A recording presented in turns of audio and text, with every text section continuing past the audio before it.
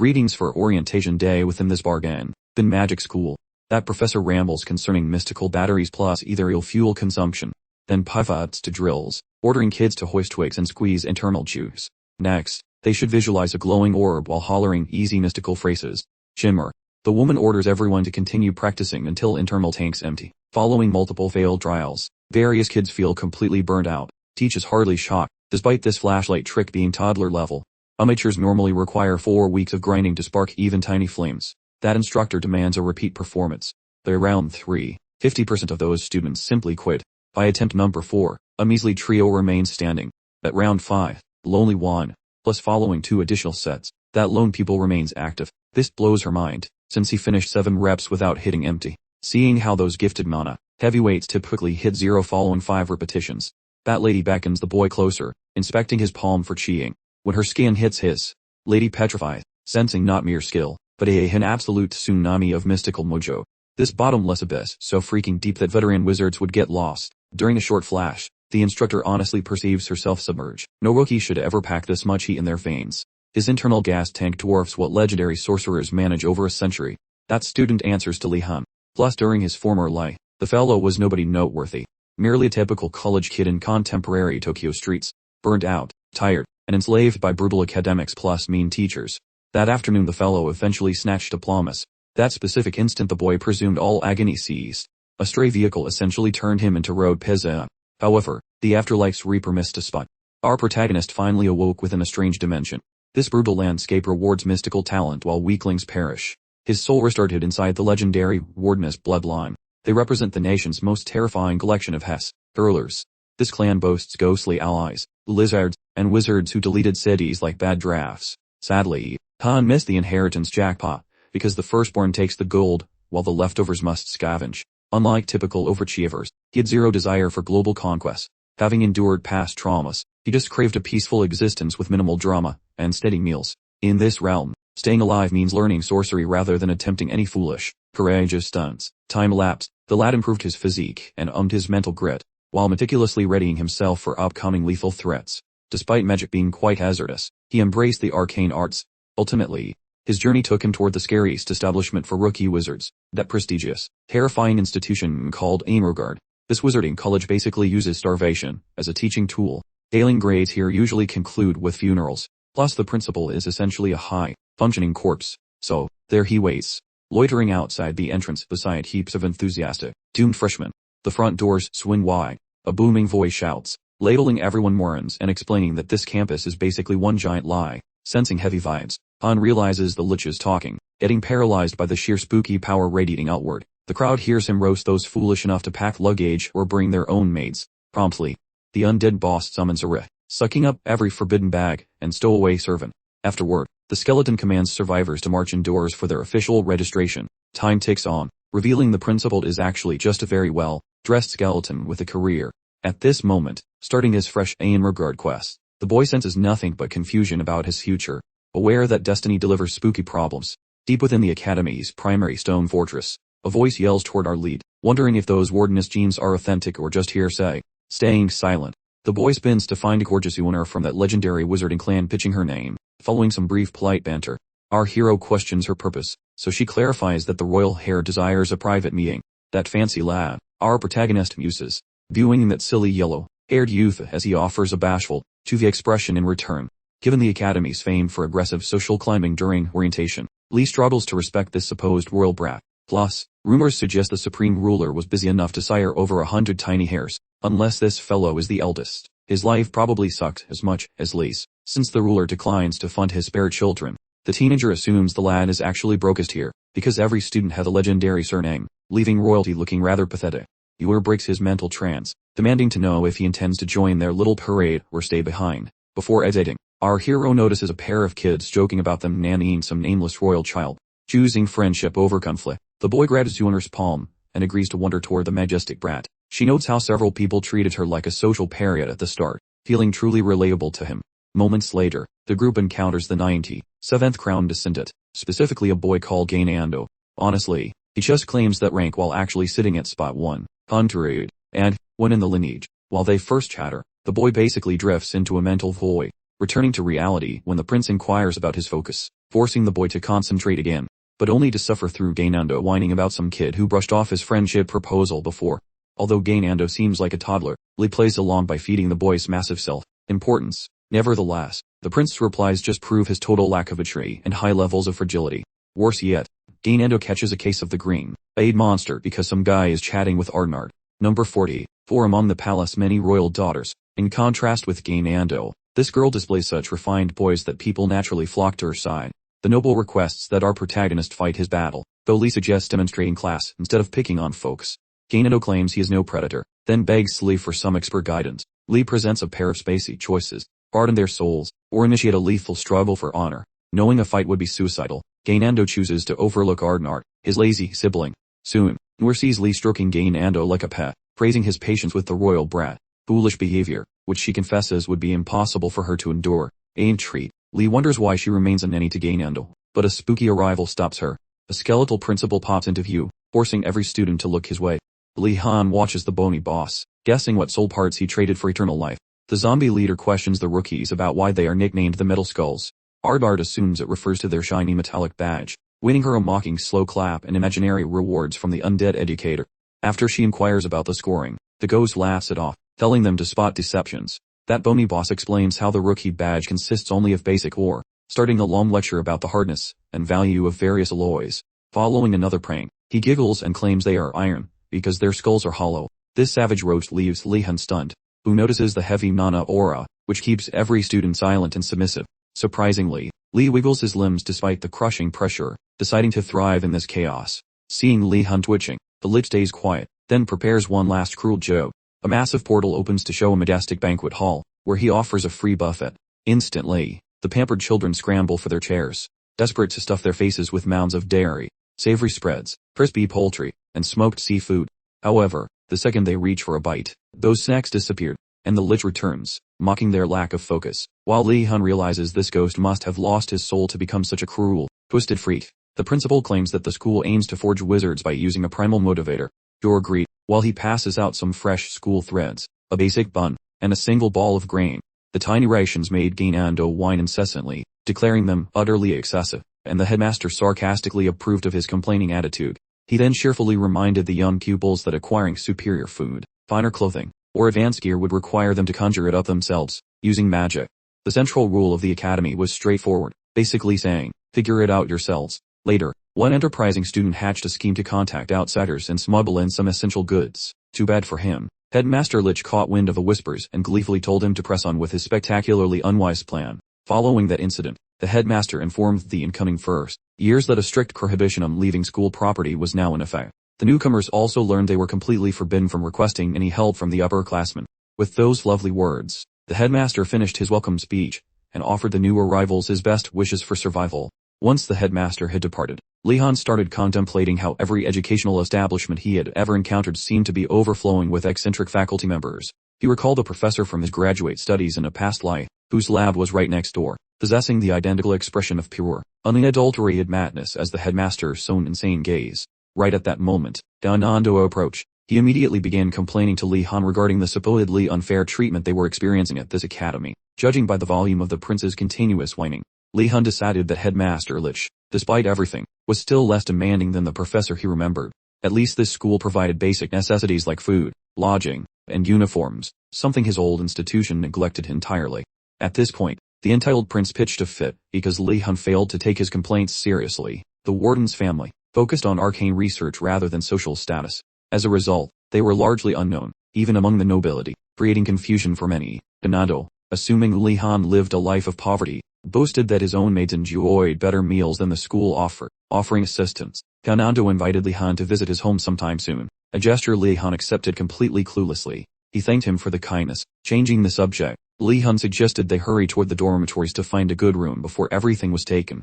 While Amrgard accepted students based purely on talent, ignoring social standing, they wisely split the dormitories into 4 distinct sections to keep the privileged brats from fighting among themselves. The first residence, known as the ridiculously pompous Blue Dragon's Tower, was specifically reserved for those possessing noble dragon bloodlines. This included the royal family, and high status, well-respected nobility, exactly like Lihon's group. The second dormitory was the eternally scorching Phoenix Tower, It provided housing for disciples from different religious orders who had dedicated their lives entirely to the divine flame.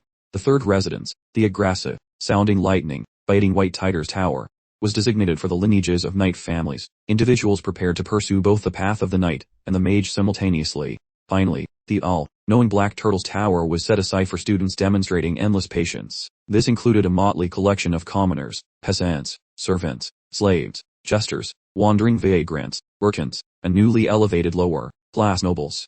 The residents of this final dormitory generally possessed the lowest social standing, and were frequently scorned by everyone else, which, unsurprisingly, tended to make them feel rather gloomy. Lihon, however, viewed this group as potentially fantastic business partners for his future empire. The thoroughly smug look on his face as he appraised the commoners made them quite uneasy about his plans.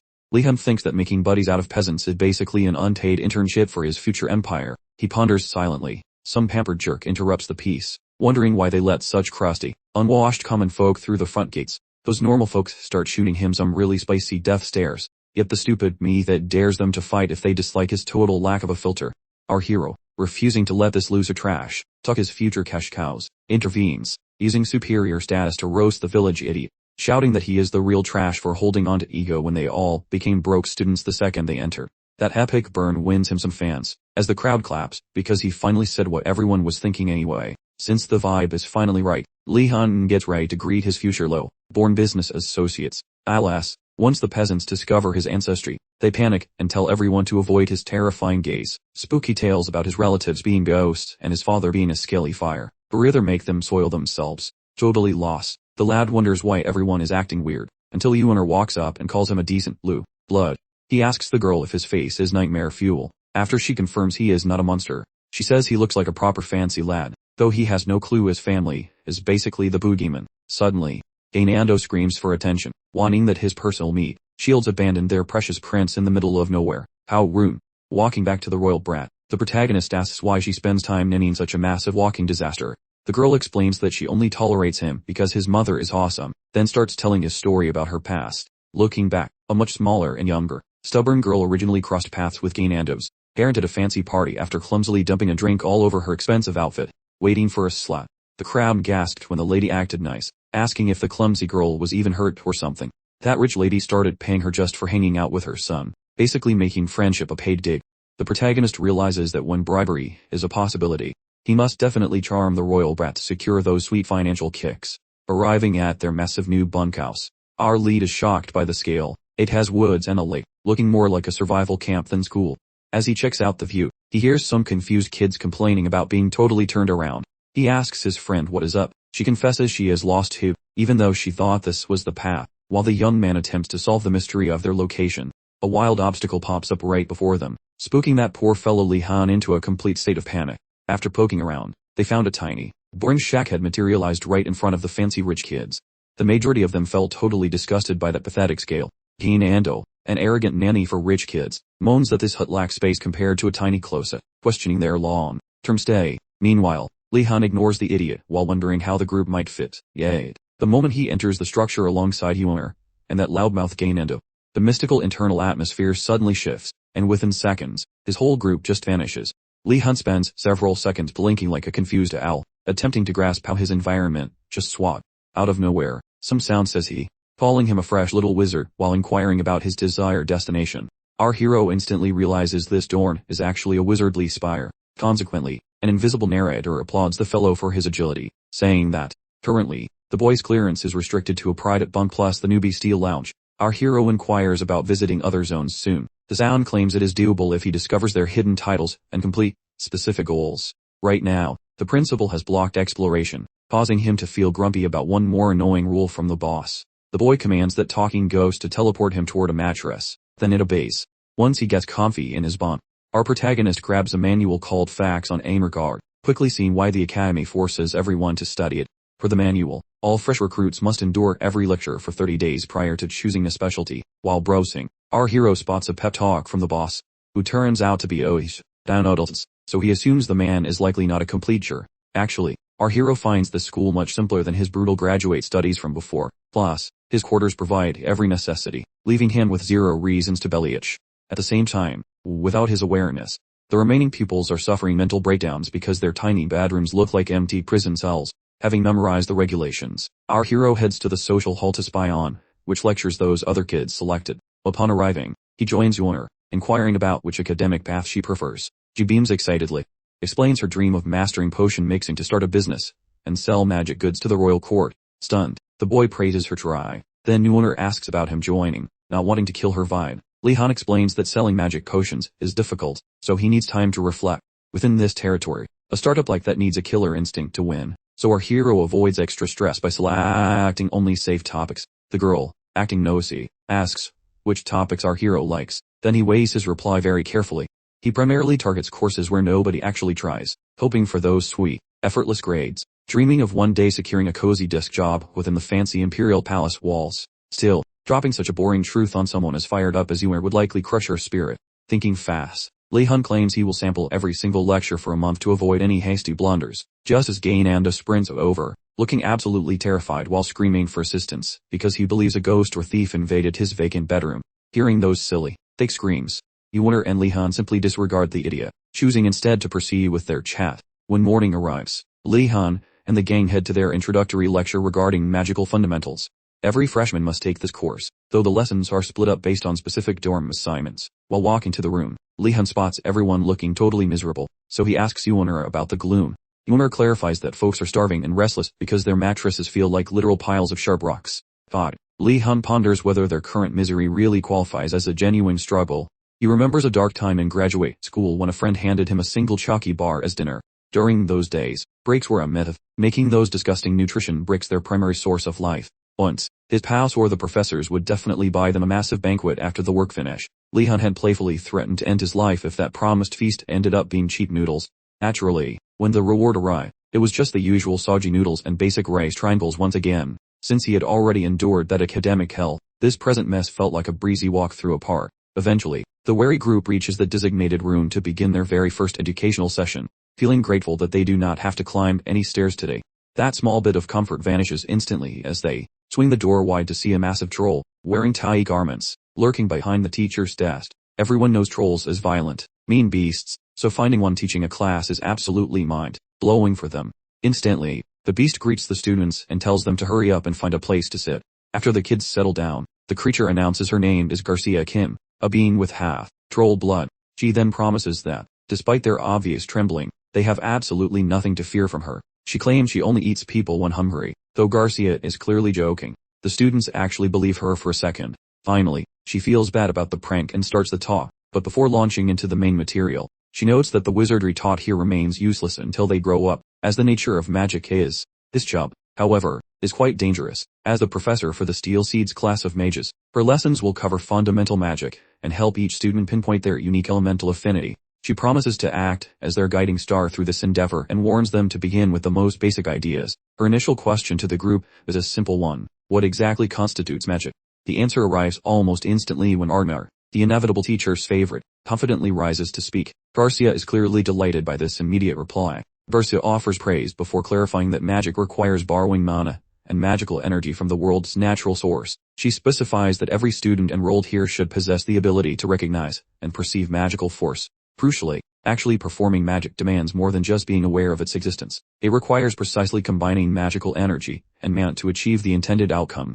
Garca explains that while casting spells often involve specific incantation, radiance, or hand movements, the true power source remains the caster's willpower. Realizing she has probably lectured for too long, Garca abruptly cuts off her explanation and asks everyone to stand up so they can try magic for themselves. She instructs the class to retrieve their staffs and focus on collecting their magical energy. As the students comply with her directions, she cautions them to keep a firm grip on their new power while visualizing a bright image of pure light. For Yonor specifically, controlling this initial magical force proves incredibly difficult. It feels as if she's trying to tame an unruly stallion that threatens to throw her off balance at any second. While the students try to concentrate, Garca tells them to complete the spell by shouting a short and sweet incantation.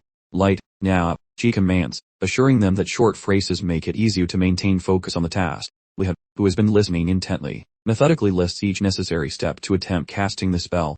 Unsurprisingly, he doesn't manage to pull it off successfully on his very first attempt. Instead, he produces only a faint, flickering light that struggles to remain on his wand. Soon, the other students begin to try as well, including Yonor and Ardnard, and even Gainando, all of whom manage to successfully produce some light. However, Damando's magic almost immediately careens wildly out of control, forcing Garka to intervene quickly to prevent him from seriously injuring himself. Following this dangerous incident, Garka issues a severe warning to the entire class to keep their focus solely on managing their magical power, emphasizing that failing to do so could lead to painful and serious consequences. She reassures them that preventing accidents is part of her job and encourages them to continue practicing as long as they possess magical power.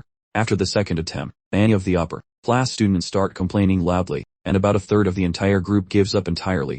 Garka understands that this simple illumination spell, despite its simplicity, still requires a minimum of a month of dedicated practice to master. For now, the students must realize this difficult truth on their own, as she cannot simply feed it to them. Undeterred, she urges them to try casting the spell a third time. By the time this round concludes, half of the remaining class is totally exhausted and gives up. The cycle repeats, with more students dropping out each subsequent round, until the sixth attempt, where only one student remains standing. Lihon, before trying the spell for a seventh time, Lihon gets Garcia's attention, apologizes for interrupting, and requests permission to keep practicing. Since he is the last one left, Garcia is flabbergasted, wondering how he possibly survived 7 attempts, even if he had massive reserves of magical power. Most students would have depleted their mana by the 5th attempt. Garcia pauses to talk about that mystical fuel, which goes by several goofy aliases depending on which clan you annoy, which serves as the spicy fuel powering every wizard, because every single fireball or sneeze drains your internal battery. Greenhorn spellcasters usually hit empty way too fast. Pushing through 7 trials without dropping is a complete miracle, so she requests his designation, whereby the student says Lee, while keeping that noble wardeness title secret. This stunned the lady. The lady beckons him toward that platform, requesting a pump for some quick magical vibe check. Upon his compliance, the instructor pokes his mystical tank, and gets hit with a spiritual brick wall, resembling some massive ocean, whereby the instructor feels like she accidentally forgot her floaties. Observing that terrified expression upon her features, the student wonders if she feels unwell. The lady recovers her cool, claiming zero problems exist. She then demands he visit the office later, so the boy merely bows prior to wandering towards some wooden furniture. Continuing the talk, the teacher tells every student to avoid despair over empty energy tanks, promising that training eventually halts those leaks and expands their internal batteries. She warns them against overdoing things, unless they enjoy the feeling of their brains exploding from effort. Ending the period, the lady clarifies that she won't actually grill any teenagers for dinner, finally shutting down her debut presentation. After classes ended, our hero creeps into that teacher's lair for discovering why she currently stalks him. The lady admits that the big boss already leaked the details regarding his unique situation. Indeed, that weird skeleton man had already gossiped like a bored teenager. Regardless, Garcia tells the boy to stay calm. While the principal looks like a total loony to normal folks, he actually possesses a warm soul buried deep inside. One obscure detail involves that Lich being a talent scout, as he constantly pestered teachers using memos regarding every fresh face on campus. Historically, those notes regarding beginners usually feature just a couple boring sentences mentioning hooligans or potential stars. However, lately, that ancient fellow is staring intensely at this specific student. That skeleton claims our friend has massive stupidity, a phrase from distant lands meaning genius, implying the principal expects this student to become a magical icon instead of a loser. After tasting such monstrous energy, Garcia feels intrigued about the specific flavor of magician the student might become, betting he might accomplish something legendarily cool. Allowing the lady to conclude that internal daydream, our protagonist politely nudges her focus toward this current conversation. Hesitating before responding regarding a past plea, the lady realizes revealing the director's classified whispers remains strictly forbidden. Instead, Garcia mentions her desire for a chat stemmed from an absurdly massive internal battery of mystical juice. Though Lihon recognizes that fact, the student feels slightly bummed out, guessing some hidden catch exists. Right at that moment, the woman continues her lecture, clarifying how his reservoir of energy stays so gigantic that she cannot even spot any finish line. The hero freezes, looking shell-shocked. The teacher explains how possessing buckets of energy counts as natural luck, since mana, poor casters struggle like marathoners and lead boots, wealthy ones just relax. Upon grasping the magnitude of such natural advantages, the boy gets extremely pumped up, visualizing his future journey as a total cakewalk. Garcia labels that massive power tragedy. As the boy wonders what kind of nonsense that represents, she notes that possessing too much fuel creates massive headaches, even if big tanks usually represent wizardly perks. Overflowing power renders management quite taxing. For clarity, the woman likens steering a tiny cup of tea towards bossing around a wild ocean. The latter task stays significantly more brutal. Essentially, mastering power focus, that absolute essential for any wizard, shall become a complete disaster regarding Lihon's education. Hearing this news, the poor guy sinks into gloom as a harsh truth of his fate hits home. Fortunately, Garcia has a quick fix, pulling out a magical cuff and clicking it onto his right limb, then orders the boy never to remove it, since the trinket sucks up any extra power to keep things steady. making Lihon quite thankful. As he prepares to exit, Garcia tells him to cast every spell imaginable to drain those batteries, which keeps the chaos away. The teacher proposes training solo, because those batteries never drain, offering luck, while that student giggles plus appreciates his mentor. Lugo he strolls into the corridor to find his friends, weighing his scary future while hoping to dominate his freshman year. He quizzes his companions about which specific workshops they plan to join once the introductory month concludes. The girl says she is sticking with Brew, making N wonders if the rest of the gang wants to tag along. That snobby royal brat mocks her for choosing a craft he thinks is only meant for the help. After tossing out a few more nasty insults regarding the art of mixing potions, the young lady, now clearly fuming, squeezes her fist and tells Lihon to move aside so she can pummel the jur, prior to Gainando's ability to blink. The girl socks the prince squarely, banning that royal against visiting the medical wing for brews cooked by the experts he insulted. Observing Yuer's truly magnificent instance of revenge, Lihon praises her solid right hook before strolling toward their debut potion, making seminar, intro to Cauldron Chaos. During their walk, Lihon wonders if pulverizing Gainando was legal, but Yuer promises a simple tomorrow apology fixes everything, revealing her veteran status in assault. However, he quickly spots a massive throng of scholars assembling for the lecture, specifically the gloomy bunch from Black Turtle Tower. Even though he usually ignores people, their intense, creepy gazing is starting to itch under his skin. He notes that regular folks usually treat the upper crust with either shivering terror, or pure, concentrated saltiness. At this moment, Lihon chooses to keep his cool, and avoid drama, because acting like a golden retriever might blow up in his face eventually. Upon reaching the designated spot for their scholarly gathering, the educator counts his victims, anticipating some totally bizarre mentor. Everyone is shocked to find their mentor is merely a standard, run-off-the-mill bearded fellow of the short variety, presenting himself as Irregulum Gumder, or simply Professor Beard, and Boulders. He queries the group on why they are standing in the grass like lost sheep instead of sitting in a room. Naturally, Ardnart the overachiever shoots her hand up to claim it is for soaking in the mystical vibes of Mother Earth.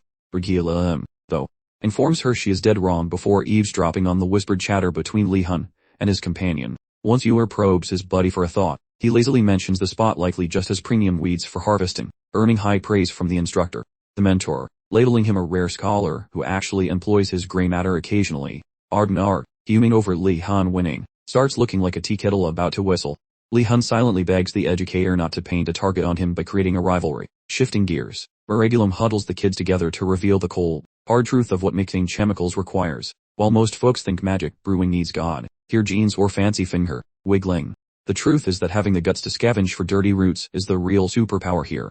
Ardnart debates the teacher, asking why they should bother getting money when you can just pay someone or farm the stuff. Since the whole crowd starts nodding like bobbleheads at her seemingly logical protest, Professor Irregulum loses his temper and calls her a thick-skulled brat who knows nothing of the real world. According to his years of toil, barely a tenth of the shopping list can be farmed successfully, and buying from others is a gamble because hired help treats delicate plants like they are wrestling bears. Plenty of those dim-witted explorers rip out sacred leaves with such violence that the heavens themselves start weeping in agony. Basically, Irregulum stresses that every brewer must be a master of scavenging for their own supplies. Skipping these instructions basically ensures their doom. Once his long-winded talk finally wrapped up, the instructor passes around some sketches, featuring a weird fungal wheat. He commands the class to grab it or just stay away. Abandoned to their own wits, the kids debate their survival. Freaky gossip haunts this academy called Amrgard. When the pair spots the plant as a basic medicine item, the girl recalls handling it before. Dark myth suggests that pupils often perish while playing with spells, which is a deadly hobby. Staring into the spooky woods, the boy puzzles over why teachers toss newbies inside a meat grinder. That grove looks far too lethal regarding two children. Following much thought, they seek another body from their dorm. At first, the hero thinks about inviting the royal gal, yet his friend doubts she is friendly. The lad ignores this, arguing that being buddies is unnecessary when just hunting for weeds. The girl notes that the window has closed, since every person has joined the royal girl's social circle. That Lee boy acts grumpy, seeing how even those shelled house dorks ignore him. His buddy says to relax, clarifying how that royal became a superstar before arrival. Her wits plus skill made her an icon for everyone. Obviously, that girl draws a huge crowd. Simultaneously, that blonde clown predictably stays totally useless. While the crowds pack up and depart, the hero realizes only the grumpy turtle kids remain. Even though they loathe the lad, that boy searches through recruits to fill those skill gaps.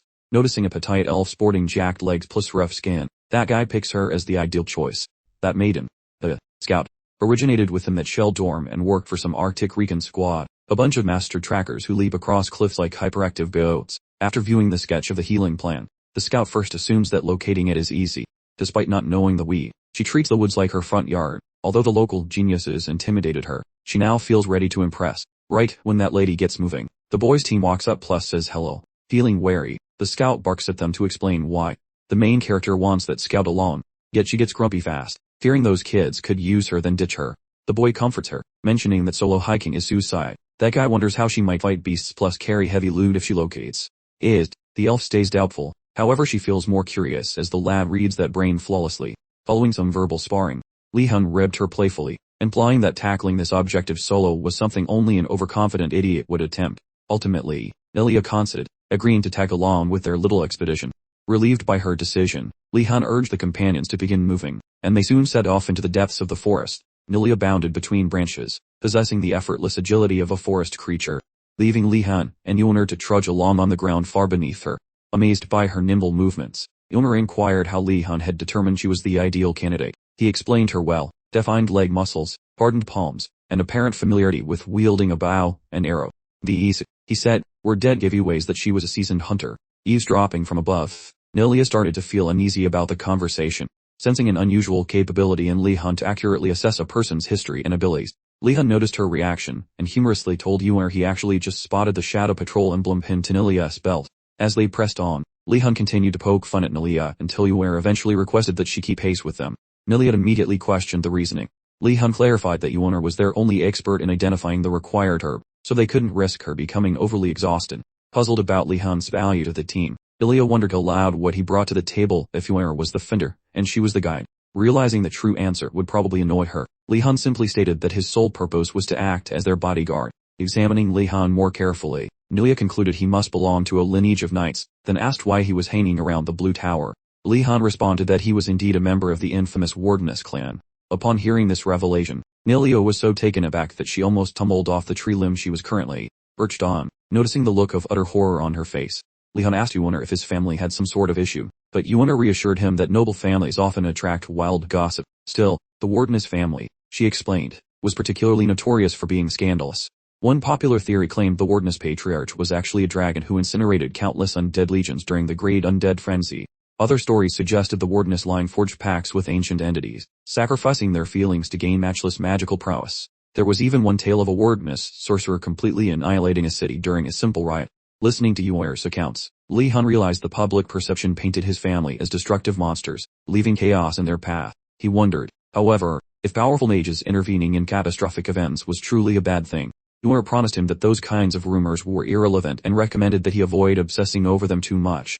In the meantime, Nilia observed the clear distress on Lihon's features, deciding he was definitely not as cold-blooded as the stories claimed. Growing wary of the depressing atmosphere, she pushed them to continue their journey.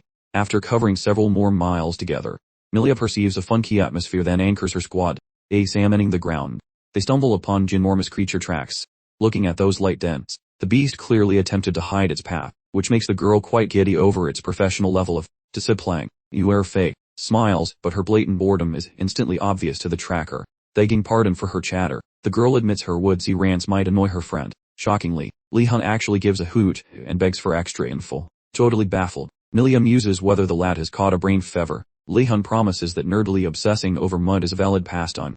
Nilia notes that high-born snobs usually despise dirt, yet she insists he remain on guard. She explains that beyond its huge size, nobody can guess what other creeps are hiding. Rumors of lab-grown freaks and jelly blobs make this park a nightmare, which Yonor validates, adding that the school's magic aura acts like a dinner bell for beasts. Nilia thinks they should play detective by tailing the predators to prevent any nasty surprises. From the shadows, Lihon wonders if mastering such wilderness talents is possible for him. The tracker claims it is grueling, yet she yields when the boy begs with sincere eyes. Dropping her prickly exterior, she agrees to guide him in the wilderness arts. Following many additional leagues of hiking, this crew eventually stumbles onto those doko blossoms. Yonor identifies the grass, but they only have a pair when 3 are needed to win. Since no extra foliage appears, the girl tells the crew to migrate elsewhere, halting their next step. Absolute stillness takes over thanks to Yonor. Pivots and sees a beefy hog that likely ate a whole village. The lad notices this tusked freak is unique as it sniffs out mana. The girl validates his hunch about the mute, prompting the boy to take a risky gamble. Lacking a metal blade, the boy opts for his mystical rod. By some miracle, the wielder may modify the stick's length. He transforms the object into an elongated harpoon for a direct assault. The scout, awed by his Wardeness bloodline, feels thrilled while wishing to see some fancy wizardry. She asks if he is skilled, but Lihon just gives a shaky shrug.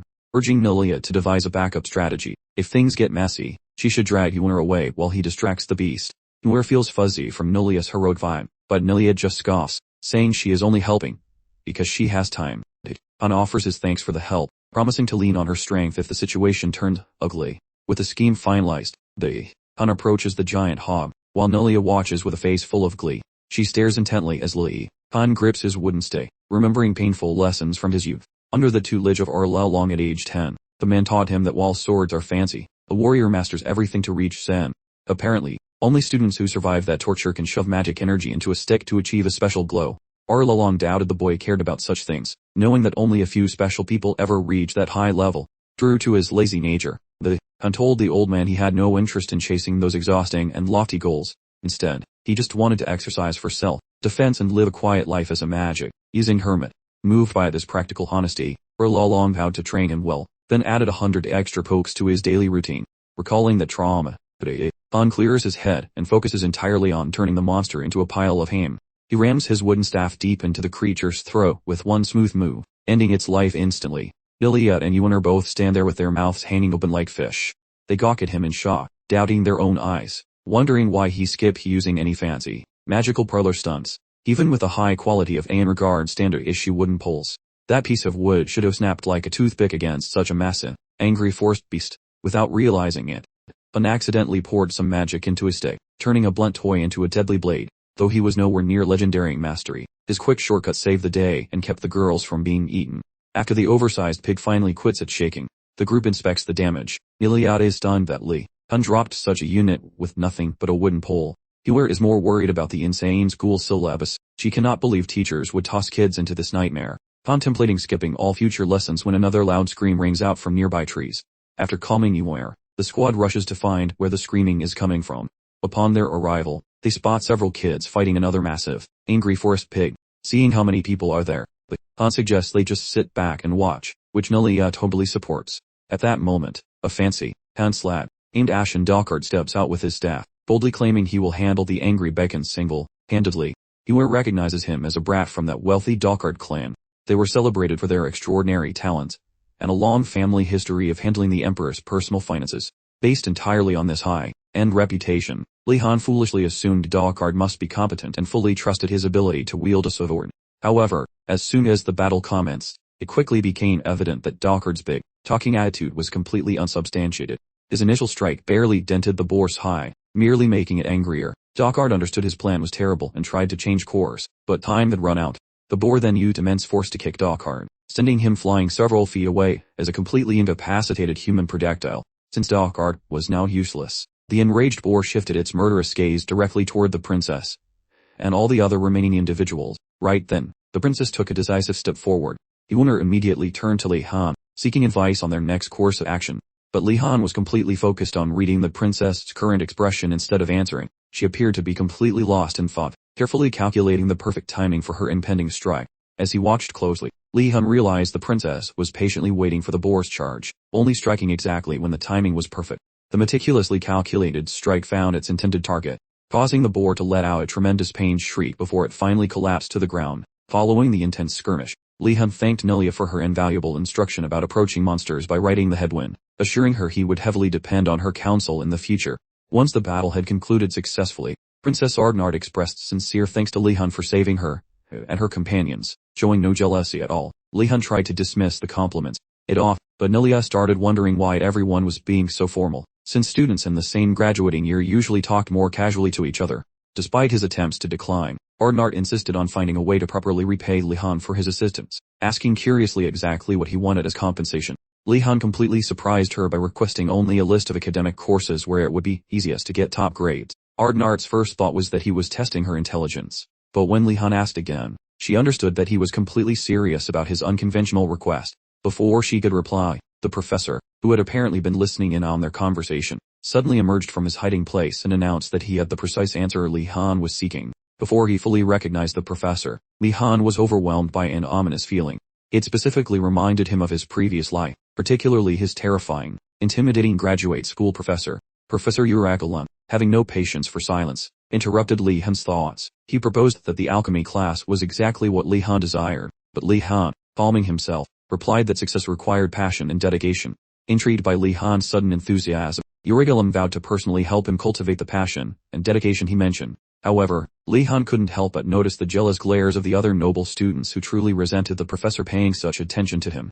Undeterred by the professor's interest, Lihon informed Yahello that he absolutely still wanted to explore some additional options. Yahello, sensing the students were mentally checked out, decided to release them from their academic torment for the day. Sadly, the other student factions were left bored-less, having missed out on the thrill of a combat encounter, though their excursion still fulfilled the assignment objectives. Right then, Lihon appeared with a bruised eye, immediately accusing Yahello of purposefully orchestrating the entire dangerous situation for the student. Yahello coolly explained that the activity's actual purpose was to familiarize the students with the diverse dangers they'd inevitably face while harvesting ingredients. This included knowing when to fight, flee, duck, or hide, as a successful alchemist must possess skills for every conceivable catastrophe. After hearing this, Yonder immediately asked if the requirement to turn in the rare doko herb was still in effect, especially considering the perilous adventure required just to obtain 3 small samples. Yahello seemed genuinely shocked that a group actually managed to successfully locate the extremely rare herb. He commended their exceptional work, and immediately granted passing grades to the entire trio. He then issued an order forcing Lihon to enroll in the alchemy class. Lihon felt like a mouse caught in a snare, but he ultimately decided to accept this new academic obligation. He then assured the professor he would try his hardest, claiming that learning alchemy was actually his lifelong ambition. After carefully listening to everything Lihon stated, Yahello began to realize the young man was far more mature and grounded than most people his age. In recognition of slaying the monstrous boar and bringing back the doko herb, Yahello decided to present Lihon with a highly coveted special privilege. This privilege included completely unrestricted use of his secluded forest cabin for the remainder of the semester. Lihon, initially perplexed, immediately started envisioning himself being swamped with endless cleaning chores. Yahello cleared half the misunderstanding, explaining that the cabin contained the one specific thing all new students yearn for most passionately. It was delicious food, which they probably didn't fully appreciate just yet. Yahello promised that after enduring a single week of the cafeteria's mediocre cuisine, they would truly understand his incredible generosity. Lihon thought about his choices and calculated just how hard it would be to tolerate the school's utterly tasteless food, especially given that the noble students possessed their own dorm tower complete with far superior provisions. However, Yahello's secluded cabin was stocked with truly fresh ingredients, featuring rare spices and wild vegetables collected right from the surrounding woodland. Lihon quickly decided he had been handed the equivalent of a semester long can eat pass. His scowl evaporated into a delighted smile as he vigorously shook Yahello's hand, declaring alchemy the most magnificent subject, to which Yahello laughingly replied that he already felt a profound kinship with Lihon. This pleasant atmosphere evaporated instantly when Yahello released the injured boar, while the entitled noble children loudly protested the exhausting field work, vowing never to return to class again. Meanwhile, Lihon quickly pushed aside his general irritation with the school, and began to focus on the immediate challenge ahead, managing the food rations. With Nilia and Yuer following closely, Lihon proceeded to Yahello's secluded cabin. Following the initial task of setting the boar carcass aside, Lihon began to doubt his ability to butcher such a large creature by himself. Spotting the look of sheer, unadulterated terror plastered across his features, Yuer gallantly stepped up to offer assistance, conditional on receiving a portion of the resulting pork products. Lihon, wary of Yuer's expression, nervously inquired about her well-being. Yuer quickly calmed his fears, yet Nilia piped up, wondering aloud if a high-born like him actually knew how to process game, since aristocrats usually found that kind of work beneath them. Lihon rose to his feet, playfully needling her by asking if she was strictly plant-based or simply had an issue with the idea of eating animal flesh. Flustered by his cheeky inquiry, Nilia resolved to silence him by showcasing her considerable talents as a huntress. Considering Nilia's tracking acumen and Yuer's ancestral knowledge and processing, Lihon determined the trio could definitely handle this endeavor as a team. Not long after, Professor Yahello reappeared, carrying the required tools, which he promptly delivered to the group. With a knife in hand, Lihon bravely stepped forward to assume command, demonstrating remarkable skill in butchering the animal. Nilia watched in genuine disbelief, certain that his aristocratic upbringing should have rendered him utterly incapable of this type of manual labor. After skinning the beast, Lihon meticulously portioned out the prime cuts and draped them over nearby tree limbs. He suggested to his cohorts that they should preserve the intestines for future sausage construction, explaining that absolutely nothing should go to waste considering their precarious position. As the cuts of meat began to smoke, Yahello dropped by to praise Lihon's impressive organizational skills. He noted that choosing to smoke the meat for long-term storage demonstrated superb survival instincts, particularly impressive for a newcomer who had only been on campus for a mere 3 days. The professor found Lihon's rapid development remarkable given the time frame. Once the preservation process finished, Lihon suddenly requested bread and butter from the professor, stating he was feeling quite famished from all the effort. Powerless to say no to the boy, Urg retrieving only the absolute best ingredients from his private stores. It didn't take long before the al fresco dining area was piled high with wonderful jams and various other foodstuffs. The group heartily devoured the spread, thoroughly enjoying every bite. Iwar praised the professor's excellent jam, declaring it perfectly complemented the rich, smoky flavors of Lihon's freshly prepared meat. As they feasted beside the bubbling stream, Irregulum urged everyone present to stuff their faces, emphasizing that this level of gourmet quality wouldn't be served regularly. The three students finally took a moment to truly unwind after days of stress, appreciating the good food and the professor's company. Once they finished eating, Lihon and Yuan wrapped up the remaining smoked meat into practical portions and debated its destination. Yahello, completely full, proposed they distribute the rest among the other pupils residing in their tower, completely missing her true purpose. Lihon and Yuan immediately jumped to the conclusion that she wanted to sell the provisions, prompting Nilia to quickly point out that she had suggested no such thing. However, Lihon countered by saying most students in the Blue Dragon Tower possessed ample funds for payment, suggesting a little extra income wouldn't be a bad idea. New funds secured, Lihon and Yuan grinned victoriously, patting themselves silly over their cunningly devised money-making strategy. Nilia simply shook her head, utterly baffled by the twisted logic of the self-proclaimed elite. Oblivious to their true intentions, she inquired innocently about hawking the meat, prompting Lihon to offer a slice of their upcoming gains. However, Nilia firmly declared her sole desire was to present the cuts as a thoughtful token for her companions. Lihon merely shrugged, allowing her free rein, though he couldn't resist a sly caution that she might later lament missing this lucrative chance. Yuer chimed in, philosophically noting that friends can disappear, yet wealth always remains a loyal partner.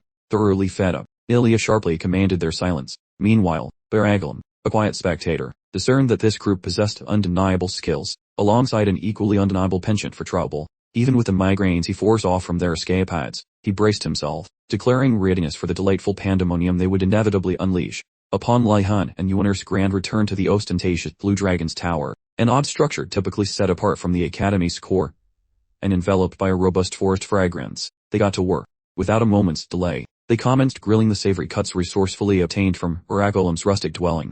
Their cunning strategy involved letting the irresistible, smoky fragrance permeate every nook of the sleeping quarters, acting as bait for future clients. Roughly half an hour into their fragrant scheme, the remaining pampered aristocrats started sniffing out the undeniably enticing smell of sizzling, roasted flesh. Initially, a collective bewilderment spread amongst them, since such a delightful culinary perfume was certainly not on the menu during their current, self-imposed hardships. However, before long, Lihon grandly summoned all in earshot, cordially urging them to sample his exquisitely prepared, smoky grilled feast. With the speed of famished wolves, the eager scholars converged around the duo's impromptu eatery. Inquisitive remarks about the situation quickly followed.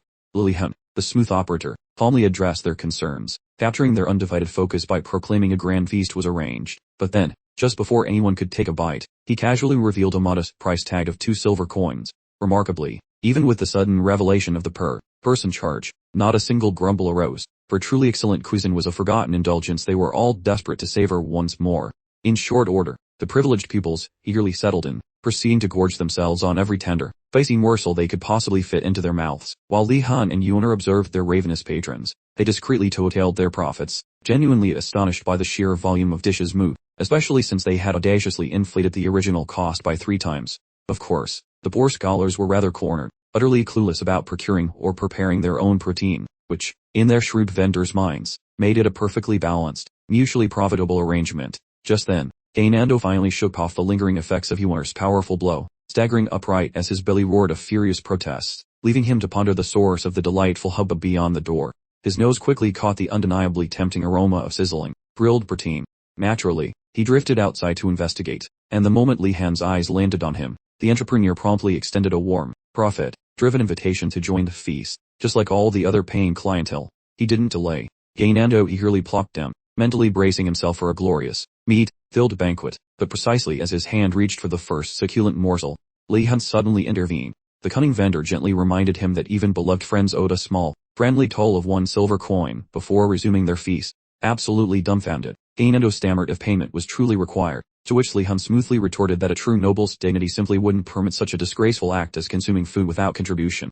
The central predicament was Gainando's utter, crushing insolvency. Nevertheless, Lihon, demonstrating an almost saintly generosity, proposed a credit arrangement, allowing Gainando the grace of delayed payment for his debts.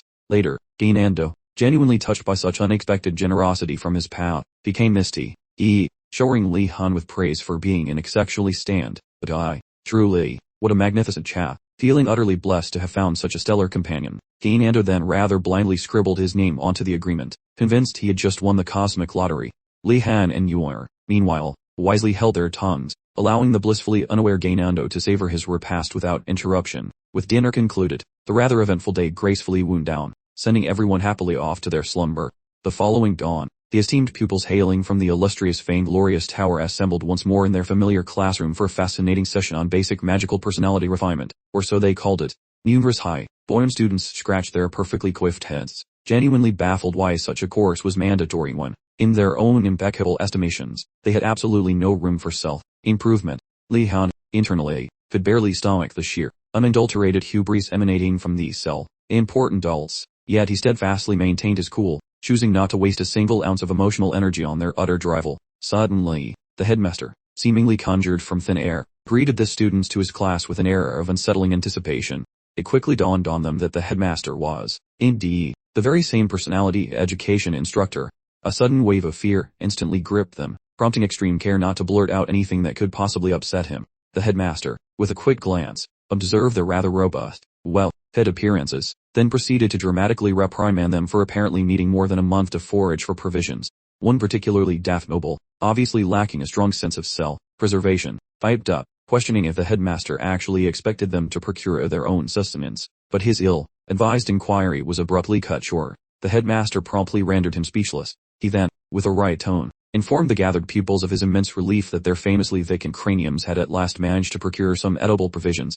Internally, the headmaster reminisced about how the students of the Blue Dragon's Tower invariably proved themselves the slowest at acquiring provisions. The Black Turtle's Tower, predictably, always nabbed the quickest time, while the White Tiger's Tower consistently trailed as a close second. The Blue Dragon's Tower, largely populated by nobles whose silver spoons were practically welded to their hands, frequently floundered when confronted with such mundane challenges, having never truly experienced a single inconvenience. However, this year, the headmaster admitted to being genuinely taken aback by their unexpectedly rapid adaptation skills. He was, naturally, perfectly cognizant that Lihon was the strategic genius orchestrating their impressive newfound competence. He made eye contact, silently commending his pivotal leadership. From their very first encounter during the matriculation ceremony, the headmaster had instinctively sensed Lihon possessed a certain unique spark. What truly astonished him, however, was that a soul as flexible and seemingly unburdened as Lihon could possibly emerge from the infamously unyielding and obstinate Warden's lineage. To provide a little background, our esteemed headmaster held a notorious reputation as an educator who absolutely delighted in presenting his pupils with perplexing quandaries, firmly convinced that adaptability and ingenious problem-solving were a magician's absolute paramount attributes. At that very instant, the same foolish noble, apparently still unafraid, blurted out a question, asking the headmaster the true purpose behind their current lesson. Rather amused by the inquiry, the headmaster cunningly volleyed the question right back, prompting the student to articulate his own theory on the lesson's aim. Predictably, the noble simply confessed he hadn't the foggiest notion. With a barely concealed sigh of exasperation, the headmaster elaborated, detailing how the emperor frequently held him personally responsible for the various shenanigans perpetrated by the academy's past alumni. A good many of their upperclassmen had, frankly, created significant messes throughout the empire, and whenever their dim-witted antics unfolded, the headmaster found himself saddled with the blame. Thus, he shrewdly employed this very course as a personal shield, a watertight deliberate, so he wouldn't be chastised for their inevitable future acts of utter buffoonery. He simply inquired whether they truly comprehended. Following that, he sternly cautioned them against ever daring to claim absolute flawlessness, for spellcasters were, after all, an infamously erratic bunch, and any assertion of perfection would, quite frankly, merely serve to infuriate him further. So, that's the deal. And then he bellows at them to crack open their textbooks and bellow out that magic phrase found on page 1. I absolutely vow not to unleash my arcane powers upon any unsuspecting common foe. Lihon just stands there, mouth agape, questioning if this goofy lesson can possibly sort out the seriously warped attitudes of the other rich kids. Eventually, the principal gets fed up with all the squeaking and orders them to hush, sincerely wishing this course helps them grow somewhat nicer personality. Moving along, he then seeks two eager souls to lend a hand, instantly causing everyone else to look very intently at the ceiling, sensing a trick brewing in his invitation. When the headmaster issues the warning that refusing will make their lives significantly more miserable if nobody steps forward, Lihon raises his hand, figuring there must be some sweet payoff waiting for him at the grand final. The headmaster endeavors to truly intimidate poor Lihon with his stern demeanor, but the young man stands his ground like a rock, pretending to be thrilled and proclaiming immense delight to help a respected scholar like himself. The headmaster clearly sees the transparent carrot, but decides not to poke the bear further, understanding that Lihon is purely motivated by potential gains, and as the instructor drones on, Lihon realizes the headmaster already peeked inside his scheming brain.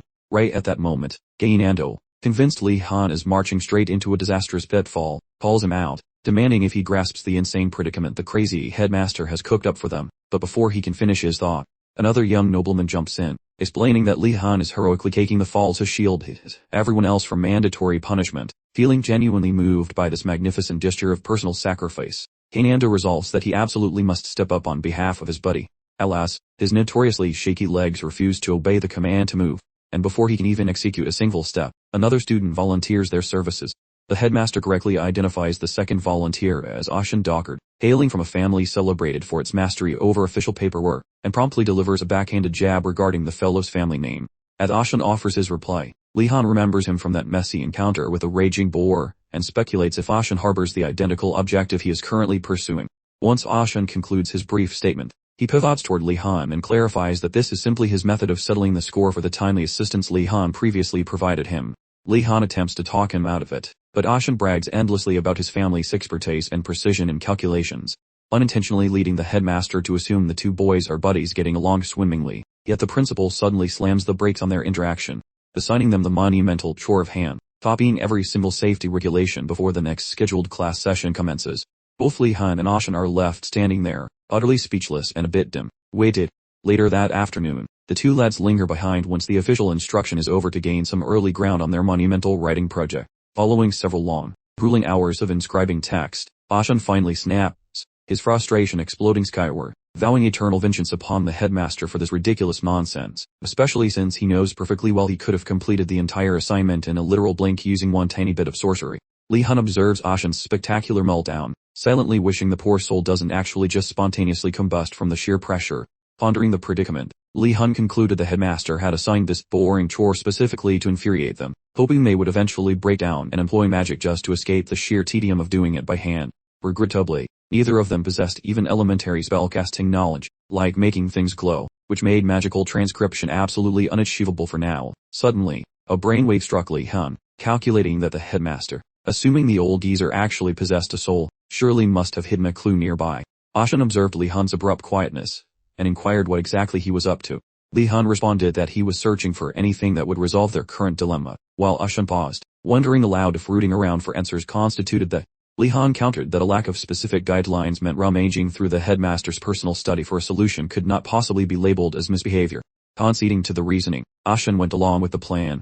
He justified it by figuring minor thievery was completely acceptable when absolutely necessary. The boys agreed to separate and begin searching the chamber for hints, but after thoroughly examining the hall, their efforts proved largely fruitless. Suddenly, Lihon discovered a drawer radiating a suspicious green luminescence. He signaled to Ashan, immediately recognizing the magical energy pulsating from the object. Intrigued, they slid the drawer open, only to have the headmaster's spectral lich head spring forth, guffawing loudly at their apparent gullibility. Lihon identified the phenomenon as a simple delusion spell, yet he stayed on alert, anticipating additional pranks. A pre-recorded message from the headmaster began, teasing them for using this particular approach, adding with a chuckle that it would be mortifying if they had taken an excessive amount of time to finally figure it out. Eventually, the headmaster offered them directions on how to employ entry-level first circle magical scrolls, focusing specifically on basic manipulation. He insisted they master it immediately. Then the recording concluded, leaving the students completely responsible for handling the remaining steps. Enraged by the headmaster's pedagogical approach, Ashan began pouting dramatically and proposed initiating a formal grievance. Lihon completely disregarded him, instead focusing on deciphering the papyrus scroll, even as Ashan continued to harangue him about it. Lihon inquired whether Ashan truly believed lodging a protest with their unhinged headmaster would actually yield results. Accepting the near impossibility of success, Ashan abandoned the notion of complaining, and unwillingly began practicing basic manipulation alongside Lihon. Following numerous unsuccessful efforts to magically manipulate the feather pen, Ashan depleted his entire supply of magical energy, and promptly fell over, forcing Lihon to continue solo. Although magic seemed deceptively straightforward, Lihon grasped the intricate nature of its operation. Magical energy is fragile and accumulates in a unique manner for every individual. Resolve, he concentrated deeply, approaching the task as if his very survival depended on it, while muttering several encouraging affirmations to himself. Lihon attempted to manipulate the feather pen using his concentration for a final, desperate try. Much to his astonishment, the thing actually decided to budge. The two boys gaped in disbelief, suddenly understanding they'd successfully performed their inaugural magical feat, which prompted Ashen to become utterly terrified of Lihon Wardnest's new abilities. Since the magical incantation actually affected the feather pen, Lihon decided his next objective was to manage its speed, ideally making it move with less frantic energy. He focused on the pen and tried the spell once more, but rather than slowing down its pace, the pen rocketed past his chin, shattering the window glass, finally embedding itself deep within a nearby peach tree just beyond the wall. Completely shocked, the pair traded bewildered expressions before finally accepting that the incident had genuinely occurred. Seeking explanations for the chaos, they examined the ancient Bapir scroll, which revealed two critical obstacles they must overcome to achieve fundamental magical command. Firstly, they had to fully finish the incantation, and secondly, they were required to maintain intense concentration to direct the item properly. The instructions mentioned that finishing the spell itself represented the greater hurdle, whereas actually manipulating the object was considered significantly simpler in comparison. Feeling bolstered by this news, Lihon chose to make another attempt.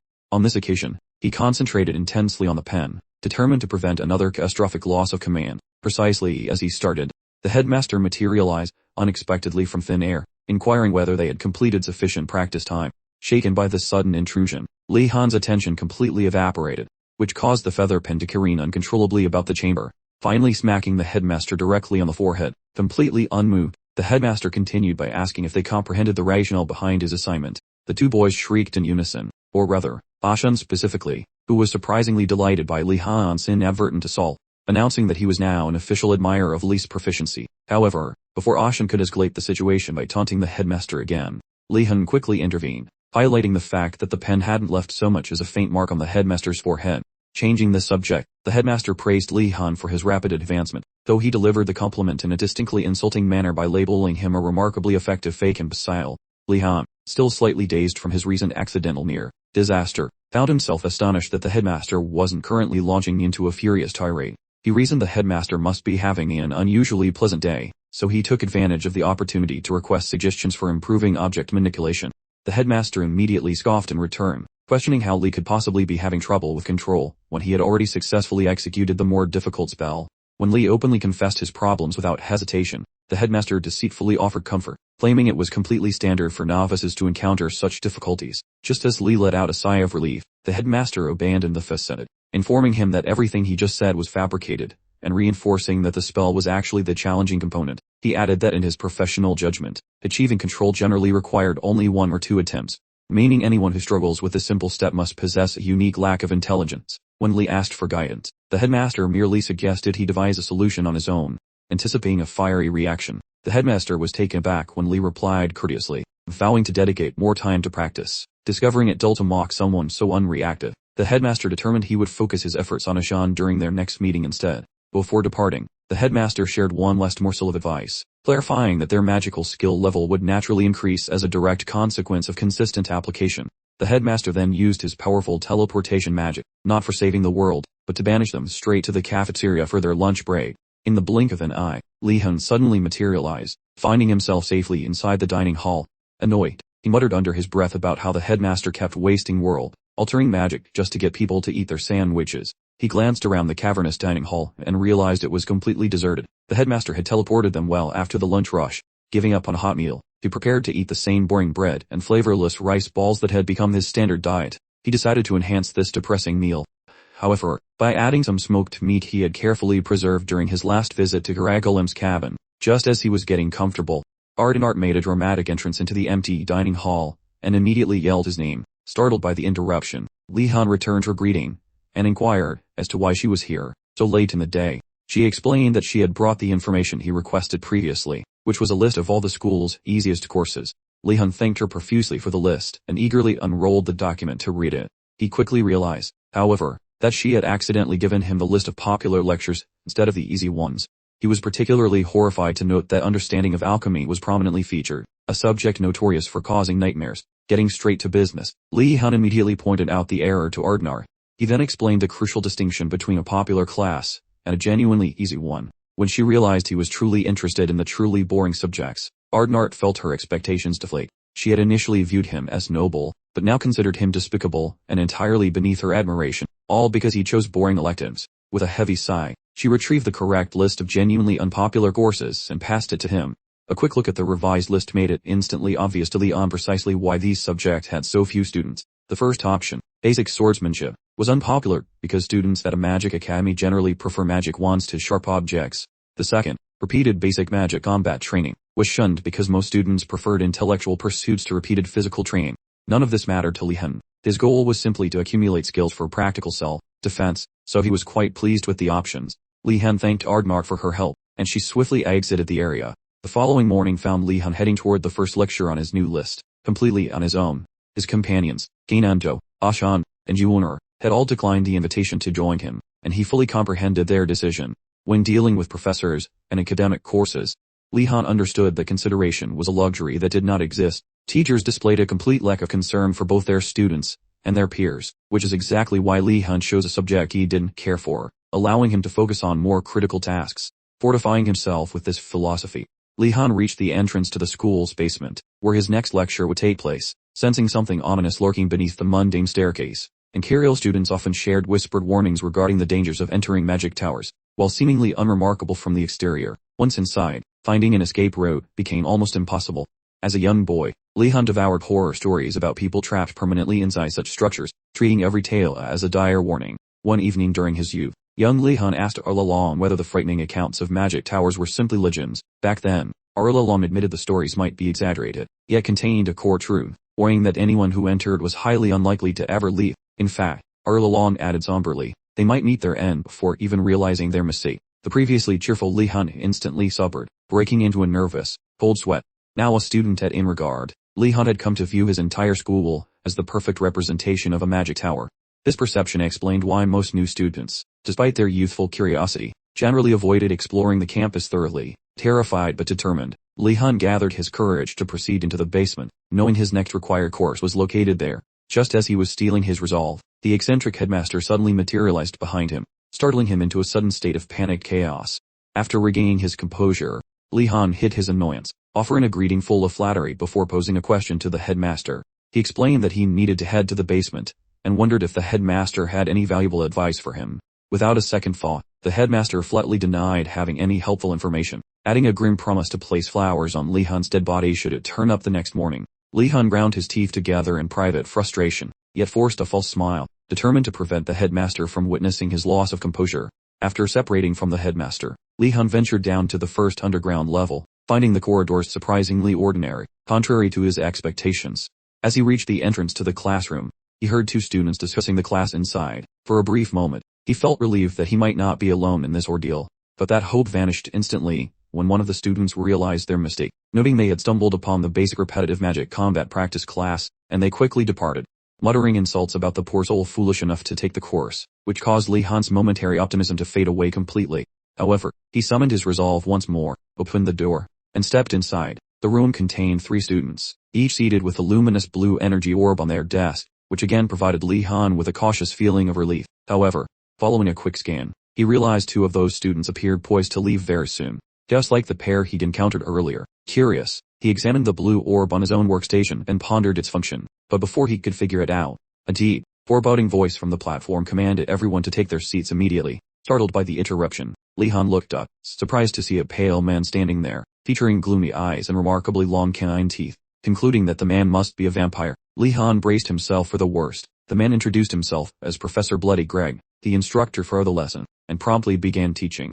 He mentions the azure ball consists of spirit star stone, which is basically a rock with a massive mana crush. When star patterns leak holy lights, these pebbles soak them up greedily. To show off, the instructor tells the pupils to shove their inner energy inside that magical sphere. The protagonist stalled, questioning his talent, since his last light spell was a total disaster. To his immense shock, the boy wins immediately, and that globe joins the rest in a synchronized levitation act within the classroom. Stunned by his own sudden competence, Lihon starts thinking these circles are more than just fancy space rocks. They are clearly magical contraptions. Studying those strange engravings, the boy assumes these circles were definitely forged by that legendary man named Greg. The boy remembers top-tier gear sells for big bucks, but mayhem breaks out before he can count his imaginary profits. A student with dog ears fumbles her marble, sending it zooming everywhere like a caffeinated bee, making everyone worry about the integrity of the roof overhead. Greg softly notes the toy obeys their minds, adding he luckily slapped a glue charm on them so they would not demolish the school foundation during this frantic mess, which is a relief for the building. The hairy-eared lass breathes out finally, until that sphere bounces off the plaster and punches her right in the abdomen. Greg mentions the shield saves the walls but ignores the humans, so they better not break his expensive toys with their squishy bodies. Disregarding her abdominal trauma, the instructor moves forward with the academic lecture, ordering everyone to levitate their rocks again. Lihon sees that Greg is a scary teacher who hates relaxation. Once the teacher orders the class to sketch loops via those floating marbles, the boy starts suffering, because it is surprisingly difficult, making him sweat profusely from the effort. Some random guy actually finishes, and starts shouting for the teacher to look at his achievement. Instead of giving a gold star, Greg rudely tells him to repeat the whole thing. Drained and annoyed, the group keeps grinding for 60 minutes until they are basically magical zombies. Lihon eventually begs to know when this torture session officially ends. Puzzled by the query, Greg states they are free only after sketching a flawless loop in the air. Right then, a couple of boys request a bathroom break to escape the magical misery. The instructor agrees, but the pair immediately bolts through the exit and never comes back. Seeing their escape, the dotty girl, who finally managed to stand up straight, feels extremely jealous, screams for them to slow down. Instead, she falls over again, looking like she ate something very questionable. Observing the performance, the young mage suspects she is simply a great actress. To see if she is just pretending, Lihon inspects the Kenning student. He discovered she wasn't just faking it, she had actually blacked out from total magical mana depletion. He quickly reported the situation to the eccentric professor. The professor just shrugged, mentioning she'd simply get back to tracing circles after she recovered. Lihon then comprehended he was the last student standing, resigning himself to this lonely, faded classroom. As he continued practicing the difficult circling technique, he questioned Greg about how grades were actually calculated. Greg clarified that grades were determined purely by ranking, regardless of the class size or participation numbers. When he heard this, Lihon experienced a sudden rush of hopefulness. He instantly knew this was the perfect type of course for which he had been searching. He figured as long as he kept practicing diligently to create a perfect circle using the sphere, he felt assured that a high score would be easily secured. He'd always preferred monotonous, repetitive assignments, so he truly anticipated absolutely zero problems. Meanwhile, Bloody Greg was astonished by Lihon's choice to remain registered in the course, specifically because of the bizarre rumors that constantly plagued the class. For years, Greg had become accustomed to students attending the first session, and then swiftly abandoning the subject. The previous academic year, absolutely zero students remained in the class, forcing him to deliver lectures to an empty room, because of the contract he held with the headmaster. The lonely professor therefore spent countless days sitting in the empty lecture hall, simply hoping someone would finally attend and restore his sense of purpose. Today, his hope was finally realized, since Lihon's attendance absolutely decimated Greg's low expectations, and by analyzing the student's actions, Greg could tell he hailed from a high noble lineage. While possessing a youthful appearance, Lihon nonetheless projected a maturity far exceeding his actual age. Greg wasn't certain of Lihon's specific magic specialization, but he knew the young man was extraordinary, and would be honored to have him keep attending the class. Feeling optimistic about advancing with his lectures for the first time in his entire dead career, approximately 1 hour later, the lecture session finally concluded.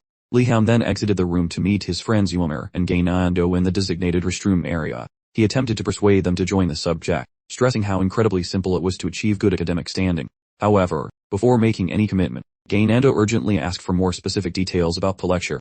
Lihon explained the requirement was simply infusing mana into the professor's crystal ball and repeatedly practicing drawing circles. But Gainando, finding this suspicious, questioned what occurred next, and Lihon conceded that Greg had not provided any further details. This immediately raised major alarms for Yumer and Gainando, who began questioning if Greg was potentially a complete fraud.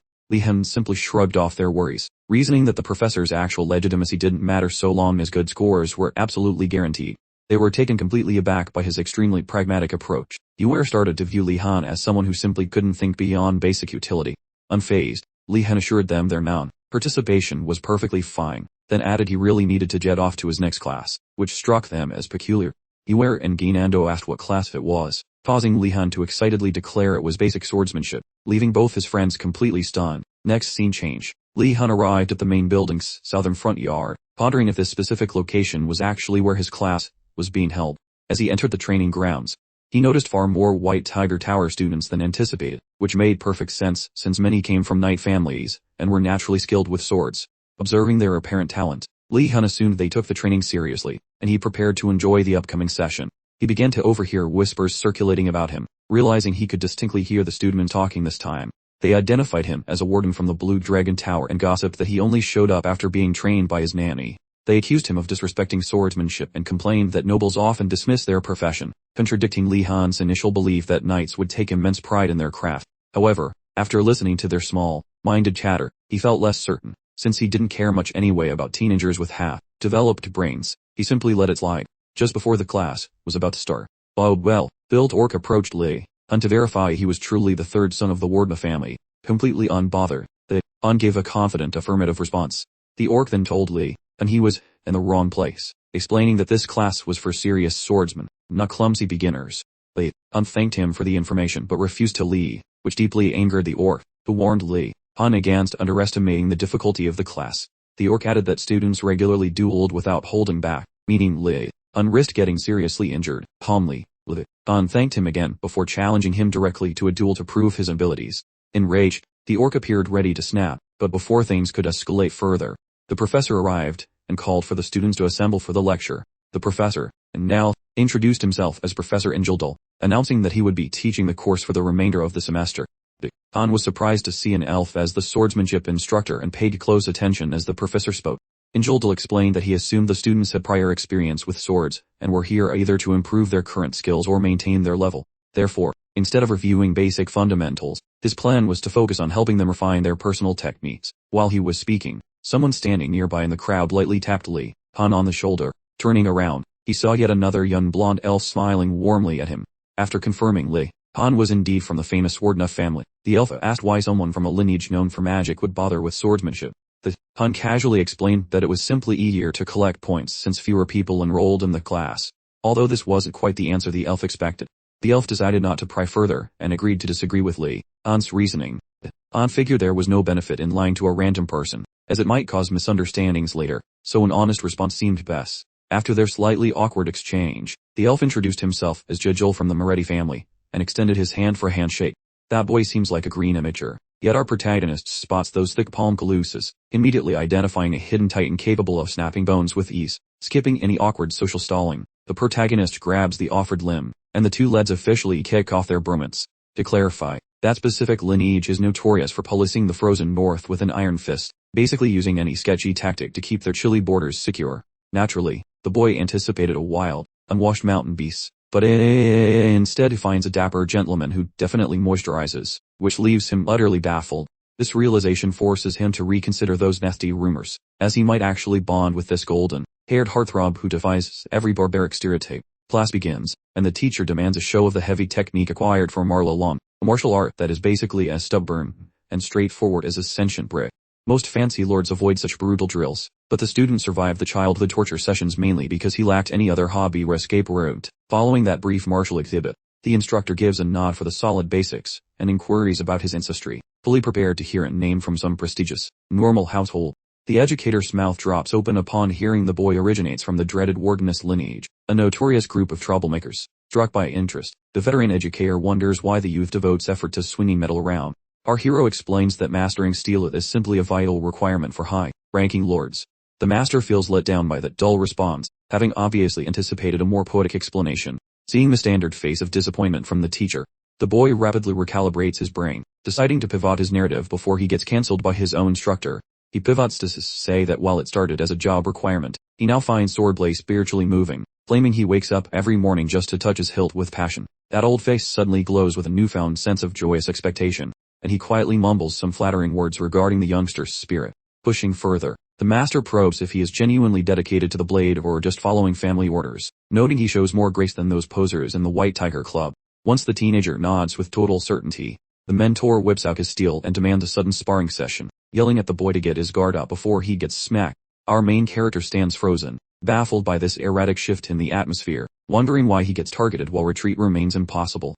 Our hero welcomes the challenge while preparing to fight a man who solely breathes for martial excellence. To no one's surprise, the fight finishes after our hero receives a brutal thrashing lasting only several brief moments. Post-assault, the mentor applauds his stubborn grit, while mentioning that this specific, mountain-inspired art demands absolute stability against any force. A warrior never flinches, regardless of which adversary stands across from them.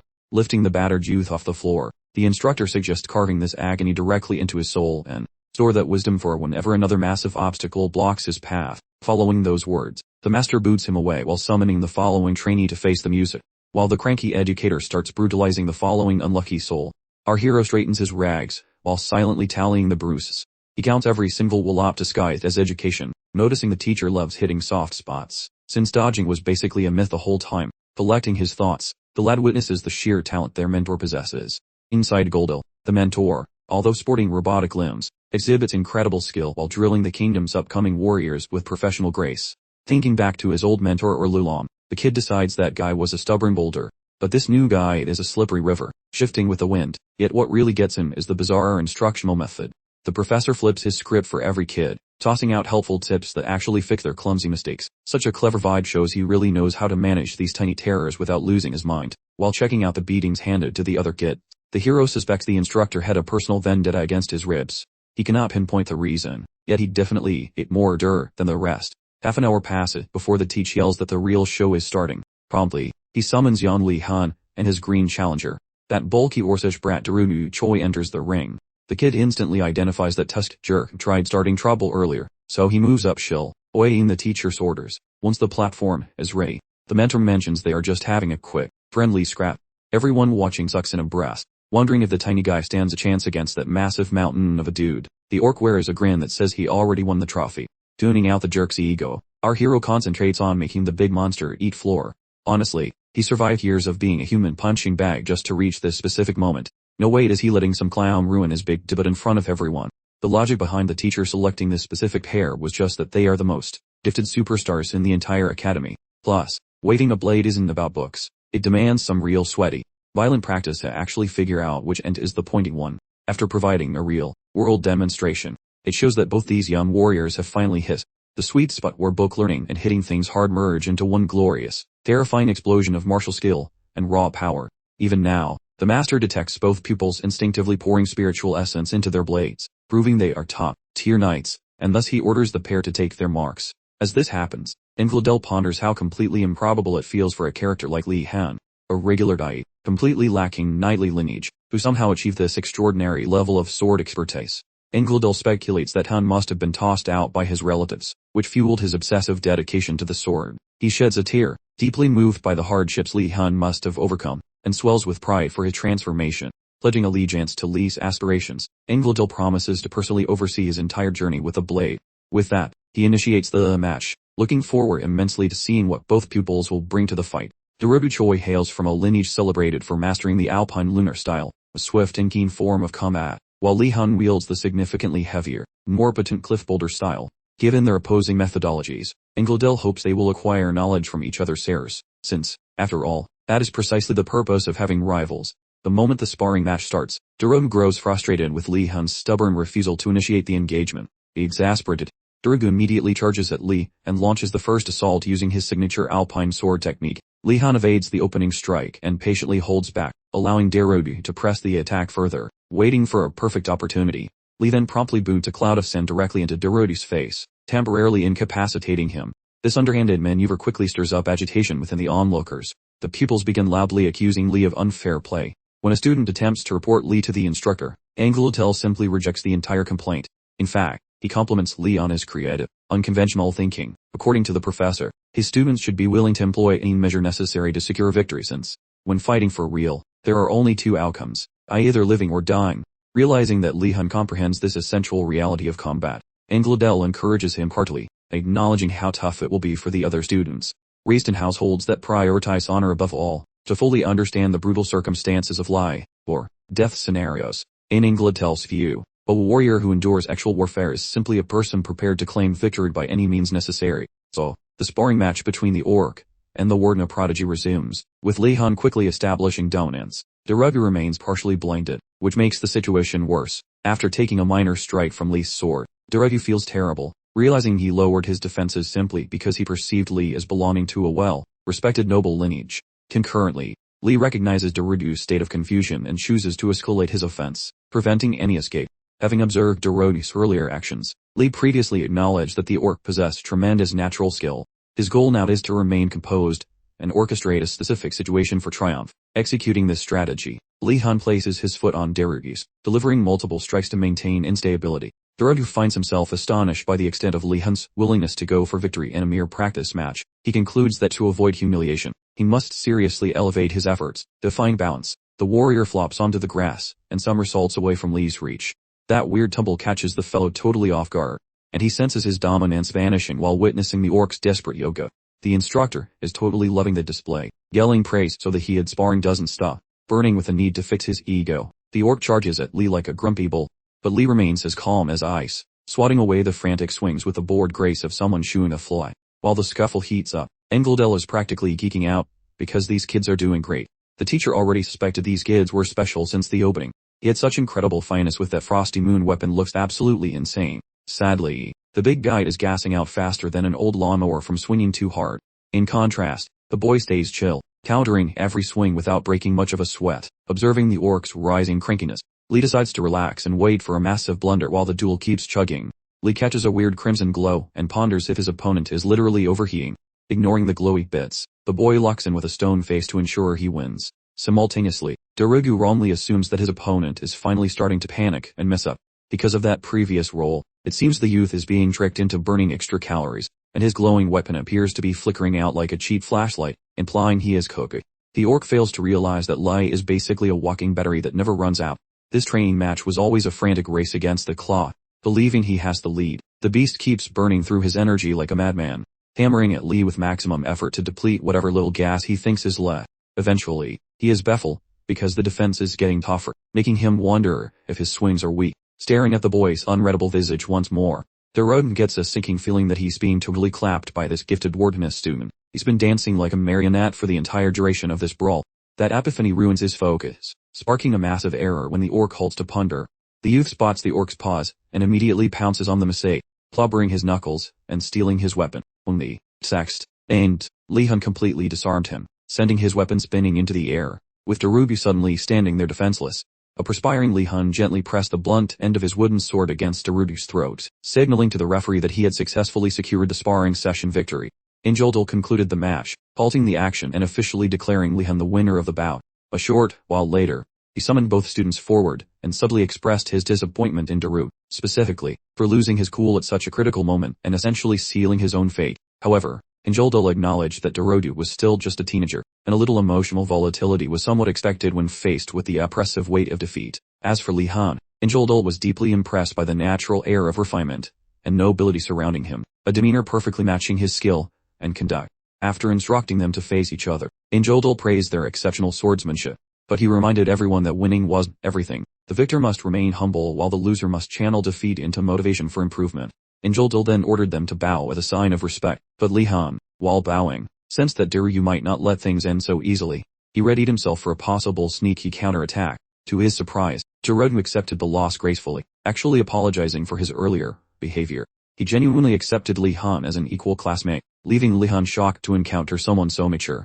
Initially suspicious of Dorogu's intentions, Lihon observed him further and concluded that Dorogu was genuinely accepting his defeat. The two shook hands and reconciled, demonstrating true sportsmanship. This display earned applause from Engeldel and the other students, who clapped for several minutes until their palms started to hurt, and once the lecture ended, Engeldel dismissed everyone to their dormitories, but by nightfall, Lihon was already at the center of brewing trouble. As Jijil Murad, the elf from class, gathered a group of White Tiger Tower students to surround Dorogu in a quiet corner near their tower walls. This secluded spot was specifically chosen so no one would see them. Jijil mocked Dorogu for his earlier humiliation at the hands of the warden's protege. Dorogu maintained that he lost fairly because of his own shortcomings, but others in the group tried to shift the blame to Lihon, accusing him of cheating, and attempting to convince Dorogu that the loss wasn't his fault.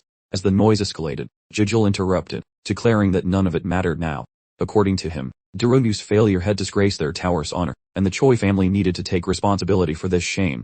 When Dorogu questioned exactly what kind of responsibility he meant, Jijil revealed the brilliant plan. They would jump Lihon in the woods when he was alone. Disgusted by the proposal, Dorogu questioned Jijil's sense of honor as a noble, but Jijil dismissed him as a coward, arguing that only winners get to talk about honor. Despite murmurs of discontent among the other students, none dared to openly challenge Jijil. Standing by his principles, Dorogu refused to participate in the scheme, declaring that he lost fairly, and wouldn't resort to underhanded tactics. Jijil called him a coward again, and asked for another volunteer to take his place. A young Kipel, whose nasal architecture suggested he often forgot to duck, enthusiastically put his hand up. Jijil immediately stamped his application for Mahon, and the entire conspiratorial crew began finalizing the details for their upcoming surprise party, which involved 0K. Darubu's gut started churning like a washing machine on spin cycle, and while his ego insisted he shouldn't meddle, he couldn't stomach letting Lihon tackle those stacked odds solo. Driven by an absolute resolve to correct this terrible injustice, Darubu sprinted off into the woods searching for Lihon, intending to deliver a crucial heads up about the imminent beatdown. Upon arriving, however, he stumbled into a truly bizarre spectacle, right as a mysterious, fast projectile whizzed past his startled face. Moreover, several students from his own residence hall were already sprawled on the dirt, looking thoroughly and decisively pummeled. The few remaining pupils, absolutely furious that Lihon possessed competence, started spitting venomous jeers, questioning his lineage for the audacity of winning against them. Meanwhile, Lihon adopted a perfectly ready combat stance, suggesting they should only approach him if they had recently finalized their wills and testaments. The entire chaotic scene made zero sense to poor Darubu, who stood utterly bewildered and desperately trying to figure out if he had accidentally wandered onto the wrong movie set. Just moments earlier, prior to Darubu showing up, 3 thick-headed goons affiliated with Marathi cornered Lihon in his regular practice area, swearing he had permanently checked out of swordsmanship class. Lihon remained perfectly calm, pondering why they were expending so much effort just to make a statement, and promptly decided that this little spaff far exceeded the curriculum requirements. Since they were grating on his nerves, he resolved to simply shoo them away. So he adopted a truly terrifying scowl, and inquired pointedly whether they were truly aware of his impressive family pedigree. These nincompoops, however, flat out refused to be terrified by his impressive surname, furthermore suggesting he was a total chicken for trying to utilize it as a deterrent. Based solely on their astonishingly ill-advised bravado, Lihon quickly deduced there was likely some shadowy management team or perhaps a criminal puppet master secretly orchestrating their every ridiculous move. Considering the inevitable bureaucratic headache that always followed a physical altercation, he mentally noted that they must be utterly daft to assume they would escape the repercussions entirely. He demanded they immediately name the ringleader responsible for this pathetic ambush, suggesting the culprit belonged to an influential house, so they immediately clamped their lips shut to avoid ratting anyone out. One particularly zealous group dedicated to Jill yelled at his compatriots to silence themselves and avoid falling for Lihon's obvious manipulation tactics. Following that, he barked out a firm command for the entire cohort to encircle Lihon, thereby completely sealing off any potential avenue of retreat. Although Lihon certainly understood that a 3-against-1 wrestling match was far too lopsided for him to successfully manage, he recalled that sage advice from Arlalong, which stressed the importance of self-preservation and sprinting like the wind when circumstances demanded it. Alas, since his emergency etiquette was now thoroughly compromised, he was urgently required to conjure up a brand new strategy. Noticing several small, handy rocks scattered across the dirt floor, Lihon immediately realized they possessed the ideal dimensions for him to employ the simple manipulation enchantment he had picked up during a rather tedious session in the headmaster's assembly room. Armed with this crucial realization, he began whispering the incantation, resulting in several sizable pebbles levitating magically into the open atmosphere. This utterly unforeseen showcase of magical ability truly terrified the trio of attackers, who certainly never anticipated that Lihon, a supposedly mundane wordiness, could summon such power. Thoroughly pleased that his gambit was succeeding, Lihon flashed a triumphant smirk and significantly ramped up the fear factor, genuinely hoping to send them running for the hills instantly. A fraction of a second later, he aimed his magical stick directly at the leader of the opposing squad, unintentionally rocketing one of the floating stones straight toward him. The resulting dramatic impact immediately caused the stunned group leader to spectacularly flop onto the dirty floor. Lihon and his 2 gobsmacked gears stood there like frozen statues, realizing that our hero was a complete loose cannon who definitely needed more practice to stop breaking things. Those 2 survivors whispered insults about his weird move and tried to look brave, while Lihon maintained his deceptive act. Lihon floated midair with a face as blank as a fresh sheet of paper, and asked if they wanted to die, inviting them to come grab a free dirt nap. Finally logic kicked in for the duel, so they scooped up their napping boss like a heavy sack of potatoes, and ran away. After the dramatic confrontation finally ended, Darubu popped out of the bushes like a nervous squirrel, while Lihon asked if he also wanted to get his butt kicked. The man waved his hands frantically to say no, choosing the safety of a cozy fire to spill some juicy gossip instead. As soon as Lihon discovered that Jijil was the sneaky puppet master behind this goofy surprise party, he started to understand that the White Tiger Tower was basically a jungle full of fragile egos. While his Blue Dragon home was all about group hugs, those tiger folks lived in a corporate ladder nightmare where the boss always gets his way. Lihon scratched Jijil's face into the dirt to help him remember, feeling quite bummed that such a handsome elf was actually a total scoundrel. Seeing the gap between Jijil's looks and his nastiness, Lihon figured the guy was just a pawn. Then Darubu snapped him back to reality. Lihon found it quite bizarre that they chose such a clumsy way to try and punch him, but our friend Darubu untangled the confusing web, He explained that having the word in his name made Lee more of a political trophy than a real person, but if Jijil beat a freshman like Lee, his social credit score would skyrocket faster than a hungry dragon chasing a goat. Vexed by those sneaky plans, Lee felt just as grumpy as his friend. To stay safe, Dorobu told Lee to be careful and avoid unnecessary fights, because those tiger knights were clearly salty about his amazing sword skills, which made their own moves look like absolute garbage. Jijil, a professional puppet master, would certainly exploit those salty feelings for his gain. Their quick chat ended very fast, and Lihon walked home, thinking about those words like a puzzle with several missing pieces. The guy told him to skip any lectures where those tiger bullies might show up to cause any trouble. This would limit the chances for Jijil to strike, but Lihon decided that logic was for rule followers. Good sword lessons are extremely rare, and he found their tiny power struggles more annoying than a mosquito buzzing in his ear. He planned his revenge using his own brand of chaos. Lee faked some injuries and limped toward the lounge like a sad, broken hero. He shouted for everyone to listen, whining that the tiger kids jumped him just because his tower was cooler than theirs. The hall went quiet for a second, then everyone exploded in fury, calling those knights every nasty name they could think of. A certain pupil even proposes waking the upper floors, since those white tiger clowns actually tried bullying their grilled meat purveyor. But Warden is tight, Otoganando style person. He felt stunned by how eagerly they embraced his fiction. Observing the crowd grab pointy stakes for revenge, Lee panics at the rapid chaos, frantically begging them to chill because murder is usually frowned upon. But a classmate recalls the massive favor they owe him, considering he rescued their empty bellies from total famine, specifically concerning succulent ribs. If violent vengeance serves as their gratitude, then fine. He at least feels terrible as things get messy, realizing he accidentally triggered a full dormitory apocalypse. Before long, the angry mob splits into two distinct factions, both completely obsessed with demolishing those white tiger snobs forever. Right now, Lee realizes he blundered severely, having no clue his house harbored such intense loathing for those white tiger losers. Exactly when the gang prepares for departure, Ashen jumps in front, pleading with the rioters to pause and hear his logic. He lectures the masses, warning that rushing in is dumb, because the white tigers are mostly pampered night kids who actually know how to stab people. Lihon, shocked by such rare logical behavior, claps for his friend and validates his sensible stance. But Ashen interrupts before Lee can speak, arguing their chances improve if they stay hidden and wait to ambush the white tiger brats later. Naturally, the rest of the mob loves this sneaky scheme, and starts getting ready to execute the tactical ambush. Lihon sighs internally, feeling foolish for thinking a pack of hangry teenagers could actually behave like civilized human beings. Regardless, he cannot allow a war to start over his fiction, so he silences the crowd and declares he wants no vengeance for his sake. Since this involves his fancy aristocratic dignity, he announces that he shall handle those annoying bullies with his own two hands. Appear asks how he intends to tackle those white tiger jerks, pointing out they are remarkably sneaky and incredibly annoying.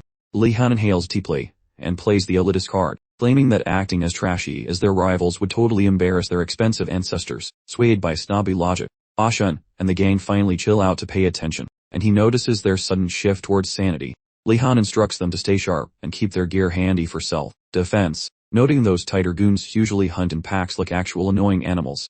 This strategy pleases the bloodthirsty classmates, who promise to stick together and remain prepared for a massive magical brawl, successfully stopping the brewing riot right now. Lihon sends them all packing so they can go back to their bedrooms and stop being scary. While departing, Lee overhears a pair of pupils gossiping about their next scheduled session with those white tiger clowns, those rivals who supposedly already perfected the art of making magical lights. This news shocks Lihon, who worries he might be the only magical failure left, so he grinds all night long without even 1 minute of rest. At daybreak, Dora abandons her cozy mattress. She shrieked witnessing the ghostly, drained Lihon haunting the note, nodding hello. Distressed, Uer probes his misery, so he admits to pulling all-nighters casting charms. The girl questions his legal right to manipulate mana, while he shrugs, claiming approval. He dishes on the tea heard from some classmates yesterday, but she scoffs, questioning his obsession. Sidestepping her sass, Lihon spots Gainando appearing way too soon and attempts to salute the guy, but Gainando snubs him, walking straight toward the warm, crackling hearth. Near the embers, Gainando produces a secret meat stick from his robes, aiming for heat. Lihon creeps like a shadow, whispering that his snack is safe from any crazy thieves. Shaken, Gainando demands to know when Lee appeared, so the youth clarifies he watched the whole entrance. He further suggests Gainando keep a sharp eye on that lunch before it turns black. While Gainando babysits his precious meat, Lihon scans the vicinity, inquiring of Yuner why the crowd appears so profoundly miserable. Yuner mentions the mass starvation, noting they survived simply as Lee became their grocery dealer. Facing the crisis, Lihon plots to cook more snacks, seeing their secret stockpile is empty. Still, he puzzles over how to dodge Professor Urigilim's strict bans on giving stuff away. Interested, Viewer wonders if a haste for supplies is possible, though Lee lacks a strategy. 16 minutes later, Blue Dragon plus White Tiger pupils crowd into Garcia's lecture hall for wizardry basics. While Professor Garcia loves her pupils, she instantly smells the thick stench of hatred between factions. After 7 days here, empty bellies have made every single person incredibly cranky and impatient, and the tower feud adds more drama, even if she tries keeping the peace today. That heavy, aggressive vibe lingers strongly. The headmaster claims fighting makes kids tougher, like some weird, magical gladiator training. Yet Garcia secretly hates this, praying they might finally learn to like each other. Seeking order, the teacher barks for everyone to take seats, and the children finally obey. The professor inquires whether any prodigy managed to cast the light charm after the previous session. Lihon boldly lifts a limb, after sacrificing his sleep to master the art of glow. Quite unexpectedly for the boy, he is the only person volunteering.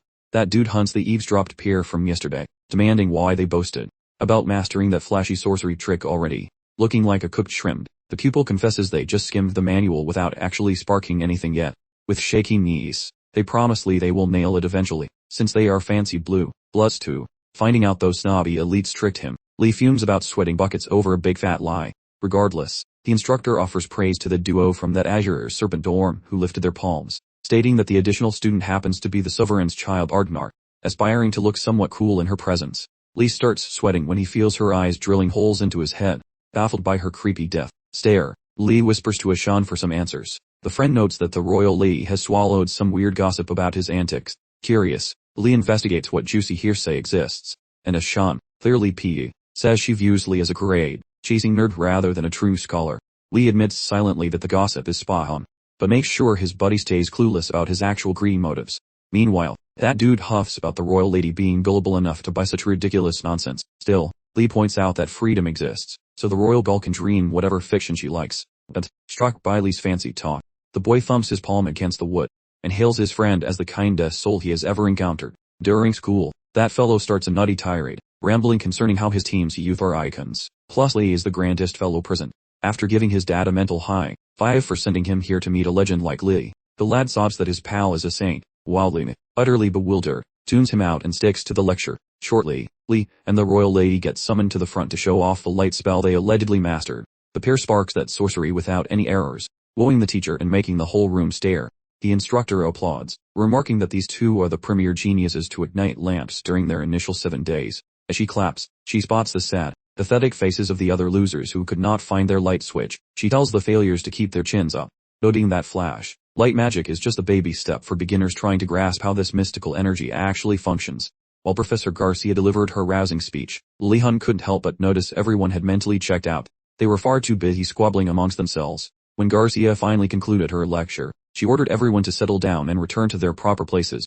Ignoring her command, the Blue Dragon and White Tiger students continued their heated exchange of childish insults. Noticing the Blue Dragons were bullying the White Tigers, Garcia decided to change the subject, announcing they would study elemental magic this semester to divert their attention.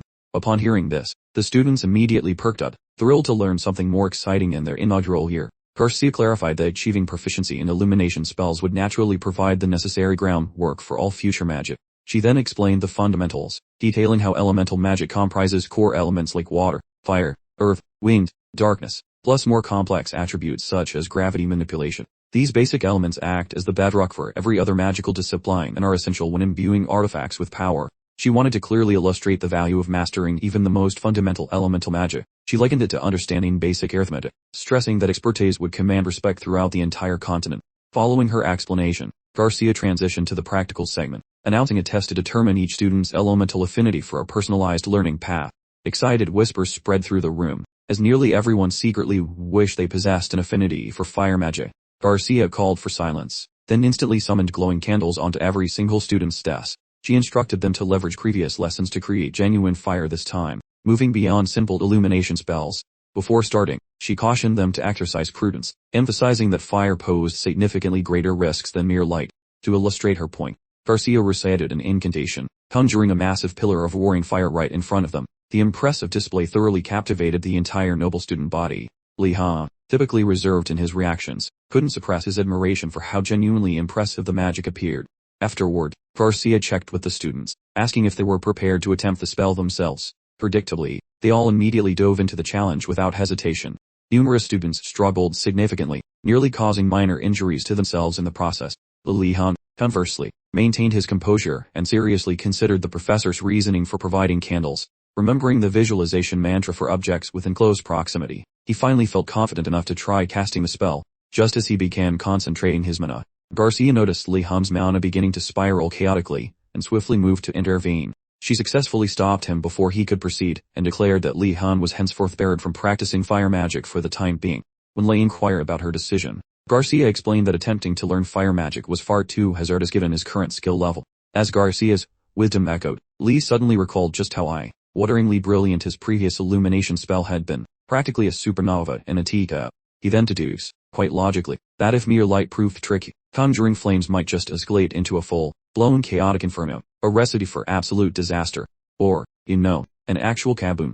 To gracefully sidestep such explosive possibilities, Garcia wisely steered Lee towards water magic, a far less combustible pastime, unless he planned on drowning a potted plant. She encouraged him to revisit fire magic once his mana control matured, ensuring he wouldn't accidentally barbecue the entire academy. While initially believing fire magic possessed an undeniable cool factor that water simply lacked, he couldn't help but feel a little deflated. Lee grudgingly conceded. He admitted, however, that while blasting things with fire and lightning held a certain destructive allure, water actually possessed a surprising array of talents. At the very least, he mused, he could now conjure a refreshing beverage wherever he roamed, a rather damp but practical silver lining to his current magical predicament. With a sigh that perfectly encapsulated his dramatic surrender, Lee commenced his aquatic endeavors. Just a few desks away, Bashan stewed in a simmering cauldron of jealousy, glaring at Lee for monopolizing the professor's precious, private tutelage. Lee returned the frosty gaze, offering a smile so obviously fake it could win an award, then muttered for him to kindly cease all vocalizations. Moments later, Lihon fixed an intense, almost philosophical stare upon the unsuspecting bowl of water gracing his workspace. With a dramatic flourish of his wand, he willed the liquid to rise, a command which, for his initial try, earned him absolutely no aquatic compliance. Yet, burning with an impatience to master pyrokinesis, he persisted. He persevered, one valiant attempt after another, finally achieving triumph on his third, rather impressive hill. By channeling a sufficient amount of mystical energy, he expertly transmuted the mundane woo into a glistening, substantial orb of pure, shimmering liquid that defied gravity. This display left every single jaw in the room dangling slack, and when his peers grasped that Lee had effortlessly mastered what they'd found impossible in a mere trio of attempts, the collective shock registered off the charts. Garcia beamed with pride, lauding Lihon's stellar achievement before declaring to the assembly that he evidently possessed an inherent, undeniable knack for the aquatic arts. The entire classroom erupted in thunderous applause. That is, everyone save for the perpetually unimpressed White Tiger contingent, and, naturally, the imperious Princess Ardenart, to quell the rising tide of green. Aid monster. Garcia quickly soothed the burgeoning anxieties, reminding the other eager learners that there was absolutely no reason to fret over their current lack of magical mastery. She elaborated, stating unequivocally that an individual's unique connection to an element was deeply intertwined with the very surroundings of their formative years. For instance, a child who grew up in a blustery, gale force region would naturally find themselves quite adept at whistling up a storm. Conversely, a youngster nurtured amidst the searing heat of a blacksmith's forge would undoubtedly have a fiery disposition. She stressed that the more intimately acquainted someone became with a particular element, the more effortlessly they could envision, and then subsequently command its raw power. Upon hearing this, Lihon scratched his head, finding his newfound aquatic prowess rather peculiar, as had neither resided by a serene lake nor endured life aboard a smelly fishing trawler. Then, a memory from his former existence flickered. He distinctly recalled being extensively hydrated by his rather eccentric graduate school professors. He surmised this unorthodox educational method likely forged his profound, if slightly traumatic, bond with the liquid element. All the while, he intensely focused on preventing his glistening water orb from crashing down. Suddenly, his peripheral vision caught a familiar, frosty glare emanating from the very rear of the lecture hall. Buvoting, he notices the royal Ardenart throwing some serious shade, feeling bothered by her bready vibe. The guy loses his grip while attempting to expose her, yet the instant he turns, the floating liquid ball pops and leaves him totally soaked. The professor laughs about the accident, advising the student to avoid losing his focus again. With a wave of her stick, she dries him, which makes him feel surprisingly grateful. Hun proclaims that Garcia is the solitary glimmer of sanity within this academic circus, and wonders how much longer he must balance that wet orb. The teacher mentions that standard trainees must preserve the sphere until their energy supply vanishes, but since he has bottomless fuel, she jokes he should keep it up all day. The protagonist worries that his mentor is just tormenting him while feigning instruction. While the woman retreats, the boy makes a feeble plea for some guidance. Instead, the lady snubs him to aid the remaining group of incompetent pupils. Right then, the boy ponders this bizarre institution, concluding that should Garcia teach classes, she must be as crazy as the other faculty. During the whole period, The instructor keeps a close eye on the struggling student, who looks totally frying by holding magic for ages, which is basically a brain workout from hell. Knowing the difficulty, the lady believes he requires intense drills to tame his massive energy. His knack for creating a huge pool of floating water so quickly shows he is a total prodigy, plus his endless power supply. She hopes to polish this diamond into a legendary wizard. After some fake pep talks, Garcia leaves Lee wondering if every professor here needs a therapist. Once the school week finally wraps up, the kids all scurry to their rooms. Several sunrises had passed. Lee hits up Puragulum at his hut to plant veggie, venting about Garcia and asking for any secret tips. The old man nods along while Lee explains how Ardenart successfully played with fire. Iware realized he basically has the powers of a ceiling fan, while Sadige Ando almost cooked his wooden stick during the lab session. The lad belly edges, because while others performed amazing feats, he stayed glued to a soggy sphere for hours. Answering back, the old timer implies the instructor is only picking on him out of hidden affection, grumbling at that lame theory.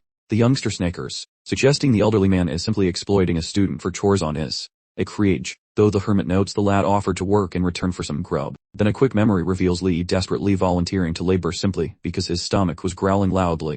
As Lee attempts some shady bargaining to smuggle additional snacks into his living quarters for later consumption, the elder declines, demanding he return the supplies immediately. While gulping down his warm beverage, he notes the oddity of Lee hailing from that legendary Wardmas clan, wondering why there is so much beef with the White Tiger crew. The boy confesses things look totally trashy. The old man sighs that the past is looping back, making Lee understand that these buildings have been throwing shade at each other since forever. Although the youth comprehends the bad blood, he complains about the endless brawling, particularly when textbooks are already kicking their butts. Digging the kid's logic, the master suggests he should ghost any trolls and sharpen his wizardry's heels instead of throwing punches. Following a brief, quiet pause, the student admits he already failed, which causes the teacher to pull a face of cure, an unadulterated letdown, leading Lee to whine that he should stop judging him, because he is also feeling pretty salty about it. Aware that violence usually waits for week 2, the elder demands to know how this dumpster fire even started. Once Lee mentions those tiger bullies jumped him during blade practice, the old guy nearly hacks up a lung in shock and asks to understand why the boy was wandering into the lion's den to begin with. The kid argues he has total freedom over his course list, which finally makes the grumpy man chill out. Knowing the mess is already made, he cautions the lad to watch his back, since those tiger guys are professional bruisers whereas Lee is just a squishy spellcaster. Then Lee brings up that 3 of their top-tier gladiators jumped him like a pack of wolves. Repulsed by such massive idiocy, the teacher gets up quietly. Puzzled, Lee wonders where he's heading. Instead, the master tells him to quit the chores and go grab some grub, making Lee double-check if he is hallucinating, but the boss confirms he is for real. Apparently the guy feels forced to play nice with this beastly prodigy, probably hoping the kid won't hunt him down once he becomes the nation's Cranier Blade swinging legend. A bit later, the chef exhales happily while witnessing the young man inhale the home-cooked feast like a hungry vacuum. Following the feast, getting nosy, the boy inquires if the elder has been playing house and fixing this whole shack solo. He clarifies that his previous assistants were total slackers who bolted, arguing that sweating over plants is actually the secret sauce for becoming a top-tier potion brewer. Even though the student cannot figure out how pulling weeds translates into magical chemistry, he nods along with the old man's vibe, but in his own head, he vows never to accept a mid-tier existence again, especially since his previous life was a total disaster. The student then inquires about farming in that vegan patch of dirt, so Guragilum grants the kid total permission, inquiring about which specific plants will be farmed. Lee proposes growing crunchy cabbage or maybe pungent scallions. The elder has 0 complaints, but wonders if there is a plan for selling produce. Completely stunned, the boy wonders if his older predecessors ever attempted such nonsense. This causes Irregulum to scream that Lee is the first punk to ever try this. Fooling off, the mentor wobbles his noggin at the kid's weirdness, allowing him to do whatever. Our hero brainstorms tasty recipes so he won't eat raw greens like a sad cow. He seeks culinary wisdom regarding what deliciousness can be whipped up using those 2 items. The old man recommends a hearty stew, noting that extra ingredients would make it perfect. The elder notes that culinary traditions differ greatly throughout the various imperial territories. In the West, for instance, those Wardmas folks are famous for stuffing their faces with bread and cheese. However, the Eastern folks prefer a vibe similar to Seoul, obsessing over rice, noodles, and sauce. Lee asks if the boss enjoys soup, and he confesses a love for it despite avoiding Eastern snacks. Naturally inquisitive, the youth wonders if some past trauma caused the strange food boycott. The master reveals several ancient family members currently reside within those eastern provinces. Every time they meet, they roast him for being poor and never coming home often enough. Faking a sympathetic nod, the kid imagines how judgmental those eastern grandma types are. After complaining, Yergelim asks what Lee plans for his days off. When Lee asks about extra labor, Yergelim snaps back about being a tyrant. This reminds Lee of his previous life where professors made him do unpaid weekend lab labor. Shifting gears, Yahello notes that the boy likely will not visit the little mountain hut. He then inquires about how the famished pupils might act once their bellies rumble. The kid jokes that the hungry children might torch the entire academy. Yahello thinks that is too intense, explaining that cornered students always find survival methods. He expects those black turtle kids to go hunting for wild fruit. Those white tiger disciples will likely go hunt meat. As for the gifted blue dragon folks, they will procrastinate before doing anything useful. This time around, Yahello anticipates a total chaotic mess thanks to Lee's presence. At last, our hero probes for details regarding the Phoenix Tower crew. Yahello says those kids are too stubborn to care about a little hunger. Those guys are literally card-carrying members of the Order, believing that extreme prayer can solve even the gravest pickle. Lee certainly admires their devotion, but frankly, embracing that particular life path feels like far too much work. Consequently, Lee decided that his schedule for the upcoming weekend absolutely required a fun hunting trip alongside his buddies. Should the next brawl erupt, he is absolutely committed to making certain that his side has significantly more backup than the competition. Yahello immediately spurts, questioning if Lee is cowardly avoiding the white tigers because they might actually surprise him, to which Lee smartly inquired what shocking actions Yahello anticipates. Yahello suggested they might be plotting a dramatic jailbreak to flee the dreaded, mandatory fun of the Magic Academy, leaving Lee totally silent. He pondered the Magic Academy, that supposedly unbreakable concrete waffle house, protected by mystical castle ramparts enhanced with enchantment. Even with those impressive defenses, he was aware that a few poor souls annually attempt the old houding maneuver. Frankly, he couldn't fault their judgment, since longing for the basic requirements of civilized existence, like fresh clothing, was completely normal. Sturdy footwear, decent grub, and a complete liberation from the stifling, authoritarian atmosphere of the school, spotting Lee's far, austere. Yahello suddenly barked at the kid, suggesting he stop staring into space and return to reality immediately. Lee paid attention, while Yahello detailed how the thick-headed white tiger students typically kick off the annual running away season due to their lack of complicated thought processes. Lee quickly inquired if anyone had actually managed to pull off a successful vanishing act, understanding immediately that sharing past prison break achievements would certainly not deter Lee from his current schemes. Yahello just surrendered, declaring Lee could pursue whatever crazy antics he liked, since enduring significant hardship now only builds character later. Right as Yahello started to spin around and walk off, Lee promised the instructor that he had zero intention of abandoning the premises. Yahello, thoroughly annoyed, told him to repeat that noble statement right after he cleaned the suspicious wet patch from his chin. The following sequence showed Choi trapped against the wall inside a poorly lit chamber by three shadowy individuals wearing hooded robes. Pressed firmly against the plaster, he began to panic until one shadowy assailant mentioned inflicting pain if he failed to instantly comply. Darude, having already deduced that the shady characters were actually Lihon and his gang, sorted dramatically, noting they should skip the dramatic overkill. Acknowledging that their brilliant disguises had been completely foiled, Lee pulled down his head covering and inquired about the quality of their performance. Ganando, who was acting as the third mystery person, appeared genuinely stunned upon finding out that Lihon was familiar with the target they were attempting to scare silly. Dirk, entirely nonplussed, dismissed them as utterly absurd, comparing their pathetic efforts to tiny, angry chipmunks attempting to issue threats. Meanwhile, Ganando was throwing an epic fit concerning the highly offensive squirrel comparison. Lee, completely unbothered, drew back the window coverings, allowing bright light to flood the chamber, instructing Ganando to simply chill out. Ewer, the other hooded participant, questioned why Lee was putting forth so much effort specifically on Darude's behalf. Lee clarified that he purposely kept his distance from Darude at first, ensuring the white tigers wouldn't develop any misconceptions about his personal loyalties. Lee queries Darude on whether those grumpy white tiger fellas already view him as a total villain. Darude, stunned by Lee's sharp brain, nods and says that acting too nice would just confuse those metheds. Lee dismisses the worry, and proudly announces that Darude is now his secret mole inside the tiger den. Darude feels insulted by that grubby name and complains. But Lee mentions his old promise to Sich on Merada, though Darude still begs for a much fancier title. Ganando finally stops daydreaming and asks why being called a sneaky spy hurts Darude's feelings so deeply. Darude shoots a scary look that instantly silences the boy. Lee steps in to rebrand the job as a heroic quest, naming him the internal justice whistleblower for them instead. The dramatic title sounds great to Darude, since that title sounds posh. Thrilled by the fancy title, Darude shakes hands, making Yuner worry about what sinister tricks Lee learned from his corrupt family. Once the contract is signed, Lee reveals the actual space he reason for waking everyone up before the sun, plotting a sneaky escape from school, making Yuner and Ganando jump for absolute joy. But Darude is completely floored by the crazy talk and asks if Lee has finally lost his mind, and Lee, knowing this would happen, gets ready to list 10 hilarious reasons why escaping is a great idea. Just as things comments, Darude is stunned to see Lee also planning a sneaky departure, much like himself, So Lee realizes that even with knightly blood, Dorodu is still a pampered noble. In his heart, he is just a noble who knows those tiger kids are failing at being hungry after a life of luxury. Over at the Tiger Tower, everyone is hangry and ready to start a riot over their empty bellies, suggesting they hunt animals to spite those annoying blue dragon nerds who show off their magic. The whole room is chaotic until Gejel and his band of goons finally arrive, bringing some much needed silence with a big announcement after the roadie crowd finally calms down. Gejel agrees that killing dinner is fun, but wonders if they are actually skilled enough to survive the woods. He reminds them that the giant pig wardeness killed last week was a pet released by the crazy Professor Yahello.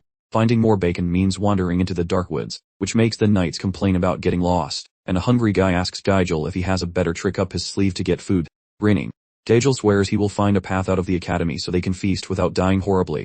Those buddies feel optimistic about the leader's strategy, but one of the others raised a cautious hand, asking if this brilliant scheme actually had a decent chance of success. Gejel, brimming with confidence, quickly reassured the Nimrod that he had already completely mapped out the entire escape plan inside his head. He declared that if anyone wanted to join, they were welcome, because he didn't intend to keep his magnificent plan a secret. However, he added a critical caveat: anyone who chose to follow him must first agree to prioritize his commands above all else.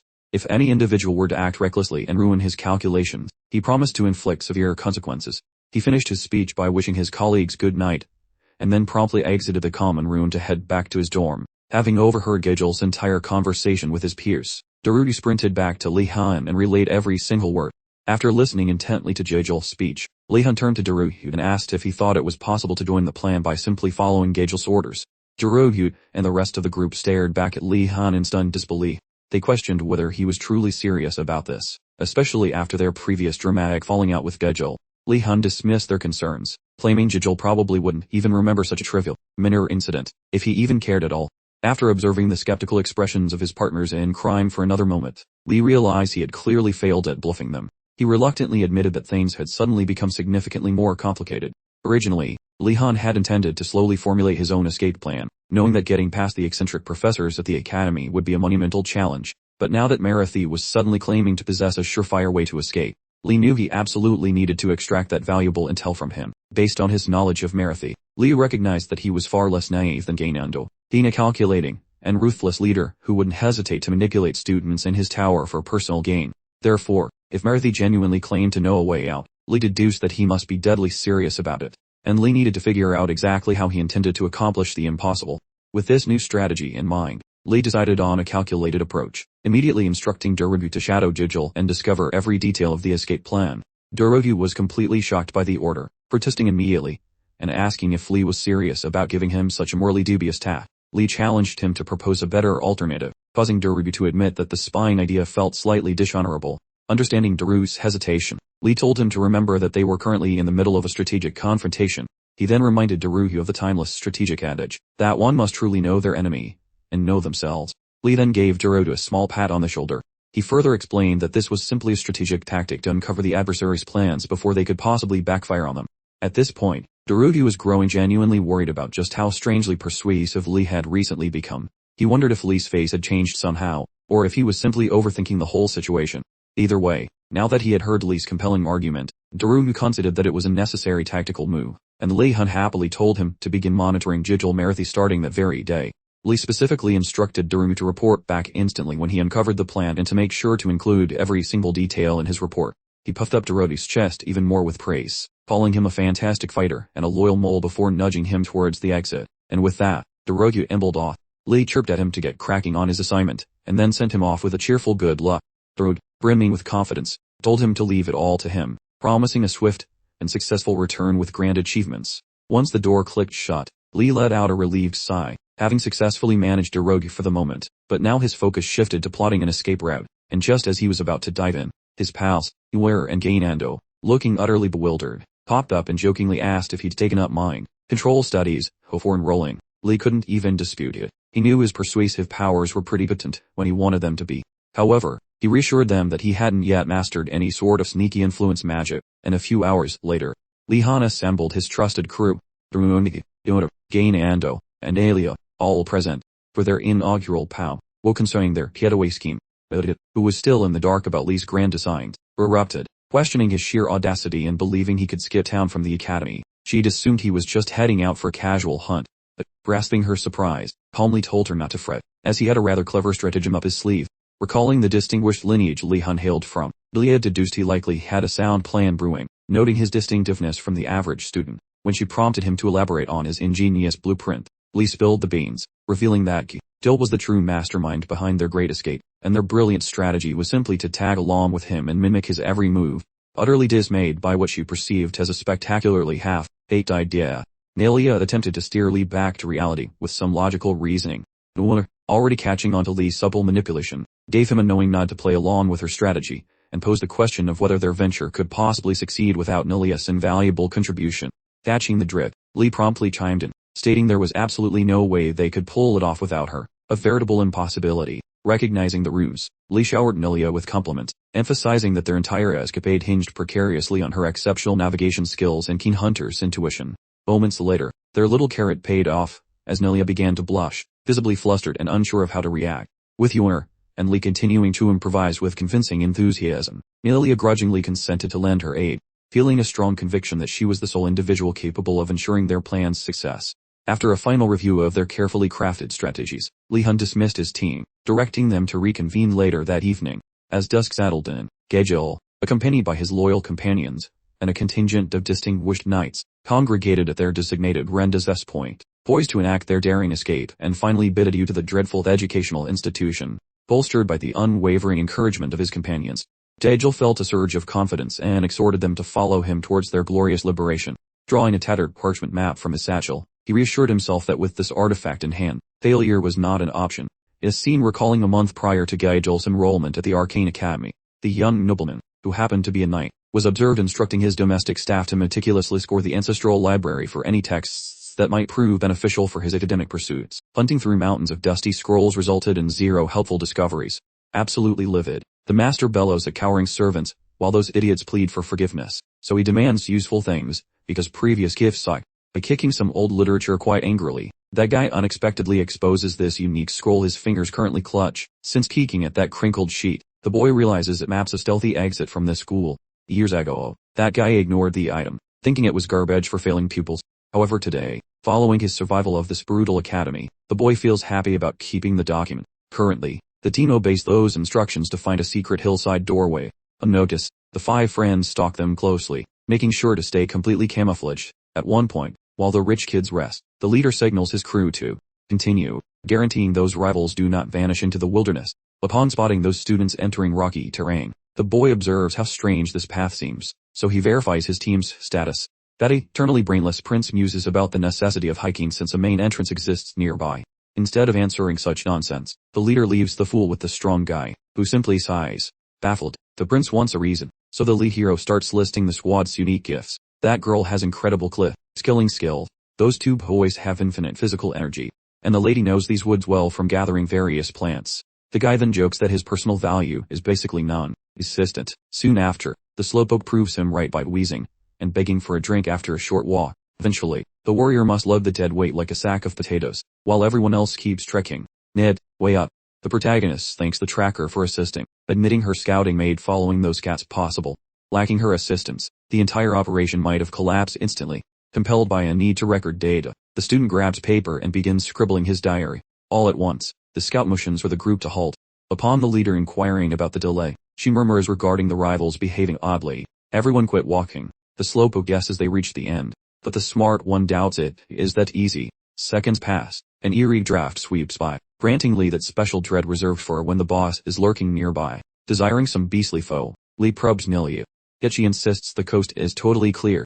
Reality bites when that headmaster's iconic howling giggles rip across the dust firmament. As those white feline pupils fail to process the situation, the chief's gigantic calcified face appears in the heavens, glaring how he nabbed them fleeing during our debut semester. Recognizing their shadow is that head honcho, these white tigers panic, sensing their impending doom in this hellscape. The ruler identifies Gejil's document, mocking it as a prank flyer used to bamboozle fresh meat. Stunned, Gejil pleads for an explanation. Yet the leader, hearing Gejil snag that paper early, simply vaporizes it. He tells the teenagers to avoid believing sketchy navigation tools, noting those sheets often lead to necrotic sorcerers or deadly pitfalls. Watching the madness kick off, Lihon reckons their principal remains one total lunatic favoring pain over actual instruction.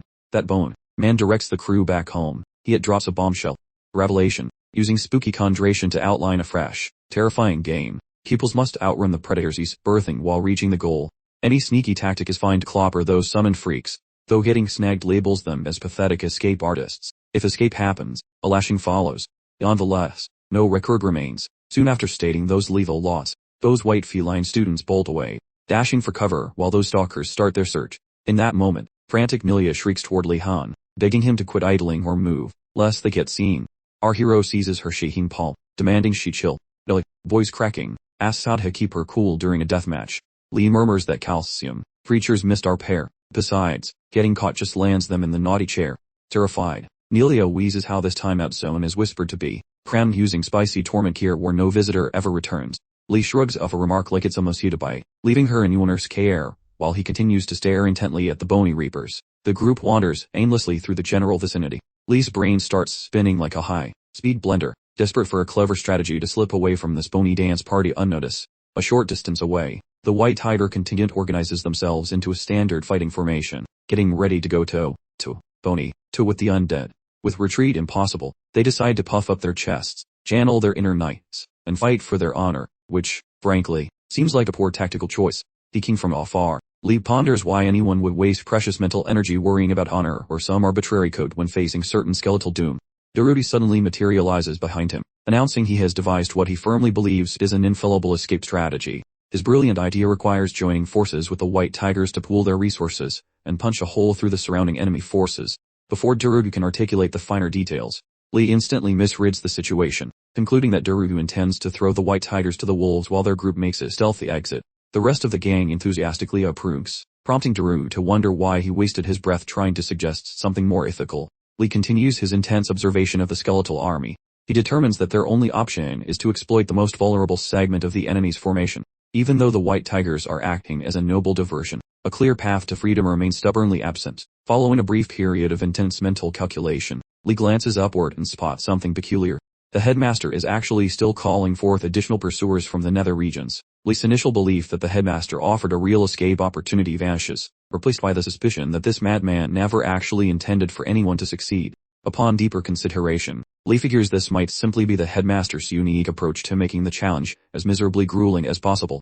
Facing an insurmountable obstacle, and watching the tigers get picked off like low-hanging fruit, Lee seriously contemplates throwing in the towel. Right before he completely admits defeat, a new idea finally crystallizes in his mind.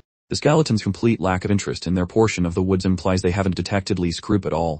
Lee remembers a similar deception tactic the headmaster had demonstrated during a previous academic session. This leads him to deduce that the headmaster they see now is likely just a mere illusion, or a magical stand-in. Utilizing this fresh insight, Lee formulates an entirely different escape route. The new plan: move away from where the White Tigers are fighting. Lee quickly herds his companions together, insisting they scramble further up the side of the mountain. They spent half an hour climbing upwards, until they discovered a conveniently located, dark cavern. Nilia conducts her signature monster, finding ritual, and then gives the all-clear for entry.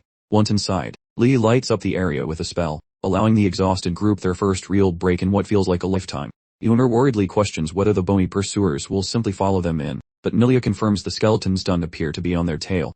Meanwhile, Duragi brings their focus back to the actual looming catastrophe. He wonders when those rattling bone soldiers will vanish, arguing that a chaotic sprint through the mob was probably smarter.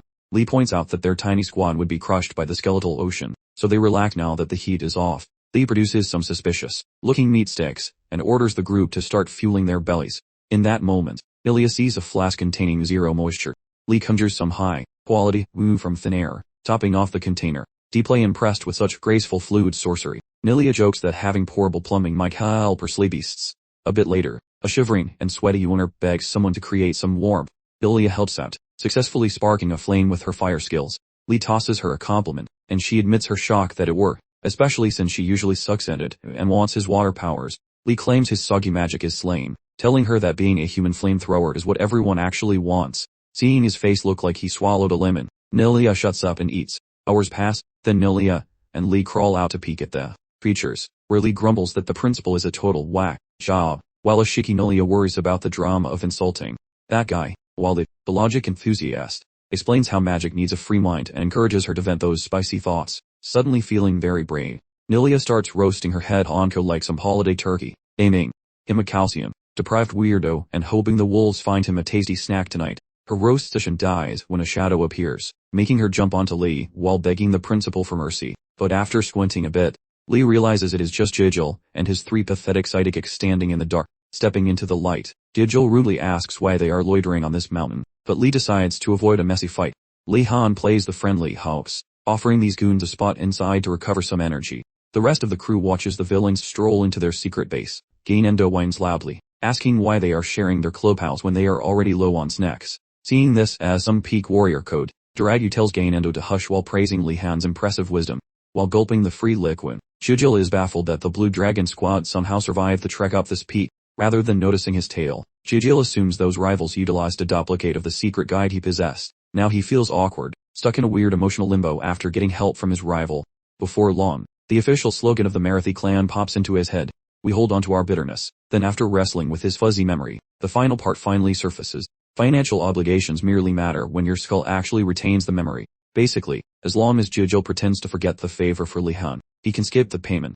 Opting to wait, he plans to act all bloody before backstabbing Lee once the heat dies down. So Jijil asks for a situational update, but before any reply comes, a random lackey suddenly hits the dirt. Panicking, Gainendo and Darudu start wondering what the heck is happening, while a different subordinate checks on his face. Planted Bundy. He'd and the last standing guy feel the heavy eyelids, and flop over soon after. Terrified, Jijil screams at Lee to explain this mess, but he just spots that annoying, self-satisfied grin instead. Realizing the trap, Jijil screams that Lee spiked the liquid. Lee gives a tiny nod, pours out his own drink, and mentions the clock has run out. That sedative is bound to kick in any moment now, even while barking out empty threats. Jijil quickly loses the fight against the Sandman and passes out. Since the initial stage of his scheme is done, Lee marks that task off his mental itinerary, reasoning that since the brat already hated him for no reason, he might as well give the kid a legitimate excuse for the saltiness. Meanwhile, Gainendo and Darudu shout for the truth, fearing they swallowed some toxic stuff too. Iware jumps in to settle their nerves, explaining their drinks were safe, while Nilia backs her up by saying the group's supply remained untouched. When Gainendo asks why they were kept in the dark, Lee says it is because they are the biggest morons present. He knew their faces would spill the beans, no matter how hard they tried to act like everything was normal. He notes it was strictly business, then tells everyone to stay quiet while they lug the napping goons near the pursuers. Darudu asks if this much drama is really necessary, but Lee points out the target's snake-like character, making the big guy nod in agreement. Darudu grumpily lets Lee continue, then curiously asks where he even found those knock-out chemicals. Iware finally chimes in, mentioning how she spotted some sleepatine plants near the cave earlier and told Lee about the find. Once turned into dust and stirred into water, those herbs make anyone drift off fast, and Lee admits he had her harvest them, because he loves being prepared. Although Iware did not expect this specific use, she is fine with it as long as Late is the boss. Once they drag those 4 snoring losers onto a path right where the hunters will find them, Lee and his entourage quickly scampered away to a less noticeable locale for proper reconnaissance. Merely 60 seconds subsequently, the relentless chasers showed up and unceremoniously lugged the whole corda toward the dreaded schoolhouse. Highly satisfied, Lee confidently informed his squad the annoying people following them would shortly call it quits and wander off. Since they were entirely out of danger, he suggested they get cracking on completing the subsequent chore. This included thoroughly surveying the territory to find solutions for a few pesky remaining puzzles. Specifically speaking, he was genuinely curious about the precise length of the school's boundaries and if a rumored secret egress was actually just a myth. Discovering even one tiny morsel of novel data would easily justify the entire undertaking, so they moved immediately without dawdling. Lee assumed the vanguard position, with the others trailing right behind him, venturing further into the completely uncharted woodlands. In the deep woods, Gainendo stumbled over a loose stone and almost performed an impromptu vertical descent down a small incline. Luckily Lee grabbed him instantly. Upon inquiry regarding his current physical condition, Gainendo immediately griped that he was simultaneously damaged and severely deprived of nourishment. Noting the utterly fatigued condition of his companions, Lee briefly entertained the notion of initiating a respite period. Exactly at that moment, Nilia proposed acquiring some illumination, because navigating pitch-black territory was only serving to impede their progress and make the trip considerably more difficult. Acknowledging this, Lee conjured a dazzling cantrip to light up the route ahead. Just a heartbeat afterward, a violent gale suddenly howled aggressively straight through the timberland. Furthermore, an utterly strange booming sound addressed them abruptly, requesting the instant deactivation of the lamp because it was ruining someone's slumber. Utterly shocked, Lee insisted the mysterious conversationalist immediately identify their position. The speaker, completely unfazed by the demand, commanded the assembly to maintain absolute silence, declaring emphatically that it dictated the interrogation phase, subsequent to a small investigation period. Lee and his fellow students successfully located the auditory origin. discovering a gigantic, sentient, chattering woody specimen. Proceeding forward, the tree's rumbling monologue vowed to provide luxurious accommodation if they managed to supply the flawless solution to its forthcoming inquiry. Nevertheless, should they goof up the solution, they were promised prompt and forceful eviction from the immediate vicinity. Almost immediately, the enormous tree presented the learners with a challenging puzzle involving a diminutive person setting ablaze various wax cylinders after sunset, 2 unfortunate specimens of which promptly succumbed to a massive air current. Infuriated by this attack, the short fellow sealed every opening providing light to the chamber. Consequently, the tree inquired what the remaining candle quantity was. Lihon duly recognized the subtle deception hidden within the tree, and meticulously processed the situation prior to verbalizing any rebuttal. Precisely when he opened his mouth to reply, that nitwit royal, Prince Kanando, casually yelled out the answer, specifically, 3 wax lights. Poor Lihon absolutely panicked about the anticipated catastrophic outcome. However, quite unexpectedly, the arboreal entity proclaimed that 3 was, in fact, the precise solution, leaving a baffled Lee to demand an immediate explanation.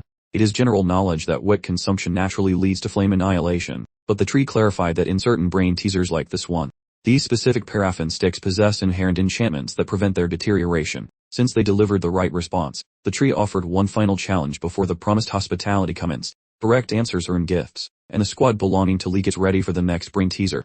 The vegetation describes a figure who starts the morning appearing quite massive, gets tiny by lunch, expands again as evening nears, and vanishes when darkness falls, only to restart this weird routine tomorrow. The leafy fellow asks who this is. Since this puzzle is much stickier than a maple trunk, the squad pauses for deep contemplation. Finally, Lee guesses a silhouette is the culprit and seeks confirmation from the plant. Naturally he nails it, making his friends wonder if his brain is actually a supercomputer. Lee admits he encountered that exact joke during his former existence, making it very simple work. That classic head scratcher once stumped Woodtopus. Yet humans basically reuse the same clever quips throughout history regardless of the setting. While pondering how old world trivia keeps appearing in this magical realm, the talking bark praises his wit, and unblocks the road to invite the gang inside. Upon stepping into the heart of the mystical woods, they are stunned to find gorgeous ghosts acting like organic interior designers throughout the clearing. Their botanical host serves Lee some emerald liquid to soothe his weary soul after his trek. Lee inhales the aroma, notes it reeks of blended salad, and expresses his gratitude to the plant. He chugs the kale tinted brew, instantly feeling his itching limbs regain their vigor, feeling just like a chilled beverage during a miserable hike across a desert under the sun. As Lee gulps his mystery juice, his friends look on with extreme suspicion and fear. After the cup is empty, the plant asks for feedback, and Lee begs for the secret recipe. Prior to revealing its cooking secrets, the vegetation demands Lee provide his full name. Lee greets the shrubbery formally, but the trunk wants a surname, and things get awkward when wordness is spoken.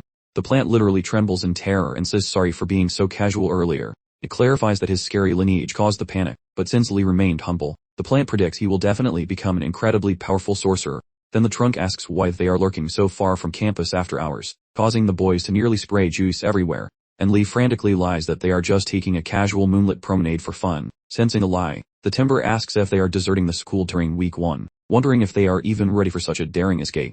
Lee confesses their motives are private and requests some sage guidance from the foliage. That leafy snitch mentions an exit exists, yet fresh meat like Lee cannot hope to flee. The boy queries the plant regarding the actual length of those boundaries. The talking log notes that touching those bricks leads to spicy agony because the magic there hates company. Grasping that hiking to the boundary is a terrible plan involving likely demise, the lad sighs loudly.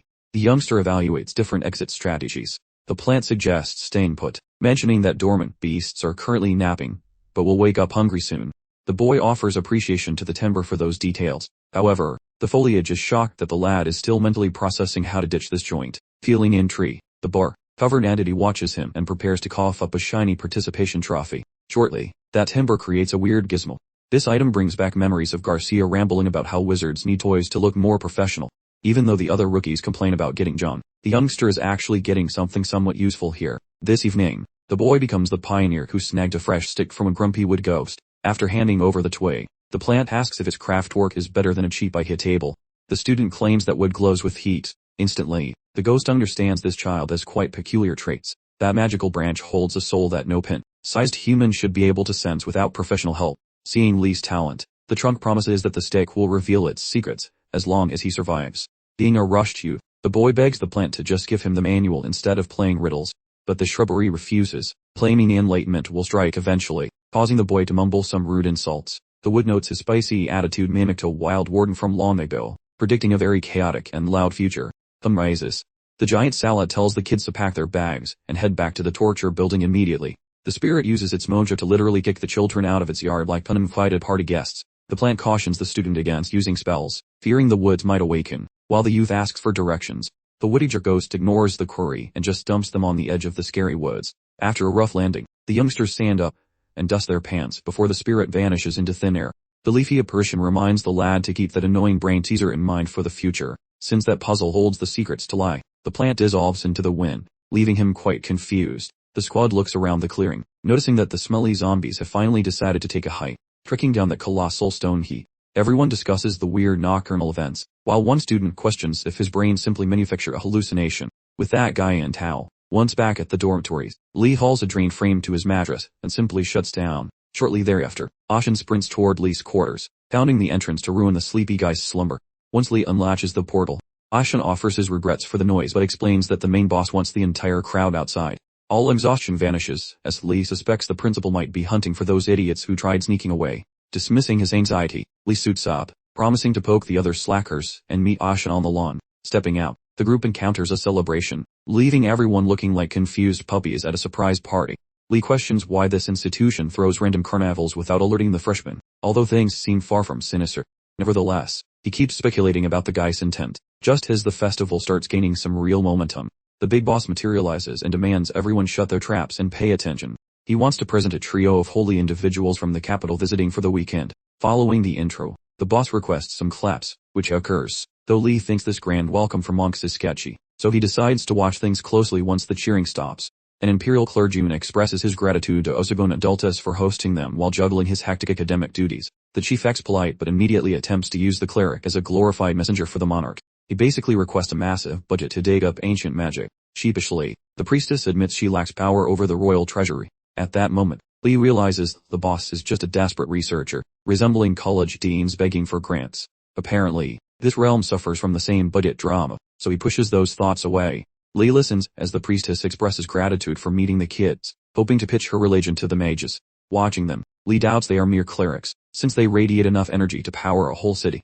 Observing Lee's intense inquisitiveness, the principal jump scares the boy and clarifies why those holy visitors possess such peculiar, tingly magical vibrations. It originates from that celestial mojo. The administrator subsequently spots Lee's knack for sensing energy while beginning to question him. Lee attempts to look incompetent, yet the master persists, asking why he masks such an aptitude. The man says not many kids have such sharp senses, and suggests Lee stop being so bashful about it. The revelation jolts Lee, yet the student stays suspicious, questioning the principal's true agenda. That administrator notes how intellectuals like Lee and the principal are far too pragmatic for deities, and simply shun religious fluff. Such banter brings back memories of Lee's old mantrash, talking the almighty heavens. Given those nasty whispers about his clan hating holy men, the boy masks his lineage to stay on the good side of the temple crowd. Changing gears, the boss laughs at the sex, saying they act like desperate clams just to bribe hungry kids with tasty snacks. Dreaming of food, smirking, our hero asks the principal which religious squads are actually worth his time. The big guy just stops, choosing silence, genuinely staggered by the bold plan to exploit every single holy group at the same time. While totally stunned, the leader admits the kid is sharp and has some serious guts. Enjoying the cheeky courage on display, he finally decides to answer the student's probe inquiry. The boss suggests the Prisinga Squad, a group that loves suffering for others, promising they will hug him tightly, though if they suck, he can just bail. The principal highlights the colossal crew, who follow a lord of total mayhem, and probably wouldn't blink if the boy prayed to a potato instead. Finally, the principal mentions the Capolio cult, obsessed weirdos who would definitely adore a strange little anomaly like the young protagonist here. This makes our protagonist sweat, thinking the old man might have spied on his secret blade, swinging practice sessions. That would be a disaster, considering his previous existence was ruined by mentors who were overly fixated on his daily actions.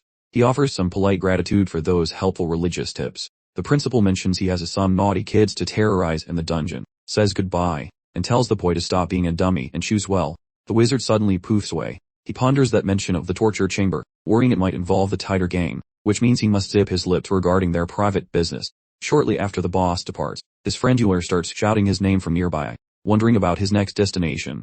The boy instantly wipes the panic off his face, saying he's checking out the Prisinga foe, which piques the girl's interest immediately. The girl pays attention while he lists off the giant and sword fighting groups as his upcoming tour stops. Being nosy, he asks about that basket she is lugging. The girl provides him with tasty snacks, causing our protagonist to wonder where she located those fancy luxury goods. and my friend explains they were provided by the Flamen group, who adore some transmutation deity. Apparently, her wealthy kin dumped piles of cash on them years ago, so the monks basically treated her like a VIP guest with free snacks. The boy is absolutely floored by this revelation, wishing the boy's own cheapskate ancestors weren't overly stuck up for bribing some gods with a bit of gold. Having wealthy donors could have rendered the quest for a nice set vastly simpler, but the girl merely gazes at the twitchy face, baffled why our hero was abruptly freaking out over some small change. So he shakes it aside, tells her he needs to bounce, and finally offers a final goodbye. Our hero treks toward that prizing base, while beginning his polite personal introduction, acting like a pilgrim who is chasing the deep wisdom of that prizing deity. Those groupies greet him nicely, thanking him for the visit, before dragging him into the canvas mansion. The young man keeps acting like a total sweet talker as he strolls into the area. Once inside, he observes a hooded person summon a lady called Dijiling to help. Upon spotting her, the visitor instantly realizes she is a spicy mixed demonic breed. Such hybrids are incredibly scarce, typically surfacing because their kin sign sketchy deals with actual devils. Regardless of their looks, those beings possess timid souls and usually face rejection from the world. Following a quick chat, the rogue member presents that girl as the newest recruit at the Phoenix Spire. Continuing on, the zealot acts surprised to discover another worshipper besides that young lady, but the guy argues how following such a grand leader is inevitable once his greatness is known. Actually, the fellow is hiding many dark secrets, but he understands joining a sect involves weighing the benefits against the duties required for favor. But the boy senses a massive pile of enchanted objects buzzing with energy inside the shelter. Seeing so many relics makes him suspect the organization is just a magic item sweatshop. Right then, that female cleric named Madrid, whom he met earlier, walks in, looking absolutely stoked to find a new sucker to recruit. The visitor observes how, regardless of her tiny size, those steps create deep holes in the floor. Curious about the dents, he investigates. Then Madrid introduces herself and says her heavy feet come from a magic trinket. She mentions it is a hexed bauble which makes her physical mass feel like a mountain. As the fellow wonders why anyone would ever decide to carry that annoying thing, Madrid says it is for prizing God. Since he endured global agony, they must suffer too. To achieve this, they put on evil accessories and tolerate the immense physical strain. Hearing this weird logic, Lee starts regretting the moment he followed that old headmaster's wacko advice. Sensing his hesitation, Madrid says he can quit if he finds this lifestyle too grueling. Offered an opening to ditch the circus, Lee prepares for a very speedy getaway. But just as he starts leaving, Madrid acts totally bummed out by his departure, mentioning she had actually cooked up a shiny magic trinket to bribe him into sing. Although such a powerful relic exists, most folks hate it because the thing eats energy. Hearing about the energy suction, Lee pauses, thinking it might help manage his massive reserves. Sensing a potential win, he turns around to ask what other hexes the object carries.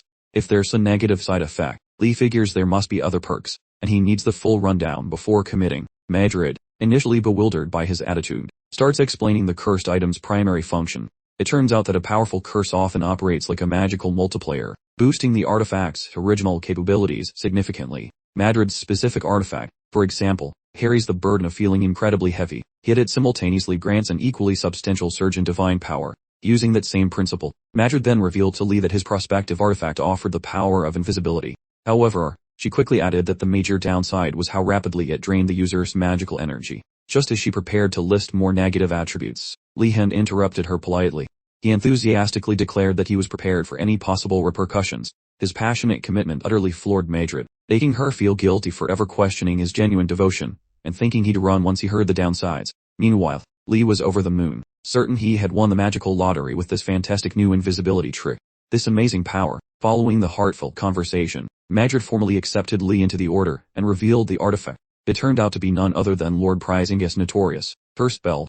The luminous purple belt was presented in its container, and Lee wasted no time in strapping it around his waist. The two cloaked disciples watched him closely, worried that a rookie like Lee would immediately be overwhelmed by the artifact's ill effects, so they prepared to intervene if needed. Yet, much to their utter astonishment, absolutely nothing occurred when Lee put on the belt. Instead, he immediately wanted to know how to switch on the invisibility feature. Noticing the hushed whispers of utter confusion from the other followers, Lee turned to Madrid, asking if he was missing something potentially problematic. Snapping herself back to reality, Madrid let out a small laugh, promising him everything was perfect, and told him to read the manual inside the box for instructions on casting the spell. Secretly, she was amazed at their immense good fortune to have received such a remarkable new disciple from their deity. Lee located the instructional pamphlet inside the container. He quickly reviewed the text and began reciting the activation spell to unleash the belt's abilities.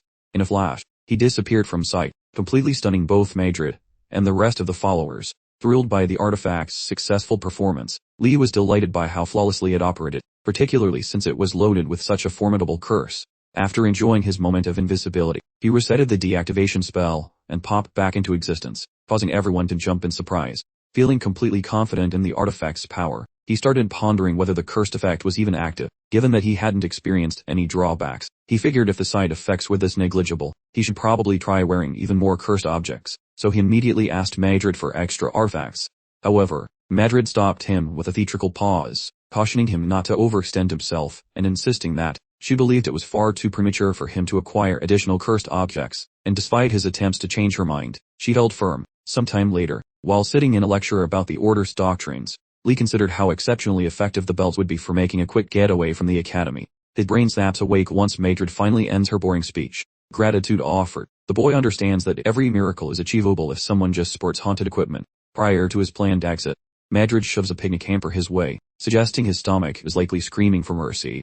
Emotional over the snacks, the lad nearly blubbers while expressing intense gratitude. Grabbing the gift, Dealing teleports over to shove a second picnic hamper into his chest. Feeling totally stunted, the student contemplates why the girl decided to donate her snacks. The girl mentions how being a sacred follower of Persinka involves surviving on prayers instead of snacks. Madrid attempts a frantic recall, but the girl vanishes into the sunset like a ghost. The protagonist, truly stunned regarding her intense religious devotion, observes that the Phoenix Tower crew are weird as compared to the boring losers in other buildings. Exactly when the lad begins leaving the shelter, Madrid requests a tiny tat, urging the guy to guard the demonic hybrid, because that woman's extreme discipline is basically total self-torture.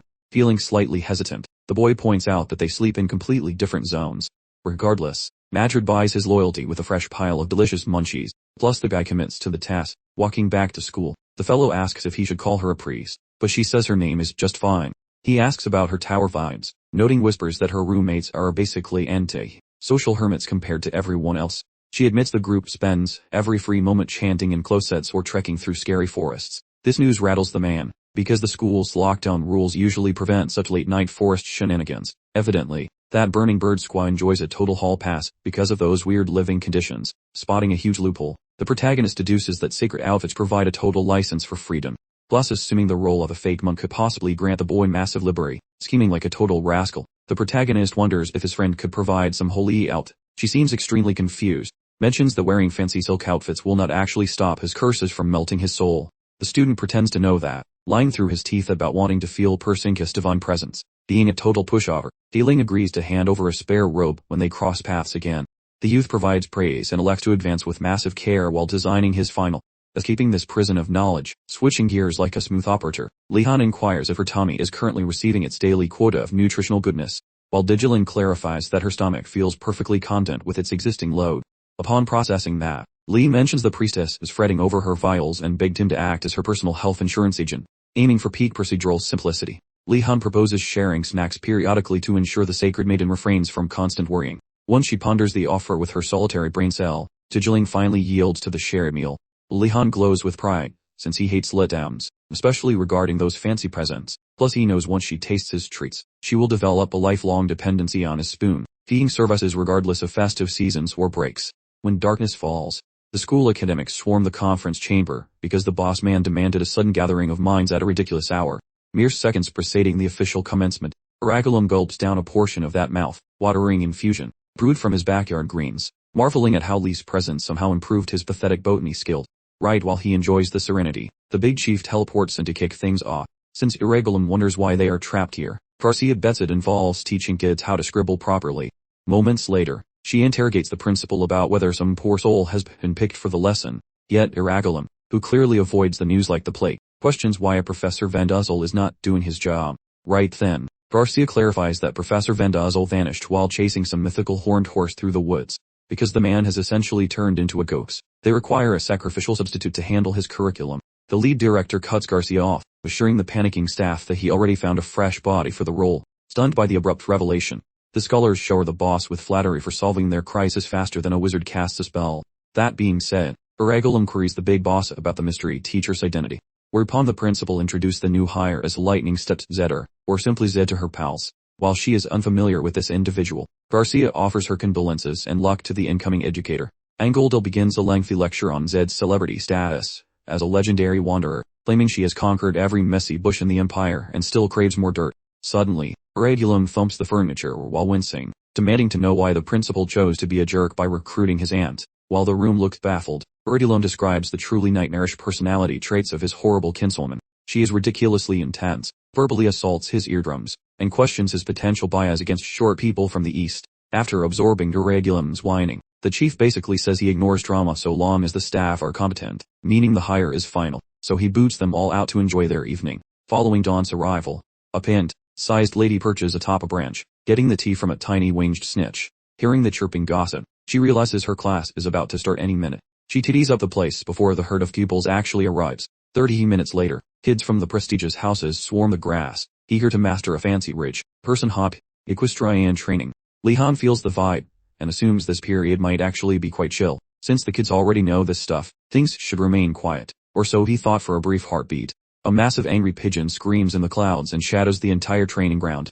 The moment those bizarre squawks and screeching noises hit their ears, the confused youngsters spin around trying to locate the source of the ruckus.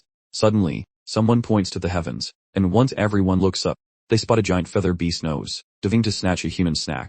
Everyone scatters like cockroaches, but unfortunately, Gainando is too dim-witted to function, so he becomes bird food and gets dragged into the clouds. Seeing that the village idiot was just snatched, Lee assumes command, telling everyone to keep their cool, duck down, and stay perfectly still to avoid being noticed. While hiding, he muses about how these weird disasters are becoming his daily routine. Honestly, this level of chaos feels like just another boring Monday to him. Moments later, the oversized chicken returns to grab another unhappy camper, and Lihon starts pondering which crazy zoo this monster escaped from. Then an angry girl from the tighter house yells for the principal, claiming the school defense is complete garbage. The person crouching nearby tries to silence her, because this is no time for blame, but the dense girl continues ranting about the school lack of protection. Her shouting rings like a dinner bell, and the monster swoops down toward the noise. Realizing she caused a mess, the girl starts apologizing and begging for someone to save her. Luckily for the loudmouth, the bird grabs the poor guy hiding right beside her. Seeing what just happened, Lihon finds it odd the bird ignored the noisy girl after thinking for a bit. He finally solves the mystery that was rattling around in his brain.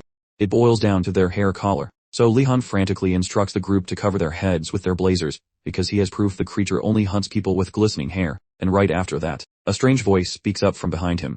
Someone praises him for being a natural leader who acts fast under pressure. Turning around to see this stranger, Lihon demands they reveal their identity, and then the mysterious figure begins to uncover her. He flung open his cloak to reveal his affiliation with the White Tiger Tower, but just as he prepared to introduce himself properly, an overly cautious individual from the Blue Dragon Tower started screaming, immediately accusing the White Tiger student of trying to bother Warness yet again.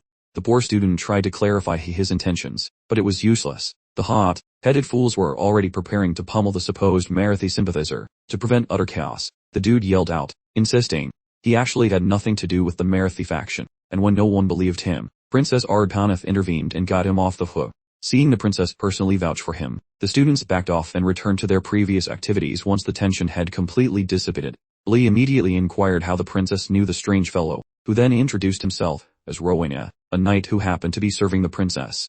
Hearing this, Lee quickly calculated the probability, realizing the princess must have successfully exploited a clever loophole in the academy's strict regulations. While no one can bring their personal servants, the academy cannot actually prevent that servant from entering as a student, meaning resourceful individuals can use this method to sneak someone in. Upon figuring this out, Lihon felt a surge of pity for poor Gainando, who had no personal guard, even though both of them were of royal birth. After Lee had thoroughly explained the unpredictable nature of the giant bird that was attacking them, Roya suggested Lee should take command of the students and use them to neutralize the avian threat. Lihon, completely surprised, questioned Rowena as to why he should take on such a ridiculously difficult and dangerous assignment.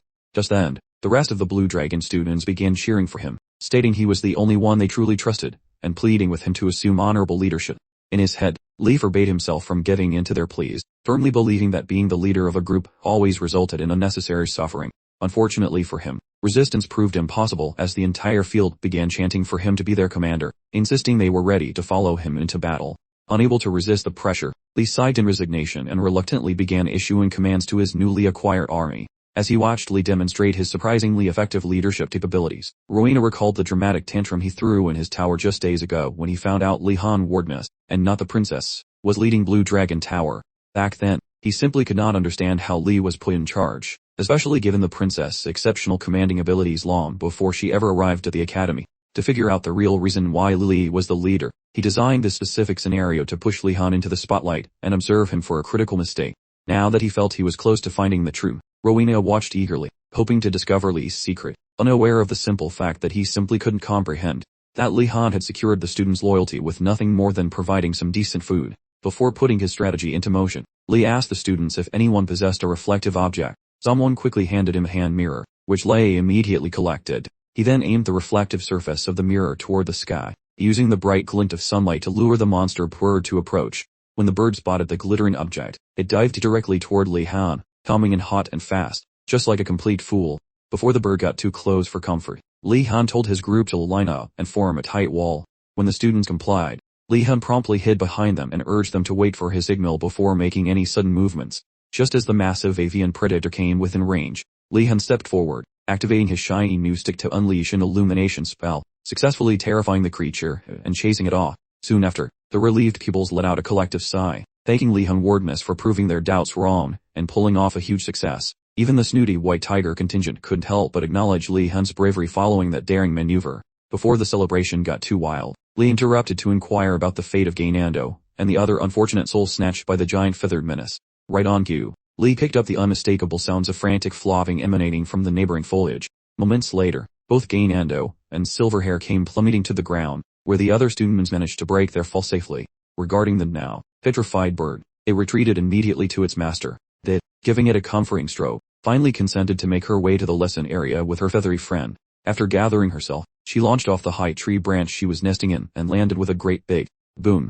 She proceeded to introduce herself to the bewildered collection of students. They were predictably stunned, as anyone would be when a stranger falls from the sky and shouts hello. Lihon found her sudden materialization deeply peculiar and pondered whether she had arranged the entire bird spectacle beforehand. As he squinted at her features, Li observed a distinct resemblance between this woman and Professor Irgalm, leading him to wonder if she was part of the family.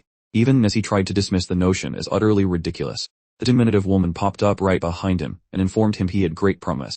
Lihon felt a familiar shiver, precisely what he'd experienced with Irgalm in Alchemy class weeks earlier, making him question if he was just suffering from a strange case of repetitive memory. As the rest of the class tried to figure out the small woman's origins, Li directly asked her whether she was acquainted with Professor Irgalm.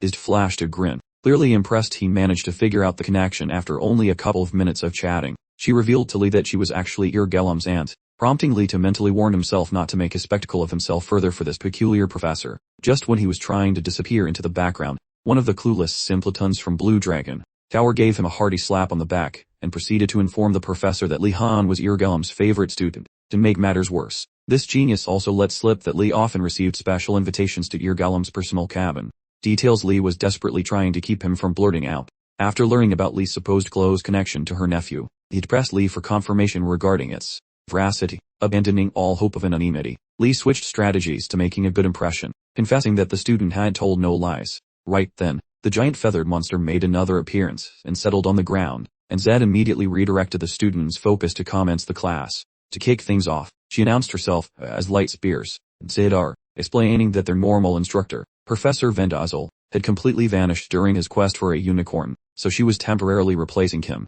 After her introductory spiel concludes, the real enchantment starts as pupils remember all the truly epic feats this instructor has pulled off previously, such as vanquishing the beast Behemoth and charting the unknown spirit's crater, accomplishments others only dream about achieving. To kick off this academic session, Zed poses a riddle to the class, asking why on earth she dragged a massive thunderbird indoors. Just for background, the thunderbird is a gigantic beast known for its foul mood and ability to command lightning storms and cyclones, making its title quite accurate. Poorly strains his noodle trying to decode the instructor's strange rationale. But then some clever student inquires if the semester's ultimate mission involves mounting the thunderbird, which makes Zed erupt in laughter, declaring they couldn't ride that beast, even if given 10 years. So that's definitely not the point. She then directs her attention toward Wardmias, inviting him to hazard a guess at the mystery. Li ventures a suggestion, proposing the beast is there to gauge their reaction when confronted by something genuinely perilous. Rowena lets out a derisive snore at his lackluster attempt, immediately signaling that he's way off base. Yet, to Li's utter astonishment, Zed beams and confirms that his assessment is,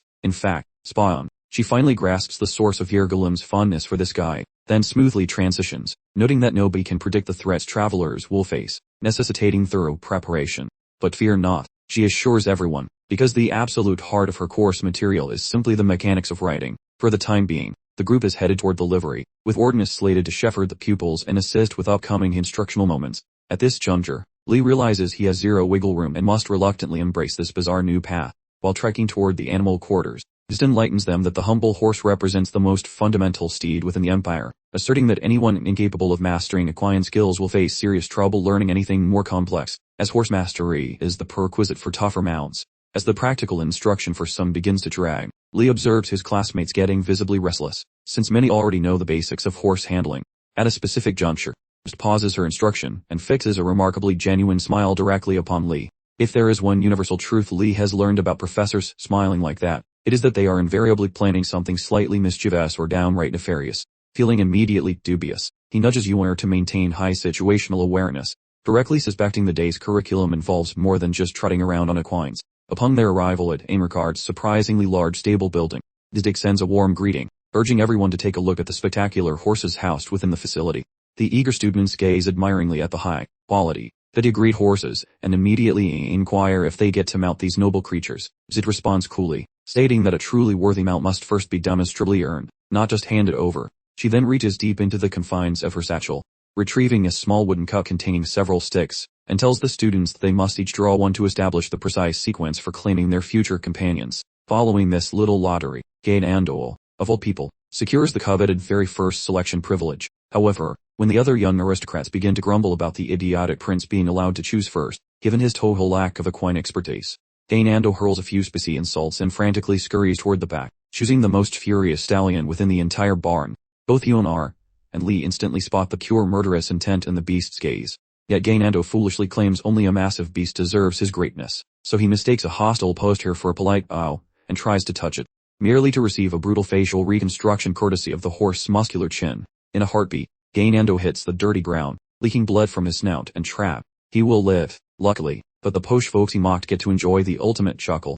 A certain aristocrat, convinced he can spot a much kinder pony, strolls up to a tiny creature, and offers a gentle stroke.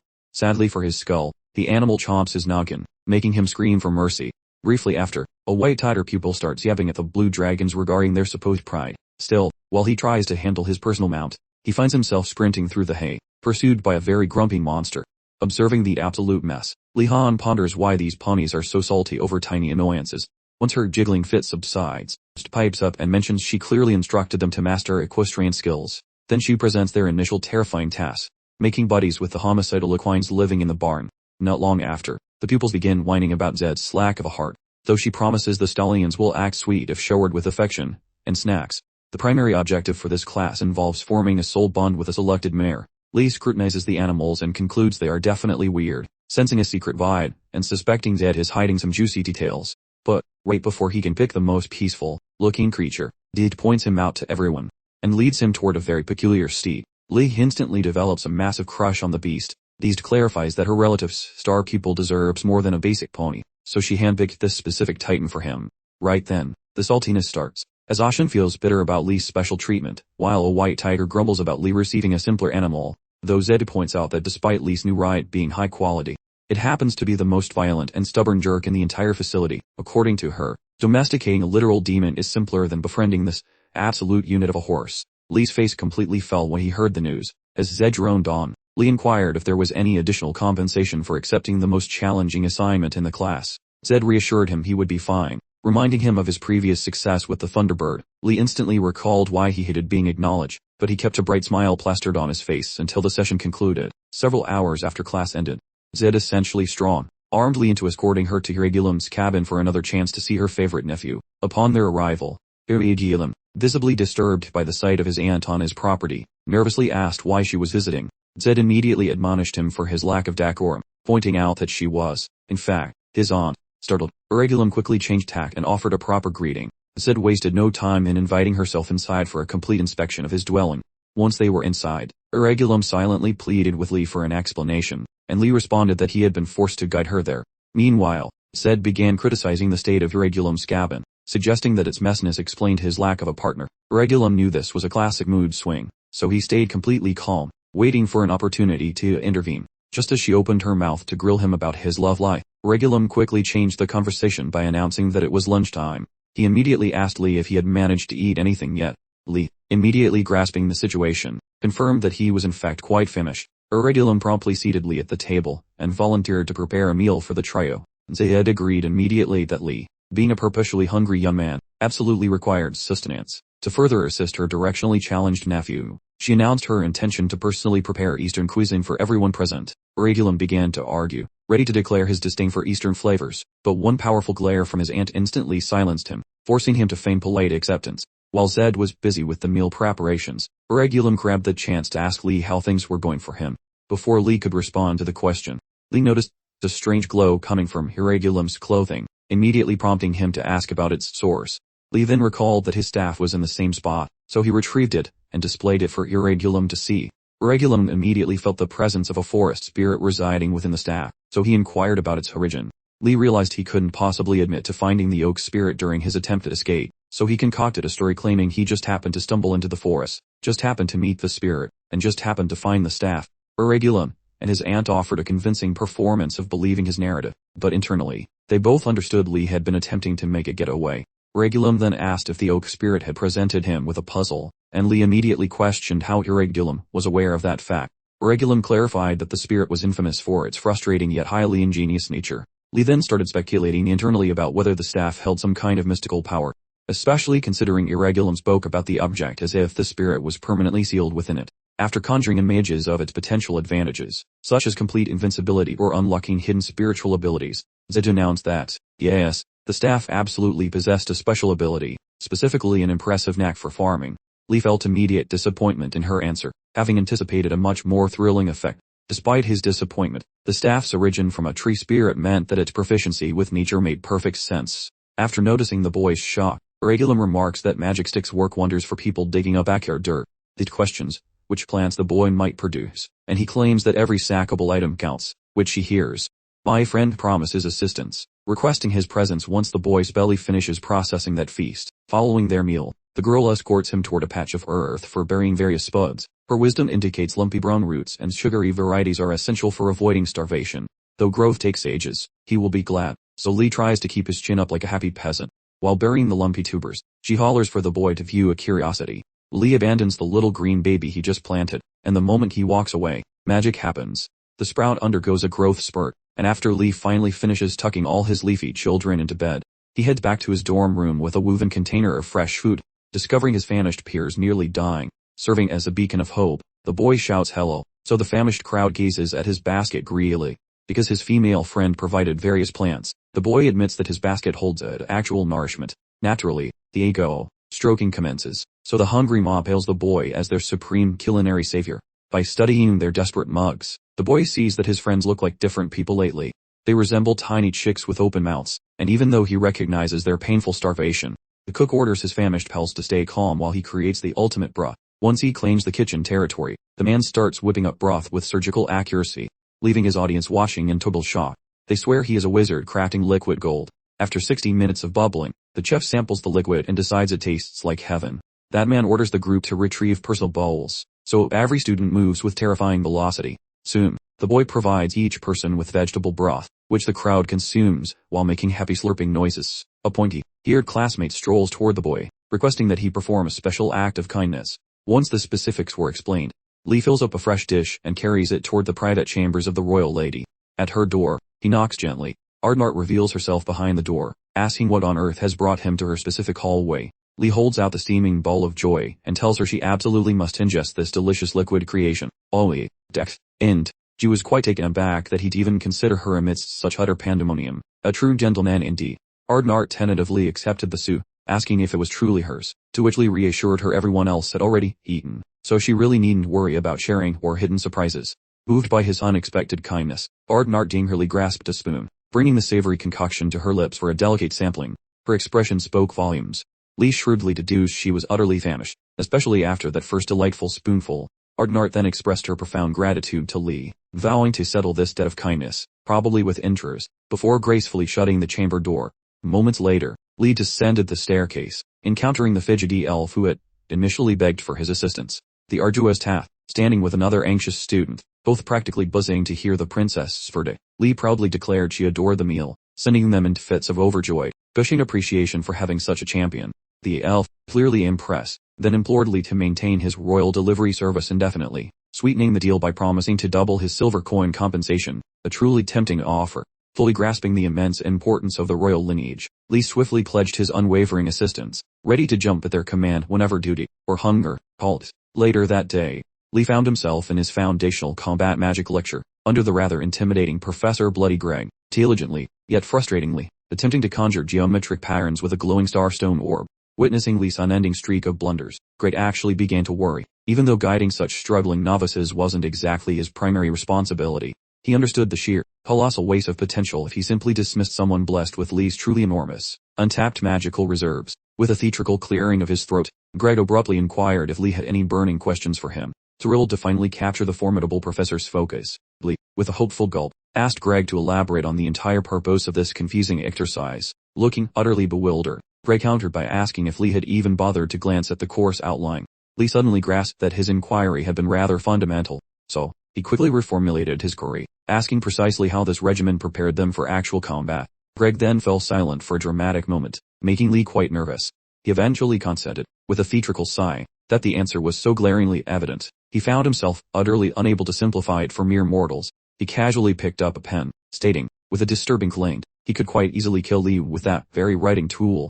Lee, understandably startled, felt a shiver of genuine apprehension at the truly ominous undertone of Greg's peculiar example. Greg clarified that the intricate dance of higher circle magic wasn't nearly as vital in battle as simply knowing how to wield even the most basic instruments with deadly, practical efficiency. He further explained that rotating the Starstone genuinely sharpened Lee's mental faculties and supercharged his projection magic. As he sketched on the whiteboard, Greg passionately elaborated that novice spellcasters frequently crumbled amid the utter pandemonium of warfare, easily overwhelmed by the deafening din, scorching heat, and sheer, raw bloodlust. However, a seasoned spellcaster, fortified by unshakable foundational skills, would flourish, even when reality was melting around them. Then, to punctuate his lecture, Greg dramatically flung that very pen directly towards Lee. This caused a spectacularly controlled, yet loud, detonation right in the designated safest corner of the room. As the magical display concluded, Lee nearly fainted from surprise, witnessing not a speck of damage. It then struck him that Greg had clearly merged a couple of incantations, achieving this rather perplexing result. Boof! Greg materialized directly behind Lee, wrapping up his elaborate magical explanation.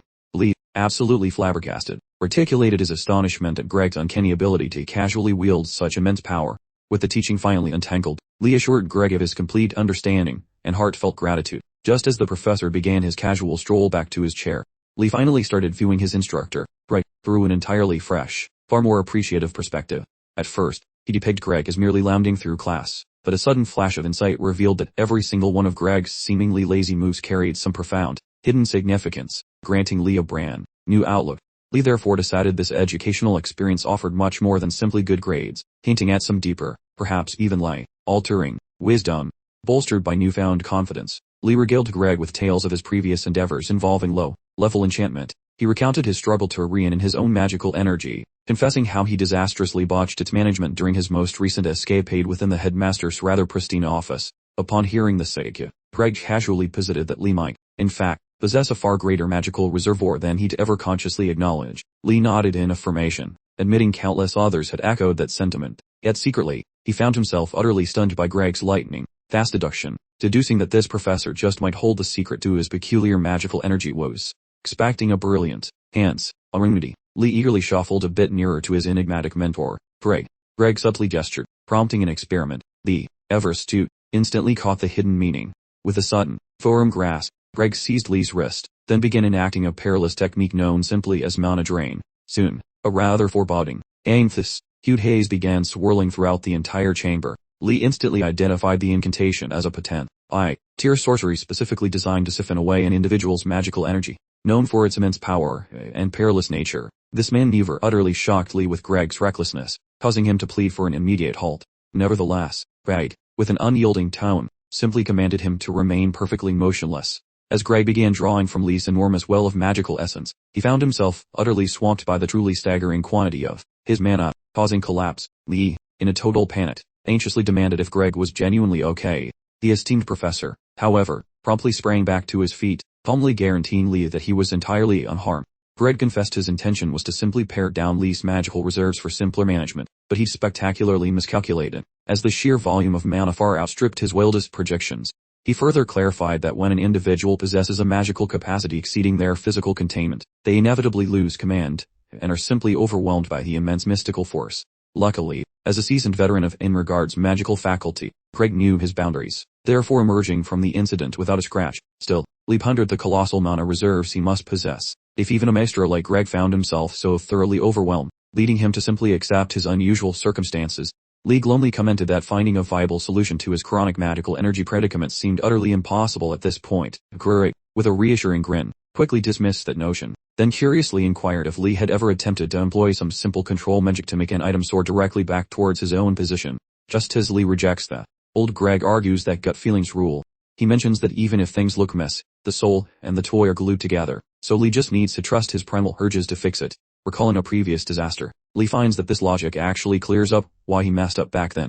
The mentor shouts about raw hunches, claiming they can turbocharge the way Lee wrangles his mystical energy flow. Feeling hyped by the speech, Lee finally gets why this geezer is the boss of Manhwa, and these fresh tricks make him feel like a legend. Right then, Greg grabs some glowing pebbles and warns Lee that the real fun is about to kick off. Despite being baffled, Lee hears that Greg intends to pelt him with rocks, expecting the student to use basic shielding to avoid a concussion. Seconds before Lee complains, Greg chucks a sapphire sphere at Lee's face, making the boy jump away like a startled cat, questioning his life choices for joining such a lethal school. Following 60 minutes of this messy workout session, Greg pauses to clap, praising Lee for finally wrapping his head around those tricky manipulation secrets. Worn out, Lee offers thanks, but he secretly wonders if he is crazy for listening to a teacher in this madhouse. Chuckling, Greg yanks Lee out, humbly suggesting that the kid did all the heavy lifting on his own. With a small grin, Lee says to quit the praise, then he finally stands steady. Greg produces a heavy metal marble and dares Lee to nudge it using that same weak magic power he just learned. When Greg flings it, Lee waves his fresh stick to direct the metal with mana. Naturally, the sphere does exactly as requested. For an extra challenge, Greg demands the ball move in patterns, and Lee pulls it off like a pro. Happy with the growth, Greg swaps the glowing rocks for Iron John. Even though Lee grumbles about failing to draw circles with the fancy gems earlier, Greg pushes him to use that same mental muscle he utilized for the heavy metal sphere. Taking the hint, Lee attempts the move and miraculously discovers the rhythm. Watching the success, Greg notes that surviving scary moments is basically a level up for any wizard. He mentions that since those pebbles are for noobs, Lee is now way too cool to use them. Now, Greg wants iron circles drawn, promising even weirder tests as Lee stops being such a magical amateur. Stunned by the mountain of nonsense Greg just dumped, Lee just keeps his mouth shut. Greg, meanwhile, rants about war, stating there are only two kinds of folks in a fight. Some people freeze completely in danger, while others react instantly, and today's practice session made the distinction clear. Greg felt absolutely certain Lee belonged to the second category, believing he had the potential to become a truly great battle mage. Upon confirming this, Greg decided to adjust Lee's future lessons to be far more efficient and challenging. When Greg's class finally ended, a worn out Lihon joined Dajiling in the courtyard and asked if he'd kept her waiting for long. Dajiling assured him not to worry, claiming she hadn't been standing around for ages. More importantly, she demanded to know what exactly was causing the gloomy expression on his face. Lee, predictably, told her not to concern herself with his problems either. Moving on, she handed him the priest robe he requested from their previous meeting. Lee immediately thanked her for helping him acquire it. To repay the favor, Lee offered her some food he had saved especially for her. However, Dajiling refused to accept the perfectly good provisions. She explained that eating would dishonor her suffering lord, Prisinga, who was currently enduring hardships. Lee realized helping Dajiling was going to require more effort, so he started formulating a cunning plan. Meanwhile, Dajiling suggested he give the food to someone who truly needed it, as it was not necessary for her. She said that a cup of tea was enough. Lee seized the opportunity and asked if he could make her tea instead. He mentioned he'd heard that priests usually preferred green tea or strong coffee with no added sugar. Unable to turn down such a simple request, Dajiling agreed to let him brew something, which allowed Lee to execute his very unique method. After getting the fire going, the young man began mixing and boiling every available ingredient for his bizarre tea recipe, hoping to expose her to an entirely new flavor experience. When Dajiling noticed something distinctly fishy about Lee's eccentric brewing style, she stood up and demanded to know what concoction he was preparing. Lee remained perfectly calm, informing her this was a secret family recipe, and asked if she had any issue with his heritage. Poor ridden Dajiling could only shake her head no. Even as she prepared to complain about the massive amount of sugar he was adding, Lee interjected once more, asking if she thought his family's secret method was wasteful. Dajiling sputtered in frustration, trying to exonerate herself from the manipulative Lihon's accusations. Tired of being guilt-tripped by the evil mastermind, Dajiling gave up arguing and simply told Lihon to give her the tea once he finished preparing it. Lihon obviously enjoyed winning the psychological battle, pouring his special milk tea, and strongly encouraging her to try it immediately. Dajiling carefully examined the beverage. Unsure what flavor awaited her, she cautiously took a small sip. Strangely enough, she discovered the taste was delicately sweet. mildly spicy, and quite refreshing overall. She declared the flavor utterly captivating, a culinary revelation she hadn't encountered previously, and much to her surprise, she thoroughly enjoyed it. Her delighted grin, blooming after a contented sip of the beverage, was all the confirmation Lee required that his cunning scheme had succeeded. With the first stage accomplished, Lee wasted no time, diving headfirst into phase 2 by promptly concocting the next special brew. For his next culinary exploit, he combined sugar, oats, rich cocoa powder, creamy milk, and corn powder into boiling water, intending to craft what he called a wardness special cocoa tea. Prior to taking her initial sip of the second beverage, Darjeeling couldn't help but observe its formidable density. She playfully inquired if he'd accidentally served her a bowl of soup, to which Lee earnestly replied it was a unique tea, brimming with generations of his family's customs. Much to Darjeeling's bewildered chagrin, she sharply told him to stop his chatter, then finally tasted the tea, spotting the peculiar expression on her face. Ever the optimist, surely surmised the flavor must be so profoundly exquisite it felt like a complete rebirth into an entirely new culinary dimension. Using this clever approach, Lee cunningly intended to plump her up using a succession of delightful beverages that, while masquerading as tea, were suspiciously similar to desserts in a cup. Once she had finished her delicate sipping, Darjeeling candidly acknowledged the utterly delectable quality of the brew, and Lihon, with an almost too eager grin, pressed her to finish the rest. Now that her taste test was complete, then, adopting a dramatically ominous tone, he informed her she must continue to appear at their designated spot for more frequent tea gatherings. Darjeeling, rolling her eyes, told him to ditch the supervillain monologue, before cheerfully agreeing and expressing her gratitude for the drink. The moment their rather eventful tea meeting concluded, the two then separated, traveling toward their distinct towers. As evening descended, Lihon carefully donned the peculiar priest's robe Darjeeling had given him earlier, then hid himself in a dim corner, waiting until every student was safely in their towers, and curfew began. Once he was sure everyone was securely back inside their towers, Lee resolved to explore his designated points of interest late at night, cleverly adopting the guise of prayer, for to any onlookers, he simply appeared as a profoundly faithful young priest, brimming with piety. In any case, upon reaching the grand entrance of the Academy's central edifice, Lee mentally reminded himself to remain exceptionally vigilant, lest he stumble into any unexpected booby traps potentially scattered about. To his immense relief, and precisely as he had anticipated, the ground floor of the structure proved to be rather uneventful, free of any dramatic occurrences.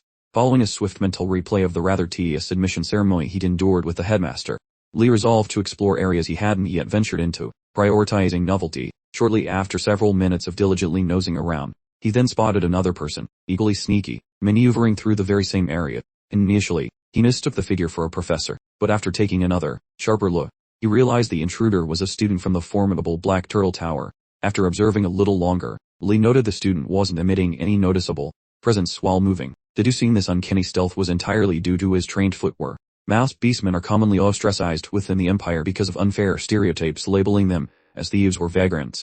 This particular individual, however, seemed quite different. His intentions appeared remarkably lucid. Noticing how those sketchy goals finally matched, Lee creeps toward the oblivious whiskered fellow, shoving a pointy timber into his gullet, and commands the guy against making sounds if he enjoys breathing. That spooked furry pupil stops cold, spinning about to witness a smirking mug belonging to the dude who practically made him soil his trousers. Acting scary proved crucial for Lee during his quest for assistance plus remaining hidden. Then this furry fellow claims he assumed he encountered a mean teacher, yet when discovering Lee is merely another pupil, his shaking finally ceases. The lad offers regrets regarding the fright, providing a formal introduction, plus requests the fuzzy guy's moniker. That whiskered fellow dwelling in the Black Turtle Tower identifies as Rat Ford, a career crook tied to that White Crow group. The rodent mentions his peers do not strictly cast him out, however they certainly treat him like a rotten egg, thus he requires a victory for his house. The boy opted to locate the Academy's larder for basic goods following a lengthy hunt. His lucky paws finally touched the entrance to the supply room.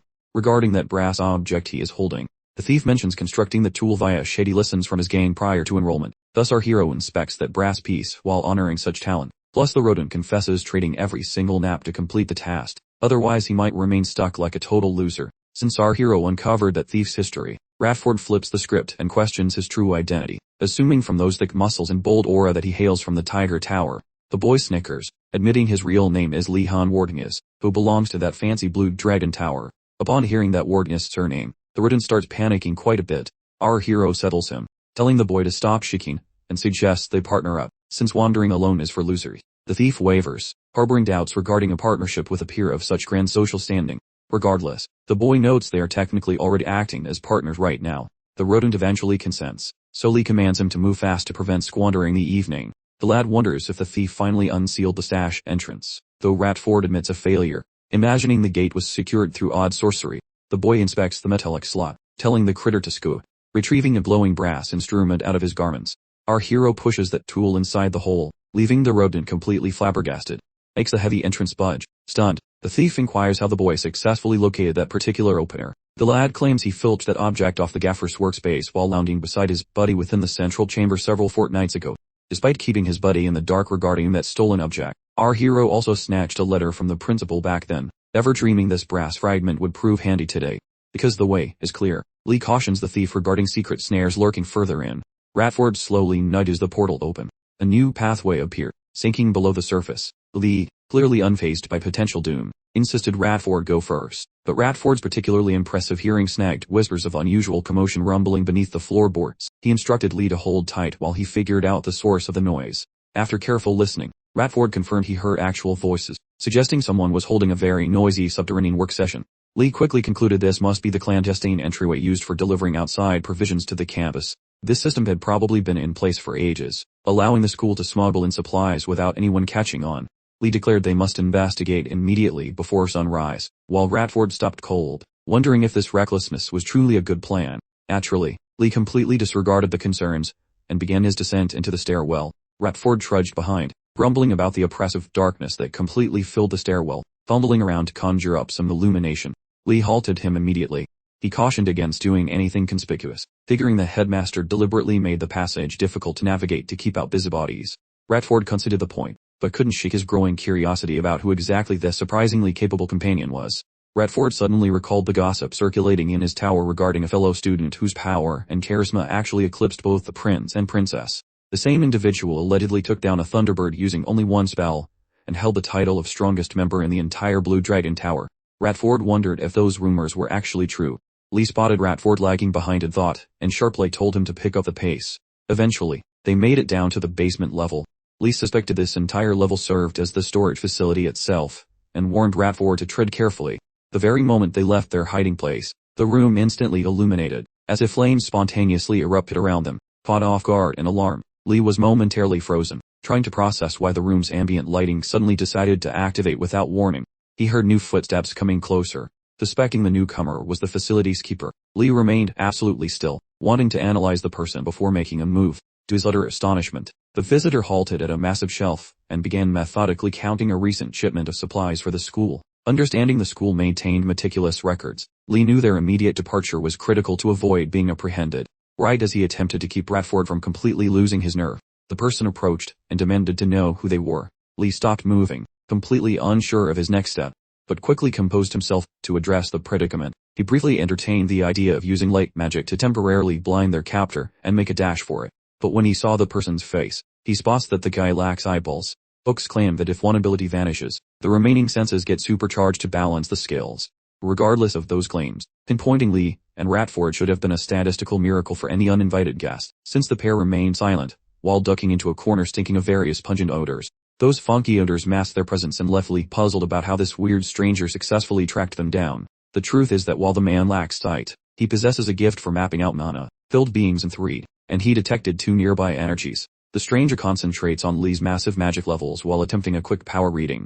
Unsurprisingly, this fellow encounters a bizarre spiritual kickback similar to what humbled Greg during training with Lee. Because that sightless guest cannot recognize them, he concludes such enormous power belongs to the academy principal. Our eyeless friend mutters a regretful excuse to Lee, believing he met the boss, before resuming his chores. Once the stranger departs, Lee feels increasingly baffled that the man simply vanished without posing a single follow-up interrogation. Regarding that primary puzzle, Lee considers the principal's name and a potential identity mix, but, while also reflecting on those earlier remarks about mystical strength, Radford eventually summons the guts to chat and queries Lee regarding the incident, while his companion clarifies the magic tracking and notes the school's brutality, which seems over. He gives Radford a reassuring pat and tells him to keep his feet moving. While exiting the warehouse, Lee cautions his buddy against fiddling with the equipment, because some grumpy employee is likely auditing the stock. Their plan is to find the delivery tunnel and follow it to the exit, and a few moments pass by. Radford's sensitive hearing detects suspicious rustling noises coming from every single angle. The thief notifies Lee, who praises his companion for skillfully navigating the dark basement during his premiere outing. Radford says thanks for the kind words, and then they start creeping toward the source of the ruckus. Lee wonders why his partner suddenly started using such incredibly fancy vocabulary. The thief ignores the remark and instructs Lee to keep concentrating on the objective, because the end is finally in sight. Following a short dash down the dark hallway, they encounter a total roadblock. Radford feels discouraged and doubts his own ears, but Lee thinks this dead end is actually a secret door. The protagonist notices an unusual stone within the masonry and assumes it functions as the trigger for opening up the concealed route. This hunch comes from all the crazy stories his family used to tell him, which is a major contrast to Radford, who only knows the art of pickpocketing. Lee shoves the particular block inside. That massive obstruction eventually shifts aside, while the intense illumination and generous width suggest a major throughway. Radford bets this specific hallway exits into the fresh air. The sheer mystification radiating from Radford was palpable, as he pondered Lee's seemingly clairvoyant knowledge, perhaps concluding he was a rogue guard. Radford's amazement at Lee's strange capabilities persisted.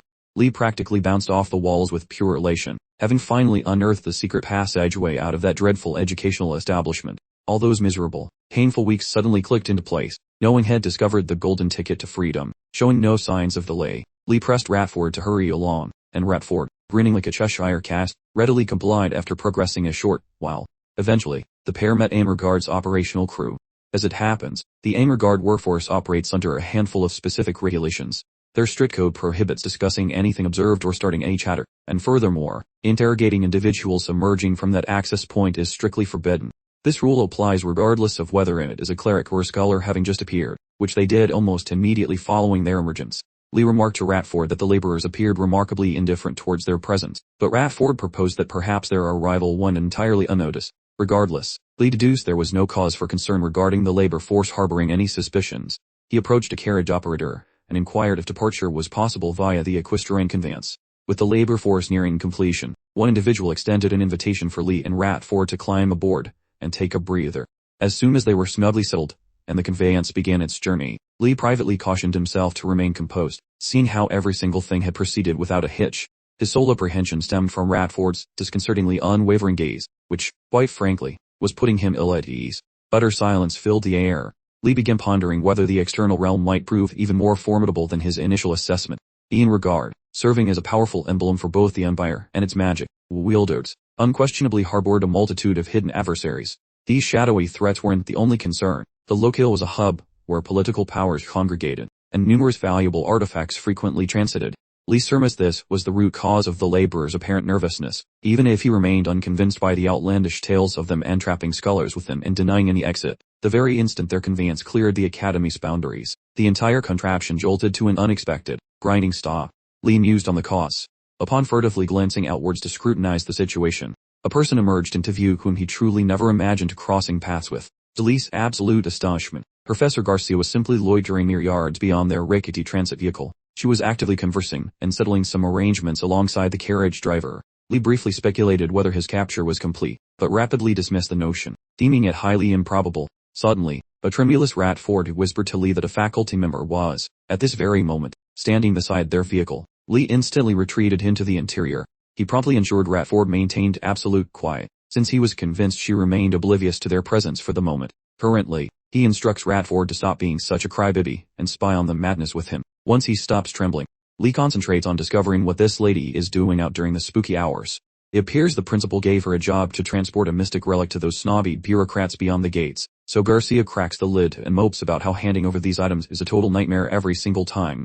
In a jiffy, she pivots toward the staff and radiates a grin that chills their bones, which really hurts her feelings, because her only goal was being nice. But suddenly, a long-eared hybrid detects an alarming vibration originating from the rear weapons, prompting him to draw his sword and tell his comrade to prepare for combat.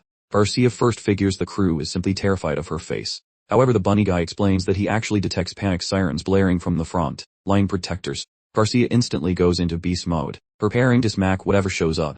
Meanwhile, the protector captain commands the masked funnies creating a ruckus to show their true faces, cautioning that this is their final warning. The tricksters answer with a fib, saying they are merely traders on a journey. Since he recognizes their total lack of honesty, the boss man calls them out and points at the sharp toys they have hidden behind their backs. After seeing their ruse failed, the frauds compliment the school staff for being observant, then inquire while ditching their costumes if they are professional assassins or standard infantry. Snubbing the goons, the protector boss tells his boys to huddle up, and tells the bowman to unleash a hail of bolts at the frauds. But those funnies rapidly summon a magic sphere to swat away the bolts, while one jerk jiggles about how the sentries assumed they were not ready.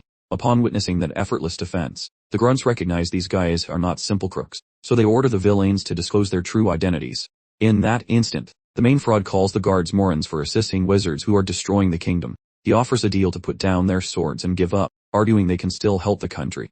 At that specific point, the armored grunts at last realize the truth. These men are battling the magic-hating zealots, a radical mob that loathes sorcery and thrives on fear.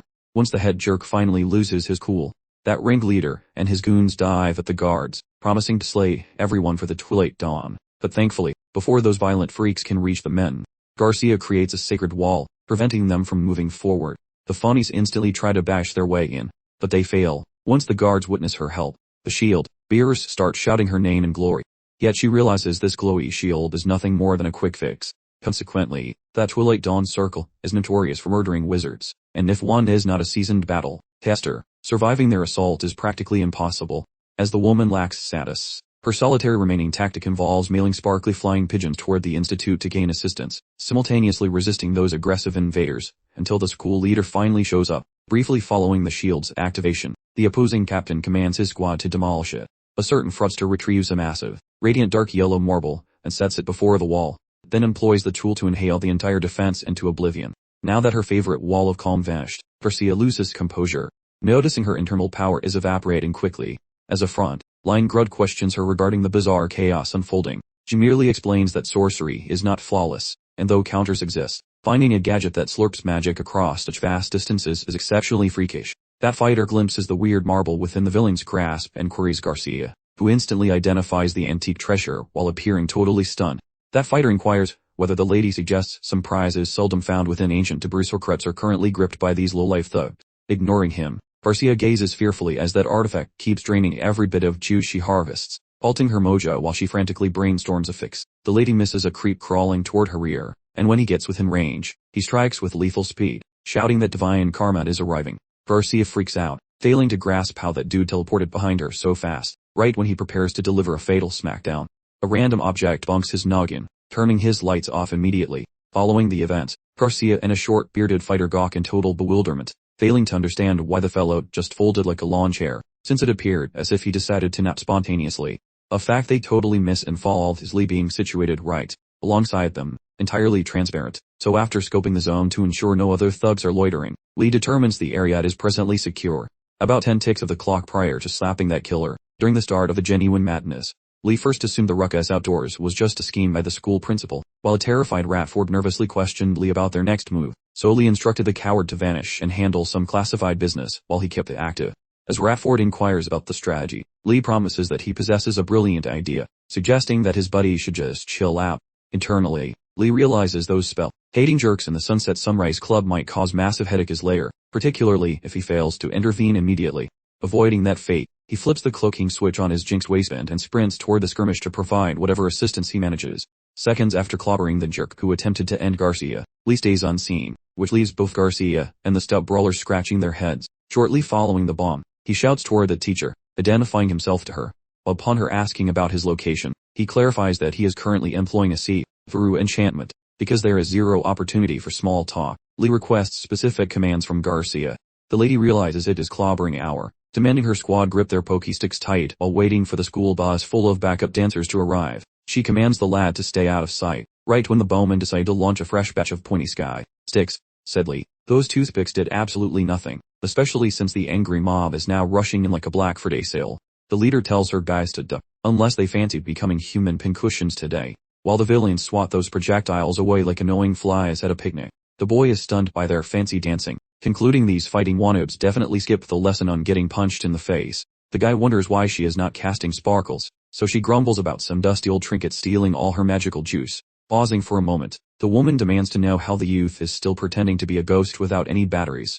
Before he can speak, she has a brain blast, and solves the mystery. Assuming she is right, his power is basically a bottomless ocean, so she begs him to share a cup of that spirit fuel. The kid shrugs, and dumps a massive bucket of glowy essence right into her lap, which finally recharges her internal magical batteries. Fueled by this power, the woman calls forth that legendary, unbreakable poker. Her companion stares, totally impressed by her fancy light show. Then she unleashes the world, ending oomph of that giant metal toothpick, aimed straight at that shiny yellow marble the villains treat like a holy family heirloom. The boom is so obnoxious and flashy that even the baddies decide to run away like scared kittens for a second. Just as the sorceress feels her magical juice returning, she orders the boy to move his butt, claiming she will handle the trash with her next trick.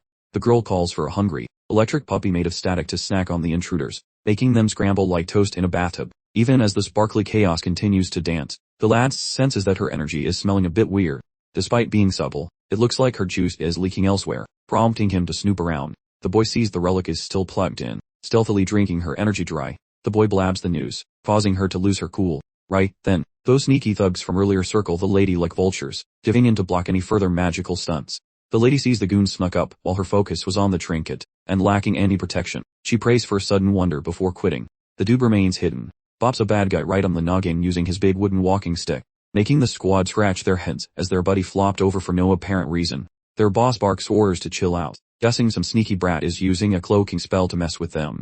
He flings some magic sand at Lee, making his head spin like a cheap merry-go-round.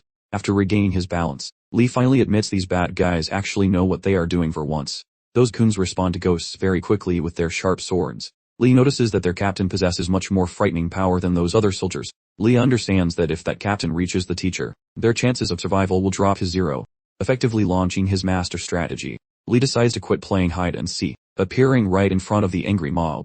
Noticing their tormentor is merely a small child, the troops feel embarrassed, promising to destroy him. Lee just shrugs and explains he is not dumb enough to brawl with them in a fair fistfight. After making that announcement, he bolts for the artifact to break it into pieces, forcing nearly every warrior to pursue him like a pack of starving dogs. Knowing that straight fighting means death, Lee triggers his hiding magic, vanishing into the night once more.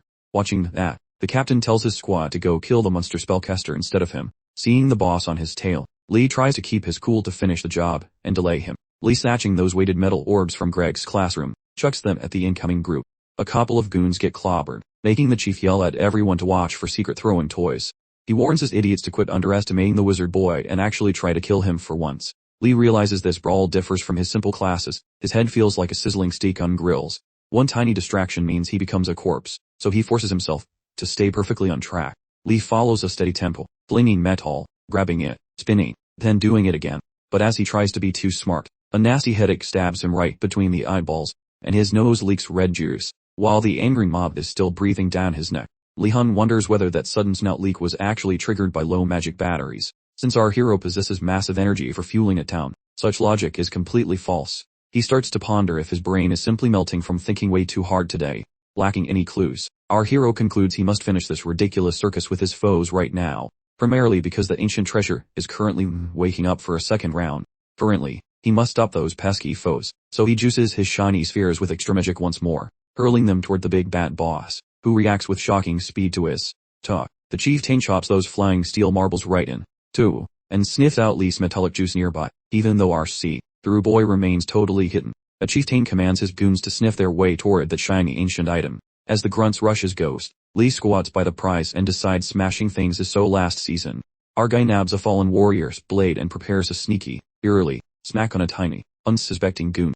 Luckily, he manages to land a successful slice, but the boss instantly clocks that a blade did the damage. Wondering if Lihon swapped his gear, two lackeys scream that someone is nearby, trying to avoid getting smacked by the see-through wizard. A clumsy enemy tosses some fancy glittering dust all over the sacred treasure. Lee narrowly avoids that shiny dust mess by just a single whisker. However, a drop of his red-nosed shoes hits the sparkles, exposing him, which Lee definitely notices. Right as he almost quits his goal of wrecking the trinket, Lihon remembers a crafty scheme and disappears on the foe once more to set his trap. Pretty soon, the bad guys notice a trail of Lee's blood staining the floor. Noticing this, the boss tells his crew to handle the magician without panicking. But, while he tracks that iron aroma once more, the chieftain sees the crimson liquid has all blended, making him concerned, and suddenly noisy noises start popping up all around, so the boss quickly shouts for quiet since he feels Lee is near. Just moments before Lee deletes two of those main heavy hitters with a single, spicy swing. The chieftain takes note that Lee has some seriously impressive brain power. Amazed that, even while trapped, Lee snuggled up with the hurt guys to leave them bamboozled, since the boss hasn't met a sneaky fighter like that in ages, and he is stoked to find a brainy brawler at last, a person he can actually hit with full power. Before the duel, the head honcho nabs that blade, reveals his mug, and claims his title is Garaxe, but just call him Jira for short. Portly, following banter, our boss promises Lee a genuine fight, explaining how sorcery cannot hide anyone from pro senses, trying to verify the chieftain's boast. Lihon attempts to poke that fellow where he cannot see, but the boss dances along and swats the blow away like a fly. While he scratches his head over how the guy found his exact coordinate, the big boss claims the kid has more tells than a nervous poker player, noting Lee's gasping lungs sound like a broken bellows, and trusting only on the scent of living meat is for rookies, and the villain actually thanks the boy for killing his goons because the quiet makes that wheezing sound like a megaphone. Vowing to finish the duel instantly, the commander triggers a fancy combat style resembling spiritual blade mastery, and pounces on the boy with total fury, even though he realizes a single graze would turn him into sashimi. The boy tries to stay cool while twisting around every incoming strike like a caffeinated gymnast. Once he manages to evade the entire flurry, our hero understands he would be toast if his positioning were slightly worse. Pondering the dire situation as metal clashes around him, he confesses that the antagonist handles a blade much more skillfully than his own clumsy hands. Being bullied by a blind man really hurts his pride and confirms the jerk's insults, so the kid shifts his stance for his next maneuver. That head Unto dives forward with luminous orbs for eyes while waving a lumpy vascular weapon. Luckily, the boy parries that heavy hit, yet the impact launches the student across the room like a discarded toy, ending with a painful thud on his spine. Staring at the ceiling, he concludes that actual murder attempts are significantly more stressful than training sessions with friends. He questions if this creep achieved that elite spiritual energy rank the mentor, Lihon, mentioned during his youth. Now the commander starts trash-talking, claiming he can smell the stench of panic leaking out with every ragged exhale of his victim, aiming his sharp steel right at the youngster's neck. The killer muses about what sort of pathetic, tearful face his victim is making at this exact second. Noticing his impending expiration, Lihon decides he is not ready for an early grave. The boy remembers a specific lesson from Arlo long about how professional fighters shove magical juice into their sharp pointy sticks. Because the boy is a wizardly prodigy, he tries pumping a huge chunk of spare energy into his own weapon. The moment he initiates the flow, the steel begins radiating a brilliant shade of neon azure. Our hero swings at the villain who deflects that blow with annoying speed. Observing the light show, the boss gets confused, having a hard time trusting his own senses. Records show that Lihon just became the most junior sorcerer in history to cram this much energy into a blade. With his spiritual gas tank completely topped off, he decides to dump the whole gallon into the metal. Directly following the magical enhancement of his blade, Lihon triggers a massive explosion of force, which hurls the Twilight Dawn Lear, Jarrah, across the field like he was shot from a cannon, causing massive damage. Jarrah coughs up red liquid, while wondering how one swing packed enough punch to wreck his life. Sprawled across the dirt, the loser shouts insults toward that novice, Lihon. Furthermore, his mind is set on murder, since being recorded as a failure is unacceptable, especially when bested by such a pathetic little beginner. At the same time, the youth tries rising, but discovers, with terror, his limbs are frozen. While the youth attempts to grasp his predicament, the boy suspects such paralysis comes from the trauma of dumping immense magical power instantly. Using the tiny bit of energy remaining, he observes his foe, who stumbles upward, readying a final lethal blow. After the villain finds his balance, he rushes toward his target with a savage yell. Perish, fully intending to conclude the messy execution, precisely when that student's frozen anatomy nearly welcomes a state of absolute misery. Calamity hits his opponent, as his muscles quit in mid-air. The antagonist abruptly vomits red liquid, then face plants into the weeds in a state of total blackout. The boy, both baffled and comforted, gawks with amazement while that antagonist topples over directly before his eyes. Pleased because that energy, heavy blast managed to function, the survivor rests, still on the dirt, drained yet excited to outlive such a ghastly struggle. Before cheering, he wonders about the safety of the teacher, Garcia.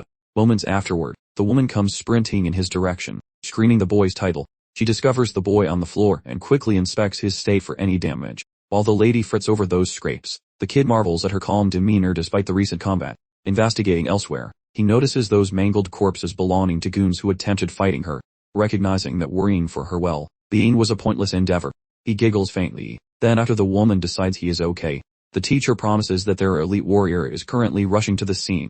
Soon, that funky academy leader known as Ozukan Adults finally arrives, and surprisingly, the student finds joy in spotting that lime-colored bone, and, sensing that safety is at hand, the youth collapses from exhaustion, drifting into slumber. While she holds him, she gently plops the boy onto a weapon cot. As the school guards start tidying the area, facing Garcia, the elderly manager feels awful about thrusting the lady into the hazard, confessing he really failed by not spotting the Twilight Dawn goons sneaking around. Garcia, being a sweetheart, says it is fine. Then suddenly a wild person appears. That grumpy guy Greg stomps over and bickers with the principal, labeling him a total airhead for failing to predict that ambush. This annoyed administrator commands the loudmouth to be silent and rather point out a specific captured criminal. The scout, sensing a pivot, but playing his part, gestures toward a fellow called Garakse, also called Garaf, the man running this entire group of nasty hostile invaders. That scout notes the captive is quite powerful within his organization, holding the scary nickname of Magic Killer for his brawling skills, observing that the nasty antagonist hasn't truly died yet. Our leader binds the man firmly before spotting some very odd details across the bloodied grass. Tumbled across the dirt are numerous strange steel orbs belonging to Lee, an aggressive technique quite unlike anything used by common soldiers of fortune. Connecting the dots, the administrator starts pondering if that young student defeated every single opponent without any help. Completely shocked, the elder questions what sort of terrifying creature his own kin have actually produced. Garcia, reading the room perfectly, explains that Lee basically carried the entire team during the skirmish. The woman requests that the principal excuse the boy's actions for this specific occasion. Mulling over her plea, the leader realizes it is crazy for any freshman to possess that level of violence. The man eventually determines that the boy has massive potential regarding mystical brawling. Judging by what the soldiers said, clearly wizardry was only a single part of his arsenal. Filled with interest, the boss abruptly shares some shocking news. The elder desires a unique apprenticeship with the youth, aiming to bequeath every hidden fighting trick solely to him. The girl instantly cautions her superior that the imperial ruler might react quite poorly to such news. Nevertheless, the boss merely mentions the university policy about treating every pupil with the same respect, and delays his scheme, aware that many chances to coach the kid will appear later on. Unaware of the situation, currently the young man suffers through a terrible sleep. Putting that aside, the principal produces a few tiny magical copies of himself, and while darkness reigns, these small figures begin washing away the remains of the conflict. This administrator also confirms those hired blades get paid very well for their services. At last, prior to scrubbing, the boss tells his tiny minions to recover that hexed artifact which drained Garcia. Shortly following the fray, the boss man pivots toward Gory Greg, who lingers amidst the carnage, scrutinizing the mangled remains of the defeated goons, and probes for a reason for his daring. Greg lifts his gaze, explaining to the big G's that he is merely analyzing the bizarre shapes of the deceased raiders. Since Greg believes it seems genuinely bizarre that a single wallop might hammer those torsos halfway into the soil, the principal agrees that those poor fellas look like they were planted like human radishes. Yet he questions whether the Lady Guardian or Lihon pulverized them, debating whether any mortal man could wield that ludicrously overpowered sorcery. After a brief, awkward quiet, Garcia finally spills the beans and admits the truth. That lady actually pummeled those goons into ground beef herself, explaining she simply swung her massive knuckles like hammers and never guessed they would crumble, finally clarifying the situation. Eventually, once the trash is tossed, the whole gang, including Rat Ford and the wardmiss, gets hauled back to the school before the crack of dawn. Right as the first rays peek out, Lihon stirs inside a cozy, plush bunk with extravagant blankets and a rather peculiar chamber, pondering if this pampered lifestyle is his new reality. Once his brain fully functions, our protagonist scans the chamber and suddenly feels horrified by the boss' giant bony face inquiring whether he has finally returned to consciousness. Upon seeing that spooky bone head suddenly appear, Lihon bolts upright and shrieks, questioning why on earth our principal was hovering right against that nose. While our hero frets over his current location, the young lady comforts him and says everything is fine before discussing the massive trauma surely lingering from that midnight ambush earlier. Following some praise for Lihon regarding his heroic act of pulling every person's bacon out of the fire, Lihon relaxes slightly, recalling the image of the teachers storming the field just before his lights went out completely. A moment later, our skeletal leader expresses how impressed he was, while Lee gives a humble nod for such praise, while suspecting these freaks are merely trying to distract the staff from the reality that he attempted to desert the campus. Precisely when he thinks he dodged a bullet, the principal mentions he remembers vividly that the boy tried to ditch the academy. Lihon buries his head in embarrassment, while the girl says sorry regarding being a total liability, and forcing him to stage a rescue mission. Shifting gears, our skeletal boss demands to know the secret of his sneaky trip through the cellar tunnels. Since Lee gives no reply, our skeletal boss wonders if the boy swiped a specific set of keys that were intentionally abandoned as bait.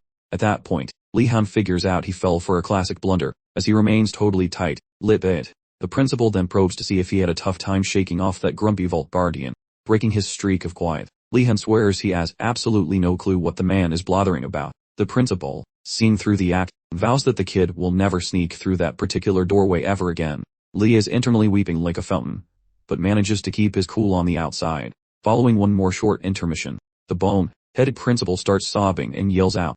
That supreme leader utters the lad's entire title before celebrating his heroic combat versus the shady cult group meant to shield janitors plus egghead teachers. As a tiny prize, the big boss awards our boy a legendary slicer, Morningstar. After fiddling with the metal pieces for a minute, the youth quickly identifies the weapon as belonging to those shady cultists. The boy questions the Grandmaster about handing lethal weapons to children, but the elderly man simply shoves a different valuable treasure into his palms instead. Lee examines the item and instantly spots a magical leave of absence slip. His mug turns bright pink from glee while his mind begins scheming. regarding the various naughty pranks he can achieve with this fresh legal clout. Quickly, our hero prostrates himself while thanking the principal for the prize, vowing to act as a loyal servant. With the pleasantries finish, the Grand Poobah queries if his physical form is intact, and the student claims he feels like $1,000,000. So seeing the boy recovered, the ancient ruler proclaims his scheduled torture session must commence now. Currently, the lad is penalized not for departing, but specifically for failing to remain hidden. Right now, the lad feels totally finished with that trashy old man, since ditching Garcia while fighting those jerks solo feels purely offensive. Basically, the supreme leader disregards those quiet complaints while peering outside to verify if dawn has arrived. After seeing the sunrise, he orders the boy to invent a clever new breakout method from the cell before tomorrow morning to receive a total pardon for his crimes. A couple hours vanish, and the boy is spotted trapped in a dungeon by a weirdo. Looking at the pathetic quality of the stone cage he currently occupies, the room appears quite similar to student housing, though honestly, it surpasses his memories of graduate school. Aware of this truth, the lad flops onto the soft bedding to enjoy some sleep. Moments later, a rattling skeleton belonging to the boss arrives at the iron bars, shouts for our hero, then abandons a crate of snacks once the boy peeks out. Baffled, Lee wonders if jail grub is usually this fancy, but in his gut, the youth assumes the manager lacks such sympathy, so he expects a nasty trick. Right then, the clattering bone pile validates the youth's worst fears, revealing that the snack basket was sent by Professor Garcia to say sorry for making his existence a nightmare. When Lee requests a thank you for her, the bag of bones hurls bread at him, and ditches the dungeon room, leaving food particles sprayed across the floor. Finally, Han mops the disaster and prepares a fairly tasty banquet. Once the snack and beverage are gone, the lad ponders his tough scuffle with Garcia. Recalling that lethal scrap, the student figures he avoided the grave by pure fluke. If the instructor hadn't shared those brawling tips, his buddies would currently be arranging his burial. Furthermore, Han notices he can finally craft a flawless rain using those metallic spheres, demonstrating how much he learned from the mentor. Ultimately, the youth confirms the teacher's theory that facing peril really speeds up one's education, though he hates flirting with the Reaper just to grasp the old man's meaning. Slumping onto the furniture, the boy confesses he blundered into survival, and vows to handle mystic energy more safely hereafter. Otherwise, he could perish in a company of errors, and become the Academy's biggest joke. Bored with his internal thoughts, the wizard searches for any amusement within the detention chamber. Peering around the area, Han spots that sketchy tomb the principal provided prior to his isolation, and remembers the skeletal boss claiming it would occupy his wandering mind. The student feels quite conflicted about touching that strange piece of literature, wondering if the item represents some wonderful prize plus any hidden hazard. His mental roommates are having a loud argument about opening the cover. One naughty impulse calls that volume a treasure, but some paranoid half shouts it is probably a prank.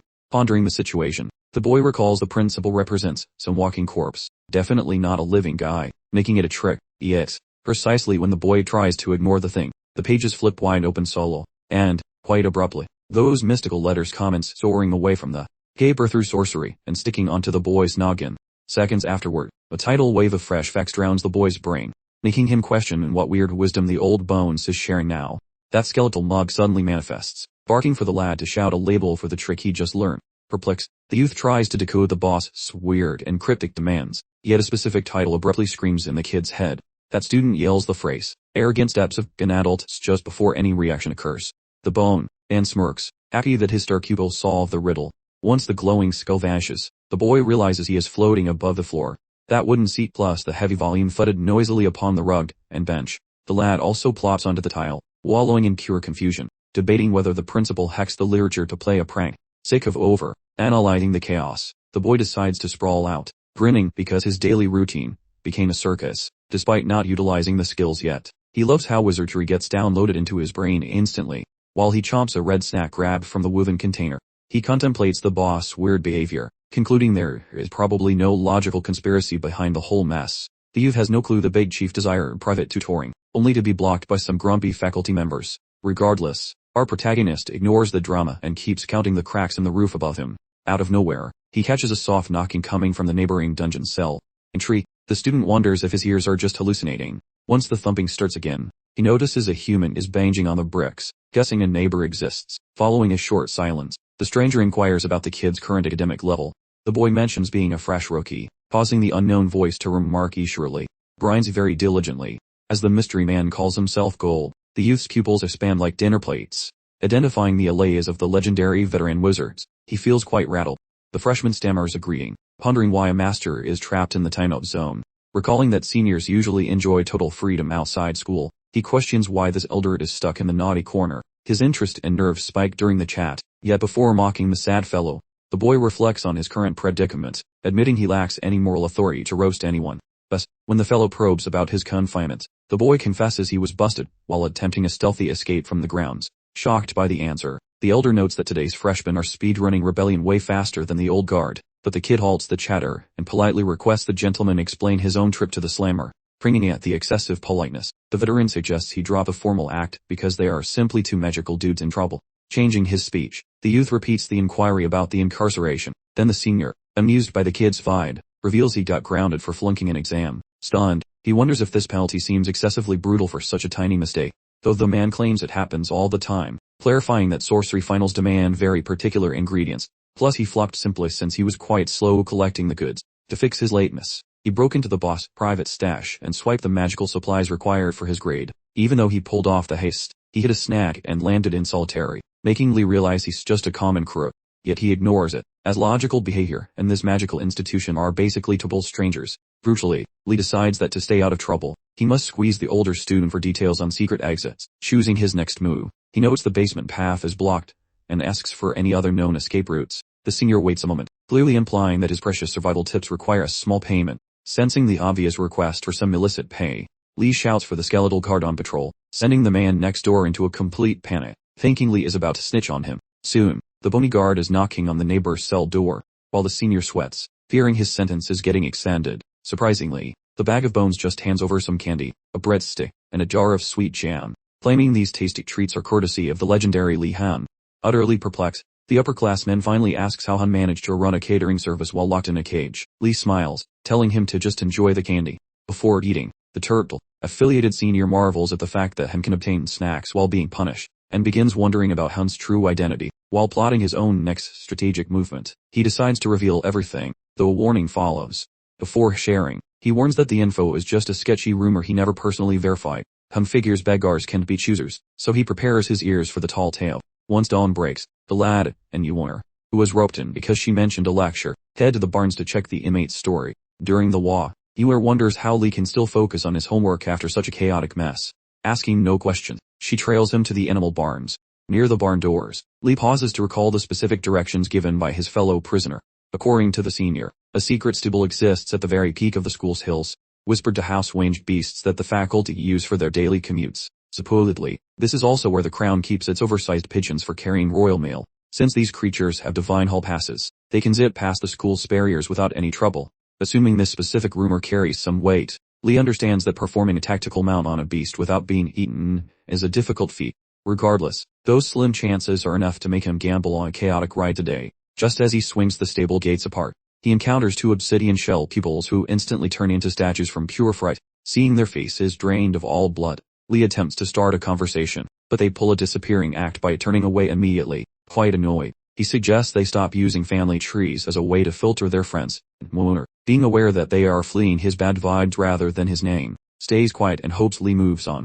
Right then, Ratford bellows a greeting to Lee and bends over like a lawn chair, while using formal titles. Feeling the second-hand embarrassment, Lee frantically tries to make the boy stop his servant act. Even after asking for casual talk, Ratford claims that being rude is impossible, as fancy speech is his spiritual comfort zone. So Lee yields, and admitting he lost the argument, he sighs while telling him to quit the gymnastics and speak up.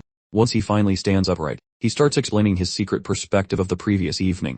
While Lee and Garcia were busy punching villains, Ratford was winning a gold medal in hiding and watching the show. When the headmaster and the faculty finally graced the scene, Ratford exploited the chaos to pilfer through the storage boxes on the wagon, while the staff looked away.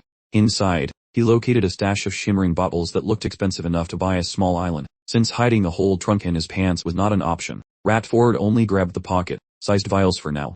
When Lee and Yor view the stolen goods, they are stunned that Ratford pulled off a heist during a battle. Appreciating the young man's thieving talents, Lee gives him a firm, brotherly pat on the back, mentioning he is the most gifted burglar in the realm, which is a weirdly specific compliment to receive. Ratford merely offers his thanks for the strangely worded praise, and the group starts sniffing the magical mixtures to figure out their actual purpose. After some scientific poking, Yor suspects the bottles are mostly filled with high-proof moonshine, which makes Lee panic, though Yor clarifies that the firewater is just a base, and not the main course.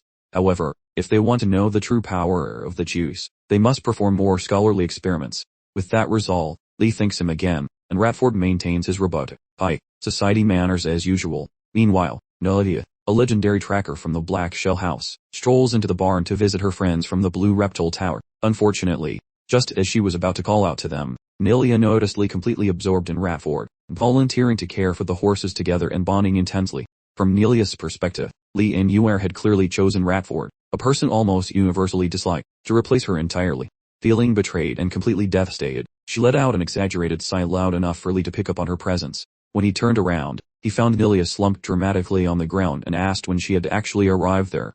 Instead of offering a response, Nilia simply stood up abruptly. She then fled the stables in floods of tears, accusing them of abandoning her now that they had found a new companion. Shocked by her sudden reaction, Lee and Uera exchanged bewildered looks, completely confused about what on earth she was talking about. Eventually, they managed to calm her down and clarify the situation. Fortunately, Nilia realized her mistake and began to relax. Uera assured her that she wasn't being replaced. With the drama settled, Lee suggested they resume looking after the horses, and everyone agreed enthusiastically.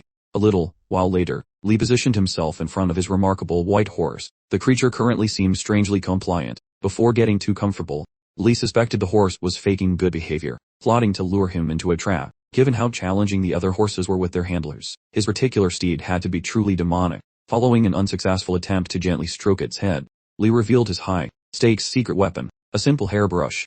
He began brushing its mane while complimenting it extravagantly. Unfortunately for him, this sneaky attempt to curry favor with the animal only seemed to make it even more infuriated. Its anger flared up significantly, so intensely that even Nilia noticed the brewing conflict between Lee and his so-called precious horse. 1 hour later, Lee and the horse were both sprawled out in the pen's hay, exhausted from their ongoing struggle.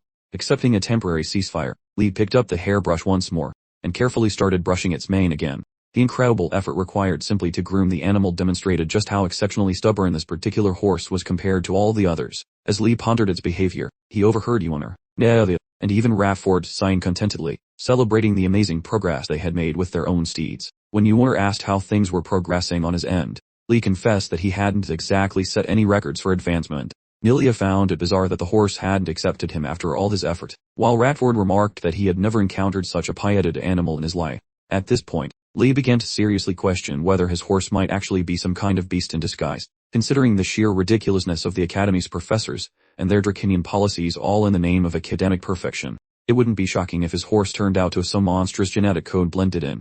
To prevent his mental gymnastics from spinning completely off the rails, he forces himself to stop overthinking and reluctantly accepts the possibility that his friends might simply be more talented than he is. Meanwhile, the scene shifts to Professor Urigelim's cabin. Professor Urigelim updates his Aunt Ted on how diligently the new students are toiling away in the stables. It confidently responds by explaining that she intentionally selected the most stubborn, tempered horses to challenge them, believing genuine effort would eventually win them over. However, she warned that any shortcuts or acts of cruelty, such as resorting to a whip, would ensure the students would never earn the animal's respect. Following a rather unsettling laugh, it casually brought up the student named Lihon. Because of his diligence, she assumed he was managing just fine. Then came the twist. The horse assigned to Lihon was actually Griffin, her giant flying bird monster, simply disguised as a steed, and she admitted it was notoriously difficult to handle. However, she believed that if Lee persevered with enough patience, a little cleverness, and possibly a lot of luck, Griffin might eventually deign to accept him. Upon hearing this, Urigelim choked on his drink, spraying it everywhere, and thoroughly drenching Zed, who was furious, and demanded an explanation for his dramatic reaction. Struggling to process the information, Urigelim stammered, asking if she truly transformed Griffin into a horse, and then casually assigned it to a first-year student. Realizing she had been found out, Zed immediately attempted to gaslight him, claiming he must have completely misunderstood what she said. Urigelim refused to buy the excuse and demanded she tell him the truth, so Zed sighed in resignation and finally confessed everything. As it turns out, Griffin's true form was a chimera with the regal head and wings of an eagle and the powerful legs of a lion. Unsurprisingly, this species was renowned for its picky and incredibly arrogant nature, making it extraordinarily difficult to tame. While the bird's disposition might change slightly based on geographical location, one thing remained undeniably true. Taming a wild creature of this caliber was certainly not something for Aurora. Urigelim became furious and confronted his aunt, reprimanding her for the reckless decision to give his very best student this impossible task. The student, he reminded her, was already recovering from a previous injury, and now had to deal with this monster bird.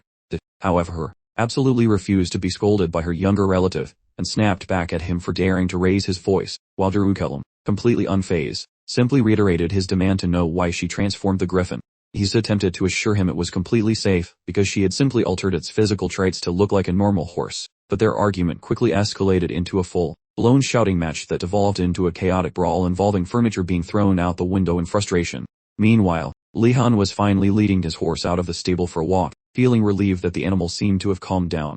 While walking, he noticed a strange belt and 2 ankle rings around the animal's neck and forelimbs, all of which were oozing a suspicious purple miasma. He also realized that the horse shared a specific trait with him, namely a strong aversion to pointless fighting. When the animal responded to him with subtle irritation, Lee let out a nervous chuckle, concluding that the horse must possess significantly more mana than he had initially anticipated.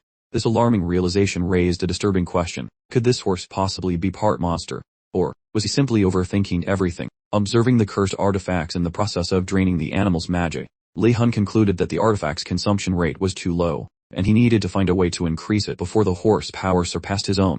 After walking a considerable distance, the horse finally stopped, and Lee asked if it wanted to rest. Noting the animal's surprisingly calm demeanor, he was simply happy that it was finally communicating after being so aggressive earlier, deciding they were finally starting to become friends. To diffuse the growing tension, Lee deftly produced 3 sugary cubes from his pocket, offering them as a peace treaty to the agitated equine, though the proud steed would never admit it aloud. Those tiny morsels of sweetness tasted absolutely divine to its equine palate, a sugary delight utterly alien to its untamed, wild upbringing, just as the magnificent creature teetered on the brink of complete surrender to Lee's charm. An ancient, untamed spark within its very soul ignited, inflating its ego once more, steadfastly refusing to be tamed quite so effortlessly. Despite their blossoming companionship, Lihon still fretted over the perpetually escalating mana drain from those troublesome cursed artifacts, a truly exhausting expense. Catching sight of the horse's unmistakably grumpy demeanor, he politely inquired if the journey had perhaps worn it out. Receiving only a resounding equine silence as a reply, they continued their march onward until twilight completely swallowed the day. The following morning, the diligent scholars from Blue Dragon and Black Turtle Towers assembled for their inaugural lesson in foundational alchemy, eager to learn. They blinked in sheer disbelief, finding themselves ensconced in a surprisingly snug and toasty indoor classroom, a stark contrast to their usual outdoor haunts. A complete departure from their past rigorous weeks of field study, sparking immediate suspicion amongst the ranks. With bated breath and cautious steps, they gingerly pushed open the door, bracing themselves for whatever bizarre surprise awaited their arrival. One particularly anxious student even mused aloud about the strangely unnerving comfort of the warm, inviting atmosphere. Meanwhile, another student grimly warned that the professor might have secreted away terrifying beasts within the room, prompting a Black Turtle Tower member to dramatically rally everyone for an impending ambush. Lihon, however, merely stood there, utterly perplexed by the sheer depth of their collective paranoia and mistrust. At that precise moment, Ashan, Dronzer, and Nilia made their grand entrance, confidently assuring Lee they were primed for any unforeseen calamity. As Lihon desperately tried to logically convince his pals that absolutely no monstrous threats lurked ready to pounce, Professor Yahello strolled in, coolly inquiring if they intended to simply mill about, or actually occupy their assigned seats. With a collective shuffle, the students began to filter in, when a silver-haired Blue Dragon student bravely questioned the absence of an outdoor class today. Given that the prior lesson sets so heavily underscored the crucial importance of gathering components directly from the wild, to which Yahello merely smirked and retorted with a query of his own. Did the student, he pondered, also plan on attempting to concoct sophisticated medicines out in the muddy wilderness? Suddenly realizing their dramatic overreaction, the students sheepishly quieted down, a wave of collective embarrassment washing over them. Yahello then smoothly reassured them that, quite unlike their rugged outdoor sessions, indoor classes offered both safety and a delightful coziness. Nevertheless, despite his earnest pronouncements, the students' skepticism stubbornly persisted, though their professor, frankly, couldn't have cared less. To kick off the session, Yahello instructed them to carefully decant water into the waiting pot before each of them, emphasizing that alchemy truly was an intricate composite art where every single detail held immense weight. He gravely cautioned that anyone foolish enough to take shortcuts would undoubtedly never ascend to the ranks of truly exceptional alchemists.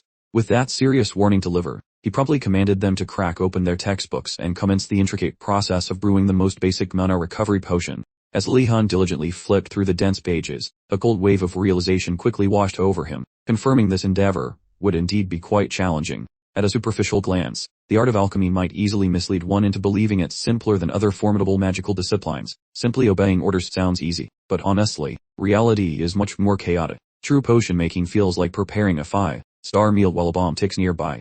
You have to snatch top-tier components while memorizing intricate chopping methods to avoid total failure. These magical recipes demand absolute surgical accuracy, which makes a swift victory appear rather dubious. While the rookies flop during their initial trials, the professor prowls, roasting their pathetic liquid messes. Exactly when he starts enjoying his verbal shredding, he observes the student working with such flair. quite intensely, barely trusting his own failing eyesight. Rapid, flawless execution. His obsession with perfection matches a pro who lived in a mystical basement for 10 whole years. Although the instructor assumes he found it natural, the boy realizes he merely survived enough prior agony to handle this stress. After the youth complete brewing the energy restoration drink, the grump swallows then, suddenly senses a cool rush of energy splashing through his inner core. The outcome is grand, prompting a compliment on the lad's vast magic supply, remarking that Lihon seemed unfazed even after drinking a potent healing mixture himself. Regardless, the teacher demands silence to declare that a single pupil already crafted the ideal tonic. After the class identifies the winner as that warden's fellow, their collective responses vary wildly. A few feel amazed as usual, whereas rivals mutter about the supposedly gifted favorite. A certain peer from the Phoenix faction, though, glares bitterly while his friend celebrates the victory. Dubbed a prodigy, when Lee retreats to his desk, his pal mentions the lady hailing from the fire spire. She performed decently yet failed to reach his superior standard. As the boy questions her identity, his friend indicates a serpent lady intently analyzing her own mixture. This boy spots a locket with that flaming symbol, recalling tales about some cult of potion worshippers whose clergy are all master brewers, if his memory serves him right, which implies the fire girl possessing a total natural talent. When the two trade looks, a clumsy and weirdly quiet moment ensues. At last, the girl forces a smirk to inquire if he truly belongs to that famous clan, then offers a greeting once the rumor is verified. Lee insisted she drop the formalities, though in sighing, he was busy questioning how his brewing skills suddenly surpassed hers, a mystery he found rather satisfying. As their hands met, he couldn't help but register a rather chilling contact, making him immediately speculate if this was just a side effect of her nature. A serpentine woman. Siana then inquired if his impressive skills were family taught, expressing surprise that such a gifted alchemist existed beyond the prestigious Flamen or. Before Lee could formulate an answer, Urigalam spotted the interaction and bellowed for them to straighten up and pay attention. The conversation was promptly shelved as Lee reluctantly turned back to the lesson. Urigalam continued by acknowledging that while everyone had attempted the potion making assignment, the final outcomes were wildly inconsistent, so he advised against either sinking into despair or swelling with unwarranted pride, as this was merely the first step on their lengthy expedition into the strange and intricate mysteries of alchemy. At precisely that moment, Lihon internally marveled at the professor's exceptional talent for demoralizing the entire student body with such ease. As if sitting through the lecture wasn't sufficiently draining, Urigalam piled on the misery by assigning homework. The task was to brew a low-grade spirit, befriending potion before the following week. Attack he promised to test them on, ensuring they couldn't just slack off. After illustrating the process on the chalkboard, Urigalam assured them the fundamental materials were conveniently located in their desks. Elia thought it strangely generous that he hadn't forced them to independently deduce the production method from scratch. Her seatmate, Mir, quickly reminded her that he was an instructor, and they were merely first-year students, which explained the simplified approach. The moment Yuanra opened her drawer, her expression soured instantly. When Nolia asked what was wrong, Yuanra informed her they were missing the singular most vital component, the spirit. Befriending her, Unar, clutching on to a small hope for convenience, inquired where Urigalam expected them to acquire the ingredient. To her absolute dread, the professor calmly responded that they would have to collect it all on their own. An oppressive quiet fell over the classroom as Urigalam casually gestured toward the rugged mountains visible through the window. He explained that the necessary plant grew on those very slopes, then asked if anyone recalled his instructions from the very first day. He didn't seem to care about the answer, however, and abruptly ended the session. Several days passed by. Lihon encountered Digiling from the Pritzinga order at their regular meeting place, where she once again savored a serving of his rich, thick cocoa tea. Once she had drained the mug completely, he inquired about the beverage's flavor. Digiling remarked that the consistency was slightly dense for traditional tea, but she still found it completely delicious. Their friendly conversation was interrupted by the sudden appearance of Sayana and her collection of followers from Phoenix Tower, where Sayana announced she had specifically been searching for Lee. Lee instantly knew who she was and asked her purpose, to which she explained it involved their current alchemy assignment. Given the required task of brewing the low-grade spirit, befriending potion, she proposed that the group collaborate on gathering the necessary ingredients. As Sayana spoke, Lee couldn't help but observe the expressions of sheer panic etched on the faces of her followers. It was as though they were convinced he might consume them whole at any second. After some awkward stammering, they managed to voice their plan to recruit students from different towers, viewing this as a valuable chance for inter-tower collaboration, readily accepted. Before departing, Sayana requested his assistance in coordinating the Blue Dragon students for the expedition. The moment Lee nodded, she was already gone, vanishing in a puff of smoke like a magic trick. Watching her depart, Digiling wanted to know if Lee truly knew Sayana. Lee simply stated they shared an alchemy course, then pressed her, asking why she had suddenly become so inquisitive. With a face that clearly showed her discomfort, Digiling faltered, and quickly brushed off the question, claiming nothing was amiss. Unfortunately for her, Li wasn't buying it. Rising to his feet, he jokingly criticized her for baiting his interest only to keep him in suspense. Daejeling protested that discussing someone when they weren't present, regardless of intent, felt exactly like spreading idle gossip. When Li heard her mention gossip, his interest immediately skyrocketed. Realizing Daejeling wouldn't crack under direct questioning, he opted for a more elaborate strategy. He carefully retrieved a small idol of Lord Praesinga. He then situated it upon a large stone, fell to his knees, and began to chant a prayer. Perplexed by this strange ritual, Daejeling immediately questioned his actions. Li gravely explained that while he understood gossiping about others was fundamentally wrong, he reasoned that discussing the situation with their god first made the act completely permissible. Daejeling remained suspicious but couldn't completely deny the bizarre reasoning, choosing to stand rather than join him. Seeing his initial gambit fail, Li immediately switched to another approach. Maintaining his position, he launched into a highly theatrical story about an ambush by White Tiger students, where he almost didn't make it out alive. He then offhandedly suggested that perhaps Chiana and her lackeys might be planning something similar for the upcoming ingredient collection journey. Moved by his supposed plight, Daejeling finally gave in and joined him on her knees, beginning her own prayer. Nevertheless, before disclosing any details, she insisted that she was not trying to accuse or defame anyone. As Li started to thank her for cooperating, Daejeling abruptly stated that she couldn't possibly hear him over her prayers. Li stared at her in total confusion for several moments before finally understanding that she was thoroughly irritated. Ignoring his reaction, Daejeling carried on with her murmuring devotions. She started by praising the good and honest character of the Burning Phoenix Tower priests, then shifted to mention that many hadn't yet relinquished all of their worldly ambitions, even when feelings of envy and a certain spirit of rivalry were occasionally found within the supposedly holiest institution in the school. Only last week, within the confines of the Burning Phoenix Tower student quarters, a student brewed recovery potions specifically designed for fatigue and distributed them to all residents. The moment the students consumed the mixture, their exhaustion immediately dissipated, leading to widespread praise for the creator's skills. Someone even quipped that this potion was far more effective than any Chiana had ever produced. It's important to note that Chiana was lurking just around the corner, perfectly positioned to overhear the entire exchange. Consequently, when they turned to ask Chiana for her opinion on the potions, she feigned modesty and claimed she was far too experienced to be compared to a peer yet. For a while, things were quiet, but the very next day, Chiana brewed an identical fatigue recovery potion batch, ready to unleash it upon the populace. She offered it up for everyone to drink, and completely unsuspecting, they all took a swig. The students drank Chiana's concoction, and instantly felt that familiar jolt of energy, raving about how refreshing it was, and how quickly their exhaustion vanished. However, simply disregarded all their positive feedback, flashing a truly unsettling, artificial smile before leaving.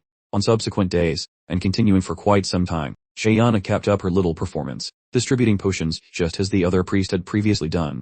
Every single time, she would ask for their opinions with an intense, threatening vibe, and every single time, she received the much-needed recognition that fueled her ego.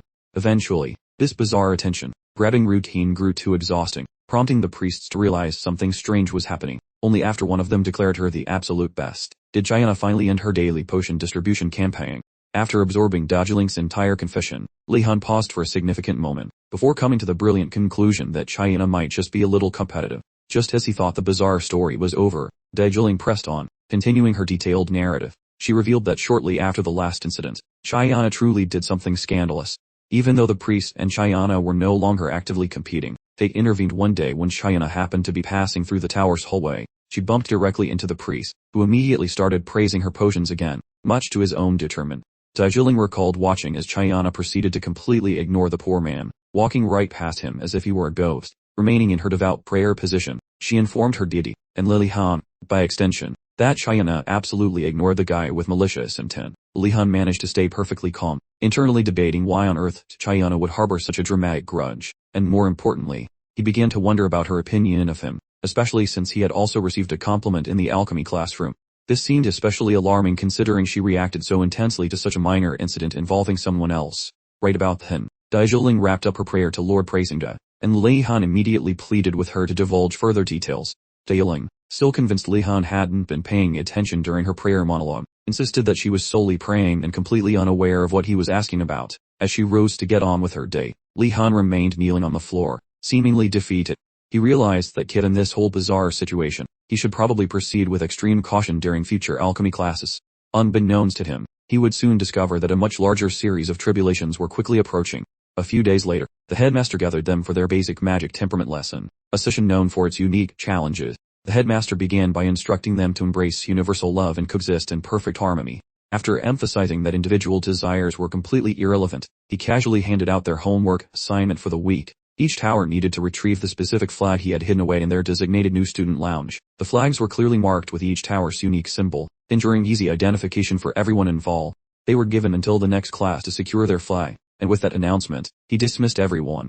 As the Blue Dragon Tower students made their way back toward their dormitories, one of the students spoke up, wondering aloud how this assignment qualified as a temperament lesson, given that the headmaster was obviously just trying to make them fight.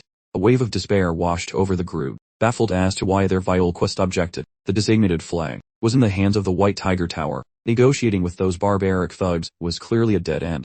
In that moment of hopelessness, one student cautiously suggested that the White Tiger's banner was also located in their own tower, proposing a simple, peaceful exchange of property. The others instantly shot down the notion, certain that the knights were just uncivilized brutes who lacked any sense of honor, and wouldn't consider a trade. With no other recourse, most of the students began to lose motivation, deciding that failing one measly homework assignment wouldn't be the end of the world.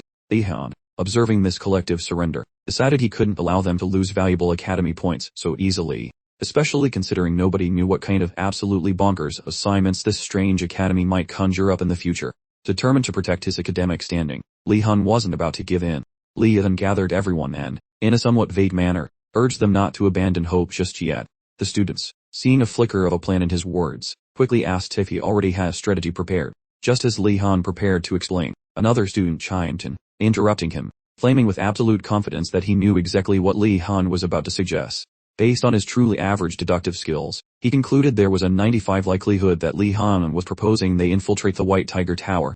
When Lihon simply confirmed that he was correct, the other clueless students instantly rallied behind the interrupter, praising the bravery of Lihon's plan. They enthusiastically pledged their participation in the upcoming scheme. As if that wasn't enough, they immediately voted Lihon, the plan's originator, as the official leader of the impending raid. At that precise moment, he realized these dimwits just wanted someone else to do all the heavy lifting and thinking. Eventually, he agreed to lead them, prompting the students to shout a battle cry, swearing to make those White Tiger jerks pay dearly. The next morning, as the sun climbed into the sky, Lihon sauntered through the courtyard, pondering the approaching deadlines for both regulums and the headmaster's assignments. He still wasn't sure which task would be more difficult, but for the time being, he had to attend Greg's class and could worry about the rest of his troubles later. The second he stepped inside the classroom, Greg abruptly closed his book and accused Lihon of being precisely 11 seconds late.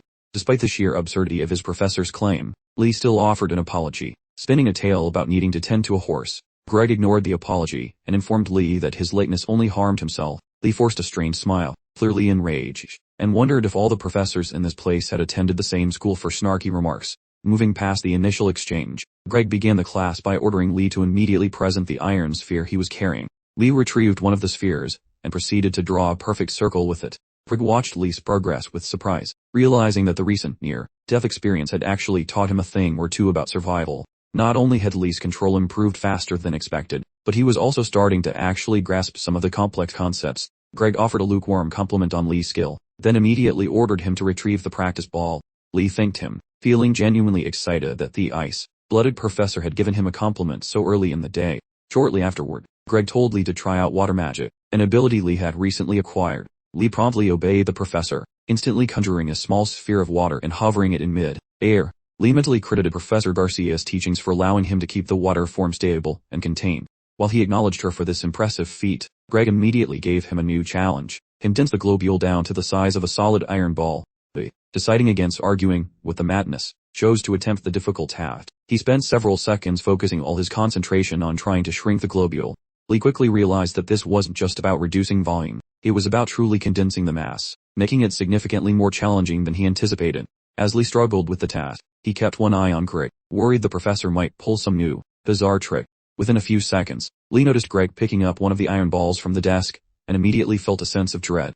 Moments later, Greg infused the ball with momentum, and launched it directly at Lee's unprotected self. Lee's brain finally registered the impending danger, causing him to react instantly. He immediately transformed the water globule into a makeshift shield, successfully blocking the high-velocity iron ball. Having just barely survived the initial assault from his genuinely unhinged professor, Lee paused to catch his breath, only to see Greg reaching for yet another iron sphere. Just before the second projectile launch, Lee shrieked Greg's name, demanding to know if this was truly going to be a recurring pattern. Greg responded by asking why Lee was so concerned about a couple of harmless metal spheres. Lee pointed out that throwing dangerous projectiles in the name of education seemed a little excessive. Greg countered immediately, asking if Lee had realized just how effective this dangerous method had proven to be thus far. While Lee stood there baffled, Greg reminded him of the fight with the anti-magic faction just a few nights ago, emphasizing the similarity. According to the professor, a sudden crisis truly owns one's instincts and focus, significantly boosting magical control.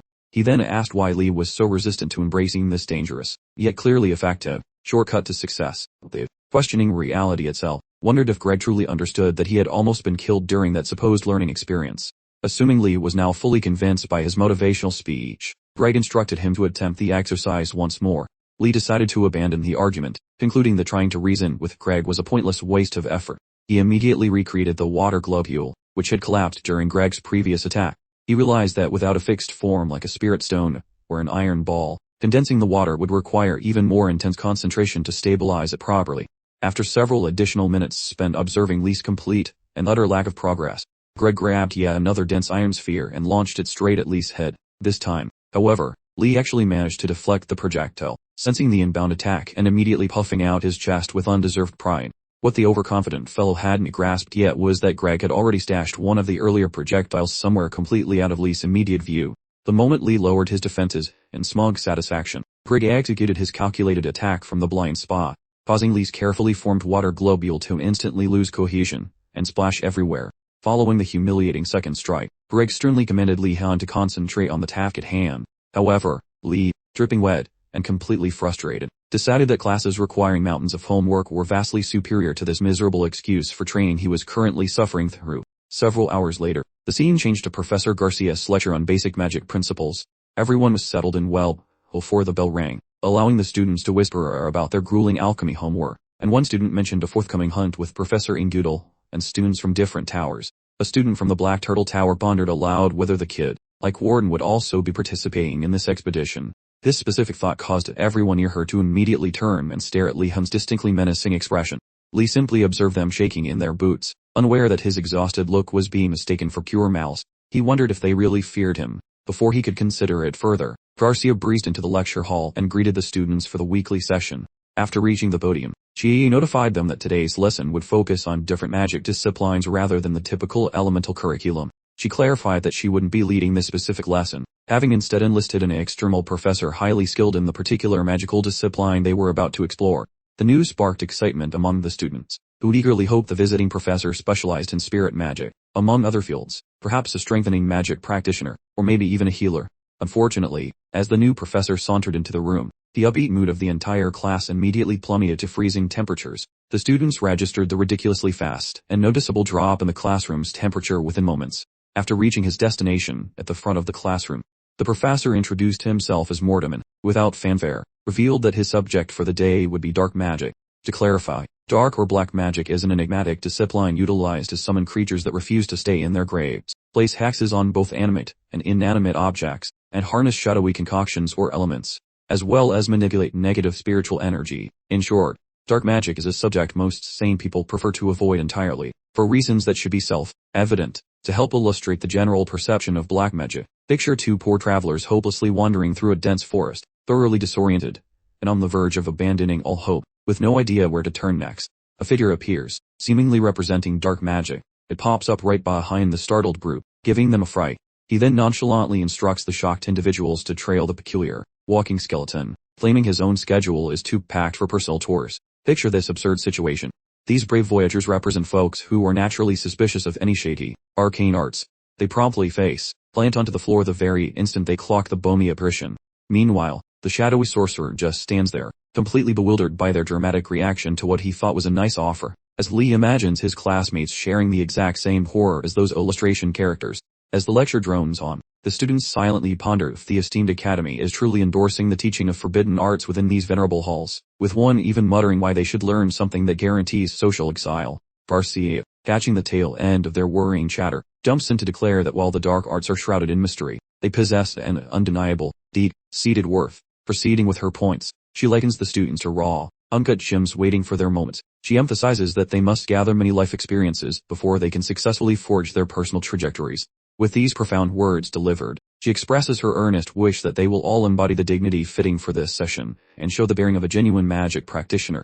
a person who relentlessly hunts for enlightenment without a moment's hesitation. And following this stirring address, a brief hush settles before Garcia, now sporting a pleasant grin, poses the question of whether a volunteer wishes to serve as the esteemed instructor's helper.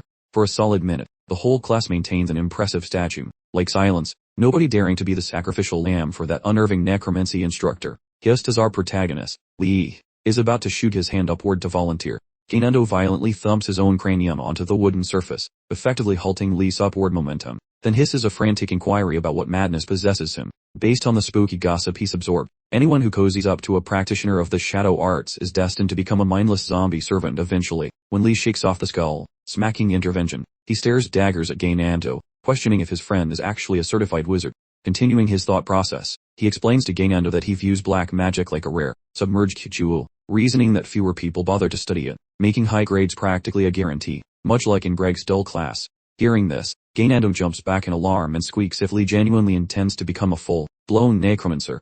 Lee tells him that's far too dramatic, admitting that although the life of a dark mage isn't inherently awful, he is certain that the less trendy the magical discipline, the greater the opportunity to truly master it. And with that resolve, Lee raises his hand proudly to nominate himself as the assistant for the afternoon. Garcia is so overcome with relief she could weep, softly calling his name with a voice brimming with unexpected hope. Lee figures she must have been agonizing over the sign-up sheet, considering the sheer effort required to secure a guest lecturer for the day, only to have nobody offer their services, reminding Lee of those past life scenarios he remembers well, where the instructor selected an assistant, and that poor soul's academic term subsequently turned into an unending nightmare. Regardless of past woes, now that a brave student has stepped up, Garcia beams and formally invites Lihon to take his place by the lectern. As he proceeds toward the front, the source of that previous icy chill in the lecture hall finally dawns on him. The professor is radiating an impressive, measurable aura of the darker magical energy, and although foundational mana is supposed to be neutral, it can certainly be tailored to align with specific mystical branches. In this particular instance, the cold dampness coupled with the shadowy essence are the signature calling cards of a practitioner of the forbidden arts. Considering this, Lee isn't shocked that Mortem is generally unpopular, as his ambient magical field is distinctly both gloomy and quite literally frosty to the touch. The second that obsidian sorcerer Mortem perceives Lihon, the man quickly smells a gigantic heap of magic juice inside that boy. Lihon expresses gratitude regarding the flattering remarks, which prompts Mortem to initiate an opening performance. He then barked orders at the rattling skeletal army, those he entitles Austrary aides, which crawl from cold pits to jam-pack the entire lecture hall.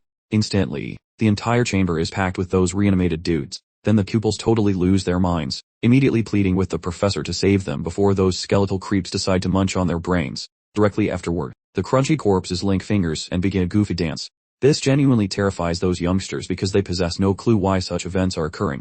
In the interim, Mortem looks at Lihon, inquiring how that boy felt concerning the rattling exhibition, mentioning how he worked quite hard to set this up for everyone. Lihon offers a soft comment about how fascinating the spectacle was, leaving Garcia incredibly thankful regarding the level of poise the kid displays. Chuffed by the reply, the eerie guest teacher concludes the silly show then evicts his bony minions. Once they evaporate, the study hall feels like regular space again.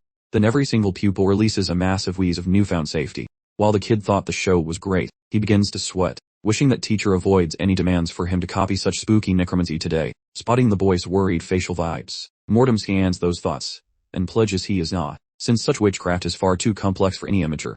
Lihon breathes easily, hoping Professor Greg might catch those kind words just spoken. To assign a simpler initial chore, Mortem questions if Lihon can switch mana vibes toward that negative category. Instantly, Lihon provides a nod then reaches for that wizard's stick, aiming to swap inner energy toward the dark realm during his initial try-ever. Given it marks a premiere, Garcia giggles, assuming that not even the gifted Lihon would find such chores simple. The reality is that making this particular brand of witchcraft actually operate, practitioners typically endure numerous blunders while trying to imagine the shadow realm, since that idea is quite blurry and enormous. Basically, such witchcraft adopts whichever elemental appearance the user imagines, like frost, shadows, or perhaps burning fire, because this whole idea is quite tricky to comprehend, so rookies usually fail during their initial effort. Understanding that, Garcia opts to aid the group while Lihon tests his black powers, but, right before she moves, she feels a heavy, scaring power growing.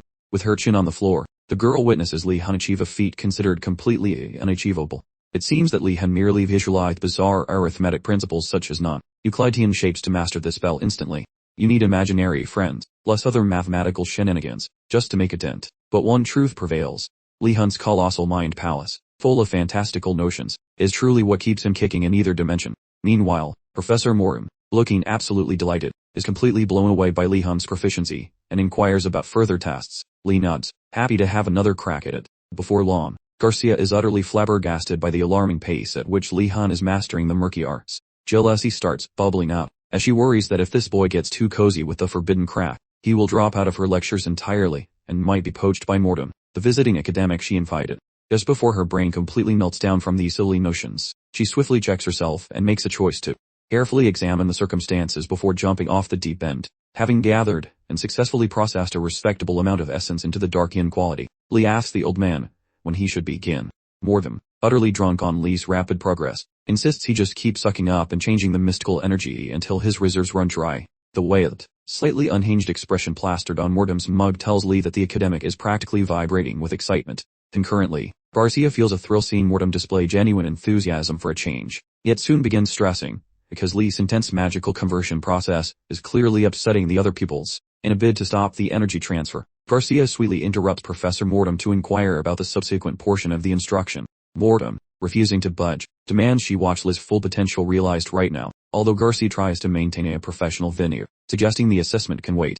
Nevertheless, Mortem stubbornly insists Lee must carry on, forcing Garcia to abruptly change her approach. She lays down the law, sternly commanding the professor to move the lesson forward right away, since he fears her impending wrath. Mortem immediately pulls the plug on Lee's energy absorption, and directs him to wave his wooden stick around using a peculiar technique, and loudly utter the required spell, stop moving, or paralysis, so he can quickly burn through the enormous dark energy reserves he accumulated. This verbal command is a beginner-level hack from the shadowy arts, essentially delivering the magical equivalent of a terrible Charlie horse. Because all curses require someone specific, Lee innocently asks whom he should actually aim the damn thing at. The daring professor confidently instructs him to target none other than himself, leaving Lihon momentarily stunned. A flicker of glee passes over him, remembering how he always wanted to zap an academic. Yet, he quickly checks if this is absolutely permissible, but Mortem frantically tells him to move fast before the dark energy leaks out of the teaching area. Throwing caution straight into the wind, Lee aims his little stick weapon directly at Mortem's chest, and gets ready to spit out the magic words. Mortem, for his part, smugly assumes this rookie immobilization charm will barely inconvenience him in the slightest. He intends to use the moment, after effortlessly deflecting the hacks, to demonstrate to Lee the immense, terrifying depth of true dark sorcery. In his head, he can already picture Lee getting hooked on the shady stuff and running right back to him immediately following class. Mortem remains oblivious, while Lee aggressively dumps every ounce of spooky dark energy within the chamber into the ritual. Even Garcia observes that Lee is gathering excessive mojo for a basic incantation. At the climax, Lee bellows out a freezing hex, dumping the entire bucket of shadowy vibes straight onto the teacher. Just as the curse connects, Mortem's physique turns rigid and he face-plants onto the road, horrifying Garcia and the gawking students. Terrified, Lee scurries forward to offer some first aid, screaming the man's name while he remains a human statue downstairs. While chaos ensues, Lee envisions his glorious new career as a faculty murderer, envisioning his future behind bars. Luckily, before the drama gets worse, Mortem terminates the jinx effects and wobbles back to a standing position, making Lee assume the old man was merely pretending to eat dirt. Ignoring the near-death experience, Mortem addresses the crowd and wonders if they now grasp the look of a pathetic junior, level-numbing curse. Getting total silence, he pivots to Lee and mentions he performed decently. Lee expresses gratitude, deciding the teacher was playing charades to ease the tension.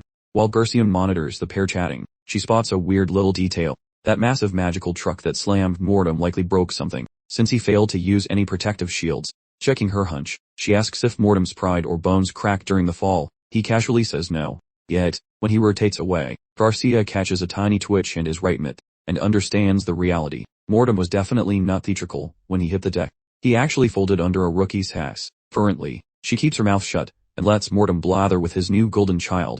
Mortem informs Lee about his dark arts gift, and Lee shows appreciation for the flattering remark.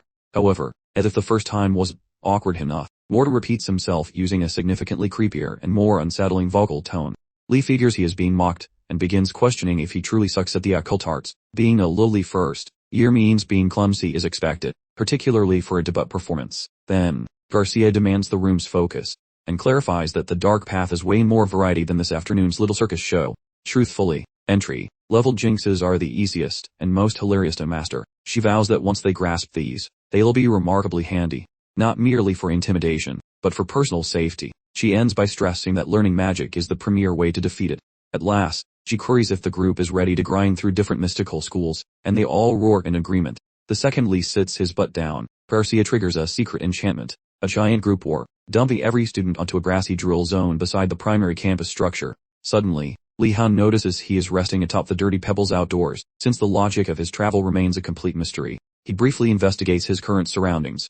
After scanning, he sees they were dumped at the exercise zone by the school. Standing up, he brushes off his pants, preparing for the upcoming disaster. When the kids calm down, Garcia mentions the surprise, noting that everyone needs more room to play, so they should scatter and start drills. The second she stops talking, the earlier gloom vanishes, replaced by students who are actually excited to work. Lee spots this abrupt wave of juvenile energy, while thanking Garcia for fixing those bad vibes. Following some mandatory gossip, Garcia demands focus once more, ordering the youths to find a partner. Finally, Lihon teams alongside Gainando, both mumbling a magical poem before starting a brief duel. This drill protocol is basic.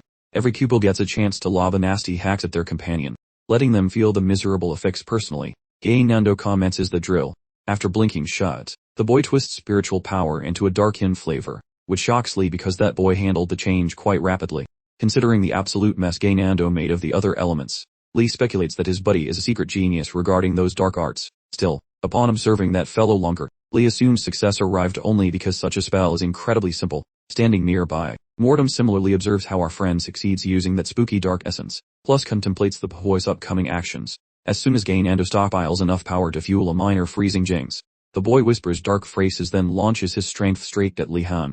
That magic connects, although Lai merely notices some small stinging sensation within those limbs.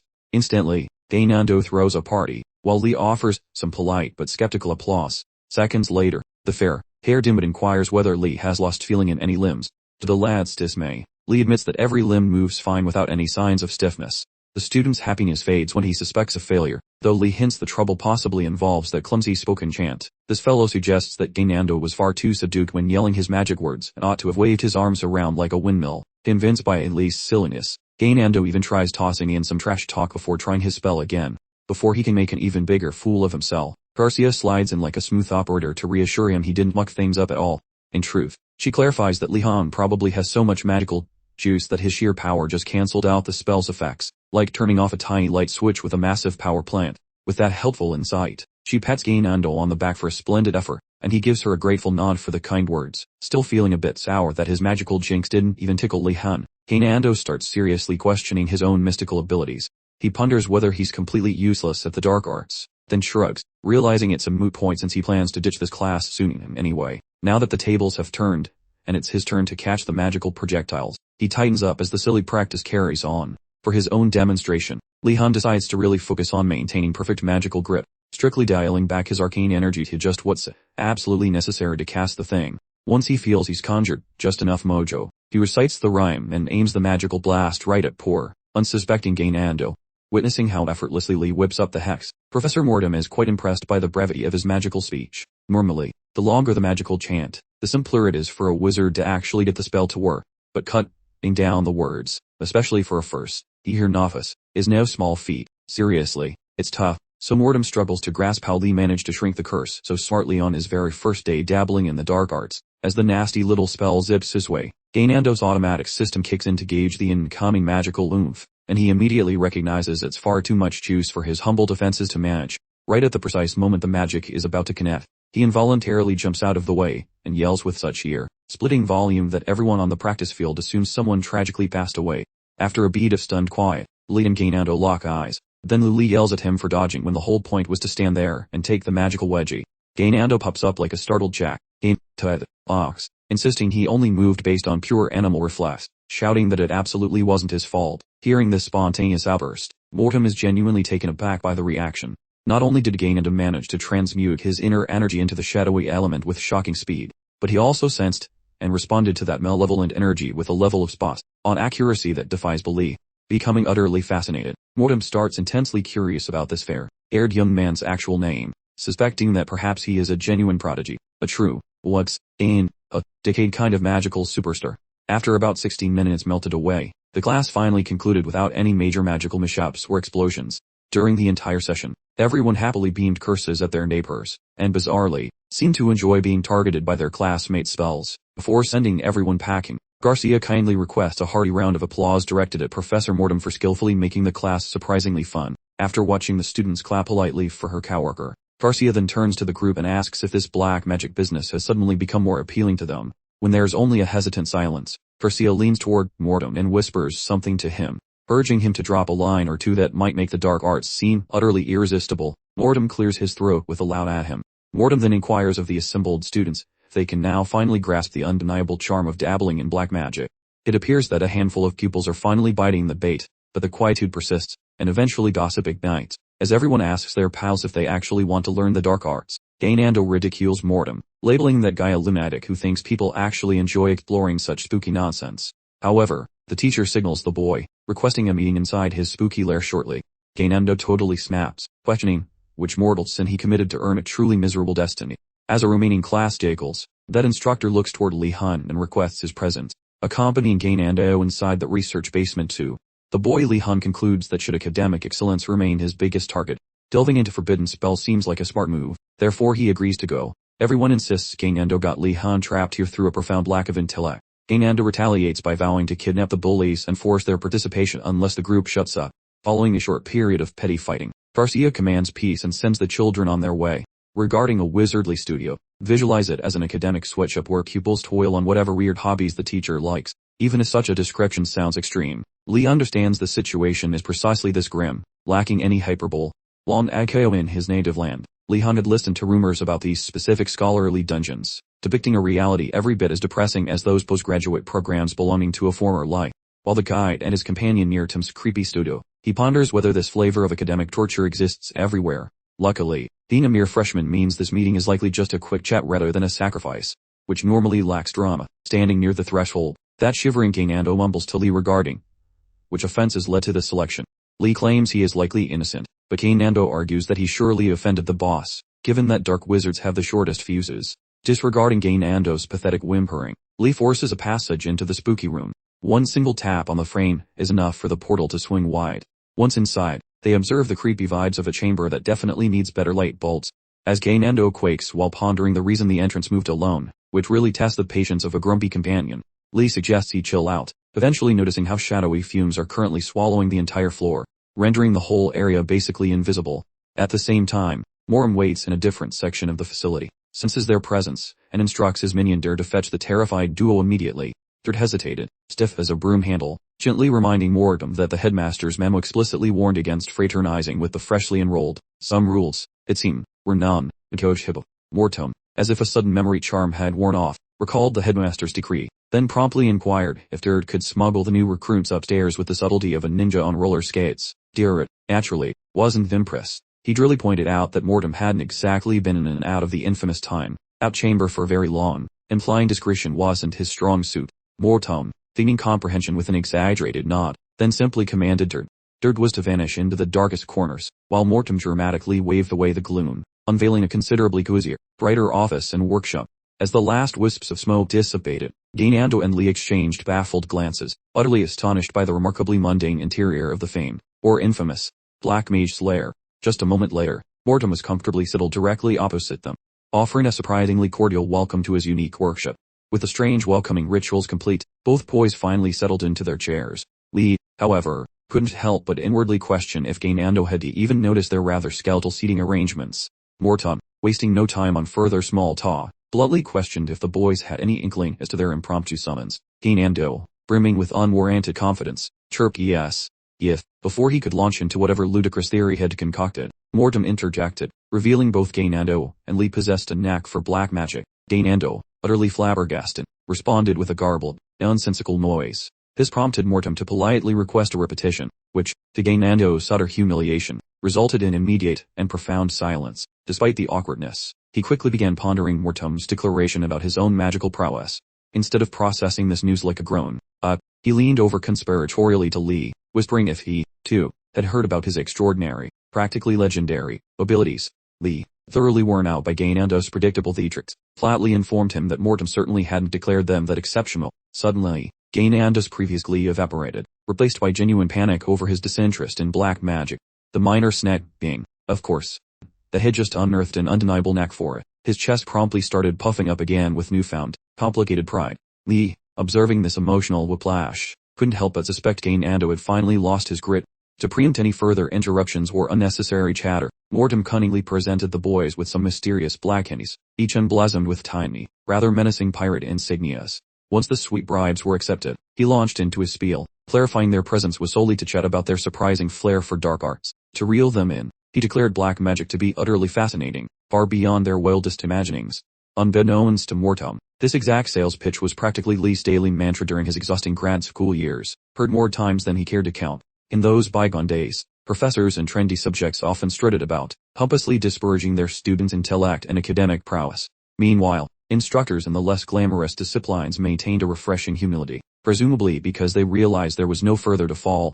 Lee recognized the identical, well-worn script unfolding right before his eyes with Professor Mortem.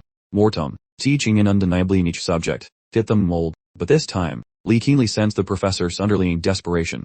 Predictably, the entire discussion proceeded without a hitch, smooth as a well-oiled machine. Soon, the boys emerged from the workshop, right as they were about to exit entirely. Hinando, naturally, began loudly proclaiming his newfound status as a highly coveted magical prodigy, pondering aloud how one even begins to manage such overwhelming immense. Young Lihon, deaf to the old fellow's rambling, turned his attention to a different puzzle entirely. Before departing, the overly dramatic professor handed each student a peculiar leg bone tied with a sunshine, yellow bow, demanding they guard this treasure fiercely once back in their digs. He was decidedly unamused by the utterly unhelpful explanation offered. Lihon pressed Mortem for the skinny on this bony souvenir, but the professor merely waved them off with a cheerful goodbye, completely ignoring the query. Now clutching this decidedly creepy bone, Lee couldn't help but ponder its grand, possibly sinister, ruled. He entertained the notion that this might be akin to that spooky, spell-laden textbook the headmaster had earlier. Or perhaps Mortem was attempting some terribly clumsy friendship overture with a weird, prehistoric present. His imagination went completely off the rails, even humorously picturing it as a romantic trinket from Mortem, a thought Lee thankfully scrapped as nonsense to refocus his brain. Then Gainando urgently hissed at him, insisting he keep mum about the workshop happenings, especially the weird bone. This left poor Lee feeling quite bewildered, particularly regarding the gifted item. He instantly remembered the time Yuner decked Gainando for daring to badmouth the magical arts on their trek to the initial lecture, and it dawned on Lee that Gainando probably feared getting mocked mercilessly for his earlier pronouncements. To secure his silence, Lee promised not to breathe a word to Yuner, provided Gainando kept his trap shut too, earning a cheerful nod of approval for being such a stand-up pal, while Lee privately decided to spill the beans to Yuner the very next morning. While in his head, Lee made a mental note to spill the entire saga to Yuner after their first class the following day, seeing as she was part of their little crew too. Skipping ahead to the next dawn, Lihon joined the rest of the White Tiger squad for some earnest blade practice. Under the brutal gaze of the sun, they sweated through intense drills directed by the pointy-eared elven instructor, Injuldal. As the physical challenge ramped up, Injuldal egged his pupils onward, ordering them not to even think about pausing for a breath. He reminded them to perfectly align their internal power flow, the manhwa, with their breathing rhythm, circulating it everywhere to crank their raw power up to 11. The students strained mightily to follow these lofty instructions, though weaving mana through the system is advanced wizardry most of them found quite baffling. Oddly enough, though, Lihon seemed to handle this routine like he was strolling through a meadow, keeping perfect stride with the professor. While jogging along, he popped a question to Ingeldel seeking counsel about a necessary venture he needed to undertake up in the nearby craggy peaks. Quite taken aback, Ingeldel shot back a sharp command to immediately shelve that notion, and when Lei inquired if the mountains were genuinely that perilous, Ingeldel cautioned him sternly that the area wasn't merely populated by scary beasts, but also held hidden hazards, even things that the seasoned teaching staff hadn't managed to chart yet. Heading into those heights without backup, he declared, was an utterly bone-headed move, reserved only for certified simpletons. Lihon quickly explained his hand was forced, since their assigned homework specifically demanded they forage from materials within those very mountains. Upon learning this quest was actually mandated by another faculty member, Ingeldel immediately cooled his jets, conceding that this specific situation might indeed alter things. When Lee pressed for specifics, Ingeldel deftly sidestepped the topic, instead asking if Lee had mastered his mana circulation. Observing that he appeared remarkably free from the usual exhaustion, to which Lee cheerfully confessed he wasn't tired, because he was cleverly venting his energy outward rather than trying to loop it around, piquing Ingledel's immediate curiosity for details, and Lei elaborated that guiding the vital energy from the core to every single limb requires surgical precision, which he admitted was currently beyond his grasp. Rather than behaving like a normal mage, he shoves his excessive magical energy out like a sneeze, dumping it instead of cycling it. The professor, Ingledel, remembers seeing a weirdly similar trick when he was busy clobbering the Twilight Dawn goons. He notes that while normal folks would pass out from magical exhaustion, Lee's bottomless gas tank lets him just leak power everywhere. Ingledale gives a tiny nod to this bizarre strategy, but firmly demands that in his actual classroom, the boy needs to practice proper energy loops, and Lee reluctantly nods. All the while, he quietly frets about what scary monsters might be lurking in those hills. The teacher mentions that since the kid has way too much magic, shoving all that juice through his system is going to be a real workout. His bad feeling hits the bullseye when the professor decides to double down on the torture. As the lucky kids chill out, the grubby mentor tells Lee to jug 10 extra circles, making his brain explode. He shakes with rage while sarcastically telling the teacher he loves the idea, all while hating how annoying the faculty is. Prior to kicking off more painful drills, the teacher mentions he plans to crash the students' upcoming hiking trip for magic ingredients. Scratching his head, the boy points out the man previously claimed it was just simple schoolwork. The old man claims he just really loves walking, promising he won't be a giant pain in the neck. While the kid finds this sudden hobby suspicious, he sighs and lets the elder join the party. Actually, the professor is well aware those slopes eat naive students for breakfast, even during easy tasks. Thus, he chooses to play bodyguard before something inevitably hits the fan. When darkness falls, the two students reach the dusty shack owned by the local dwarf. Instead of the owner, they find a scribbled note saying he is off doing mysterious bearded guy things. The letter says to help themselves, but specifically orders them not to be greedy little thieves. Once the message is finished, this lady has a sudden epiphany, wondering if her invitation was merely for her expertise with files. So the student offers a blunt and immediate affirmative. Then he starts prying open that stolen trunk from the previous heist, finally getting to look at his looted prize.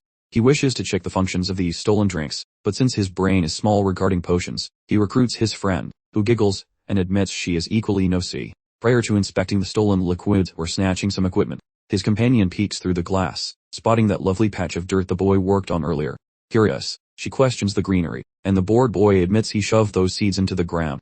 He predicts a long wait for food, totally oblivious to the fact that his greenery has reached full adulthood in record time while he was busy staring at the floor. Right then, she mentions the veggies look edible, making him confused until she gestures toward the outdoor dirt patch. He finally peers out, seeing to his utter amazement that his tiny sprouts have become massive, leafy monsters. Stunned, he desperately hunts for some shred of logical sense, finding none. Suddenly, enlightenment strikes his noggin. His memory recalls that shady looking sprinkling vessel and guesses the teacher spiked it with plant steroids. Yet he is totally wrong, since the bucket is just ordinary metal. Lee fails to notice that the genuine source of this freakish botanical spurt is the fresh magic stick tucked inside his laundry. Clueless about the truth, he blames innocent folks for messing with his vegetable patch. Anyway, because the greenery looks fully grown, the duo chooses to pluck the goods. Dua demands to do the heavy lifting, and once the raping ends, she joyfully grabs every single science gadget required for her weird experiments. Prior to departing, they scribble a messy update for Urigalim regarding his chaotic shack. Following sunrise, a zonked out Lihon and Yuan slump in the Blue Dragon Lounge, smothered by magical flasks and mounds of academic rubbish. Lee finds they got so carried away sipping fluids that the sun arrived without an invitation. Currently, they have pinned down 2 brews, including a tasty Western Empire vintage wine, plus a floral concoction that lets the swallower belt out songs like a mythical sea lady. Feeling bad they skip to cozy snooze for science. Uer says sorry for being a slowpoke. Still, Lee promises her that the data she found is actually quite magnificent. Right then, a perky Ashan walks in and says hello to the 2 walking zombies. Following light banter, she inquires if they are prepared to go foraging for supplies. Lee mentions they are 50% ready, based on his rigid schedule for the break. Saturday involves hiking back from the woods along with the other sleepy classmates, whereas Sunday is reserved for escaping the campus using his principal, signed hall pass.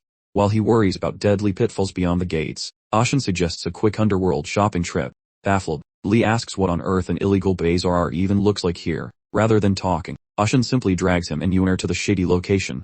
Within the dark bazaar, Lee sees the truth of the claims, though honestly, what education center hosts an illegal swap meet? It is spectacularly awesome, though no one explains why. Lee observes the area and notes the flea market is massive as a county fair, featuring dozens of kids peddling their junk, so the group starts their wanderings. Lee catches a known tone discussing wagering some duff to locate a royal monarch. Intrigued by the noise, he tracks the sound only to spot Ratford running a sketchy gambling ring. Participants have to identify the monarch card among 3 options, doubling their stake if luck favors them. Right when the initial match is preparing to commence, Ratford spots Lihon amidst the onlookers and offers a deep bow of reverence, yet Triadides strikes. Once the surrounding black turtle pupils grasp that Wardna has arrived, they vanish like roaches in light. With the area deserted, Lee questions Ratford's motives, who clarifies he is merely harvesting some duffy currency. This is the local underworld tender, where a handful of loaves buys you a single writing tool, plus a dozen buns might secure a tiny sweet block no bigger than a container of matches. While Lihon's blue dragon peers dine like kings, the remaining dormitories are essentially starving for scraps. While wandering through the bazaar, Yuer spots some shiny trinkets and wanders off into her own world, abandoning Wardness to his fate, so Lee decides to examine the merchandise with much greater scrutiny. Despite the lack of snacks, the stalls are packed with a surprising variety of practical equipment. Common survival gear looks acceptable, yet the massive volume of magical relics is truly what shocks the senses. It is a bizarre inventory for a campus flea market, given that average folks never even see such treasures. Nonetheless, Lee resides in Amrgard, a bizarre academy overflowing with gifted and highly eccentric individuals. These unique pieces, despite their miserable craftsmanship, are found in abundance, though talking to vendors would be easier, as a fellow turtle member. Following a brief stroll with the rodent fellow, Lee halts before a particular merchant's humble display. Radford, having previously scanned this specific stall, claims it contains only junk, and asks Lee's shopping list. Lee develops a sudden craving for a basic ivory cloak and asks for the price. Radford mentions it is a defensive garment that offers a coin-flip chance of stopping a blade from stabbing you. Unexpectedly, Lee deems those odds quite favorable and resolves to make the garment his own. Moved by Lihon's weirdly optimistic outlook, Radford stares with worshipful eyes until Lee demands he quit staring. Privately, Lee suspects the black market is full of useless trash, especially since he cannot tell what most items actually do. Observing that many artifacts are leaking mana and approaching their end, he realizes this functional cloak is a true hidden gem. Deciding to proceed, he notifies the black turtle shopkeeper, who starts salivating at the thought of a completed transaction, only to suffer heartbreak when Lee suggests a payment plan, which the seller shoots down immediately. Anticipating the refusal of Frida, Lee pulls out a stash of delicious snacks he had been hiding. Since rumors claimed trade was acceptable here, he unveils his culinary bribes for all to see. The surrounding Turtle Tower residents practically lose their minds at the sight of such premium groceries, though Lee ponders if some extra tins of preserved meat would have been a better bargainship. Nearly 12 eager scholars huddled near him, itching to make some trades happen. Since the fierce competition for Wardmiss grub was really heating up, you see, Lee started contemplating what fresh, lucrative ventures this sudden surge in desire might cook up. Finally, with hands trembling like jelly on a trampoline, he managed to snag the cloak using a mere pair of spots, and the vendor chirped his thanks for the trade, acting like he'd just won the lottery, then started ribbing his neighboring sellers for their poor shopping sense. The surrounding merchants scoffed at him loudly, claiming his good fortune was pure dumb luck, not any actual talent he possessed. Before too long, a fellow with a vibrant green hairdo, running a stall labeled Black Turtle, strolled over. This person, the same one who just got the potatoes, actually proposed bartering a small taste for a bit of bread. Naturally, the vendor slammed the door shut metaphorically, suggesting she should just happily munch on her own decidedly superb bread. Lihon just stood there slack-jawed, recognizing the depth of starvation these youths must have to go nuts over a couple of tubers. On a slightly closer look, he could clearly see this food frenzy wasn't just a small, isolated incident. Every single one of them was clearly starving and ready to do nearly anything to fill their belly. Deciding he absolutely had to step in, Lihon summoned Yuner over, and politely requested her immediate assistance. The instant Yuner showed up, Lee commanded everyone to swiftly clear out a decent amount of space, proclaiming right then and there that he was whipping up a complimentary dinner for the whole hungry crew, just this one time only. Hearing that amazing announcement, the students nearly exploded with excitement and disbelief, demanding to know if he was pulling their leg or truly being sincere. But once he confirmed his honesty, they calmed slightly. Lihon roped Yuner into helping immediately, understanding that nailing this generous move could seriously boost his status among them. In under 60 minutes, by the clock, the dynamic duo whipped up a massive, steaming pot of savory tomato stew, serving it up nicely in available bowls, passing those nourishing vessels out to the famished student body. A large number of them just started slurping the liquid right out of the containers, leaving Lihon and Yuner gawking in wide-eyed amazement. Grasping the sheer level of hunger they were battling, Lee reasoned that even though those veggies held value for him personally, helping them right this second was definitely the morally correct path to take. Cultivating a positive relationship with the normally fearful Black Turtle Tower students could prove very advantageous down the road, especially since he would soon be collaborating with them to source various materials. If he could alter their view of him, the long-term payoff would be substantial. After the students heartily polished off their portions, they showered Lihon with sincere thanks, piling his arms with various freebies from their merchandise tables.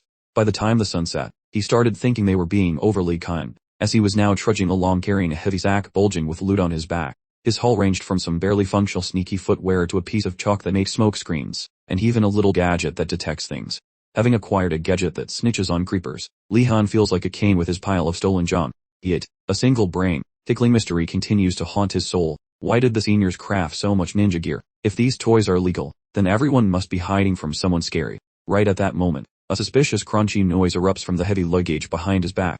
Baffled, the lad contemplates that racket, while he interviews a mug looking like a lost potato and seeks info. The boy pauses briefly prior to confessing that his luggage is definitely performing a tiny bougie dance this instant. Suddenly, a sharp skeletal hand rips through the fabric before he can even blink his wary eye, giving him a heart attack. The moment his friends spot the wiggling luggage, they nearly lose their lunch. they let out high-pitched squeals, demanding to know what kind of demonic stowaway is crashing their party. Briefly, Radford worries those ungrateful turtle kids are repaying a favor by sending a murder bone to stab them all. However, the Coliseum rich hand begins groping around for something hidden inside Lihon's fancy school blazer. Lee becomes intrigued and tells his terrified pals to hold their horses before they start screaming for help. Quickly, he sees that this appendage is just hungry for that weird skeletal souvenir Mortem handed over during their late-night chat recently. Within moments, the loose cloth snaps onto the hidden bone in his jacket like a cursed magnetic puzzle, creating a complete arm bone. Once finished, it hits his pocket and hovers like a spooky magic trick, drifting in space while eyeing its new owner with invisible sockets. The owner sees the extra limb and loses her mind, trembling while asking what other trash he hoards. Lee says Mortem gave him that trinket during a late-night get-together, but he soon notices a very fishy situation. The hovering arm seems ready to throw hands and beat him up for no reason. Soon, the flowing limb swoops down and nakes his digit using a sharp hit. That quick sting makes him wobble on his feet like a dizzy duck for a second, wondering why on earth this weird calcium stick is so thirsty for his precious bodily fluids. Meanwhile, his buddies get ready to rumble with the bone, but Lee halts them to test a wild hunch. The boy aims his leaky digit at the hovering arm and allows a few drops of red juice to fall.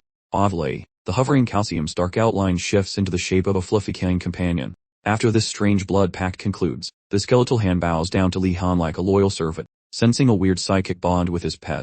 Lee tries out some commands for the bony pup, which follows every silly instruction without a single par or whine. His two buddies stand paralyzed with shock, wondering if their friend Lihon has started practicing the dark arts. Feeling quite pleased, Lee eventually mentions to his buddies that the old teacher handed him a rather peculiar souvenir, which is obvious since the creature is sticking to him like a shadow. Being quite spooky, Yor suggests that Lee should probably chuck the creepy bony thing into the nearest dumpster immediately. However, once the calcium-filled canine starts acting aggressive, Yor quickly apologizes for his earlier blunt and rude remarks. Radford then reminds Lee that wizards are usually told to avoid dark mages, wondering if that carcass is just too gross. Lee stays quiet for a bit, eventually thanking his pals for helping him clear the fog in his brain. Even though this situation is undeniably weirder than usual, Lee suspects there is much more here than what is currently visible. The owner questions Mortem's weird gift, while Lee wonders why the fossil came in pieces like some cursed IKEA furniture set.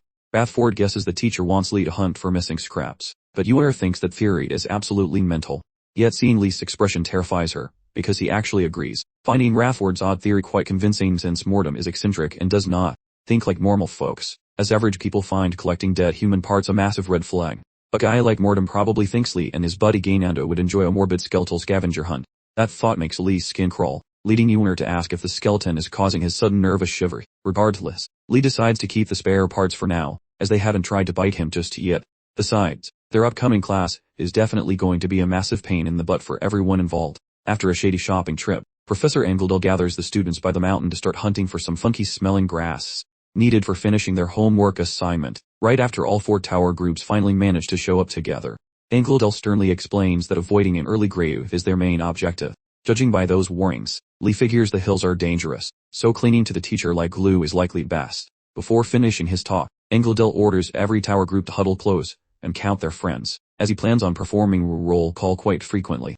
This news terrifies them, as they had not realized this educational outing was going to be so incredibly risky. After those words, the professor gives the nod to commence their hike up the slope. The hunt starts with Engeldel leading the pack, ensuring that his clumsy students are following right behind him. Overhead, a skeletal bird resembling the headmaster's pet monsters watches them silently. It watches them secretly before flying off to report back to its master. Following several miles of trekking, Engeldel eventually discovers a decent location to harvest those magic plants. The man quickly pitches his tent and orders the pupils to fetch whatever ingredients are required for their lessons. The teenagers split into their respective squads and start frantically looking for the plants. While Engeldel monitors their every move, moments into their quest, Engeldel feels quite happy that the situation remains totally calm, and prays this easy streak survives until they escape this peak. Unfortunately, the universe decided otherwise. Precisely as he falsely believes trouble has finally taken a hike, a moldy lime, collarbone knit pops out from the void, and yoinks him away, abandoning nothing but the pathetic little stick he was gripping so tightly. The pupils remain totally clueless about his stealthy kidnapping, while they dork around, and it takes forever for their slow brains to register that their leader vanished. Shortly after the snagging, that verdant, trust reptile Gull pivots to pester the professor with a query, just to find out he has pulled a master class disappearing act. Scanning the dirt, she sees 0 tracks suggesting he just wandered off for a snack. Basically, the unthinkable occurred. She figures some basement dwelling beasts snatched him for dinner. Completely petrified, she frantically hollers for the crew, and shouts that the teacher has zipped into thin air. Everyone is totally floored. Shortly, Lihon and his buddies circle the twig and Gladel abandon, attempting to decode this weird mystery. Lihon moans. He totally guessed some garbage like this would ruin his weekend vibes anyway. Sadly for his sanity, the cowards from competing dorms are already having massive meltdowns. To chill their nerves, he fakes it, claiming the old man likely just took a bathroom break. Luckily, they buy his nonsense and settle, though Lihon knows he just served them pure fiction. Yet he requires their composure to plot an escape. Luckily no creeps showed up, and since they know their path, there is no reason to freak out. They merely need to march back and spill the beans to the campus bigwigs. But exactly when Lee prepares to announce this brilliant strategy, massive storm clouds dump buckets of water, pinning the youngsters and the scraggy hellscape for the evening. Floored by his abysmal fortune, Lihon deeply regrets not staying home in his comfy pajamas instead. The children promptly split into pairs of squads. The Blue Dragon and Black Turtle groups huddle in a dry spot. Worry is the White Tiger, and Firebird kids bunk elsewhere, brewing tea. Lihon praises his paranoia for packing gear for random disasters. The notion of the instructor vanishing is utterly bizarre. While sipping, Rowena, the royal bodyguard, greets Lee and offers gratitude for his assistance. Lee dismisses the praise and says it is no big deal, but then she brings up that mythic soup he supposedly made for his house. Baffled, Lee demands the details, yet she abruptly cuts the conversation and says he should just ignore her. Intrigued now, Lihon ponders which idiot hyped up his basic vegetable soup into some divine culinary masterpiece. Before he can identify the culprit, that irritating elven protector arrives to announce the princess, resting close by, desires to lend a hand. Perplexed by the way Ardnart ignores everyone, Lihon accepts such help, suggesting they light a heater since Yumer looks like a popsicle. Rowena acts as a royal messenger, transmitting her request toward those stuck up nobility. She stands tall, mutters some magic mumbo-jumbo, then calls upon ethereal minions to torch the soggy logs. Moments later, those translucent spirits ignite a massive, roaring inferno. The moist timber finally catches light. While Lihon observes the royal Brett doing manual labor, he realizes those glowing blobs are actually spirits. But suddenly, the vibe shifts. A classmate wonders how she mastered ghost whispering, considering the syllabus has not reached that chapter yet. Naturally, the fan club forms, making Lee ponder if skeletons would get the same applause as sparkly spirits. Once the hearth glows, the group basks in the heat, keeping their traps shut to avoid trouble, hoping they don't attract a hungry monster. But sadly, fortune favors the bold elsewhere. The oblivious gang ignores a creeping nightmare, until the danger is breathing down their necks. Doom signals its arrival when Yor notices her mecha doing a little earthquake dance in the cup. Just as she begins questioning the beverage physics, one heavy, rhythmic vibration booms across their campsite, rattling every two, getting louder with every pulse. Lihon shifts into survival mode, though the boy is beaten to the punch. A massive, yellow, aidstone construct appears, causing a collective loss of bladder control. Meanwhile, in another part of the woods, rivals from the Tiger and Phoenix houses encounter a similar rocky giant blocking their cavern exit, turning the kids into human statues. While back at the dragon territory, Rowena panics softly, telling the group to play dead or at least stay perfectly still. These rock dudes operate on rigid logic, meaning if you don't annoy them, they won't crush you. Basically, golems are magical robots built from scrap rather than nature, powered by a glowing battery hidden deep inside. Things get messy when the battery leaks or glitches, turning the gentle giant into a homicidal wrecking ball. Lihon remembers that even a glitchy robot sticks to its programming, offering a tiny sliver of optimism, but he remains clueless regarding this Titan's specific logic, especially if the current directive entails pulverize every freshman in sight, because in that case, they are totally toasted. Shortly following that arrival, this stone Titan crouches, edging one boundary across the dirt. The bewildered group speculates whether this constitutes a classic game of avoid stepping over that border. Lihon, being a chaos magnet, wonders what kind of fireworks would start if he stepped across. Hungry for answers, he readies a personal experiment, but Ashan, terrified of Lihon playing with fire, leads forward to beg him to stop being a total moron. Lee promises he has no intention of committing suicide by boundary, fully aware that the zone is basically a one-way ticket to the afterlife. Rather than using his own limbs, he yanks a spare radius and ulna from the depths of his stylish outerwear. This bony stowaway gives everyone a major treat, especially after he clarifies it is just a stray summon he found wandering around. Han instructs the relic to bypass the Guardian's perimeter. That bony minion complies by trotting slightly past the forbidden mark. The very second the golem registers this unauthorized breach of security, it pulverizes the poor form into a fine, dusty powder of regret, proving a theory that the stone beast hates guests, and will violently evict anyone stepping onto its lawn. Ashan, shaking like a leaf in a hurricane, whimpers about being stuck there until retirement, and begs Lihon for a miracle. Dismissing Ashan's dramatic meltdown, Lee keeps his eyes glued to his pieces of arm bone currently knitting back together. When the repairs conclude entirely, the boy commends the appendage for excellent service, beckoning it to return. Rowena, having watched the skeleton cheat death just seconds after getting flattened like a pancake, ponders whether every magical minion enjoys such a convenient and rapid health insurance policy. Usually, bringing back a summon drains your battery, and takes ages, making it obvious Lihon is keeping some secrets. Before she can crack the case, some blue dragon brats in the rear start a loud blame, Game Olympics. Realizing this petty bickering is useless, Rowena rushes to play the peacemaker, though a furious student barks at him to shut it, since he doesn't even belong in their exclusive club.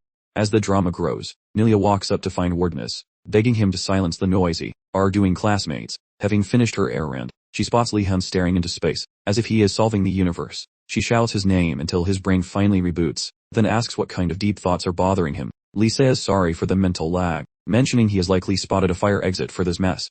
The fighting kids catch wind of this, and instantly gaze at him like he is the second coming of magic, stunned by his genius, while he feels totally grossed out by their sudden and fake fanboy behavior. Lihon informs the group that he suspects the golem is just a cruel prank pulled by the teachers. This news blows their minds, leading to a chorus of gasps and questions about whether Lee is actually for real. Elsewhere, that instructor Angladel hangs helplessly aloft, sagged by a principal's necrotic shackles, grumpily insisting on liberty after being caged for merely assisting pupils, describing the abduction of a colleague as utterly absurd. Angladel is interrupted by the principal and Irugulum, who urge him to chill out and hear their logic. Puffing, the scholar lets them justify their crazy talk. The boss argues that having a powerhouse like Angladel around would basically turn the kids into helpless toddlers instead of capable adults. Processing this utter nonsense, the teacher stares blankly, questioning if the headmaster finally lost his marble collection. Sadly, the old man is dead serious, claiming that one day his confusing teaching methods will actually make sense. Despite his massive doubts, Angladel promises he won't meddle in the children's little mountain assignment, but he wonders what the plan is if things go sideways and a real disaster strikes the peaks. Much to his annoyance, the duo insists the kids must handle every nightmare solo, without any adult supervision whatsoever. Knowing he is talking to a brick wall, the professor finally gives up, and accepts their wacky rules. Though he threatens to crash the party if the situation turns into a complete funeral, the leader nods and finally unties him, hoping he won't immediately punch someone. While freeing him, he expresses hope that Angladel learns to love watching students bloom, which earns a grumpy request for silence. Then he grills Irugulum about their secret forest pet, who claims it is mostly harmless and definitely not a dragon. It is merely a cow on magical steroids, designed to be slightly more cranky than a morning person without coffee, and it should not kill anyone, satisfying the professor's low standards. Mocking the bovine threat is trivial compared to a stone giant. The teacher gets a chuckle from the boss. Soaked in a downpour, the kids are having an awkward staring contest with a statue, debating if Angladel is the mastermind. A student theorizes that he is definitely in cahoots with the other crazy professor. Everyone agrees that their teachers are just professional trolls being mean. Nilia finally asks the big question, what their next move is. Lihon insists that the plan remains the same, suggesting they start by dismantling the giant rock standing in their way. However, noticing everyone looks like they just lost their favorite puppy, he shifts his tone to something more upbeat, telling them to keep their chins up. He notes that every prank has a weakness. They just have to spot it. Spirits lift as they consider that if the trap was built by humans, it can definitely be broken by smarter students. After stopping a total meltdown, Lihon recalls a specific magical experiment he has been itching to try on something big. While the group debates whether to hit the golem or just run away screaming, they search for any possible flaws. Nilia turns to get Wardenus' take on the situation, but finds his spot completely empty. Freaking out, she tells the group that their leader has simply vanished. The moment they grasp that Lihon is gone, a wave of terrified silence washes over the entire camp. A few scholars speculate on his potential abduction, where he is at Jade. Mandlask proposes slipping by the stone giant to rescue him from becoming a snack. Nuur, the solitary possessor of a functioning brain cell, commands a pause while indicating Lihon, who is currently loitering past the forbidden boundary within the Iraqi monstrosity's private backyard. Much to their collective horror, they spot their friend practically cuddling with the massive guardian. Ashan bellows for his comrade to retreat post-haste before being transformed into a very flat pancake, but Lihon remains blissfully deaf, pondering instead why the stony titan is ignoring his illegal trespassing. Visibly annoyed, Ashan demands a reason for how the other approached that beast without triggering any alarms or attracting attention. The magician explains quite truly that he employed a bit of transparent sorcery to glide across the border. As his peers engaged in frantic cardio, Lee performed a minor test to check the giant's visual acuity against hidden humans. Luckily, the boulder-headed sentry was blind to his antics, permitting a smooth transit over the danger zone. Furthermore, he realized a peculiar core. The golem completely forgot he existed once he finished crossing the threshold. Upon clarifying his stealth was gear-based, the group gushes over his supposed talent for crafting legendary trinkets and cloaking spells. However, Lee shuts that down fast, revealing the item was a gift from the Prysinga order when he joined the festivities. Their awe evaporates into sheer dread, leading Ashan to grill him about his questionable life choices and shady associations. yet Yunner silences their bickering, stating these eccentric pastimes matter little during this crisis. The actual conundrum remains that they lack fancy cultist jewelry, necessitating a far more creative exit strategy. Ashan proposes seeking faculty intervention, yet Lihon rejects this, suspecting this whole mess is just another sadistic teacher prank. Instead he has concocted a superior scheme, and with a flourish of intent, he produces a heavy metallic sphere, and begins twirling it like a rhythmic gymnast with a grudge, arguing that if this trial is mandatory, then even a fresh-faced novice should theoretically survive the experience. The young leader commands his friends to assault the machine's glowing heart, which functions as the primary deactivation switch. Should they obey his directions with extreme precision, the rocky behemoth will likely crumble into expensive gravel. Without a single second of doubt, Lihon launches his heavy orb directly at the monster's cranium, achieving a perfect strike on its shimmering golden eye. Ashan and the surrounding crowd erupt in applause for his rather impressive bowling skill.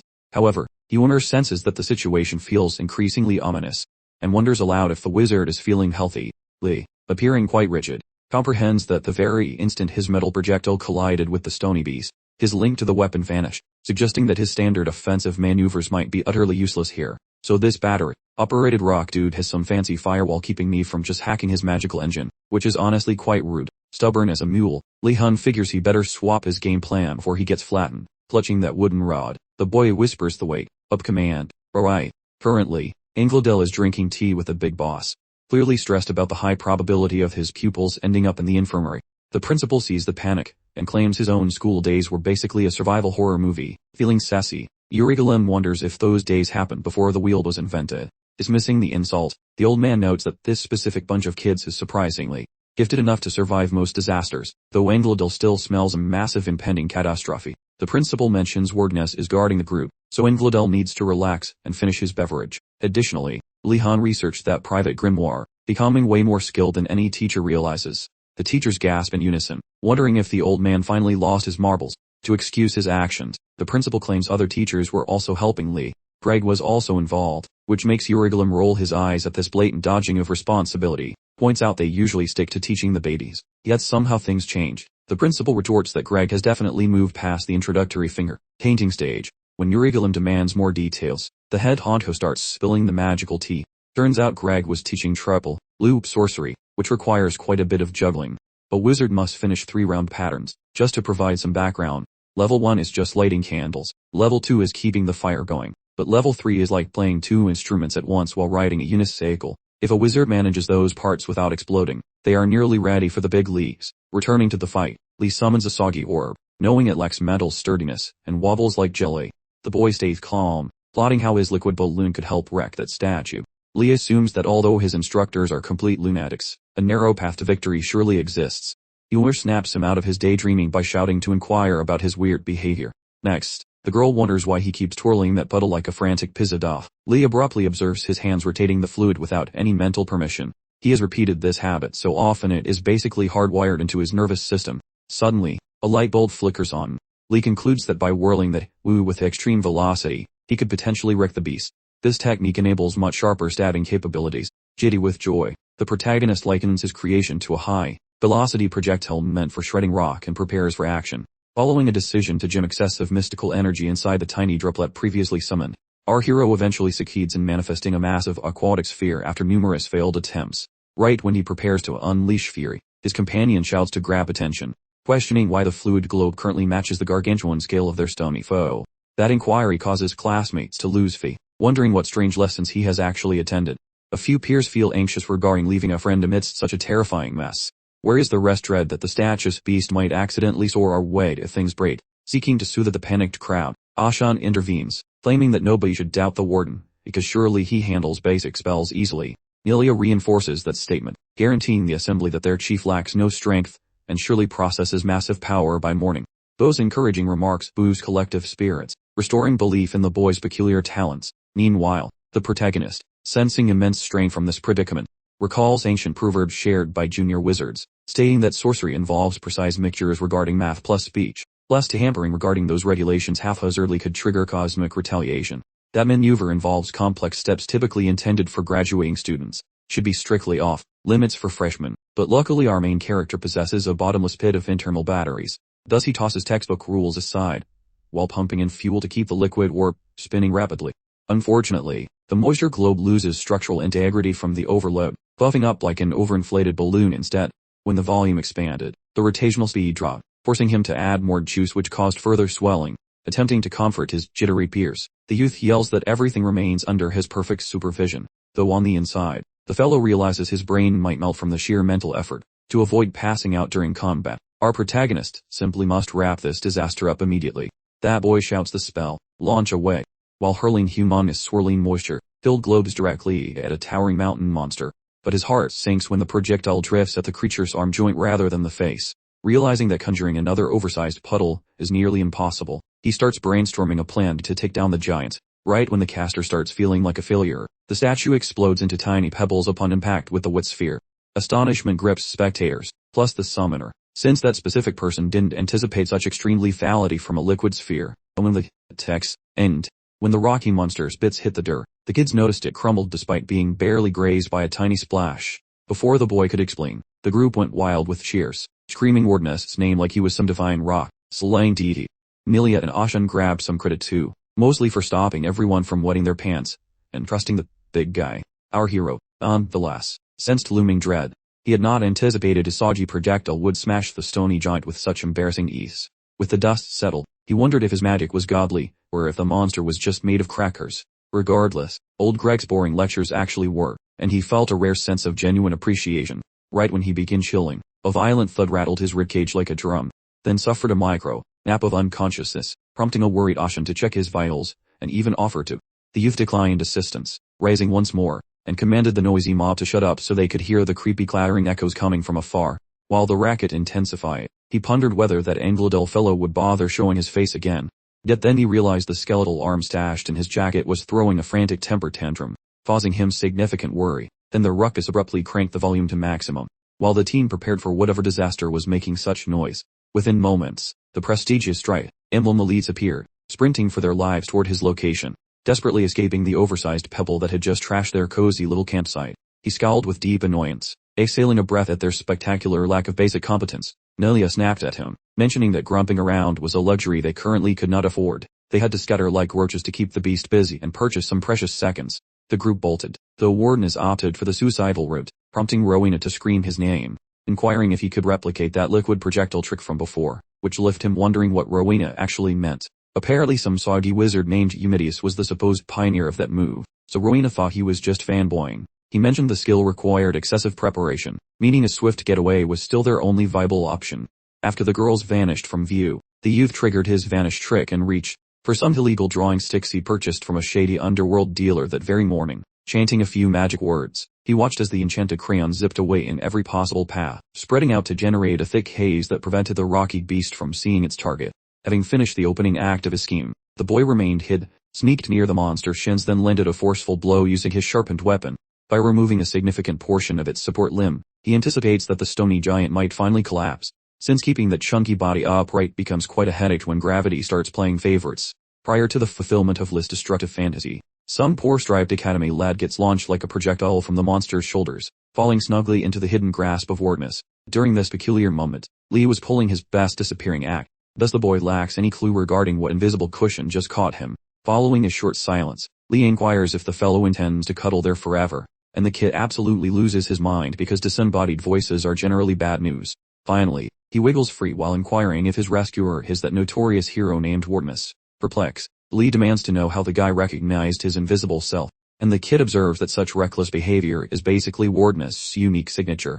Then, he expresses gratitude for the catch that saved his bones from shattering, but the stone jerk interrupts with a swing, which forces Lee to teleport them both away instantly. Noticing the gigantic hole where the earth used to be after that previous smash, Lee wonders how on earth the boy crawled into the center of that rocky nightmare, given that getting past its defenses should be a monumental pain in the neck.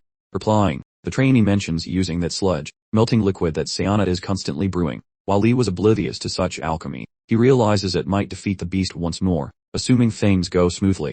He begs the boy for the potion, only for that disappointing fellow to admit the supply is dry. Lee promptly ignores the failure and ponders why the mountain of rocks stopped its assault. Surveying the surroundings, he spots the creature stomping toward a different horizon and feels curious. Suddenly, the frantic wails of some hurt classmate echo from that specific path, seeking aid. Perceiving that the massive automaton is hunting down the defenseless, bleeding victim, Lee stalls, thoughts flying, As he calculates he cannot sprint there before the squishing happens. He must halt the monster this very second, while hunting for a miraculous escape plan.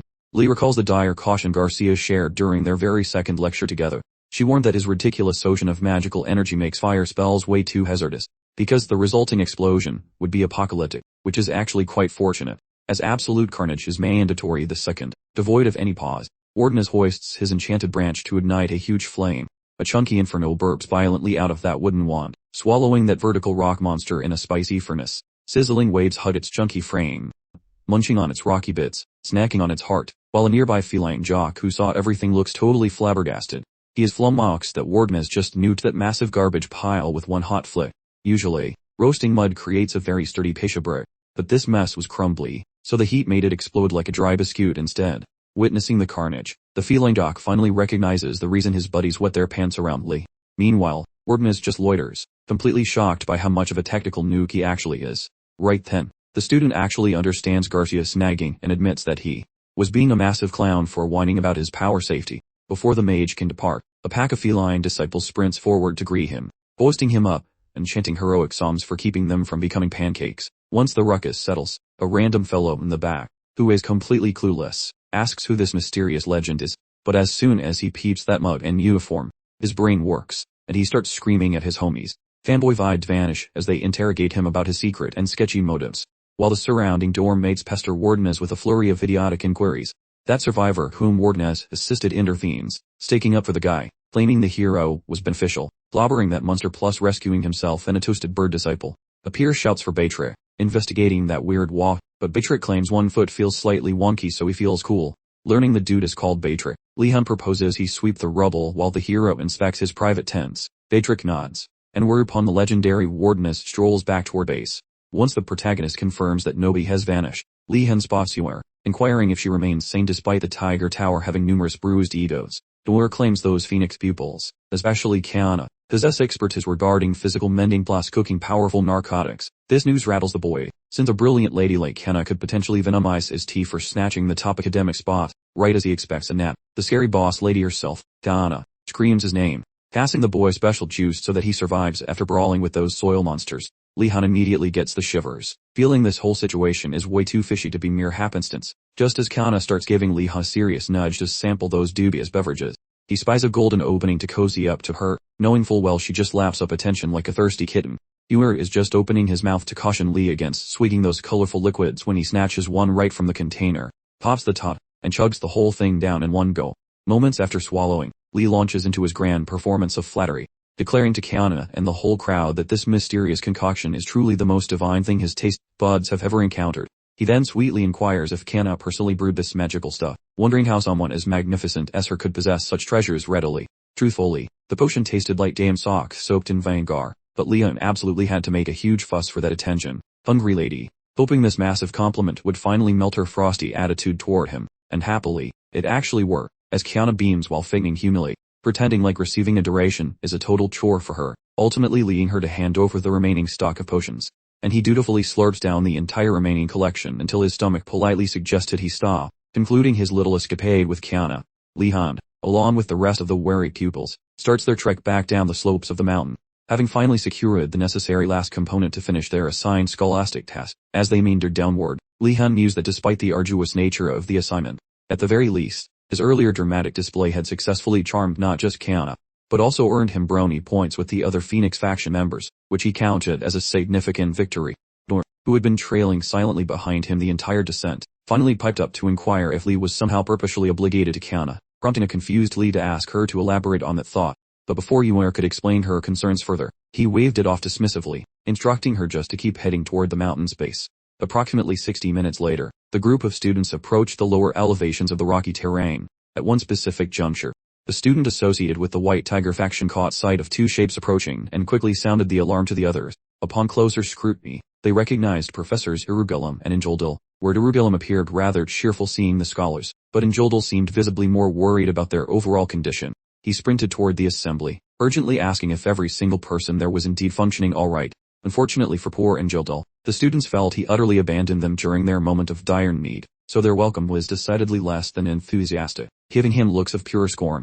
They secretly plotted what revengeful acts they might inflict upon him, and that short, grumpy fellow accompanying him once their power grew, causing Enjoldal to grow noticeably jittery. Jerusalem observed the icy glare radiating from the students and dryly remarked that they seemed to have grasped the intended life lesson. Enjoldal made a weak attempt to prompt his colleague into displaying a tad more kindness toward the wary pupils, but they replied with icy composure that they had certainly absorbed something profoundly educational from the whole miserable situation. Jerusalem then launched into a verbose speech extolling the virtues of alchemy, while sternly advising the students to maintain constant alertness, because unexpected peril could materialize at any second. Even after his speech, the kids continue staring daggers, clearly dreaming about drop-kicking Jerusalem into tomorrow. Suddenly, Enjoldal starts blubbering apologies for ditching them like trash, claiming he really wanted to stick around, but the big boss basically kidnapped him at sword point. The pupils just rolled their eyes, muttering with massive sass that every teacher is essentially a lying potato. They finally woke up to reality, though Enjoldal keeps pinky, promising that his story is legit. But the damage is done, as those white tigers soar to treat every professor like a suspicious telemarketer. Enjoldal collapses in a puddle of sadness, crushed that his fighting buddies are ghosting him forever. Lihon, just admiring the view, thinks his peers are surprisingly sharp for doubting those academic frauds. But seeing Enjoldal leaking tears like a broken faucet, Lee thinks the guy might actually be honest. It sounds fake, yet getting abducted by that crazy headmaster is definitely on the menu here. Plus, even the usually cocky Jerusalem looks genuinely stressed about Enjoldal, which is incredibly weird. Testing the waters, Lee walks up to the trembling Enjoldal, who looks like he stubbed his soul, and whispers that he totally buys the story and thinks he performed like a champion. That single sentence leaves Enjoldal feeling so mushy he hugs Lee publicly, making Jerusalem turn green with envy. Switching back to business, Jerusalem demands to know exactly how they managed to finish the test alive. Ashina explains that Warden has nuked one mud monster with a water bomb before roasting the other one. Jerusalem, realizing they boxed dirt monsters instead of the angry bull he ordered, gets a glitch in his brain and asks if they ever saw a giant cow. He stammers that he only booked a single bull to give them a hard time. The kids are absolutely done with his ridiculous fairy tales and shaky excuses. They yell at him to quit the gaslighting, since they graduated from nursery school ages ago. Jerusalem insists he is telling the truth, but the students just laugh and sarcastically call it a miracle. Jerusalem senses the massive emotional barrier rising and asks himself why these children are so incredibly cynical. Catching Lihon's eye, Jerusalem begs for confirmation about the dirt creatures and the missing bull. Lee gives a deadpan nod and asks if the professor has some kind of beef with it. Before Jerusalem speaks, Enjoldal charges over, seething with fury, and demands the truth. Shaking in his boots, Jerusalem squeaks that there must be a perfectly logical clerical error, that he actually set up both threats, but the bull probably just went for a walk. He waves at Wardeness, wondering if his tongue retired, or if he simply forgot how human words were. Suddenly, the teachers are horrified to see the students sprinting back toward the academy like a buffet just opened.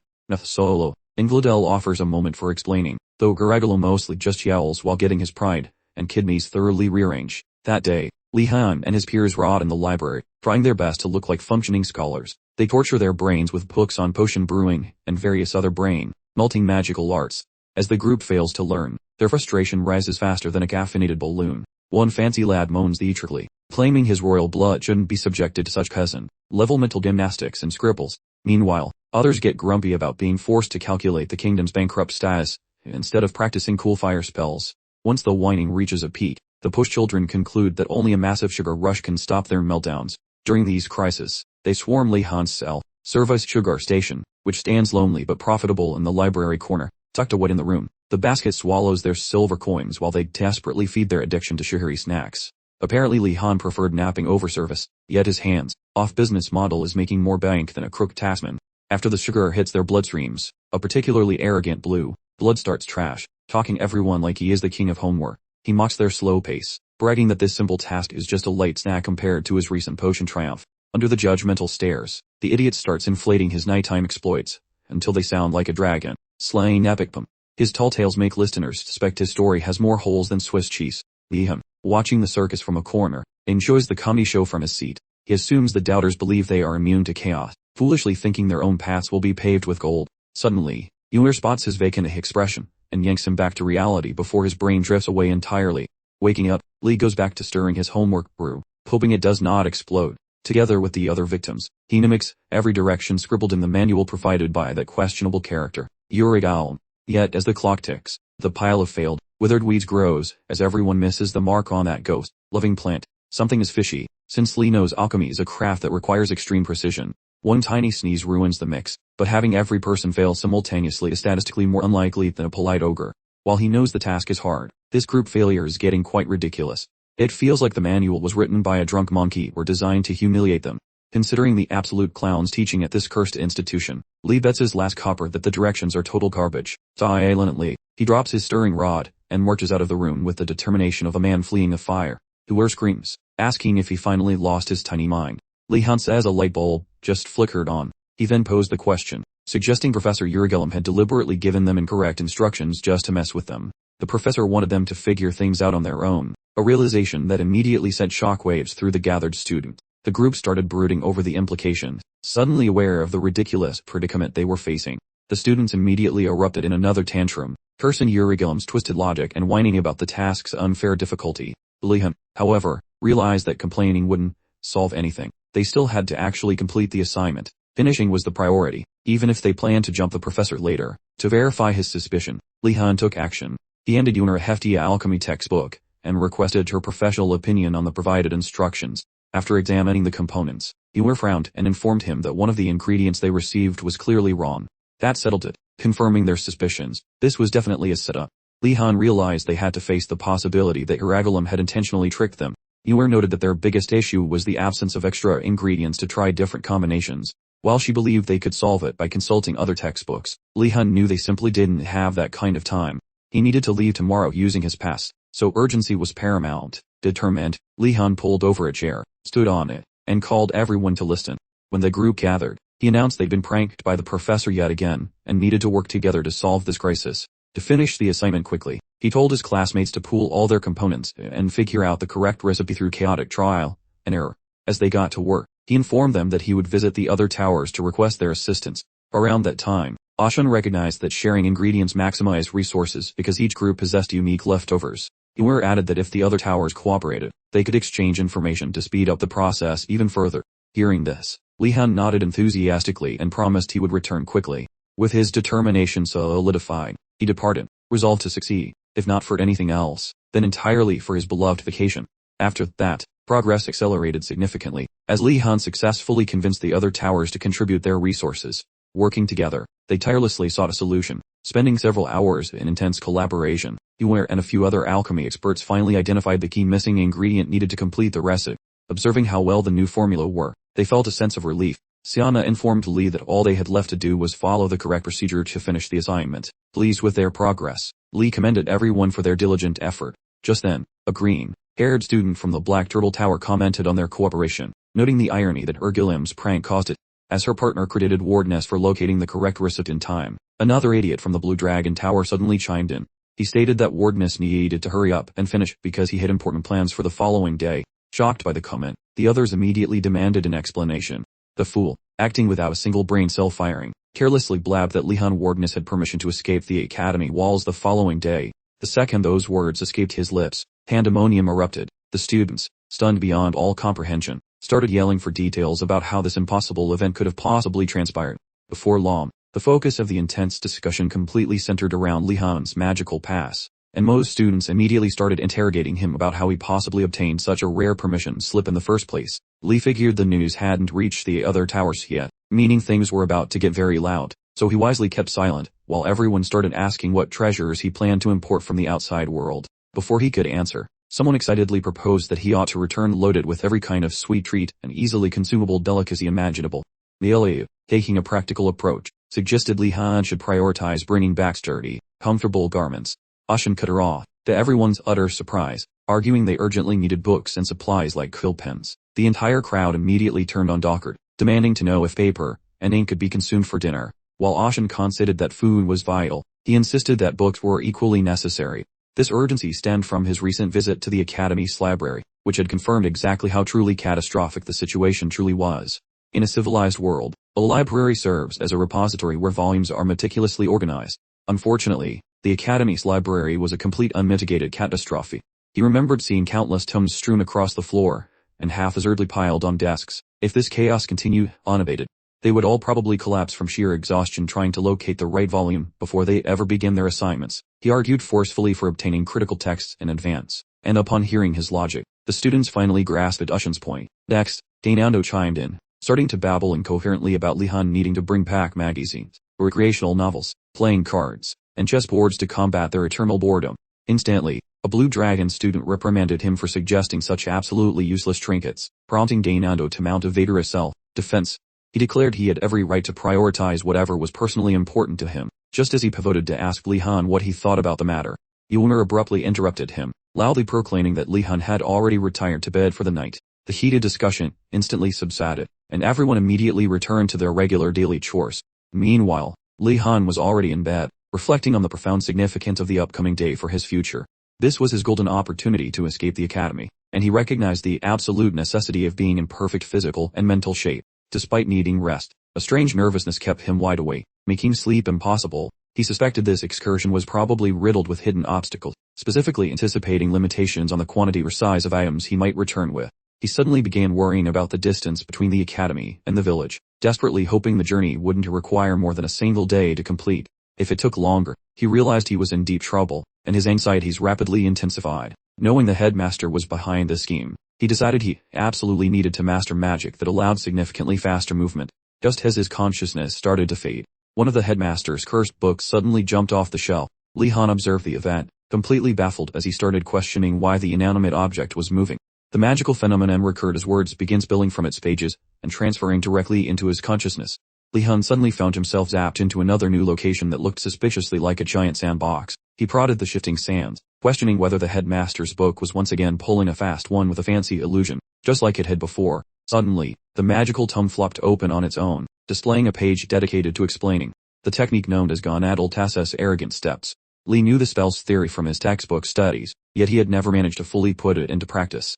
Was mastering the spell the required activity for his current situation? Lihon paused, briefly wondering if the book had somehow sensed his earlier desire for this exact magic, and decided to provide assistance. He went so far as to mentally compliment the headmaster's book, considering it surprisingly helpful for looking out for his needs, but he quickly realized he definitely didn't have time for a study session right now because he was scheduled to leave tomorrow. He commanded the book to send him back to his room so he could sleep, but predictably, the tome ignored his order and forced him to continue reading, making Lee realize it shared the headmaster's stubborn personality. Realizing he had no alternative, he reluctantly pulled out his trusty staff. He resigned himself to cramming the entire spell as quickly as possible, hoping to get back to his room before sunrise. The next morning, Lihon awoke early and made his way toward the entrance of the punishment chamber.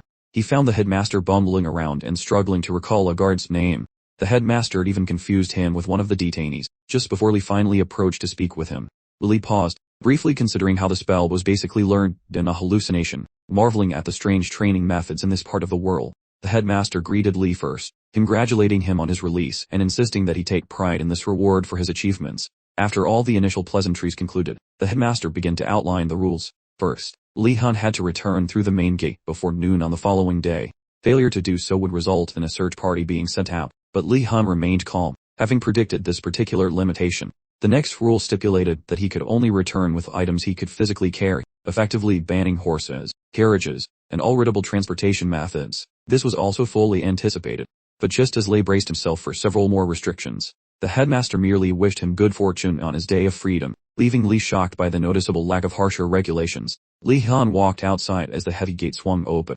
He commented to himself how overly prepared he was for extra limitations. He thought about weight restrictions on his cargo, but regardless, now that he was actually outside, he felt a sudden rush of adrenaline and started toward the closest village, named Lihon. When he arrived, a local merchant informed him that the nobles had relocated their mansions very far away from this area, at the headmaster's specific request. The nearest noble's mansion required several days of travel on horseback, causing Lihon to finally understand why the headmaster's rules seemed so relaxed. It turned out the headmaster had successfully blocked every easy opportunity for Lihon to acquire money right from the very beginning. It's common knowledge that the most powerful nobles in the empire don't actually need to borrow cash. Instead, merchants constantly shower them with wealth, just to get a good parking spot in their social circle. Having majored in that pampered atmosphere, most folks probably expected Lihon to think borrowing was just a strange new dense move. This widespread assumption included Arian, the branch manager for the Kiko merchantry, who had clearly never met a warden before. He was utterly flabbergasted, much like a cat trying to use a calculator. When Lihon Wardeness actually asked to borrow some cold, hard cash, the poor guy immediately started sweating buckets, questioning whether Lihon was actually a wardeness or perhaps just a very well-dressed con artist seeking a handout. The, despite its modest size, was remarkably wealthy, and all credit went to the presence of the Magic Academy. This place had more magical energy than a unicorn's sneeze. The academy constantly required a bizarre array of ingredients for its magical experiments. a logistical nightmare for any supply chain. To get them, the staff would frequently hire adventurers, offering rewards so generous they bordered on excessive. Since this process essentially repeated itself every single month, the only person truly upset by this arrangement was usually the Academy's finance officer, who had to handle the massive invoices. For everyone else, however, the cycle made fall on a highly profitable place to live and work. To summarize, fortune clearly favored Lihon here, because he could obtain whatever he desired, assuming he had a few coins jangling in his pocket. Keeping this in mind, Lihon practically got down on his knees to plead with the man to loan him some cash. Arian didn't immediately say yes. He first paused to calculate exactly what benefits he could squeeze from this exchange, realizing it was his golden ticket to connecting with the Great Warden's influential family. Still, he worried about the size of the loan Lihon would request, wondering if this was a sum his merchantry could actually afford without going bankrupt. He eventually found the courage to ask Lihon exactly how much he needed to borrow. An awkward silence descended, nearly crushing Arian's resolve, as he mistakenly assumed Lihon was just struggling to find the words to ask for an exorbitant amount. Even before Lihon spoke, the branch manager had mentally resolved to liquidate his personal savings, just in case. He simply refused to let this golden opportunity slip away, knowing how valuable those connections to the Warden family were. When Lihon finally opened his mouth, however, he only requested a measly 20 pieces of silver. Arian's brain immediately short-circuited in surprise, causing him to ramble nonsensically about how easily his company could handle such a vast sum. He stopped mid-sentence to perform a double-take, trying to confirm if Lihon truly said 20 silvers, and then Lihon, sensing hesitation, reduced the request to a mere 15 silvers. Arian finally told him to stop cutting the price, assuring him that he could absolutely afford to lend the full 20 coins. Arian offered to escort Lihon around the town, assuming Lihon simply needed to pick up a few small items with the loan. As they rose to depart, Arian noticed that the snacks previously sitting on the table had mysteriously vanished. The weird part was that Arian hadn't actually witnessed Lihon consuming any of them. After a more thorough visual assessment, Arian spotted a suspicious and bulky shape in Lihon's coat pocket, immediately concluding that the noble had pilfered the appetizers. This revelation further cemented Arian's plummeting opinion of Lihon's nobility, but regardless, he still resolved to make the best of this interaction with the unusual young man. Even though Lihon attends the Grand Magic Academy, he is still just a novice first year, and now he finally gets to embark on his first major shopping excursion. Arian fully expects Lihon to go on an extravagant spending spree, so he plans to act cool, take charge of all the purchases, and leave a memorable impression. Unfortunately for Arian, Lihon is the polar opposite of a spoiled rich kid. Instead of splurging, he takes the lead, requesting merchants provide him with easy-to-store provisions like canned goods instead of bulky fresh food. When they visit the clothing merchants, he specifically asks for thick, sturdy fabrics rather than expensive or fashionable attire. As for the paper merchants, he demands they fill his order with economical yet durable paper that can withstand a beating. Before leaving the market, he even asks if they happen to stock any illusion magic books specifically designed to fool magic professors. Hours later, Arian and other assistant are stuck carrying all the shopping, while Lihon reviews his checklist for any remaining essential items he might require. Arian, meanwhile, sulks over how spectacularly his plan to impress Lihon has failed, realizing he's only succeeded in becoming an impressively strong pack mule. Despite his frustrations, Arian cannot deny how remarkably effective Lihon's negotiation skills are, especially considering Lihon comes from a noble background. Soon afterward, Lihon announces that he has almost everything on his list, then asks if they can change course and head directly to the stable. Arian is thoroughly confused, reminding Lihon that riding within the Academy's vicinity is strictly prohibited. Lihon, however, assures him not to fret, explaining that he is going to the stable for an entirely different reason. After walking just a few dozen meters, Lihon and his party finally arrive at Amr's stable. This establishment is known as the largest stable in Falon, and Lihon wastes no time in entering. He steps inside and immediately greets the owner, who is currently busy with cleaning duties. The owner instantly recognizes Lihon as a student from the nearby Magic Academy. Curious, the owner asks exactly what Lihon is looking for, but Lihon pauses before giving a direct response. Lihon takes a moment to examine the impressive collection of mounts inside, which is exactly what he expected from the area's top stable. Then, very directly, Lihon asks the stable owner if people ever utilize a secret route to travel straight from this stable to the Academy. Amrgard demands to know how Lihon learned that information. Without offering an answer, Lihon simply listens as the owner confirms his suspicions. Amrgard explains that they regularly deal with merchants and adventurers contracted to the Academy, as well as the Emperor's messenger, who takes breaks there during travel. Handing Lihon a small stool to sit on, Amrgard asks Lihon why he is so interested in this specific detail. Lihon carefully formulates his next words before finally presenting his offer. He offers a generous amount of money to the stable owner if he can help arrange something on a specific date to facilitate his escape from the Academy grounds. It is then revealed that Lihon's entire purpose in visiting the stables was to create a meticulous plan for his next method of escape. Knowing Lihon is merely a first-year student, Amr finds himself genuinely impressed by the young man's boldness. Amr notes that very few individuals, even among the hardened tribes living in the Empire's most difficult regions, possess such daring as Lihon. This level of audacity intrigues the stable owner, making him seriously consider assisting Lihon with his ambitious escape plan. However, he cautions the young nobleman that pulling off such a stunt will be far from effortless. Although he expected to hear a warning like this, Lihon was still surprised to hear the stable owner say it with such conviction. He decided to clamp down his inner dialogue and simply absorb everything Amr was about to say next. Amr went on to explain that he had previously assisted visitors entering the academy, and knew exactly how stringent the identification procedures were. The security measures would be even more severe for Lee, given his status as a complete outsider. This logic made perfect sense. Just as Lee felt hope slipping away, Amr quickly offered encouragement, insisting a clever alternative was still available. Giving Lee a reassuring pat on the shoulder, he explained the plan required Lee to have a flying mount already waiting inside the academy. Completely bewildered, Lee asked for clarification.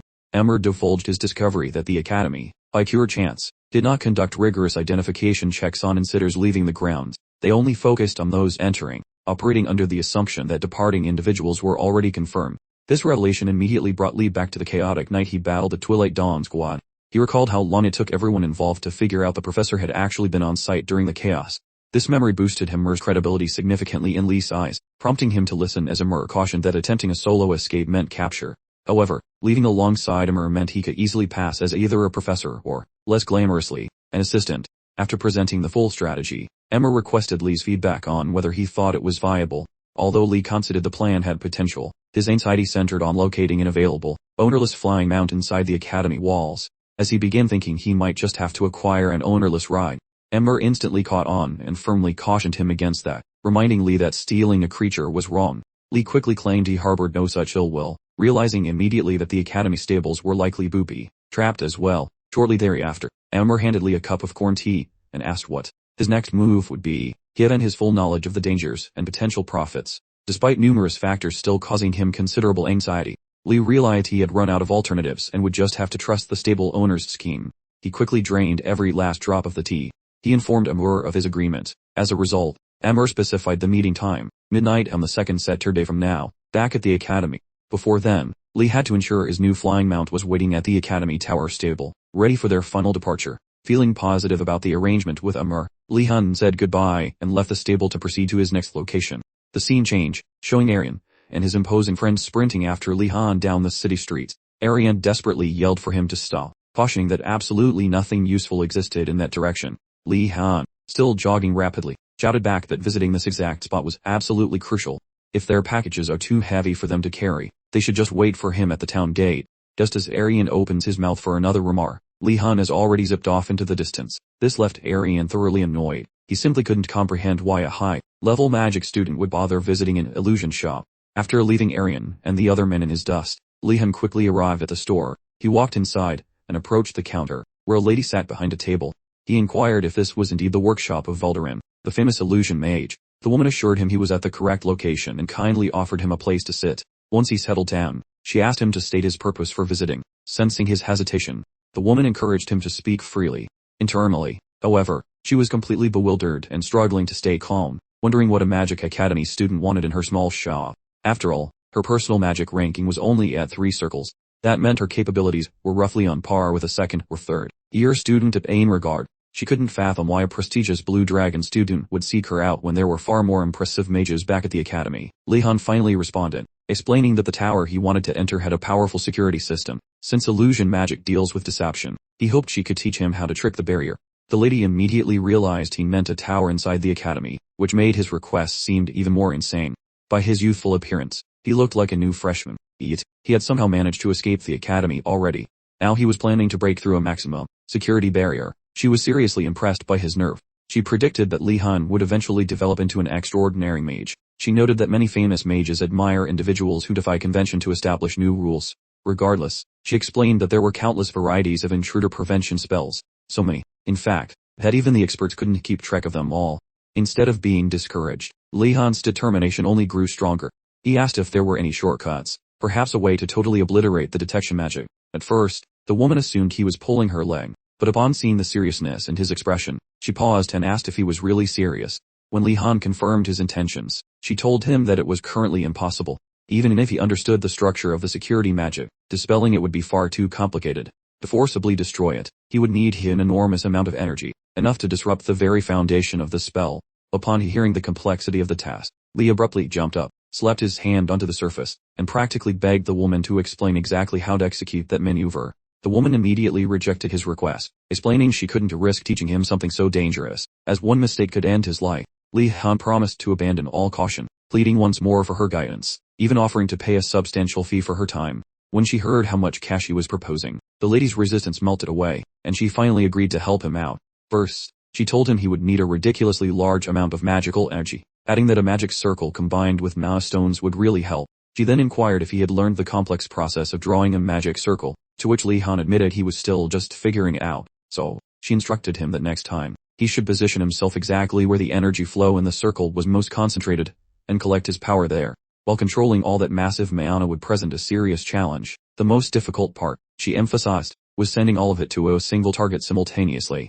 Even if he succeeded in that, it still wouldn't cut it. The mana needed to explode forth like a flash flood, destroying a dam, not just meander like a lazy river. After her improvised lecture, Lihon still hadn't fully grasped the magic's complexities, so the lady saw his worried face and asked if he thought the task was too hard. Completely contrary to her expectations, Lihon quickly assured her that the task didn't seem particularly difficult in the slightest. Predictably, the lady realized his massive ego was preventing him from understanding the genuine risk. Assuming that a student from Amrgard must have been a superstar back home, she understood this explained his confidence, but she also knew the world doesn't care about genius, and hubris is especially dangerous for young, talented people. To teach him a lesson he wouldn't forget, she pulled out some glistening moonlight stone powder. She tossed it into the air, reciting an incantation about desiring the moon and drawing upon water. Using the power from the powder, she unleashed third circle magic, activating the confusing Lunarian's moonlight labyrinth spell on Lihon. This spell immediately forced his awareness to separate from his body, causing Lihon to notice that the distance between himself and the lady appeared to suddenly increase. Then, just as abruptly, his consciousness snapped back into his physical form. He realized he hadn't moved at all, even though it felt as if the lady had drifted incredibly far away from him. He felt an odd sensation beneath his feet, creating the distinct impression that a single false step would send him falling into danger.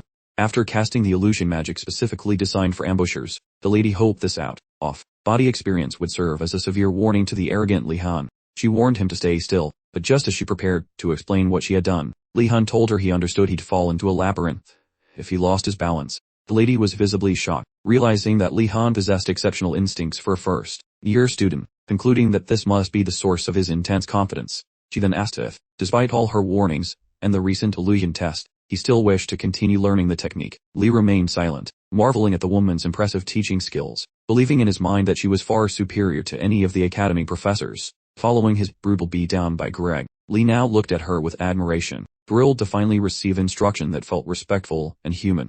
He smacked his hand on the table and declared that he was going to attempt the very thing she had just demonstrated. With that declaration, Lee pulled out his magical staff. He mentally drilled into himself that he should not imagine the magic flowing like a calm, gentle river. Instead, he forced himself to picture a powerful surge bursting through a collapsed dam. He concentrated magical energy at the very tip of his stick, then fired the magical projectile, aimed directly at the bewildered woman. The woman instantly erected a magical force field, trying to prevent any injury from the impact. Even though there wasn't supposed to be noise, the clash of energies created a very specific, thunderous sound in her ears. The magical test caused her entire establishment to blaze with light, transforming it into daytime for several moments before it abruptly vanished, poofing into thin air. When the dust settled and the magic subsided, the woman realized she had fallen to the ground. She stared at Lihon, completely flabbergasted by the sheer impossibility of the situation, wondering if she'd hallucinated. While Lee assisted her in standing up, she had to concede that genuine prodigies actually existed in the world outside of myths. Several hours passed, and Professor Garcia, along with the headmaster, were positioned outside the main campus gates, anticipating Lee's comeback. Garcia informed her boss that his presence was unnecessary, since she was fully capable of managing everything during her current tenure. The headmaster, however, was stubborn and determined to remain, certain that something truly fascinating was about to occur. Garcia theorized that he was secretly hoping for Lihon to be late and cautioned him against holding out for disappointment. She argued that Lihon was unlike the common students, a point the headmaster conceded while clarifying that natural ability wasn't really the problem. Given the constraints of time and the budget, there was only a certain amount of stuff Lee would realistically be able to haul back.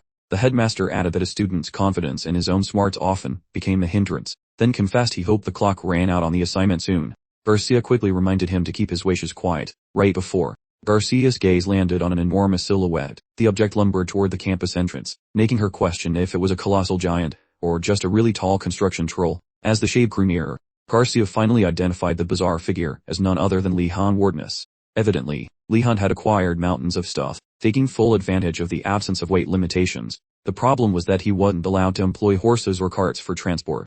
He implemented simple control magic to make the boxes float, all while balancing an impossibly large pile on his shoulders. Garcia marveled at his extraordinary power to haul such an absurd quantity of items. However, the headmaster suggested that Professor Greg Vallotti was probably responsible for his exceptional training. A stunned Garcia demanded to know who taught him physical strength magic, since it was far too complex for students in their first year. Guessing Lee must have learned the technique from a library book, she proposed they warn him before he physically harmed himself. Just as she opened her mouth to speak, the headmaster recommended allowing the young man to develop in an environment without limitations. In that instant, Garcia realized her boss was the very person who had secretly taught Lihon the physical strengthening magic. For some background, the arrogant steps of gun adults isn't just a spell, it's a four-part magical masterpiece. For a beginner like Lihon, training in the four strengthening areas of the basic circle felt like trying to solve a Rubik's Cube while riding a unicycle. Since Lihon learned most of the first circle magic in his dream, he now understood exactly why the spell's title included the headmaster's name, apparently a bit self-absorbed. To clarify what went down in his dream last night, the flashback starts with Lihon taking a much-needed time out after failing to cast the spell so many times it felt like he was playing a broken video game. While catching his breath, he pondered why the spell wasn't named something logical, like the bait muscle time spell instead of something about arrogant footsteps. It confused him completely that the fancy title and the magical outcome seemed to be total strangers. In his frustration, Lee seriously considered throwing in the towel on the spell, concluding it was a big waste of his precious dream time. Instead of quitting, he decided to sit down and devise a brilliant, new plan for tackling this confusing magical dilemma. He went through all the information, trying to pinpoint the exact time the headmaster originally cooked up the strange spell. His goal was to figure out what exactly was going on in the headmaster's brain back then so he could potentially learn this thing a bit quicker. To help him think better, Lee decided to sculpt a sand statue of the headmaster from when he was young and, more importantly, still actually human. Since this was just a dream, where reality takes a vacation, he started without a second thought. He gathered up a bunch of sand and molded the statue of the youthful headmaster, carefully focusing on capturing the particular brand of madness in his eyes. He ensured the statue reflected his horrible temper, fierce expression, and undeniably well-trained physique. It gave Lee a feeling of being a deity creating mankind from mud, though in this case, it was just sand. After finishing the sculpting, Lee conjured up some dark clothes and a matching staff, fitting the headmaster's dramatic persona perfectly.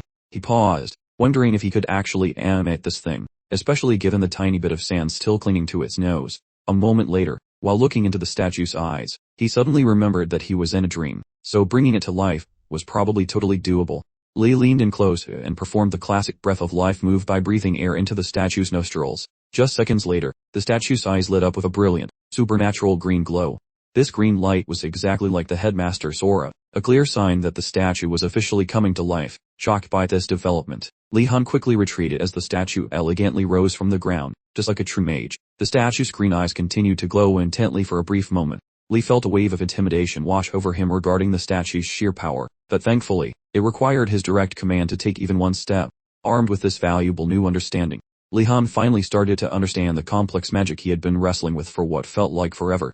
Having now witnessed the spell's creator in action, he raised his staff and confidently chanted the incantation to activate the magic himself. The moment he completed the chant, the physical strengthening magic instantly sprang to life. Lihon finally experienced what it felt like to have his body boosted and enhanced by magical energy. With this first successful use of the spell, he could feel his body becoming extraordinarily powerful. Feeling like a wizard rockstar, the guy kills the magic and peeks at the pages for a gold star. That paperback begins twitching like a caffeinated squirrel, leaving the boy to guess if it wants the lad to retreat. While staring at the tome, the youth recalls that buffing muscles with arcane juice usually carries heavy baggage, particularly those enchantments hitting every single fleshy part at once. Right when the poor soul is finally discovering the nasty medical consequences, the novel slams closed, tossing the student back into boring actual existence. Bummed out that the sun is already up, finishing the nocturnal adventure, currently inhabiting the now. Grumbles about being forced to cast that sketchy enchantment even though his gut was screaming no, because his bags weighed more than a baby elephant. While nearby, the boss man scrutinizes how the student spread energy around to keep the mojo working smoothly. Watching closely, The principal sees Hun is spamming simple control charms without taking a single breather, a feat quite bizarre for humans, since typical people usually drop dead from fatigue after such a stunt. But with his massive battery of soul power, the boy succeeds. Nearing the entrance, the boy shouts about arriving while the boss greets him, though Hun thinks the old man looks bummed since his hidden traps fail. Garcia suggests chugging a bunch of mystical brews then grabbing a long nap, so he can fix his exhaustion. Despite being ready, the youth feels twitchy since that lady shows excessive anxiety. Taking a nod toward her worry, the dude says goodbye, and ditches the portal. The Big G's attempts to halt him to query about the source of his cash. However, the bird has flown, and the target is far away. Several ticks of the clock later, following a nap, that warden's fellow wanders out and work buddies swarm to see if he remains alive. The fellow claims they should chill since he is feeling quite dandy. Inside his brain, though, he is confused about feeling so great, imagining that the bodily agony would last 72 hours minimum. While he tries to solve the mystery of his amazing health, Yumer appears carrying a cup of steamy chocolate meant to settle those shaky nerves. The duo reclines while consuming chocolate, then the youth gives thanks for the tasty liquid. The guy wonders how that girl survived wrestling with his completely unhinged stallion. Much to his utter astonishment, Yumer explained that the horse had actually been completely docile and perfectly responsive to her gentle touch the whole time. Lee, however, became incredibly irate at the horse for its agreeable behavior with her, frustrated that the disloyal animal preferred a woman's touch to his own. Lihon immediately began formulating a secret plan for vengeance, specifically targeting the horse. Yumer quickly snapped him back to reality, reminding him that a new week had started and asking about the remaining homework from the headmaster.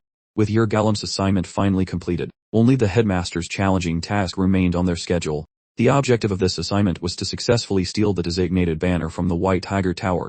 Before creating any new strategies, Lihon asked the noble students in his tower if any of them had attempted to tackle the homework yet. The group instantly started complaining about how stubborn and utterly thick-headed the White Tiger students were. One girl mentioned she had tried to win them over with delicious sweets, but her efforts had sadly failed. Another student recounted the numerous complex strategies they had employed, including infiltration, outright bribery, and elaborate disguises. Apparently, none of these ingenious methods succeeded in convincing the Tigers to part with the flag. Despite listening to the deluge of complaints, Lihon felt relieved that his fellow students hadn't been sitting around doing nothing. Just as he was about to present his plan, Ando interrupted, suggesting they simply cooperate with the Tigers and make an exchange for the flags. The others immediately started shouting at Ando, reminding him that the Tigers had initially tried to bully Wardeness at the start of the semester. Before the disagreement could escalate into a full argument, Lihon settled everyone down, telling them to wait while he finalized the plans for their ambush. This sneak attack seemed to be their last viable option, and the group departed, assuring Lihon they were counting on him. Ando, however, lingered behind, still insisting that exchanging flags was a far better idea because he found the Tigers perfectly trustworthy. Puzzled by his logic, Lihon asked why Ando felt that way, noting that it was extremely rare for Ando to actually offer an opinion. Ando explained that earlier, the White Tiger students had been incredibly friendly, and even gave him bread and milk to alleviate his hunger. This particular revelation instantly set off several loud warning bells in Lihon's mind. He wondered why those arrogant, bullying students would waste food on a nobody like Ando. Lihon quickly realized that the Tigers were probably trying to bribe Ando into setting a simple trap for the rest of the group. Although he initially considered Ando a very poor choice for such a scheme, Lihon suddenly had a brilliant idea.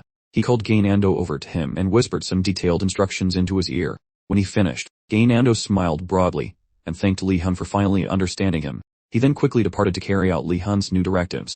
Lihon couldn't help but smile at Ando's utter naivety, confident that the first phase of his plan was complete.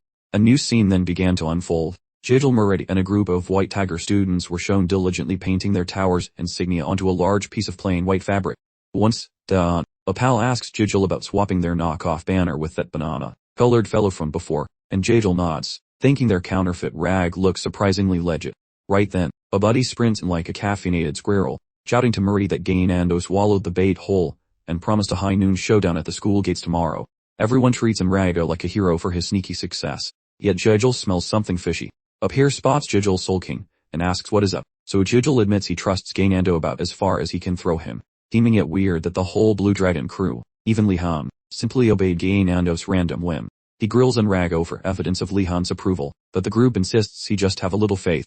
Irritated, Jigel questions why his pals have the brain power of wet toast. He chokes back a lecture and acts chill instead, eventually giving Amrgard a begrudging pat on the back. Since they are swapping a total forgery, failing costs them 0, allowing Jigel to relax his grumpy shoulders. At dusk, Lihon, Batford, and some fancy Blue Dragon elite creep toward White Tiger territory, itching to snatch that banner. Upon arrival, Ratford says he is touched to be invited, while Lihon notes they truly needed an expert burglar in sight. Suddenly, Hua flips out, prompting Lihon to ask what is melting her brain. She frets that Nilia really should have been invited along, knowing Nilia gets major FOMO when excluded from these high-stakes missions. Lee vows to smooth things over with her eventually. Currently, his mind is strictly on finishing this haste. Lihon notes that because of Gainando's antics, the Tigers are totally sousing. Then he details the strategy. Involves both him and Ratford breaking inside while his teammates loiter, until he sends the word. He figures these rich kids have never actually ambushed anyone before, so he demands total silence until he verifies that they can enter the facility.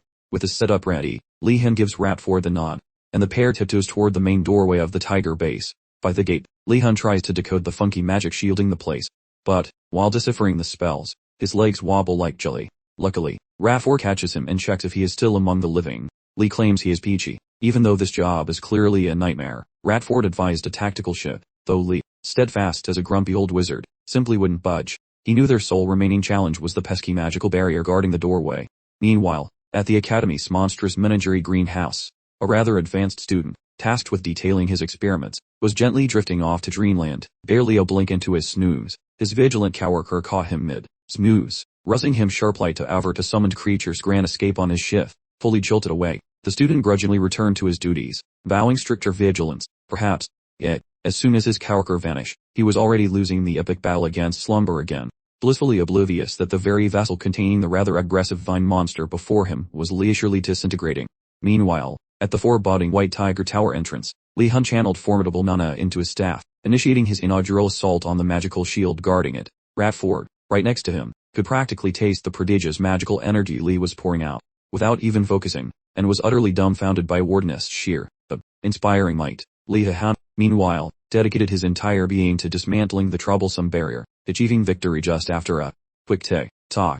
Back in his private chambers, the headmaster suddenly felt the magical shield give way.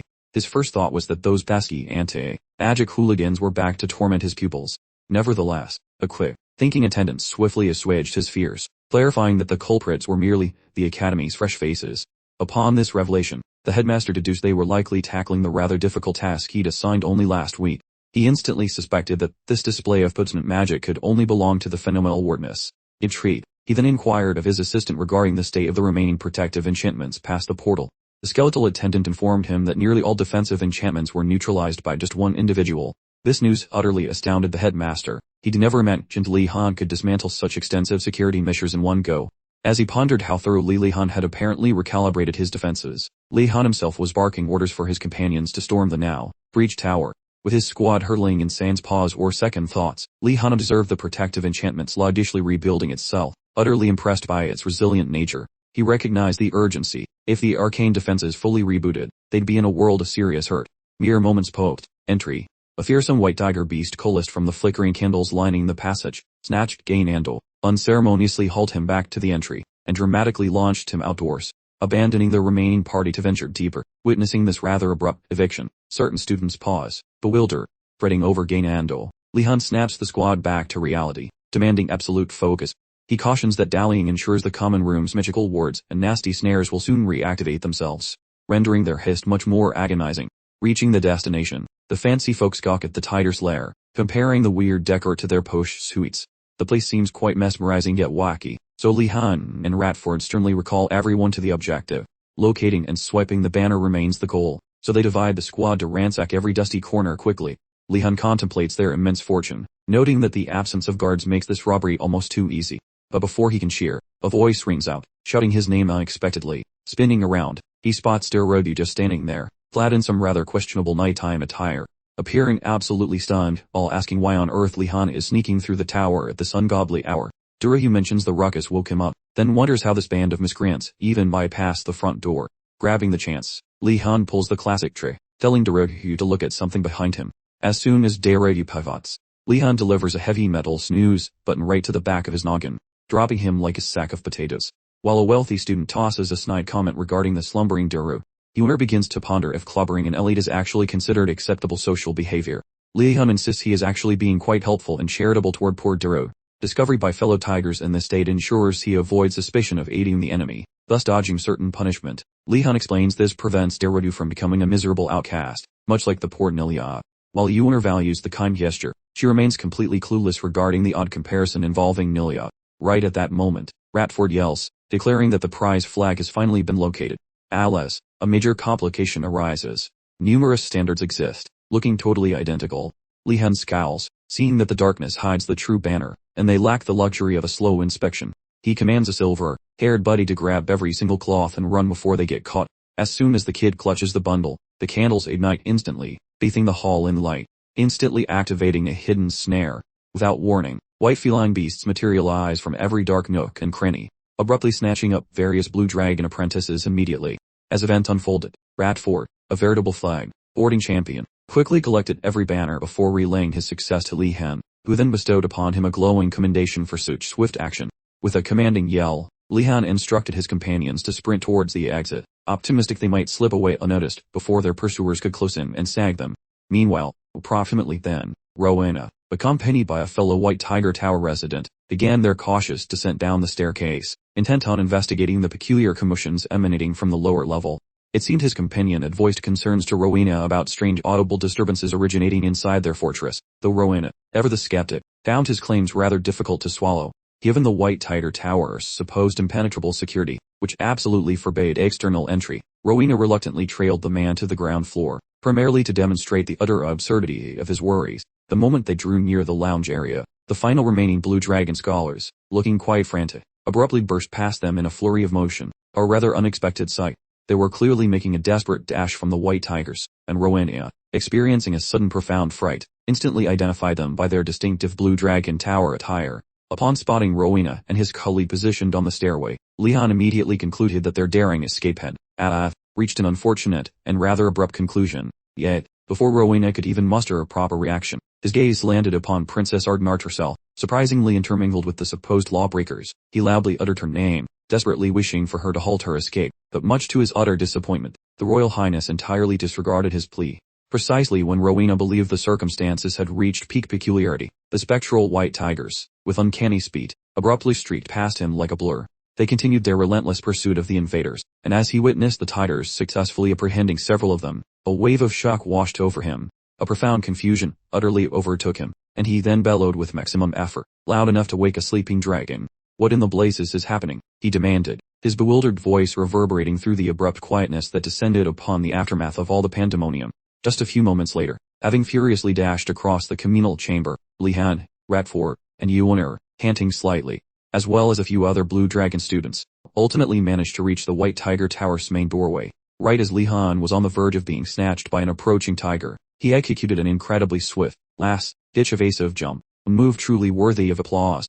Barely evading its grasp, he tumbled out, landing just beyond the tower's entrance. Having successfully endured the rather unceremonious landing, he glanced behind him, observing the imposing entrance door dramatically snap shut with a resounding thud. He let out a long breath of relief, then announced to his utterly fatigued colleagues, who were huffing and puffing profoundly, that their daring escape had, indeed, finally succeeded. However, their moments of respite vanished quickly when they distinctly heard White Tiger students within the structure rousing their compatriots, evidently getting ready to pursue those pesky Blue Dragon rascals. Immediately, Lihon grasped that their ordeal was far from over, swiftly imploring his wary compatriots to steel themselves, cautioning them firmly that the White Tigers were indeed rapidly approaching. Prior to the Tigers' arrival, he commanded the more robust students to hoist up any companions too depleted to run, ensuring their collective departure could be expedited.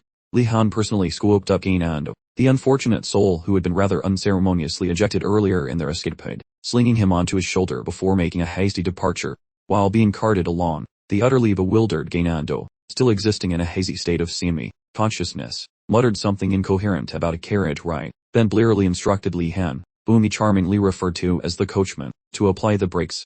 Irritated by the privileged youth's utter absurdity, Lihon sharply rebuked him, urging him to gather his wits because, frankly, he was absolutely no one's personal carriage driver. Moments later, the White Tiger Tower's imposing entrance dramatically burst open, unleashing a horde of incensed students who immediately surged towards the lagging escapees. Confronted with this sight, Lihon immediately apprehended the truth that, at their existing velocity, capture would be certain and agonizingly swift. Thinking on his feet quicker than a grazed weasel, he informed Ratford they absolutely required a grand diversion.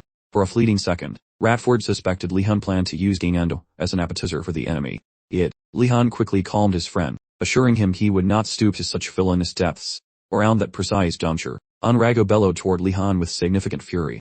accusing the man of a massive disloyalty to Daru, who had foolishly placed faith in his supposed integrity. Seizing this shining moment, Lihon decided this was the perfect time to erase all doubt from Daru's mind. He delivered an icy statement to Enrago, claiming Daru was merely a disposable chess piece, scoffing at the orc's misplaced loyalty. Naturally enraged, Enrago lost all semblance of composure and rushed headlong at Lihon. But before his meaty fists could connect, Lihon smoothly recited the words to the surge incantation, calling forth massive, watery manacles that clamped Enrago firmly to the floor beneath him. While Enrago strained mightily against the suffocating grip of the magical restraints, his only acceptable verbal contribution was hurling insults at Wardeness for being, well, a massive jerk. Just as the white tigers were about to lose sight of the escaping blue dragons, 3 more pupils materialized, only to discover Enrago already neatly bundled up. They shot him glares for going down so quietly, and checked his pulse, just in case.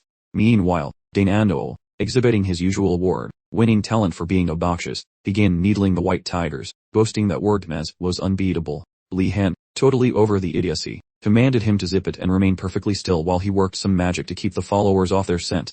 Without even pausing for breath, Lihon issued a stern warning for the white tigers to abandon the chase immediately, asserting that he possessed infinite magical power, and they certainly couldn't evade his spells while stumbling around in pitch blackness. Internally though, Lihon knew they absolutely had to vanish before a larger troop of tigers arrived, since his bluff only worked if they didn't swarm him instantly. Just then, Enrago roared at his pals to forget about him, ordering them fiercely to make Daru's enemy, Lihon, suffer for his treason. At that inconvenient instant, Lihon genuinely regretted not having introduced that loudmouth to unconsciousness when he had the perfect opening, but alas, the moment had fled. All 4 of the white tiger scholars scrambled back up, quickly forming a tight circle around the perceived traitor.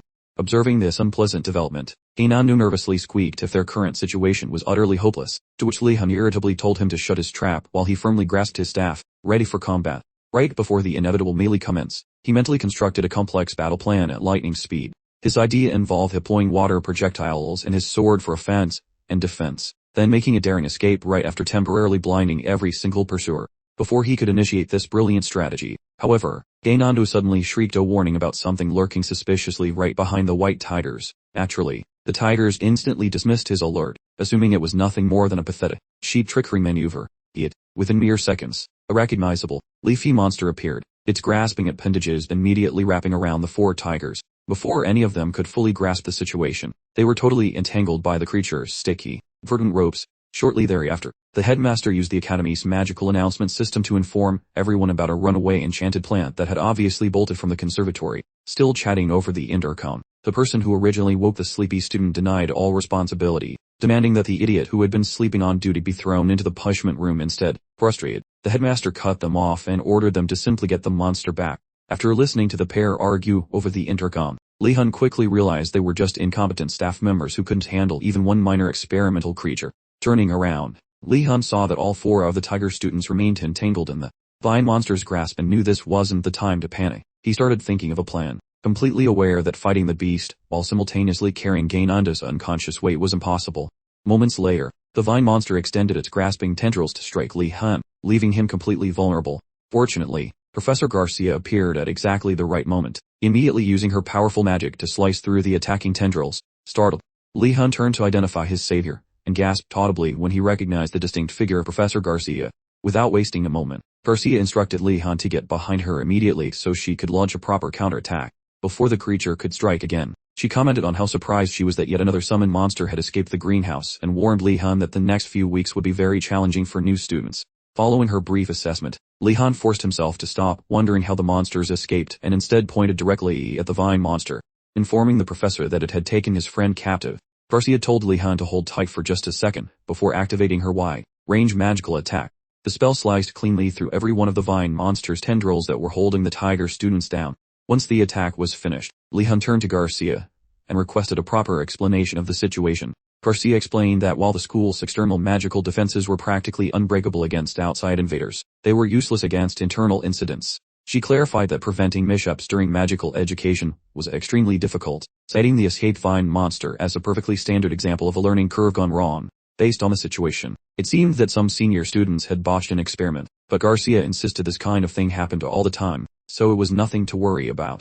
After hearing this, Lihon understood that this was actually very serious, given that students had been physically attacked inside the academy. Nevertheless, he put on a polite, artificial smile and thanked Garcia for the explanation. He then quickly asked if the other magical creatures that had also fled earlier would be rounded up soon. Garcia assured him not to panic, stating confidently that the monsters would likely be captured within the next month, though she did warn him to keep his guard up while wandering the academy grounds until then. The warning was to keep him from becoming Monster Chow, obviously, but internally, Lihon completely lost it, stunned by Garcia's completely relaxed attitude about dangerous creatures roaming freely for 4 weeks straight. He tried to convince himself that perhaps all professors were just this eccentric, and maybe this particular brand of carelessness was actually Garcia's unique way of expressing concern. The following morning, the headmaster once again made a broadcast throughout the academy. He cautioned students to be incredibly wary, because the dangerous, summoned creatures were still wandering around the campus. The revelation completely shocked the students residing in the Blue Dragon Tower, leaving most of them utterly speechless. A few students even began to whisper that the professors must be intentionally releasing the monsters just to mess with them for fun. The dormitories buzzed with speculation as students tried to figure out why the professors weren't rapidly dealing with the escaped creatures. Lihon, meanwhile, simply assumed it was because all the professors were fundamentally lazy. Seriously, considering the staggering number of wizards the school employs, it's fine. He remains utterly convinced they could collectively tranquilize a grumpy wyvern if the faculty actually showed up. Usually, the professors assign students the cleanup duties, but here's the kicker. What do you do when the disaster zone was caused entirely by the pupils, not the staff? Lihon briefly entertained the clear solution, then quickly decided to jettison that mental baggage and concentrate on useful chores instead. He commanded everyone to cease their incessant gossiping, and immediately started preparing a hearty morning meal. In mere moments, Lihon miraculously produced a fantastic feast fit for every single person present. He strategically deployed Yuner to distribute the truly delicious provisions to the snooty aristocrats. While distributing the portions, Lihon announced he crafted this particular dish with extra care, knowing everyone was completely exhausted. That mess the evening before really took it out of them, and naturally, the flattering remarks began immediately flooding the room. Meanwhile, Wardeness insisted that everyone form an orderly queue as the final plates were being handed out. After a little while, once they had finally settled themselves around the table to begin dining, Gainado suddenly confessed that the entire ordeal wasn't a total bust, since something beneficial resulted. Thoroughly bewildered, the rest of the crew promptly inquired about his cryptic statement. Gainado clarified that watching those annoying white tiger jerks absolutely freak out was highly satisfying, and Yuner heartily concurred, stating how much she enjoyed the teamwork. She concluded that she adored eating excellent food alongside her pals, maintaining a cheerful disposition throughout the chaos. With the bright sunlight beaming warmly through the nearby window pane, the atmosphere quickly turned completely tranquil and calm. This made Yuner sigh happily, wishing that their lives might permanently remain this wonderfully simple. Without warning, the blasted headmaster's dreadful pre-recorded speech began broadcasting again via the loudspeaker system, absolutely ruining the tranquility. As soon as the recording finished, Ashin grumbled bitterly that the ridiculous public service message had totally destroyed his desire to eat. Naturally, Gainado immediately jumped in and asked if he could take Ashin's plate, causing the pair to start arguing. Yuner turned to Lihon, and nervously questioned whether their early morning seminars would proceed normally, since the dangerous beasts were still roaming the nearby grounds. Once Lihon realized they were currently in the middle of a school week, he cheerfully declared that everything would likely proceed smoothly. Following the conclusion of the breakfast session, Lihon promptly departed for his scheduled fencing instruction. Upon entering, he noticed every single student from the White Tiger cohort was delivering death stares, for absolutely apparent reasons. Obviously, precisely the moment he prepared to find his seat and settle down comfortably, Dorogu marched straight over to him, and announced sternly that a private conversation was immediately necessary. The second Lihon focused on him, Dorogu immediately insisted that if he was making an effort to be helpful or thoughtful, he should simply stop, because Dorogu claimed he finally grasped why Lihon felt compelled to forcibly render him unconscious yesterday evening. Dorogu, upon waking from his concussion, questioned his colleagues about the events leading up to his sudden unconsciousness. The irate group informed him that those obnoxious Blue Dragon students had invaded their tower to steal their flags. They also claimed Lihon had exploited Dorogu and abandoned him, treating him like a disposable tool. With this dramatic account, they encouraged Dorogu to join their protective circle to shield him from further attacks. However, after listening to their heavily biased version of events, Dorogu quickly realized Lihon had assumed the role of a villain for Dorogu's benefit. Now, in the present moment, Dorogu sternly told Lihon that their friendship couldn't truly thrive if Lihon constantly worried about others' opinions, insisting he stop intentionally making himself look dishonorable. Lihon was touched by the sentiment and decided to accept the situation as it stood, despite still believing there was nothing remotely honorable about stealing flags and knocking people out. Just then, a tiger student yelled at Lihon, accusing him of attempting to manipulate Dorogu. The others swiftly intervened, forming a human barrier between Dorogu and that bastard, determined to halt their interaction. Lihon remained unfazed by the commotion, concluding that Dorogu was now safely under the protection of his colleagues. A short time later, Professor Enrollment, the swordsmanship instructor, arrived to greet the students. After exchanging polite pleasantries, he expressed his astonishment at discovering summoned monsters freely roaming the campus upon waking. Since classes were non-negotiable, he explained that he had dedicated considerable thought to transforming this dangerous situation into a valuable lesson. Lihon felt a surge of anxiety upon hearing this, sensing the professor's plan was veering sharply toward disaster. Enrollment then announced that, following his deep philosophical pondering, he had decided to capture a loose summoned monster so that his students could practice fighting it for training purposes. Lihon couldn't comprehend how fundamentally flawed the professor's logic was. Surely, the priority should have been ensuring there were no loose monsters on campus in the first place. As Lihon opened his mouth to protest, a tiger student quickly voiced agreement with the professor's idea. The student argued that they would never succeed against summoned monsters if they constantly cowered in fear and retreated. Hearing this support, Enrollment admitted he had initially considered abandoning the plan if anyone had objected. But, just as he suspected, his truly brilliant students held a different, more courageous perspective. He then turned to Lihon for a confirmation nod, and Lihon, caught completely off guard, instinctively agreed with the professor's brilliant notion. He instantly regretted the reflexive agreement, and the training session was ready to begin. The students were instructed to randomly group into teams of 3 by drawing lots. Those who picked the same number would be paired together, and moments later, Lihon found himself assigned to a team. He was stuck with Dero and Jijul, of all possible combinations, because they all happened to select the number 4. He recognized the imminent danger the moment Jijul began speaking, his voice dripping with condescending sarcasm. Jijul made a point of expressing how genuinely delightful he found their previous meeting. Lihon immediately understood that Jijul was referring to the time Lihon had set him, and his entire entourage up for the punishment room. Lihon decided to maintain his facade. He suggested they both simply forget the whole incident, since they had clearly behaved like children. This proposal, predictably, served only to send Jijul into a furious rage. Dorogu then turned to Lihon, asking if he was actually serious about his suggestion. To explain Jijul's attitude, Dorogu revealed they both came from the north, where the Merithe family considers holding a grudge a sacred tradition. Knowing this, he warned Lihon that Jijul would definitely seek revenge, so Lihon needed to keep his guard up. Dorogu promised protection if things got truly out of hand, but urged constant vigilance. At this point, Lihon fully comprehended precisely how difficult it would be to manage this team during their class war. Just then, Enrollment gathered the students together, announcing that since all team assignments were complete, they would now proceed immediately to the next phase, which involved selecting a team leader. The designated leader would be identified by a red dot in the corner of their assignment sheet. Once chosen, the leader would issue commands, which the other 2 teammates were required to follow while battling the summoned creature. Hearing this, Lihon felt a surge of cold dread. Fearing the absolute worst, he quickly checked his own paper, feeling a wave of relief when he saw he wasn't the leader. Hoping for the best possible outcome, he asked Dorogu if he possessed the red dot. Unfortunately, Dorogu did not, meaning their team leader had to be Jijul, confirming Lihon's very worst fears. Lihon maintained his cool, advising Jijul to make sure his instructions were absolutely clear, lest he suffer an accidental backstabbing.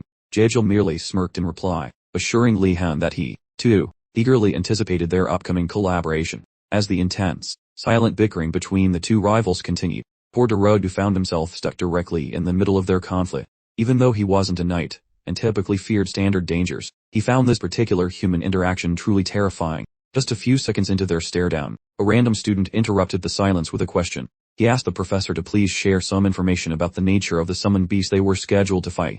Enrollment responded that he couldn't possibly reveal such information, claiming that, in their future careers, they would frequently encounter unknown monsters and be forced to fight them with minimal intelligence. While this explanation had a certain logic to it, it infuriated many students, including Jel and Lihon, to no end. Lihon calculated that since the professor was already spouting irresponsible nonsense, he might as well try to ask for something helpful to defeat the summoned creature. Unfortunately, before he could formulate his request, another overly cheerful white tiger student shouted something out. The student loudly praised the professor for providing such incredibly challenging classwork. When these self-proclaimed heroes started puffing out their chests and bragging about taming the beast like knights fresh out of a fairy tale, who incidentally turned out to be less damsel and more dude, couldn't help but roll her eyes. She let out a groan of profound disappointment regarding her tower mates, while Lihon, completely taken aback to discover another soul actually possessing brain cells, found himself utterly transfixed by Djel. However, upon being called out, he merely explained that he was flabbergasted, having finally encountered a person whose internal monologue didn't sound like a squirrel trying to play the tuba. His feeble bid for friendship fell flat with Jel. Jel promptly informed him to cease his nonsense, and rigidly adhere to her directives, or else. Lihon, clearly uninterested in sparking a verbal duel, consented. adding the tiny caveat that her orders needed to resemble something remotely logical, which immediately prompted Gel to snap back, demanding precisely why he'd previously drugged them and delivered them to the headmaster like takeout. Just as Lihon began pointing out they hadn't exactly been pen pals during that period, Daru cut through their bickering like a hot knife through butter, firmly telling Lihon to zip it, though Lee still tried to claim he was simply attempting to clarify a minor little misunderstanding. However, Daru cautioned him that certain misunderstandings are best left buried, fully aware that Lihon was merely digging himself into a deeper hole and rapidly transforming Gel into a ticking grunt bomb. As Lihon glumly followed, Daru and Gel finally arrived at the entryway, swinging open the massive portal with a theatrical flourish. They found the interior of the building to be shrouded in near complete darkness. Upon observing this nocturnal decor, Lihon's brain clicked. Glidel, that sneaky strategist, had clearly arranged a dimly lit arena, perfect for a monster wraith. But that particular shadowy skirmish wouldn't be happening, not under Lihon's watch. He swiftly dispelled the gloom, conjuring light with a magical flourish. Gel immediately felt a sting of envy regarding his exceptional talents.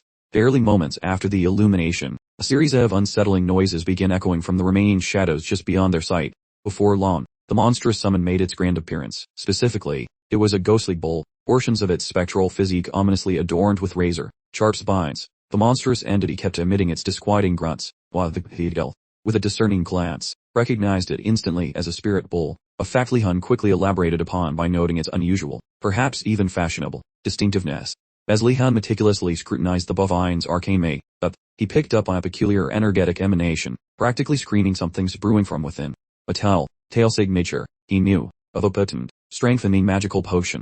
This intriguing discovery prompted him to ponder if this particular horned terror might be the exact same one Urigelum had inconveniently dispatched during their memorable mountain excursion.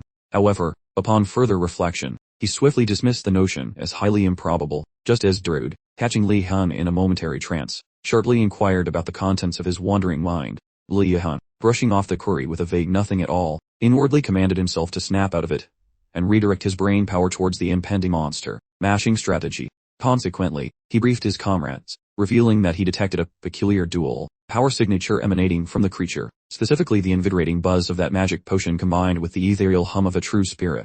Upon receiving this intel, Darugu turned to their designated leader, asking for a coherent plan to bypass the Buffet brute, while Jajal, predictably, let out a disdainful snort, lambasting Lihon for making such a trivial matter sound like quantum mechanics. Lihon patiently clarified that tackling such an immensely powerful entity with conventional jabs and pokes would likely prove to be an exercise in utter futility. Jajal then haughtily inquired if anyone possessed the arcane knack for mana infusion, clearly anticipating an anonymous choice of no way, only to be utterly deflated when both Lihon and Daru, much to her obvious chagrin, confidently declared their mastery of the skill. She mentally fumed, utterly baffled by how Lihon, a man devoid of any prestigious knightly lineage, could possibly wield such an advanced maneuver. But regardless, Lihon seized command, proposing they execute a strategic pincer movement from multiple directions.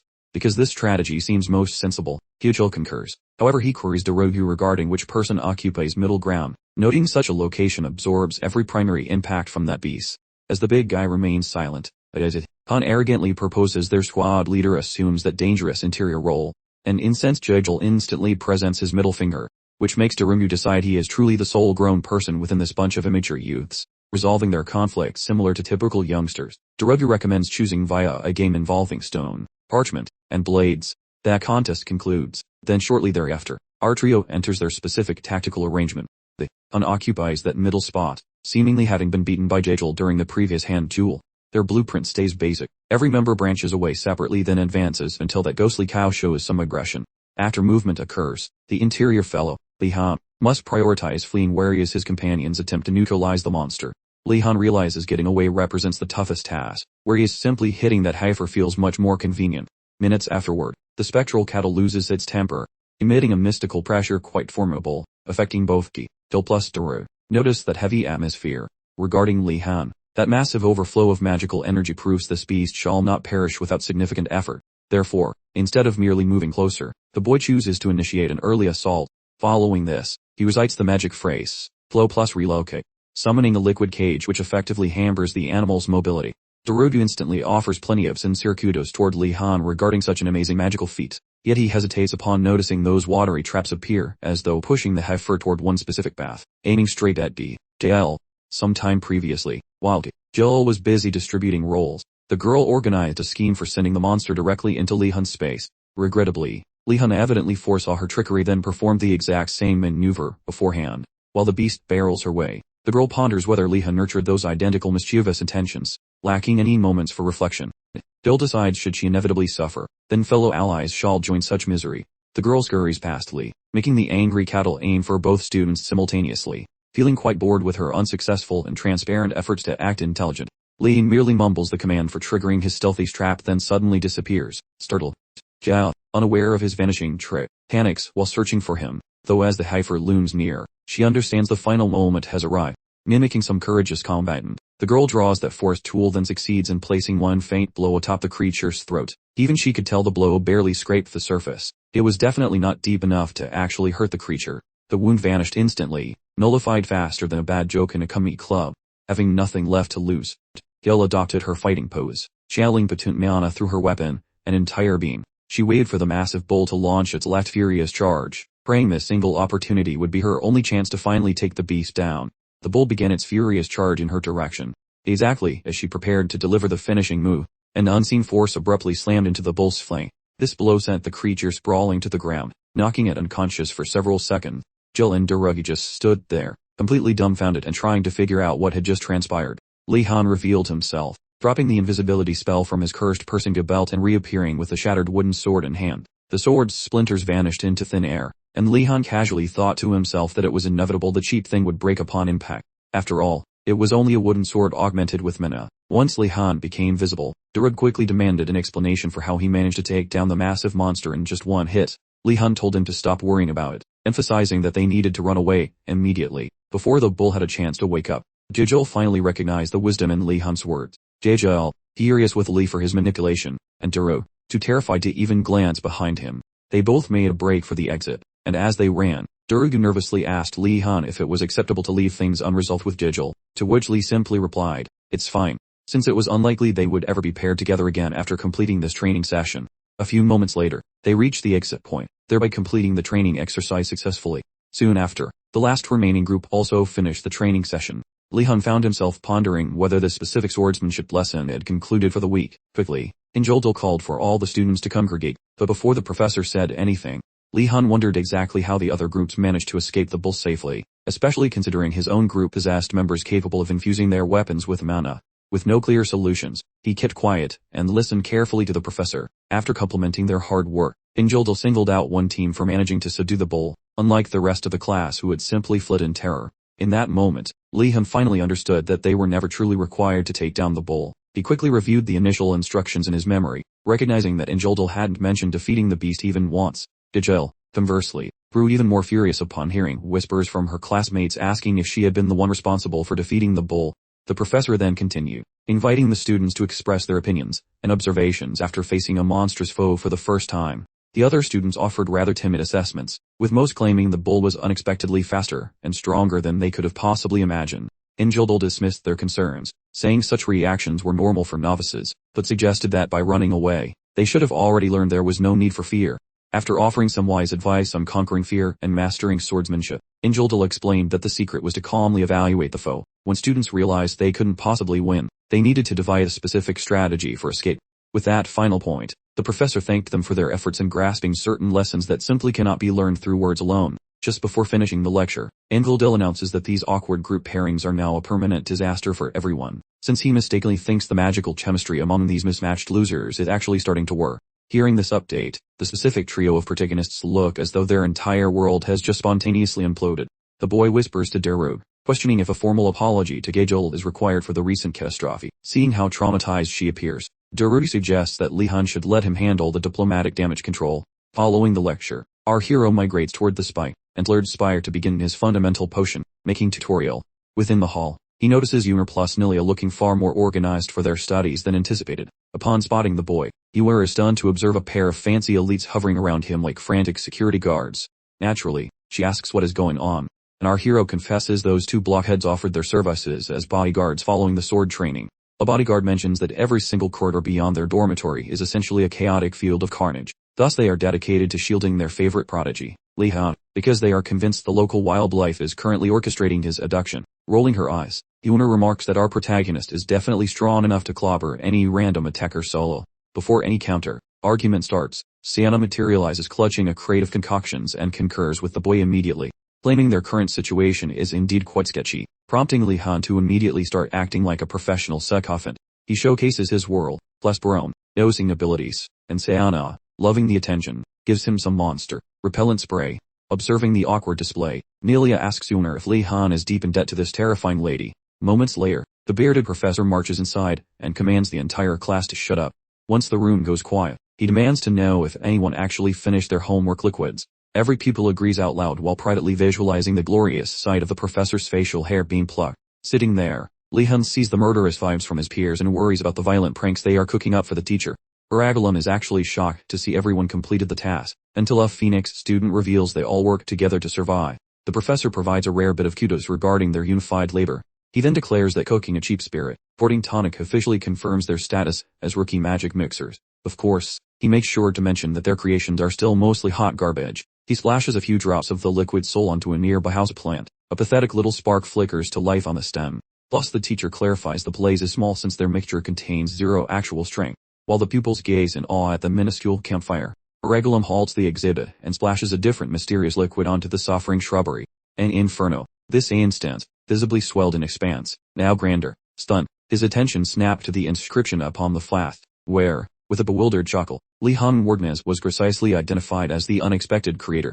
His gaze lingered on that highly unusual pupil for just an instant. With a deliberate vocalization, he then informed the eager assembly that despite certain of their initial achievements, they truly mustn't let this modest triumph inflate their egos, for the grand, perplexing journey of genuine alchemy was merely commencing. Transitioning to his core lesson, Aragulum theatrically produced a diminutive rabbit from his clo, casually informing the pupils they would now apply their acquired magical know-how, not on diagrams, but upon an actual, ethereal entity.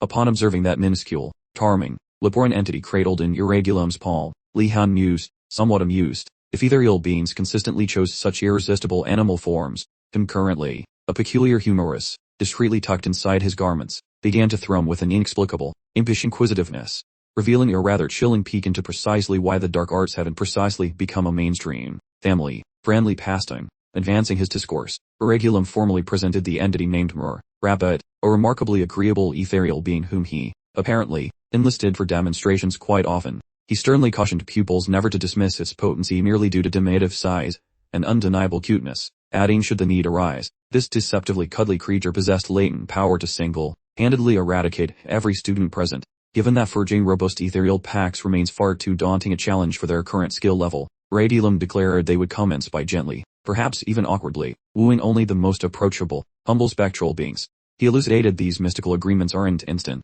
requiring considerable duration to cement due to an absolute demand for faith, a foundation that, much like friendship, must be meticulously developed gradually. A theatrically vivid emerald liquid liberally sprayed across the entire lecture hall. Aragulum then elaborated this particular magical mist dramatically boosted ambient spiritual power, essentially giving pupils a supercharged pass into the elusive spirit realm. Upon their arrival in that dimension, he firmly recommended prioritizing one goal, earning the entity's elusive fate. The most effective method, he declared with an almost sage-like nod, was through an undeniable display of genuine candor. Conversely, however, should they dare to address ethereal beings with pompous self-importance, those discerning entities would simply perceive hotness and swiftly ghost them. After his counsel, he then, with a dramatic sweep, told pupils to swiftly ingest the unique elixirs they had crafted. Following their odd elixir consumption, he cheerfully, if ominously, bade them farewell, hoping for a fruitful journey into the enigmatic spirit realm. Lihon, after a momentary blink, reopened his vision, only to discover, with bewildered amusements, that he had spontaneously materialized within the enigmatic ethereal dimension, perched precariously amidst the fiery and glacial spirit's distinct domains, an electrifying junction. For merely a fleeting instant, he mentally registered the ethereal sensation of simply existing here strikingly resembled the peculiar vibes he'd once absorbed from the headmaster's antique tone, with the vital distinction that, on this instance, his presence was entirely by conscious decision, a magic tourist rather than a cosmic mistake, and noticing that all appeared to be progressing rather swimmingly, he resolved to kick off his sojourn by cultivating friendships with the ethereal beings. Venturing bravely into the scorching territory of the fire spirits, Lihon initiated his endeavor. Barely a handful of earthly minutes later, the various students began the somewhat disorienting journey of popping back into their respective corporeal forms. Dronzer, practically bouncing with effervescent glee, excitedly recounted the sheer spectacularity of her ethereal adventure, utterly astonished at how, despite feeling like she'd spent an eternity in the spiritual realm, in actual reality, barely a tick Talk of mere seconds had elapsed. Meanwhile, Ashan, with equal fervor, eagerly regaled everyone with the dramatic saga of his aquatic encounter with a rather dignified carp spirit. Nevertheless, Iridium, clearly reaching the limits of his patience with their enthusiastic babbling, sternly instructed them to hold their excitable tongues until they had safely returned to their individual magical towers before dissecting their fantastical exploits any further. At this point, he fully anticipated that every single one of them had finally grasped the profound, frustrating challenge involved in attempting to forge any basic connection with an elusive spirit. He suggests they keep pestering those invisible ghosts every single chance they get. Having finished his speech, he lets the bored students escape, though he forces Lihon to remain for a little chat. After cornering him, Regulum starts grilling the poor kid about his ghostly vacation, fearing the boy might have accidentally signed his soul away already. Once Lihon grumbles that his trip was an absolute disaster, Regulum lets out a massive breath like a deflating balloon. Grinning like a mania, he begs the lad to spill the beans. Lee mentions that even though he bumped into plenty of phantoms, every single one bolted like they saw a tax collector. Upon hearing this, Regulum digs through his dusty brain until an old memory pops. He tells a tale about some wizard who waited until retirement to visit spirits, while his massive energy made opening the door a total breeze. Those ghosts were absolutely petrified of him, making Lihon wonder what on earth was wrong. Regulum explains that those spirits were petrified by the massive energy leaking from the wizard, leading Lihon to ask for a professional medical diagnosis. Regulum guesses the boy just has too much magical juice, but luckily there is a fix. That ancient wizard eventually made some spectral buddies, so hopeful Lihon asks for the secret. Regulum says the guy basically kidnapped the spirits first, and then forced them to be friends. Lihon stands motionless, trying to comprehend the sheer lunacy of such a questionable friendship strategy. After a moment, Lihon asks if spirits become superpowered in their own realm, and Regulum confirms that might be his only real hurdle. Regardless, he tells the stressed kid to keep his chin up and enjoy the ghostly chase. This irritates Lihon so deeply that he vows to rob the man's pantry next time. Leaving the office, Lihon meets his pals and vents about his terrible time as a ghost. After eavesdropping, Siana pops up and mocks his pathetic ability to make friends with the dead. But she notes that ghosts are often just confused, mentioning her own group has seen this weirdness. Since his struggle is actually quite common, the boy asks how to fix this, and Siana mentions that weird drink from the previous lesson. Supposedly, that liquid is so potent it makes you look like a supermodel to a lonely ghost. Within the hidden recipes of her order, a specific concoction exists just for wooing the spectral crowd. Because she has cooked it before, Siana offers to whip some up for her desperate comrades, provided they scavenge for the gross components, though she cautions them before the party starts. Siana seriously cautioned them that their grand plan demanded a truly enormous amount of supplies. Her diligent scribbling concluded, she proudly unveiled the resulting long catalog for them. Lihon's jaw dropped, truly stunned by the sheer enormity of what lay before him. He nervously inquired if assembling such a vast collection was remotely feasible, but Siana, ever the optimist, confidently affirmed a solution existed. She'd caught wind that Professor Urgilum, a rather eccentric fellow, maintained a clandestine laboratory somewhere high up within the primary academy structure. Conveniently, it reportedly brimmed with every single essential she needed. Should they possess the necessary daring, she'd gleefully accompany them on a covert raid into the professor's workspace to procure the required items. Meanwhile, the other eager Blue Dragon apprentices enthusiastically heralded Siana's truly impressive alchemical prowess. Lihon, however, found himself quite apprehensive, seriously questioning the moral implications of a holy woman engaging in grand larceny. A palpable disquiet settled over him, prompting him to usher Siana away for a hushed word, emphasizing the perilous nature of their scheme, particularly should the headmaster discover their transgression. Siana, quite dramatically, addressed him using his complete moniker, declaring that this morally dubious existence was, in fact, precisely the sort of wisdom imparted by their informal institution. Despite her logic sounding utterly preposterous, Lihon simply couldn't muster the courage to debate her, especially once confronted with her sheer, unwavering resolve. Moreover, he reasoned, successfully acquiring a substantial cache of components would undoubtedly prove invaluable for all their future escapades. Their sole imperative was to truly strike it rich on this particular caper, absconding with every single item, without suffering detection. Deep in contemplation, Lihon was abruptly jolted back to reality by Nilia's unexpected tap, as she casually announced her desire to participate in this latest illicit expedition. Gazing upon her, he suddenly grasped that this adventurous persona was a far cry from the Nilia had initially encountered. This alarming transformation fueled his growing suspicion that perhaps the institution itself was the true instigator of all this mischief. Mere moments following the meticulous conclusion of their elaborate pilfering strategies, Lihon offered his comrades a polite goodbye. He then proceeded directly to Greg Villada's infamous teaching chamber for the scheduled weekly instruction. Having quickly completed the customary pleasantries, but never one for subtlety, he inaugurated the session by hurling even more robust, significantly weightier metallic spheres directly at Lihon. After a few successful strikes, Greg seized his barrage, then peered intently down at Lihon.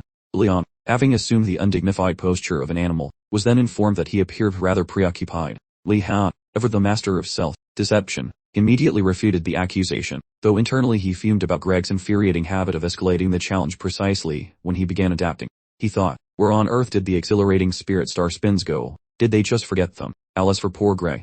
Unsurprisingly, Greg, wholly unaware of Lihon's inner grumbles, completely misinterpreted the unfolding situation. Quite astonished by Lihon's lackluster showing, Greg pondered aloud why the unfortunate young man continually failed to grasp the fundamental concept. Although it was generally accepted that a professor's full throttle onslaught would inevitably connect with a hapless pupil, it had never once crossed Greg's mind that Lihon's current predicament stemmed from his baffling expectation for added rotations on the projectiles.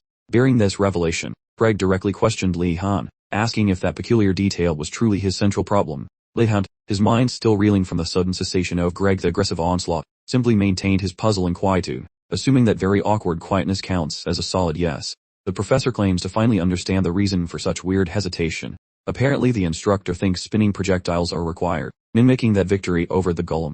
The student stays quiet, stunned by the professor's delusional level of certainty regarding this nonsense. Labeling that silence is pure pietedness, Grid advises against rushing or getting too cocky. Then suddenly everything changes. Bilotti actually empathized for once, cooking up a lethal strategy to motivate him and highlight the magnitude of impending doom, aiming to make him worthy of a mage's dignity. Greg mumbles some cryptic junk under his breath. Once the kid requests clarification on those muffled words, the vampire scoots over, mentioning that being reckless is fine since he is about to force some concentration.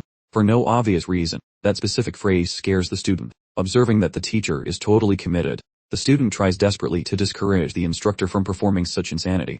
However, the vampire is resolute, wanting his pupil to realize that practicing magic unprepared leads to disaster. Death is certain, so to make this lesson stay, the instructor packs extra mass into those metallic spheres and hurls a fresh one. The student narrowly avoids being hit, paralyzed and completely stunned, recognizing his survival was purely a fluke of cosmic proportions rather than skill. Because that first shot failed, the instructor tosses second metal sphere towards the boy. In this instance, the boy notices the danger and creates a liquid wall exactly in time to prevent that incoming hunk of metal from ventilating his ribcage. Following that subsequent strike, the youth observes the professor is significantly boosting the projectile mass. Currently the kid ponders exactly how much more insanity this unhinged educator plans to unleash. While preparing the upcoming launch, the boy truly wonders if this lunatic is attempting to murder the single person who values his lessons. Dealing with a literal bloodsucker like Bilotti, the youth suspects his assassination might be the goal. Since things have escalated, Lee considers neutralizing the teacher first, an idea he has harbored lately. Suddenly and abruptly, the vampire flings a heavy sphere, forcing the student to evade using raw instinct. Acknowledging he must seize the incoming projectiles before he can launch his own counter-strike, the kid grabs his enchanted rod and starts summoning some liquid to handle the situation. Watching the scene, Greg speculates whether Lee intends to manufacture additional liquid spheres with aquatic sorcery. While such logic holds, Greg realizes managing multiple slippery globes will be harder than herding caffeinated cats. Right then, Lihon mutters some magical nonsense to look cool. Yo magical barrier, appear, and his summoned puddle suddenly stiffens, crafting a double, layered hydration barrier for safety.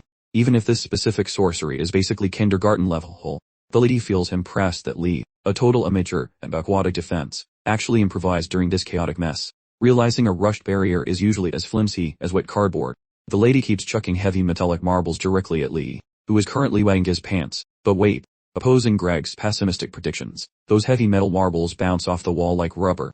Inspecting further, Greg notices the student is squishing his liquid wall tight, because he does not need to juggle multiple spheres. The wall stays stationary, so after tanking another hit, Lee grows arrogant and attempts a pathetic counterattack. He grabs a lightweight metallic grape and flings it towards Greg, who avoids the projectile like debt collectors. Annoyed by his own incompetence, Lee commands his bony limb puppy to bite Greg's ankles. When the bag of bones nears, Greg punts the furniture, making Lee stumble like a dizzy toddler. Suddenly, Lee understands that every single effort is failing miserably against his opponent today.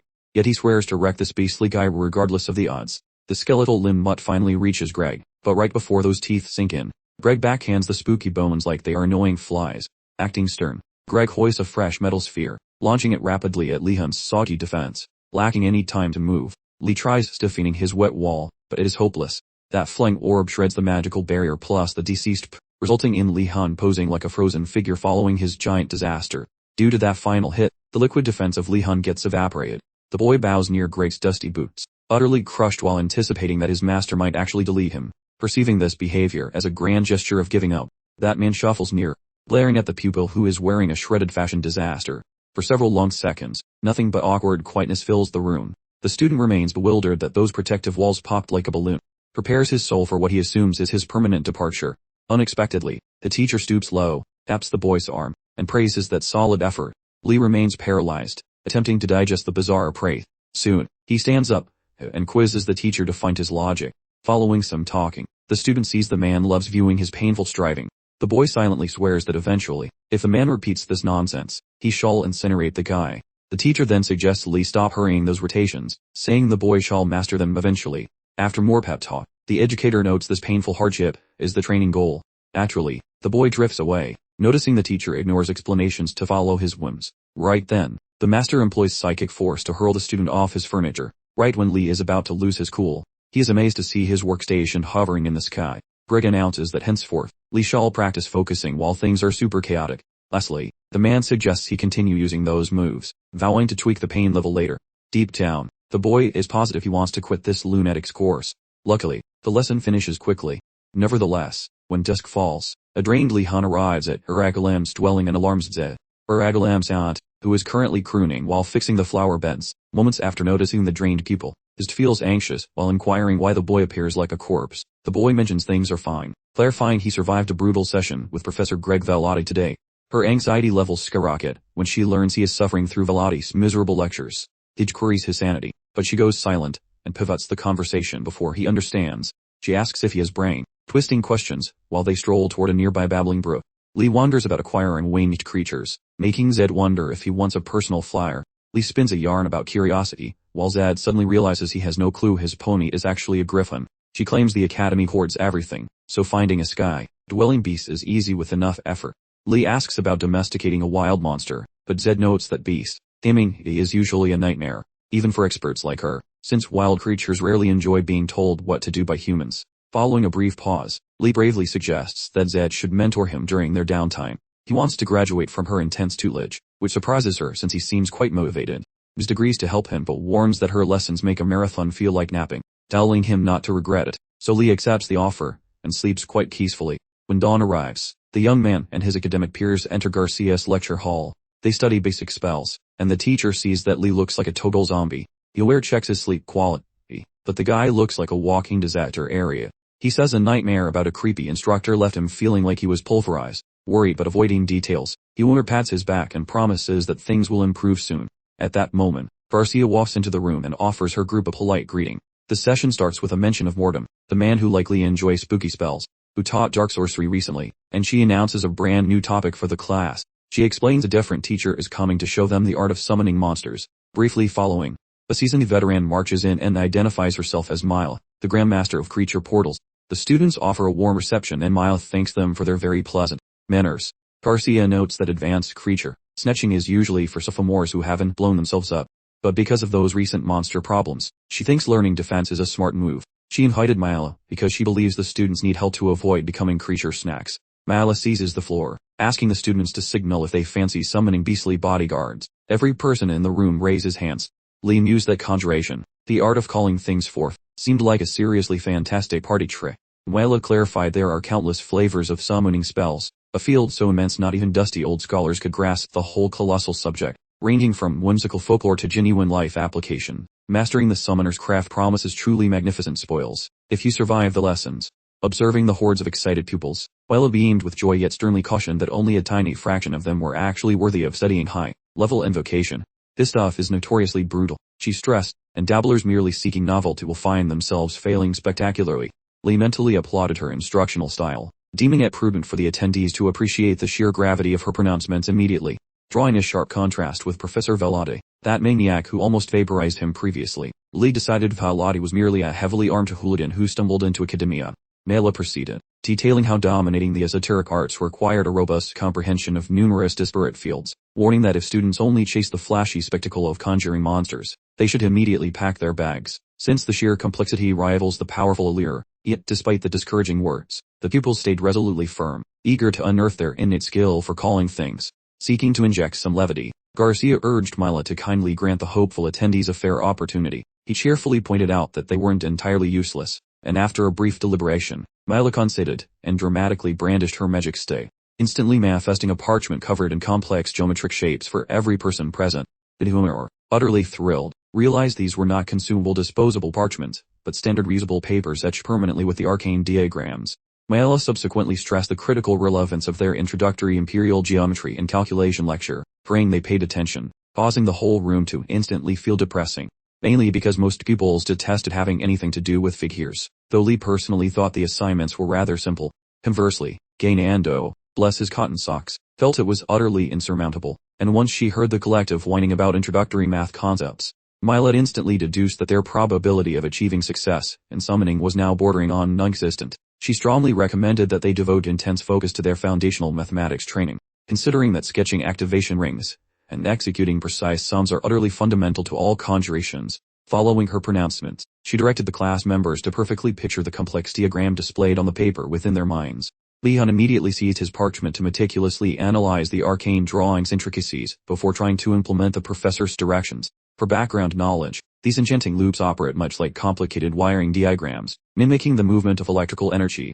These devices generally boost, diminish, boost, or prevent the mystical fatigue a spellcaster endures during challenging enchantments, and as Lee grasped the energetic current, a strange image of a feathery writing instrument abruptly popped into his consciousness, leaving him quite perplexed. Mila then announced that the specific magical diagram was intentionally created for summoning a common feathered ink dispenser. Upon processing this information, Lee instantly realized the true reason his brain had fixated upon the writing implement initially. The instant the instructor issued the definitive command to proceed with the attempt, every student concentrated intensely, desperately wishing the feather pen would spontaneously materialize atop the fragile document they clutched.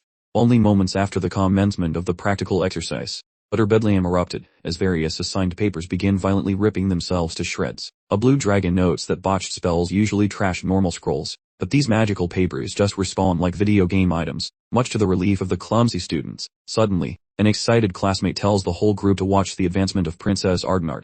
Following some mental geometry and sketches, she and her neighbor Ashen eventually produce a weird object that looks vaguely like a writing feather. Despite the cool factor, Garcia realizes that mere likeness is a failing grade since close enough does not cut it in wizardry. This magical test counts as a disaster unless the result is absolutely flawless. Furthermore, if you cram too much stubbornness into the spell, your newly created gear might just decide to throw hands with you. Right then, Ashen's glitchy quill launches a surprise strike on the poor Gainando. He fumes with rage and blames Ashen for the assault, while Ashen insists the possessed stationery acted entirely of its own free will. Gainando screams for Lihon to save him, shouting that Ashen is literally attempting to commit a quill-based murder.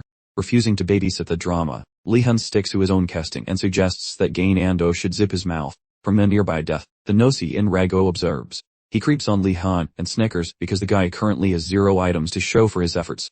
This is quite ironic given that he already conjured a pristine writing tool earlier, because the rest of the class is failing to produce anything nearly as decent as our hero did before.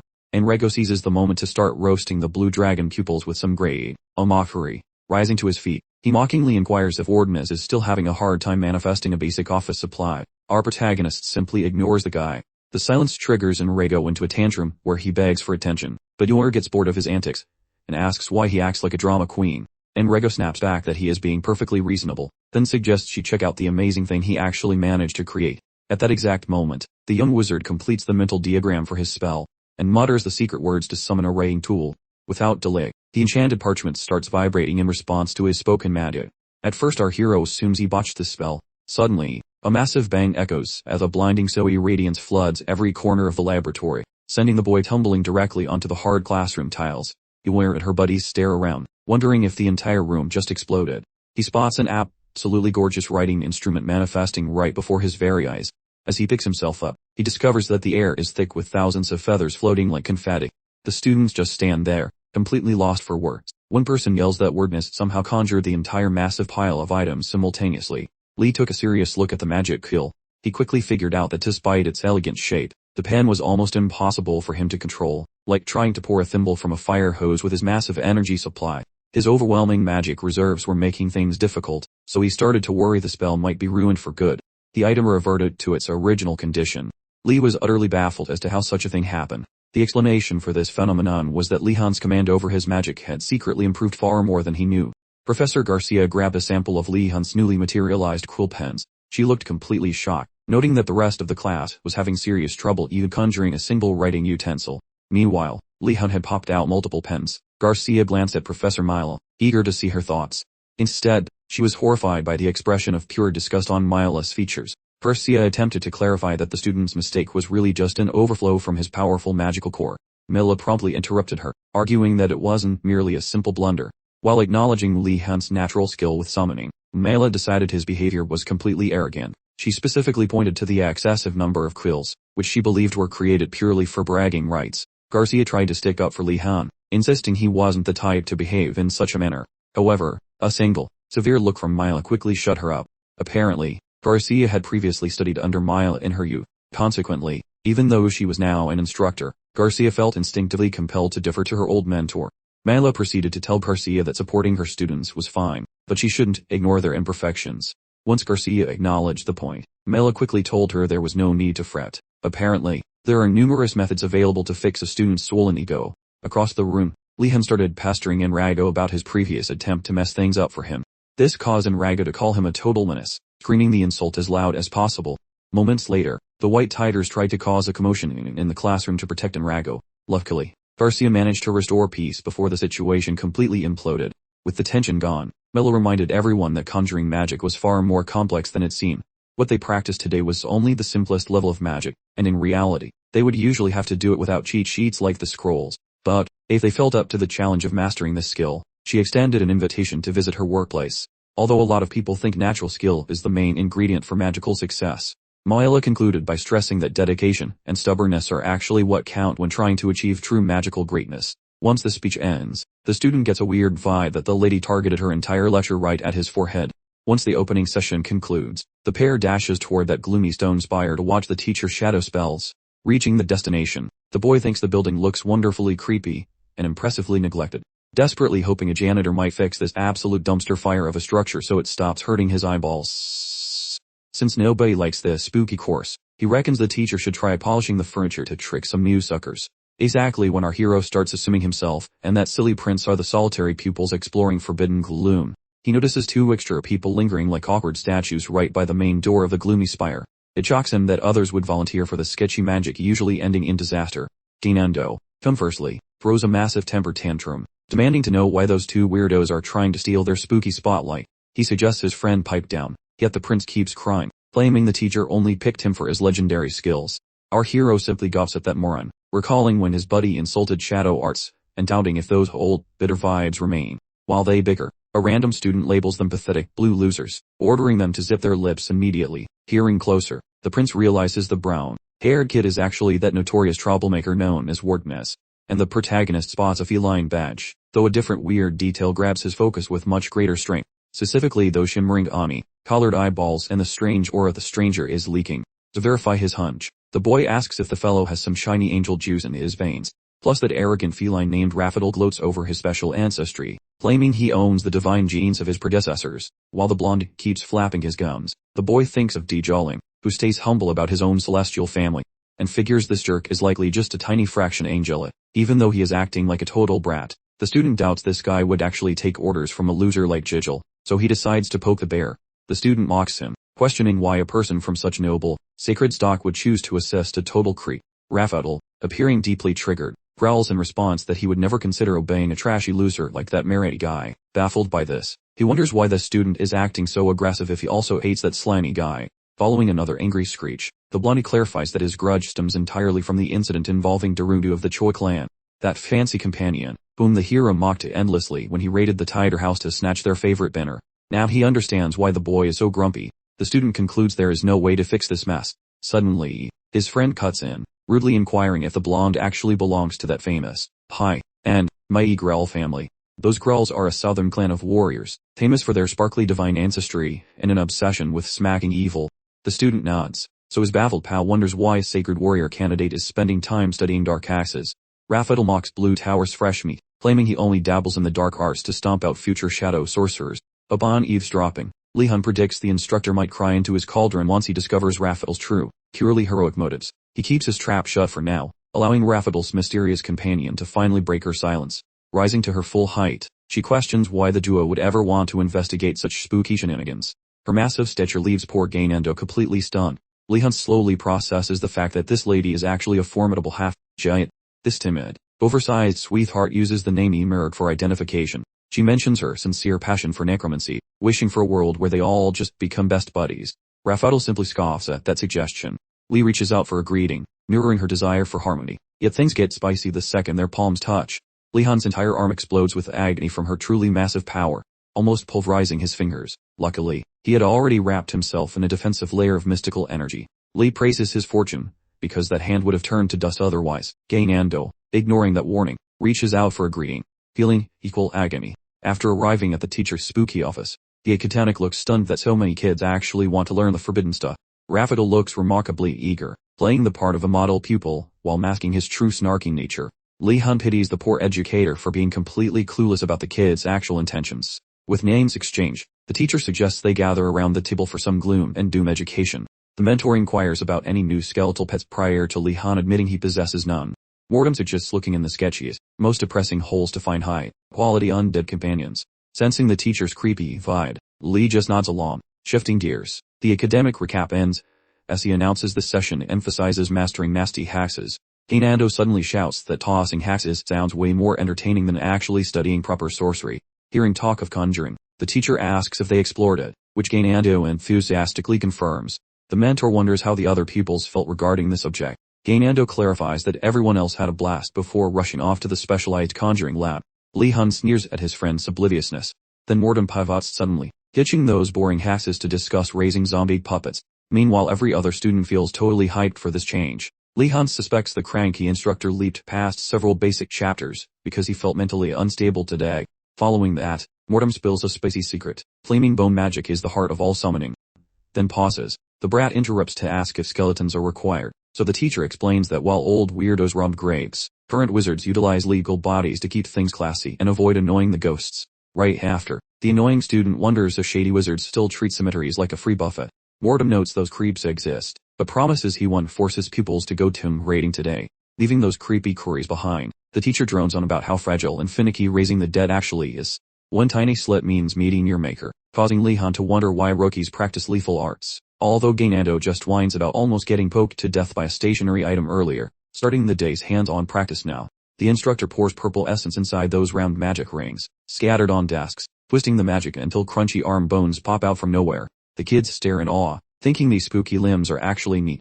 Once the bones appear, the educator warns that looking flashy does not mean this spooky stuff is simple to master. Bringing beasts to life requires thinking about many tiny, annoying details first, especially with things that think for themselves, because zombie pets are famously prone to acting totally erratic. Hence why wizards require special tricks to bond with their new, decaying best friends. He tells them to find unique ways to bond with the limbs, so Gainando tries to pet the bony wrist like a good little puppy. Simultaneously, the boy worries regarding his personal skeleton, wondering if spooky monsters ever get the jitters, but the teacher notes that dead things lack pulses. They are basically incapable of feeling emotions, particularly getting spooked by scary things. But right as he finishes, the teacher spots something funky occurring with the boy's bony arm. In a twist, the fingers have totally yielded under Lihon's sheer dominance. First, the teacher thinks he might have used some expired magical juice, yet seeing the other healthy skeletons proves his supplies were actually top-notch.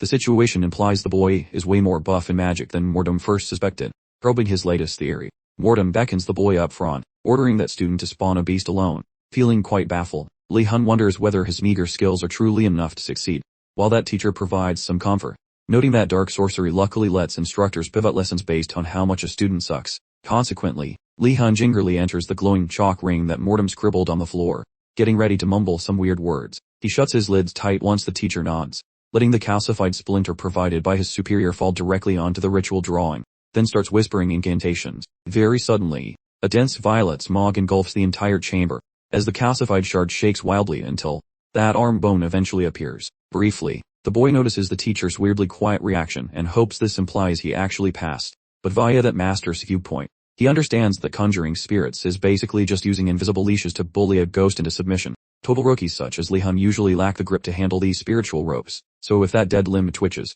Mortem will to lead it. Peering intensely for the slightest wiggle, the old man prepares to strike. As soon as the pile of calcium moves without orders, Mortem jumps between the kid and danger, barking at him to stay still during the banishment. Yet prior to his intervention, the bony appendage bows down to its new master. Following some short silence, Mortem figures out that the boy is basically a walking magic battery. Feeling grumpy, our hero wonders if he can shrink his energy pool, but the teacher forbids such thoughts because folks would murder for that luck. Currently, Mortem's a guess that making friends with ghouls is useless when the kid can just beat them into being obedient. Our hero expresses fake gratitude for the tips, while secretly realizing the advice was mostly hot garbage. Right at that moment, the clumsy Gainando starts yelling toward those summoned finger bones, looking like he fought a beehive. He vows to smash the disobedient thing. Feeling very puzzled, Lihon questions if the noisy Gainando has genuine potential, though the teacher argues that intellect is vital, wishing the dunce realize that soon. Roughly 60 minutes later, Mortem finishes his weekly session. Then those scholars leave that tall spire. During their exit, Gainando whines that zombies have zero respect for his fancy bloodline, then begs Lihon to try different spells together, claiming that literally anything is superior to playing with smelly corpses. Thinking over Gainan's talk, Lihon realizes that besides spirits, summoned beasts are terrifyingly aggressive and require mental adjustment. Suddenly, Raphael appears with a comically puffy and bruised mug. He shouts at Lihon, calling him a nasty warlock. He demands to know why he was slapped, and even though Lihon claims innocence, the boy refuses to listen. This is a bad omen for our hero, and you might wonder how things got so messy. Earlier in the day, while testing out skeleton commands, Lihon successfully ordered a bony hand to smash itself.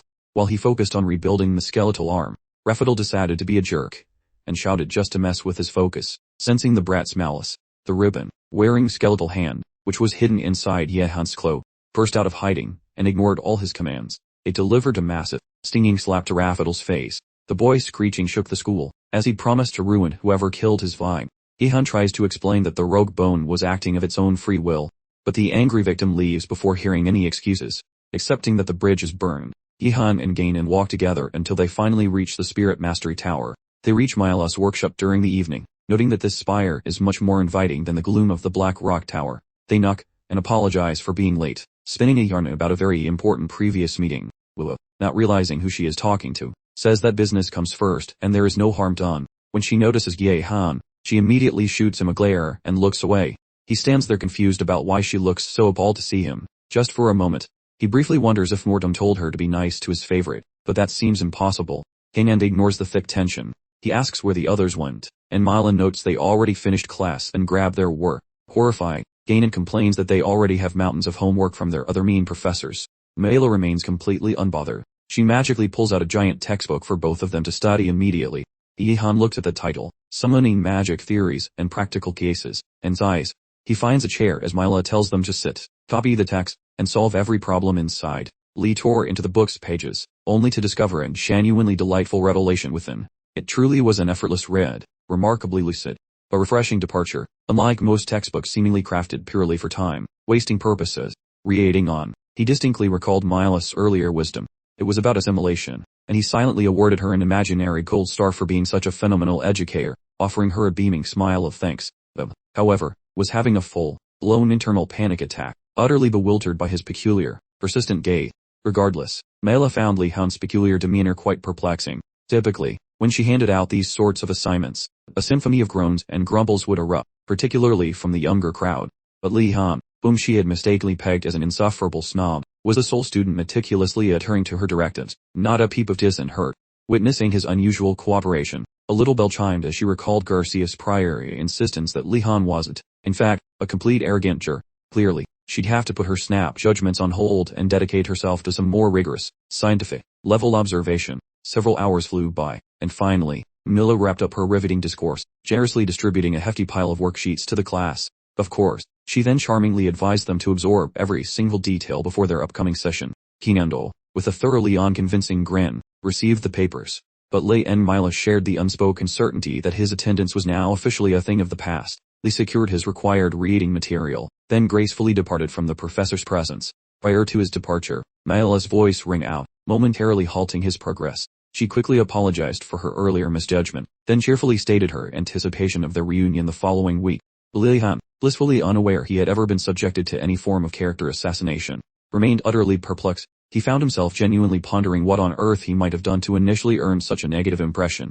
The following morning, every single first-year student reported for the headmaster's lecture, a captivating session titled Fundamentals of Magical Temperament Comprehension.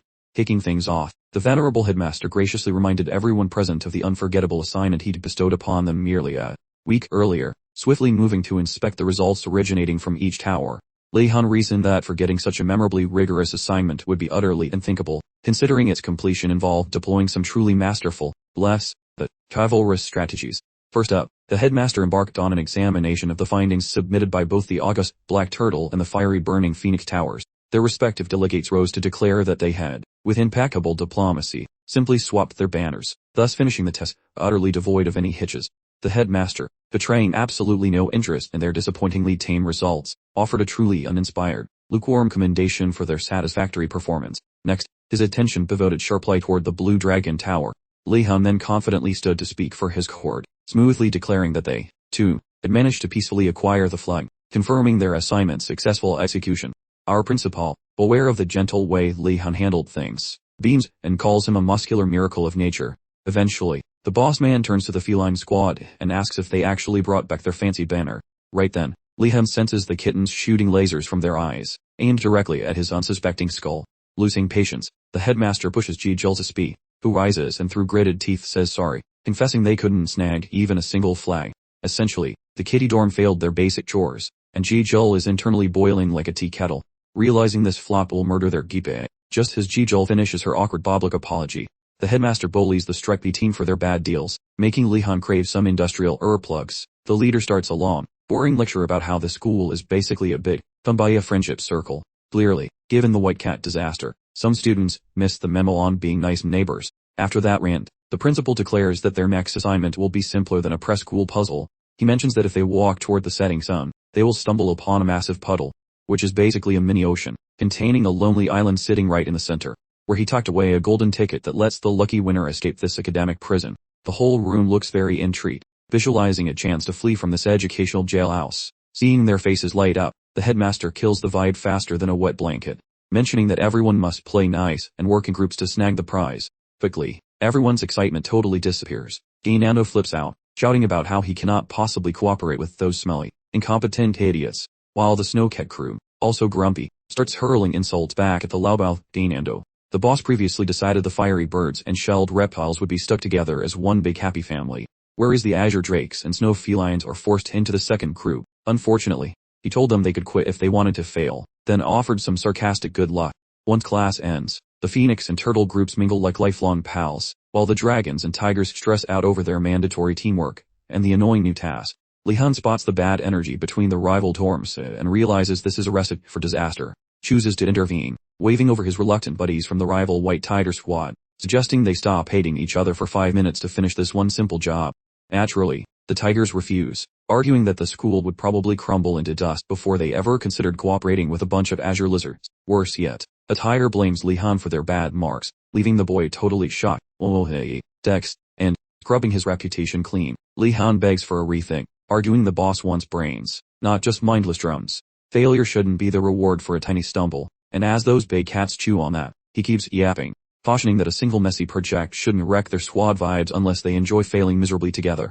Precisely when the striped gang starts nodding along, Moretti crashes the party, barking at his buddies to ignore that smooth talker and his suspiciously shiny teeth. He mentions that hanging with this guy is usually a one-way ticket to a very bad day, highlighting how they just got jumped and disciplined because of that human disaster Magnus. Moretti snitches about how those other dudes got played like cheap fiddles, hinting they are probably next on the list. After that spacey revelation, the furry squad shoots some seriously icy stares at our main man, who realizes being subtle is boring, so he switches to a much more aggressive strategy. Suddenly, Lihon beckons that giant cat to approach, snags him in a very awkward hug, promising to start a massive riot if they refuse to play nice. Boosting his scary vibes, he quips about testing the big guy's swimming skills in a lake filled with hungry things. Even Nuoner is speechless, never guessing his buddy would actually resort to such hilarious yet terrifying kidnapping tactics. Digjaru, catching the drift of the joke, decides to audition for a dramatic theater award right then, begging his fuzzy brothers to rescue him, and seeing this performance, Raffadal breaks, finally consenting to the team-up provided the hostage is released without any further cuddling. Once those predators pinky promise on their sacred feline dignity, our hero lets go of the hostage but warns them to keep him happy from here on out. Watching this chaotic circus unfold, Moretti stands frozen by the cold-blooded move, shocked someone would actually use a classmate as a meat shield. Even though some messy bonds were forged during the old man's lecture, the actual problem is those stubborn snow kitties refusing to share their toys or their effort. Immediately after the bell rings, Cena corners the mastermind to ask about the heist, but he claims his brain is still buffering the plan. since looting that spooky doctor's lab is a high priority, and every second of hesitation smells like failure. Meanwhile, Huer ponders why his pal is being so ridiculously polite to that lady for once. The guy calculates that sprinting into a trap and getting busted by that scary professor would be quite embarrassing. They would probably suffer from terrible dreams for many weeks after such a disaster. To dodge disaster, he must stealthily figure out Irregulum's daily routine without tipping anyone off, following their tedious, basic writing drills. Exactly when Wardmiss attempts her grand escape from the smelly barn, Zed hollers for him to skip the cabin tonight, making him wonder what the deal is. She mentions dragging her nephew Irregulum along for a chaotic shopping spree at the local bazaar, expecting them back tomorrow. Lihon stands there looking completely bamboozled by the sudden intel. He bids the teacher a safe voyage while secretly dancing inside over this miraculous cosmic coincidence. Totally sure that Irregulum is definitely not around, Lee concludes that this golden moment is the ultimate chance to raid the laboratory uninvited. Keeping his clever scheme tucked away, he trots back to join his waiting comrades. They are loitering by the horse stalls, dying to know what juicy gossip he just heard. He declares that the schedule for their super-secret mission is officially locked in stone. Instantly, he commands them to suit up because the midnight haste is happening right now.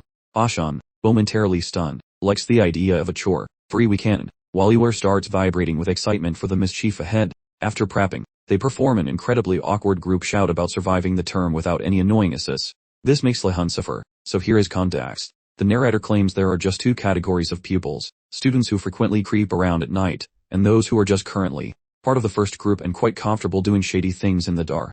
Under the stars, once the whole squad of misfits assembles, Lihon kicks off the grand heist. Just before they advance, Kiana nervously inquires if he actually knows the trick to opening the tower.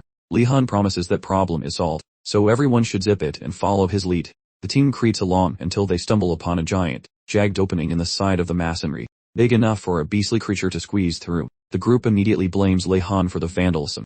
Ashan actually compliments him for being so dedicated that he literally destroyed school property for the mission.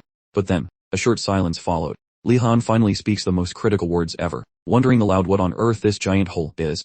Humer and Ashan freeze in horror, understanding that their leader has no clue who smashed the wall. Annoyed, Lee explains that Ratford was the designated law picker while he was supposed to dismantle the spells. Even though this weird situation is quite annoying, finding trash inside that spiked animal tower implies an uninvited guest, or some clumsy thief, crashed the party. Basically, whatever was supposed to stay out on the lawn has decided to sneak into the living room. Naturally, the wimpy kids start losing their minds, wondering if they should run home to their parents. Lihon immediately destroys their cowardly suggestion with cold authority. Instead, he announces that their sneaky trespassing mission has officially transformed into a heroic rescue operation. They are currently tasked with slaying the uninvited beast and saving the teacher's precious John from certain doom. If anyone asks why they are here, they will just pretend they were noble volunteers all along. That little lie pumped everyone up, and they rush forward like caffeine-addicted squirrels, believing they are valiant knights guarding the professor's dusty antiques. A delusion Lihon finds quite helpful. Honestly, a little hero complex speeds things up. As they cross the threshold, a whiny student suddenly grumbles that the vibe feels way too spooky and poorly lit. To stop the sobbing, Lihon ignites his stick and cautions the group that spooky shadows are really the least of their problems. The main problem involves having only checked the front door. Plus they possess zero clues regarding the monsters waiting upstairs. Even with scary unknowns, Lihon pushes the team to keep those legs traveling. Lihon spots those terrified looks plastered across their sweating faces.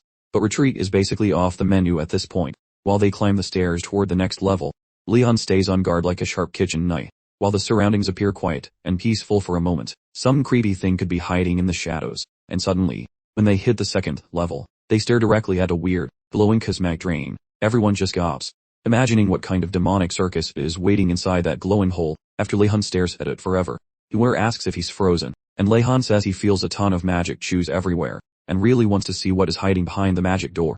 Not knowing of the dangers like surviving or exploding, Lihon strolls inside and finds a massive backyard filled with plants on the other end. When the squad catches up, he clarifies that they are looking at fancy room, stretching sorcery. Sienna starts geeking out over those pretty flowers, and that impossibly big part. Nilia keeps yapping about all the exotic greenery she has never laid eyes on. Lee still spots several lethal-looking plants nearby. He feels happy this room is a workshop instead of a bedroom. Avoiding those annoying traps seen earlier, Lee suggests everyone stay cool while they scout for the instructor's likely route. He assumes that finding it will lead them straight to their ultimate goal. Right then, that creepy bummy arm tucked in his jacket starts vibrating, showing off several beastly tracks on the ground ahead. Upon spotting this, the gang gets properly spooked, and they propose retreating immediately unless someone wants to become a monster's lunch. Suddenly, Nilia gets a brain blast, and tells Lihon they should follow the paw prints. Because critters have great survival instincts, she reckons it probably found a cozy spot. Lihon thinks that sounds surprisingly smart and chooses to play along, showering Nilia with eco-boosting praise. While they tail the beastly footprints, everything stays quiet, while staying completely out of harm's way. But pretty soon, they stumble upon a massive bovine. They duck into some shrubbery to stay hidden, and Yuner whispers to Lihon asking if that cow is real, and though Lee says it is, he notes it looks way too buff, so Ratford asks for a plan. Lee notices the beefy creature is hogging the only staircase leading up. They may have to act if they want to keep going, but he tells Ratford there is no reason to fight, since the animal looks famished and will likely wander off after lunch, though Yuner is not convinced, and they watch the beast hawk a lugi of half-chewed greens before stomping the garden into a muddy mess. Observing the mess, Yuner gets ticked off at the beast for trashing the teacher's workshop. She cautions that they will face major consequences if the boss finds out. Lihon concurs, so he moves to block the cow from causing more chaos. He mumbles some magic words to make himself move much faster, rushes toward the beast while trying to zap it with stun magic. Yet the beefy target nimbly sidesteps his magical bolt. Observing that things just got much worse, the rest of the squad jumps in, though Lee stops Ashen from casting fire, warning him that burning bushes amidst foliage is just a recipe for disaster. Rather, Ashen and company lob dark cactus hoping to freeze the beefy beast, though the beast remains unfazed. Pondering if the teacher gave this bovine some illegal steroids or magical oats, Siana appears clutching a debuff juice, screaming for everyone to pelt the creature. Scholars soak the steer in smelly liquid, yet rather than shrinking, it sprints at them, looking absolutely grumpy and murderous. Yuler begs for silence, clarifying that the brew merely melted the animal's thick mystic armor, leaving it soft for sorcery, so they hurl more hexes at the moving menace. Together right now, as the cow throws a massive tantrum, fighting the group assault, though it finally flops onto the dirt. The crew crawls out of the bushes, foolishly assuming the scrap is finished. However, that Steak remains alive, twitching and sprinting back toward the squad. Many jump away, while the slow ones get trampled. Meanwhile, Lihon gawks as that monster commences bullying those companions. Sensing his pals are toast, Lihon knows he must unleash a nuke instead of his usual weak sparkles. Suddenly, a dormant power begins to tickle his inner spirit. Mystical energy leaks out, skipping the whole boring chanting process entirely. As the lad babbles the words, this weird little glitch turns into a legendary spectacle, a feat that shall leave future crowds utterly baffled. When the ox collapses, a local gardener, Critter catches the sound of the ruckus, and wanders over to snoop. Having frozen the lunatic steer, Lihon breathes out, poking those cowardly associates to quit hiding behind those rocks. Once those folks poke out, they confirm their limbs are attached, thanking him profusely. The piece is still a far cry away. Lihon suggests they stay alert, because the vibe is getting quite weird. Recalling that recent stun charm, the boy notes the magic fired off prior to him opening his mouth. Worst of all, the beef is just sleeping, so it might wake up and choose violence soon. Besides, hidden creeps might be stalking them right now, so they must hustle to a sanctuary before another beast decides they look like snacks. Suddenly, a massive vibration rattles the soil, making the whole gang jump out of their skin with fright. As the group scans the bushes for the noise, they spot a mysterious figure drifting toward them. Soon after, a thunderous roar erupts from a giant weeping tree, rudely questioning why these tiny bites are trespassing on its personal lawn. The kids freeze in shock once they grasp that the timber is actually yapping, wondering if this plant is just another hungry carnivore. Lihon steps up as the boss, telling his trembling buddies to just chill and keep their cool. The magical vibes radiating from the bark suggest this isn't some chic garden ornament, especially given how grumpy the foliage seems to be. He figures the leafy giant is probably the landlord of this forest, so sucking up to it is definitely their best survival strategy. Rapidly spinning a yarn, Lihon claims they were merely guarding the flowers for the old professor, while Yuler nods like a bobblehead. The plant seems touched that they babysat the roses for free, and its scary voice suddenly becomes as soft as a fuzzy peach. Once Lee offers some polite gratitude, the giant shrub reveals its name is Professor Willow, the local expert in teaching veggies to behave. Old Man Willow asks if they were the brave souls who clobbered that angry cow, and he starts tossing compliments like confetti. When they say yes, he is relieved they saved the dirt from that pathetic bovine, explaining the beast belongs to that messy dwarf, the infamous Professor Herodulum. Capitalizing on the moment, Lee asks if the treat is the regular gardener, but Willow grumbles about being a temporary sub for a boring shit. Apparently the dwarf had to chat with Imperial suits, though Lee mentions the guy claimed he was shopping with his aunt, Professor Z. Suspiciously, Willow asks if he is totally certain. Lee suggests checking the facts with Professor Z as soon as she drags herself back. Believing the kid, Willow gives him a leafy salute, and expresses his sincere thanks for both the gossip and the garden's security. The massive tree decides to reward them, asking if there is a favor they might desire. Lee asks if there is a magical pantry nearby where they can loot some fancy potion ingredients, but the tree shuts him down, warning that the garden is crawling with monsters that would eat freshmen for breakfast. Sensing a dead end, Lihon puts on his best sad puppy face and says he is sorry for asking for the impossible. He explains that seeing such a beautiful place made him greedy, hoping to score some loot among the flowers. He then slickly mentions that maybe that messy dwarf's private laboratory has some spare junk they could put to better use. Willow shouts that robbing the dwarf is a brilliant plan, and he zips toward the stairs, while ordering the students to follow him. The tree schemes to blame the missing gear on that hungry bull, leaving the kids free to pillage whatever shiny objects they can carry. Not wanting to miss out on the haze, the group chases the branchy professor through the portal, and up to the next floor. Arriving there, Ewer complains that she is as blind as a bat in this darkness, while Lee's flashlight spell fizzles out. Willow tells them to watch their toes, because this maze is more confusing than attack form and just as likely to swallow them. Following a short stroll through the gloom, they spot a mysterious door that seems to be floating toward them from the dark. Suddenly, a portal marked with a giant 6 manifests right before the instructor's nose. While those kids struggle to comprehend the magical occurrence, the teacher unleashes that, only to feel sickened by the chaotic mess within. Such intense visual trauma makes him slam the frame shut like a frightened kid, screaming that this specific room is cursed and must stay hidden forever. Similar chaos repeats as the Elder calls forth several more study spaces, discovering that most contain stuff which breaks every law of nature. That student finally understands how the whole system functions. He scribbles details regarding why lower levels currently lack any lethal traps. After documenting the secret technique for summoning those bizarre laboratories, he concludes they have gained plenty of knowledge for one day. Eventually, the group finds Aragolam's lair and grabs their hard-earned magical prizes. The youngsters express much appreciation for the old man's surprising kindness. When he frets about being too kind, Lee claims they are delighted. But just as freedom nears, the elder reveals a truly wicked sense of humor, proving he is just another wacky academic. He commends the group to hydrate every single weed on floor 2.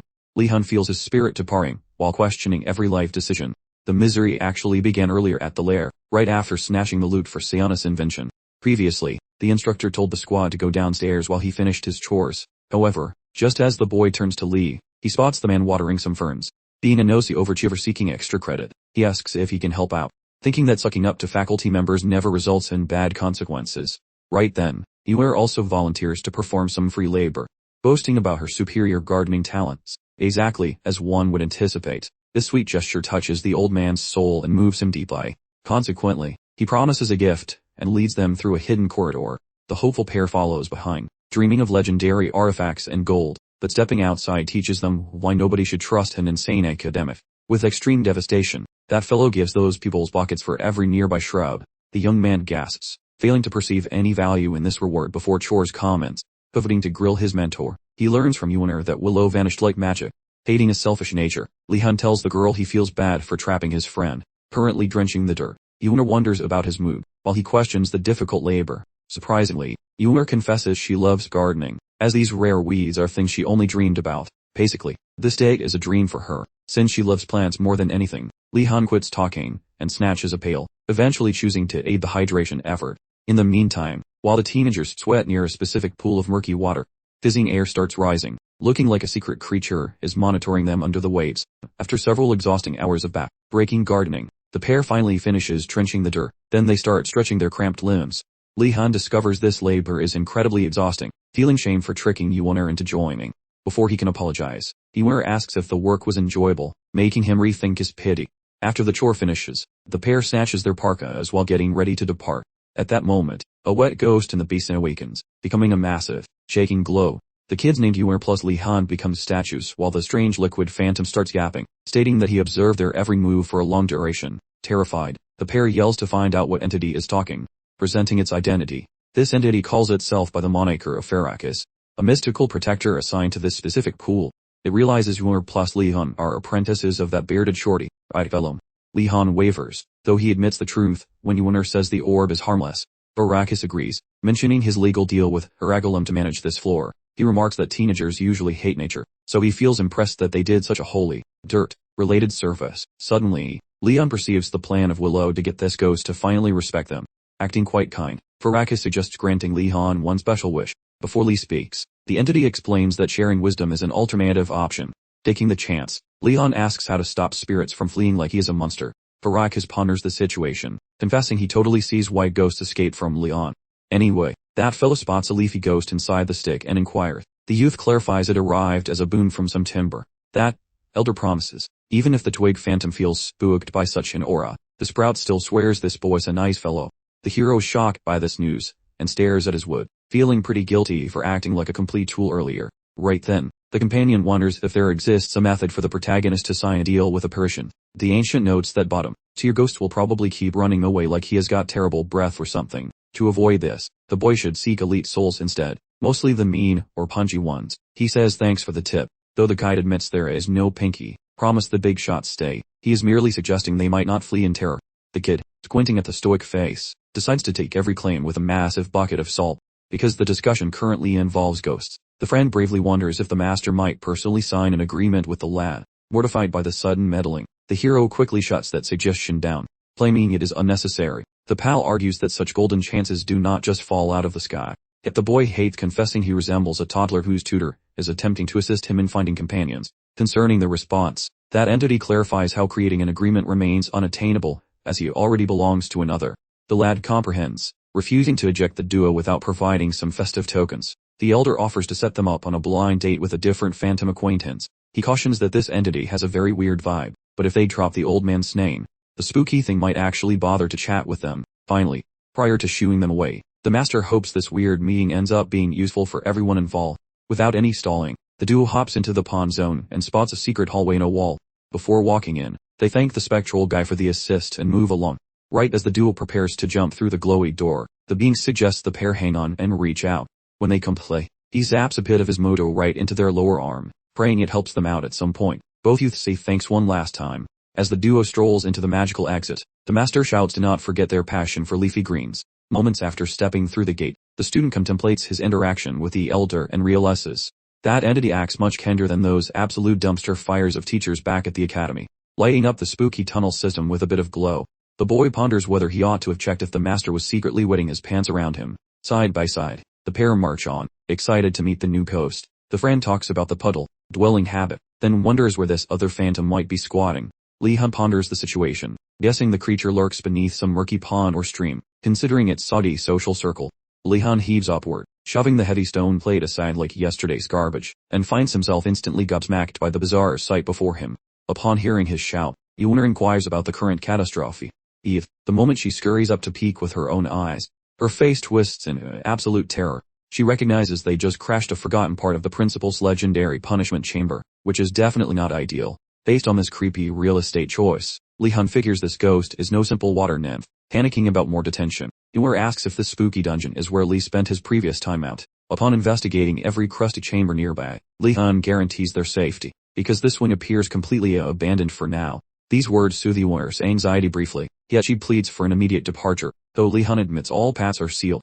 Naturally, Yuna loses her sanity, dreading imprisonment in this dump, while begging Lee to locate any secret escape route, because he remembers the floor plan from his last stay. Lee stays cool, noting he has survived this exact deja vu before. Eventually, they hit a solid wall, but Lei explains to a skeptical Yuna that it is actually an invisible enchanted hallway. However, compared to his previous trip, there are zero flashy gadgets or shiny doohickeys scattered on the floor. Lacking alternative plans, Lihon unsheaths his magic rod, hoping to shatter a path from this pit using violence. He tells Yuna to stay back. If Ines fails, violence prevails, though he must manage his energy well, much like when he wrecked that fancy Dormitory shield. He readies a blast strong enough to blow a hole toward freedom through this pathetic excuse for a school building. Right before he obliterates the masonry, a mysterious sound bellows for the guy to cease his reckless and destructive antics immediately, jerking to a halt. Lee stares at Yuna, who instantly yells for the invisible talker to show their face right now. The speaker's arrogance shines through, refusing to name itself to peasants, and demands to know why Lee is trespassing here. Lee explains that Farakis suggested this spot, promising a lonely spirit might be looking for a new employment contract today. Following some silence, the voice grumbles that both Lee and Yuna look like the pathetic stray puppies Farakis usually adopts. Suddenly, it refuses to sign with Lihon, telling him to scurry back to his cave, before going completely quiet once more. Yuna asks if the ghost vanished, feeling bummed by the rude rejection. The girl whispers to Lee how history repeats, as a different phantom seems petrified by his mere existence. Hearing the word scare, the spirit roars back into existence, furiously asking what kind of nonsense she is spewing, boasting about its immense bravery. The creature stays put, much to the relief of the two frightened children.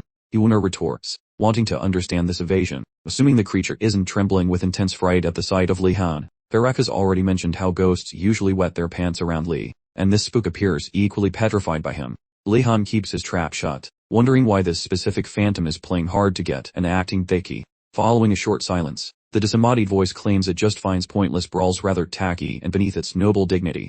Yuer along with Lihon clearly see through the pathetic lie, while the phantom senses its deception is failing miserably. Feeling their doubt, the ghost finally decides to spill the beans and explain the truth.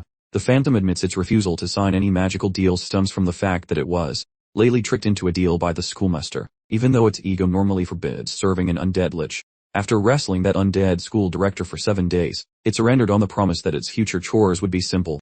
Alas, that supposed cakewalk job actually meant babysitting juvenile delinquents into detention and preventing any clever jailbreaks from the naughty corner. Those academy youngsters were total terrors who broke out so frequently that the drained phantom finally fled into the ruins seeking peace. Burns out and deeply humiliated, the haughty phantom suffered lasting psychological damage from that ordeal. Consequently, it quit the contracting game, because its fragile ego cannot survive another embarrassing defeat at the hands of mortals. Regardless, the ghost starts sensing that Lee and Yuer think it has the combat prowess of a wet paper towel.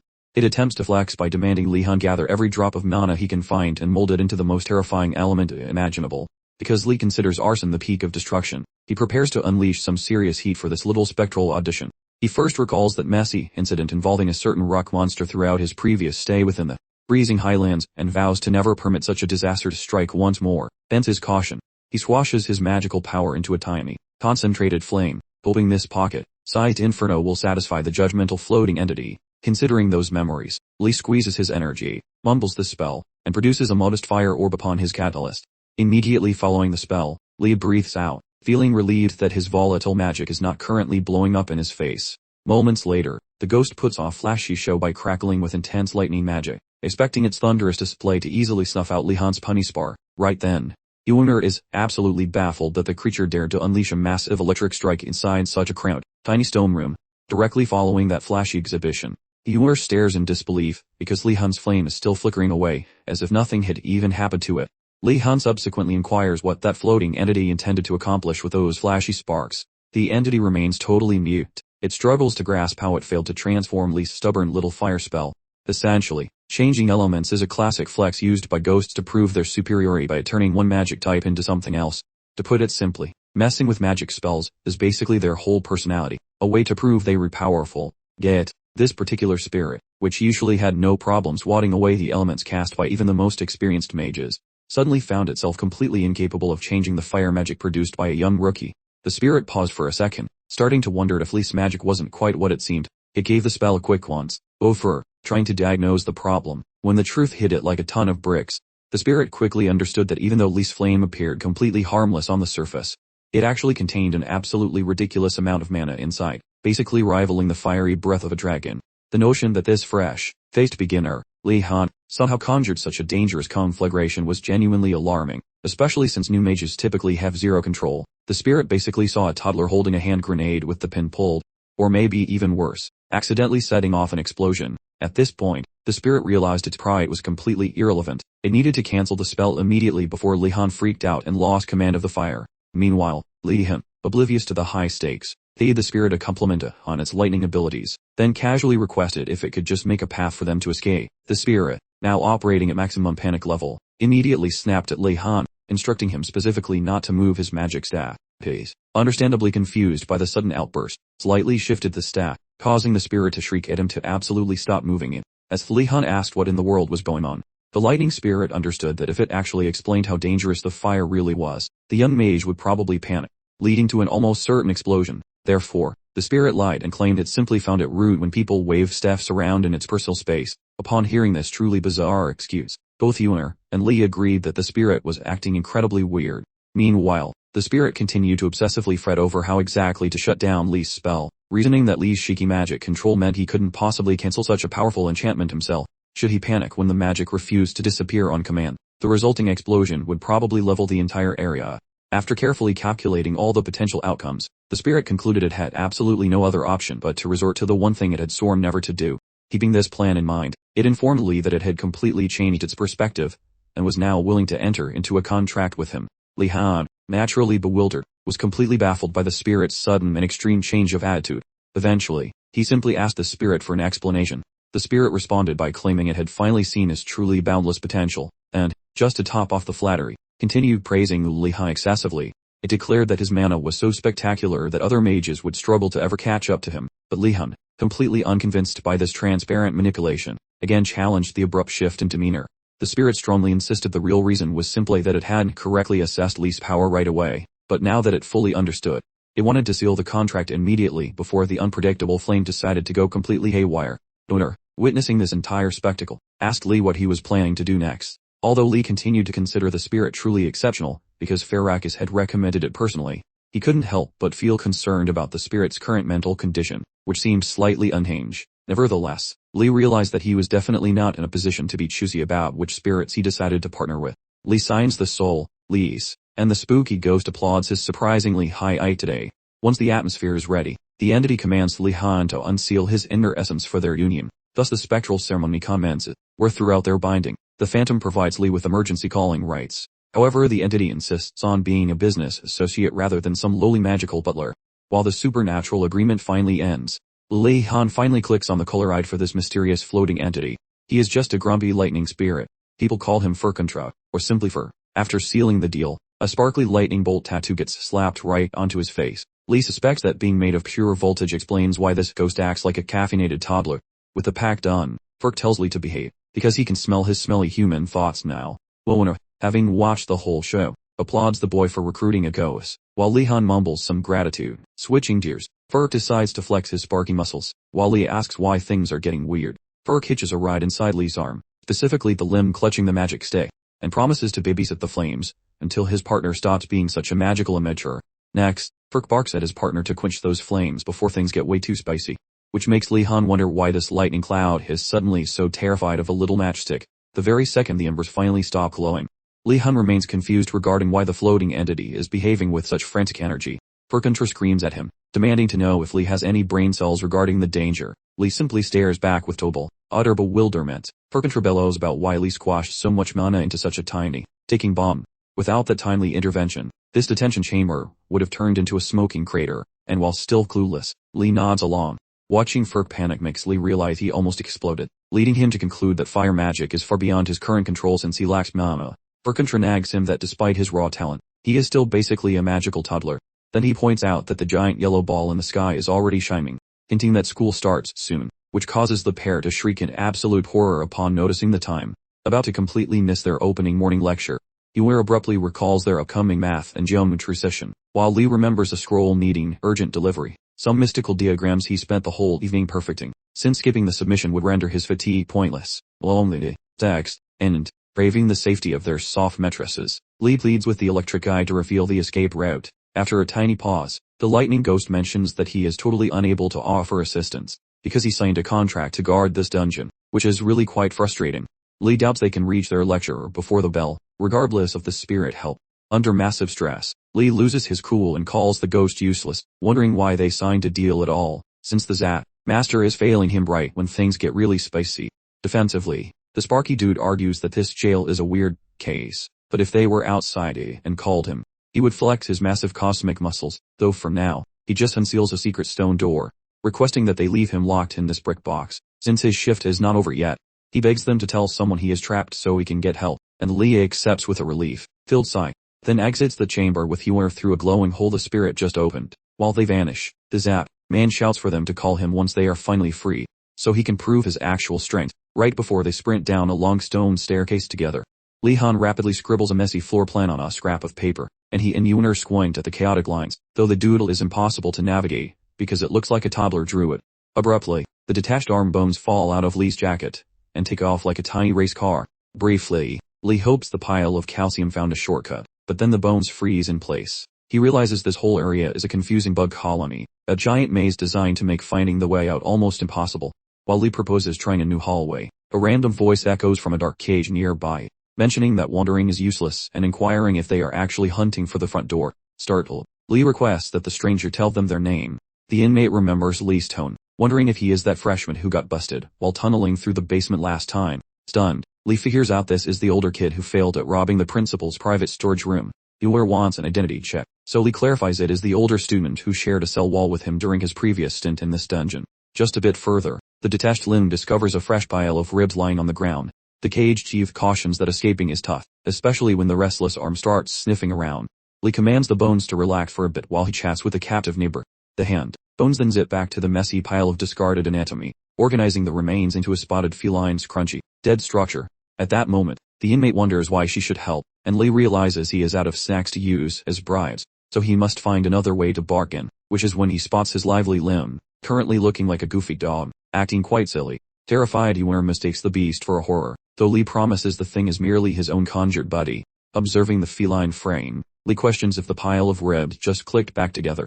Once the skull rattles a yes, Lee ponders if this bony guide was luring him toward its lost limbs. That captive inmate inquires if Lee masters skeletal conjuring or attends occult lectures with Professor Mortem. Avoiding direct replies, the boy suggests he does. This mysterious lady slides a small paper scrap beneath the heavy wooden entrance, providing some handy tips for escaping this wretched place.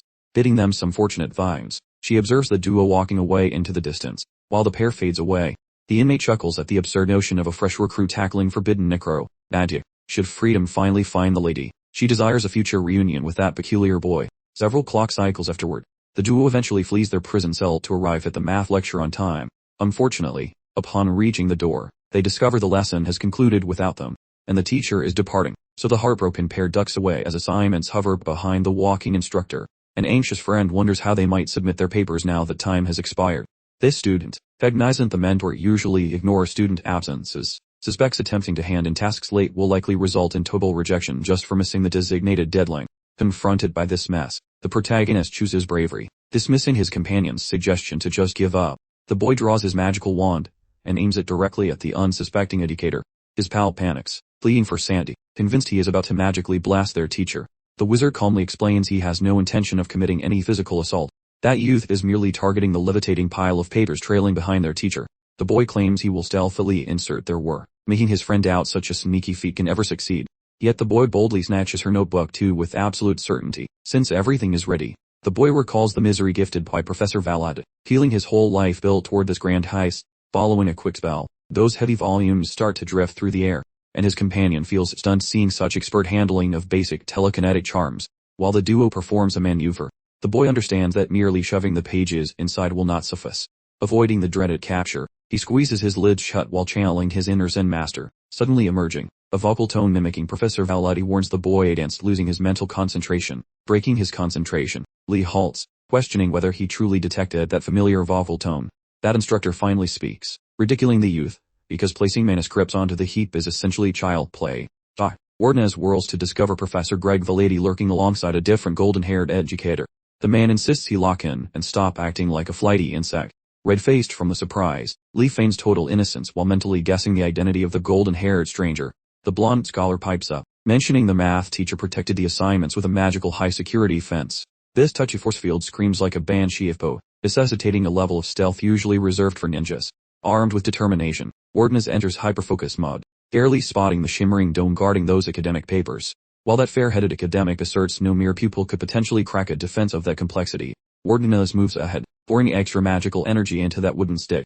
Using surgical-grade accuracy, he sets the academic papers for himself, and Ewan upon the heap while dodging those magical sensors. Precisely as the math enthusiast disappears around a nearby corridor corner, finally exhaling, Wardenez emits a wary sound of comfort, making both the lady and that fair-haired associate look like they just witnessed a flying farm animal. That golden-haired faculty member sprints across, inquiring how Wardenez bypassed the fragile shield without alerting the sensors. The lady boasts regarding his expert tutoring, so Lee responds by delivering a massive dose of insincere praise. And that golden faculty member bashfully states he scarcely deserves a pupil with this much natural ability. Once verifying the gifted boy is the actual Wardenez, that fair-haired scholar claims he is Kerman Ku, a shield professional. Kerman weirdly mentions a personal rule against handshakes, but Lee just nods along like he actually cares. Recognizing the man, Wardenez decides he must play nice to secure several advantages perks later on. Kerman pledges a future meeting during Garcia's lesson to demonstrate that crafting fabrications is actually quite impressive. Cue the dramatic entrance. The lady interrupts, trashing illusion spells as pathetic parlor tricks that would never fool a real magical pro.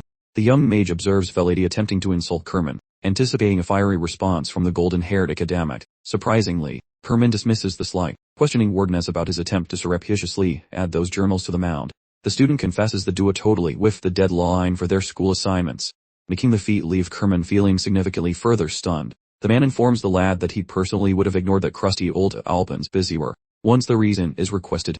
Grigori clarifies that the teacher once held a very fancy seat in the palace government, suggesting his expertise lies in shaking hands rather than actual academic research. The elder then belly itches regarding the greedy geezer snatching half of his precious funding, but the boy smells a golden chance and vows to become the instructor's favorite little pet. Herman cautions the youngster to avoid being tricked into a miserable life of state bureaucracy. Grigory jumps in immediately, swearing the young man would never stoop to such a miserable career. Meanwhile Lee, whose ultimate secret desire is to become a palace paper pusher, understands that his embarrassing goals must stay buried away from everyone forever. Finally the short conference reaches its conclusion, and the pupils wander back to their tall stone dormitory. While preparing to hand out supplies, the boy notices his peers huddling outdoors. Suddenly, Ashan comes sprinting toward his position, shouting the terrible update that Gainando and Daruhi were snatched by unknown forces. Skipping any hesitation, Leet and his classmates bolt toward the central hall to alert the faculty, praying they might actually offer some real support. During the job, Ashan mentions that a magical beast jumped them while they were walking home. Most of the survivors managed to flee, yet the clumsy Gainando managed to eat the dirt. The student assumes that is just classic for Gainando, but wonders how Daruhi was snatched, so Ashan clarifies the orc was grabbed while saving the idiot. Approaching the central hall, Ashan tells the group to keep their heads straight before talking to the faculty. To their surprise, those rival Tiger Tower kids are already standing there when the team arrives, and Rago had already bolted inside to snitch, praying the teachers would step in to save the orc. Regrettably, the educator commanded the teenagers to manage the disaster personally. At this point those Azure students are confused, realizing that begging for mercy is totally useless. The leader, who totally saw this laziness coming from the start, spots some fresh footprints leading away from the scene of the crime. He tells the squad they must follow those trails and save their pals without any adult supervision. Prior to departing, the young man asks the Tiger group if they want to help. Normally, those feline rivals would never play nice. These kids abandon every petty squabble, while trailing Lihon for a daring savior mission, while the entire squad sprints toward the messy situation. A worried Cuba wonders about surviving alone, although our leader Lihon promises total success. Thinking that since those teachers are useless, the boy possesses hidden tactical maneuvers. Our leader Lihon brandishes a magical and heavy thumping stick, baffling his peers. As he crouches down, stretching his palms out, the boy starts a long song to drag the sparky ghost Furcontra forth, while the hero continues singing praises to the electric deity. Ardmart watches this ritual, noticing it serves for calling forth high-level supernatural entities. She is stunned by the extreme length and difficulty of those magic sentences. The young man's magic song continues for an absolute eternity, resulting in a pathetic marble of electric static. Feeling quite awkward about that weak and tiny spar, Lihon feels roasted when the others mock his pocket-sized thunder friend. Annoyed, the boy asks Furcontra why he appeared as a mere battery.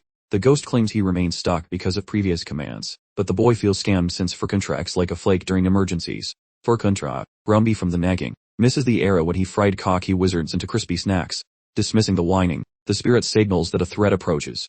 Lihon, currently a phantom, asks where because he sees nothing. Seconds before things explode, the spirit mentions the foe is under their boots. Instantly the leafy salad beast pops out, using vines to grab every pupil standing nearby. Looking closer, Furcontra points out the plant shouldn't have stealth abilities, implying that Academy wizards probably messed with its now for extra powers. He tells the boy to stay alert, or the bush will suck him dry. Our hero, currently unseen, boldly claims he can manage the situation. However, Furcontra warns against using flames, unless he wants to turn his friends into bed. Sick of the advice, the hero asks if the ghost wants to do it. Furcontra says that would be tough in his current shrunken form, although a secondary option actually exists. As the boy wonders about the secret, his spirit suggests a quick sorcery lesson. If Lee can successfully master this technique, he'll be able to defeat the creature, but he remains hesitant. He worries about the potential dangers of using freshly acquired magic, while Furcontra impatiently demands he silence himself. To start the lesson, Furcontra instructed Lee to picture lightning differently from other magical elements. He should envision it as a force that descends from the heavens and branches out in different paths. While most magic requires concentrating mana in one place, lightning operates on the completely opposite principle. The electricity is constantly moving and unpredictable, so Furcontra warned that imagining it without splitting would be hard. He offered to help by physically controlling Lee's arm, and as soon as Furcontra grabbed the limb, a bolt of electricity materialized at the very end of his staff. Astonished, Lee asked if he would always have to lend Furcontra his arm whenever they attempted to cast a spell. Furcontra, equally surprised by the successful summon, asked Lee exactly how he had managed it.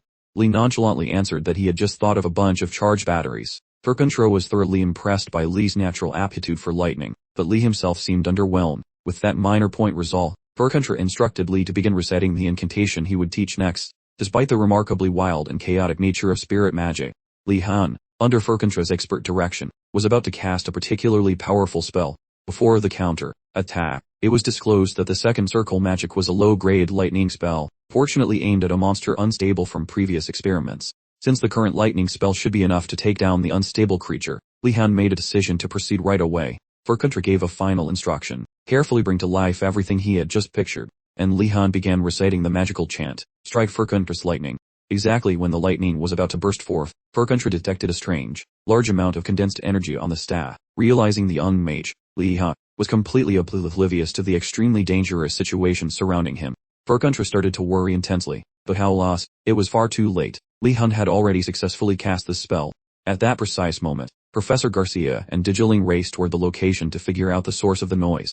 Arriving on the scene, Garcia was horrified to witness several students tangled in the summoned monster's appendages, and immediately moved to save them. Just as she was preparing to cast a powerful subjugation spell on the creature, Lihon's powerful magic finally took effect.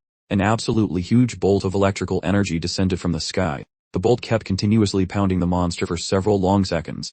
After everything was over, Garcia surveyed the incredible destruction left behind by the monster and wondered who caused this.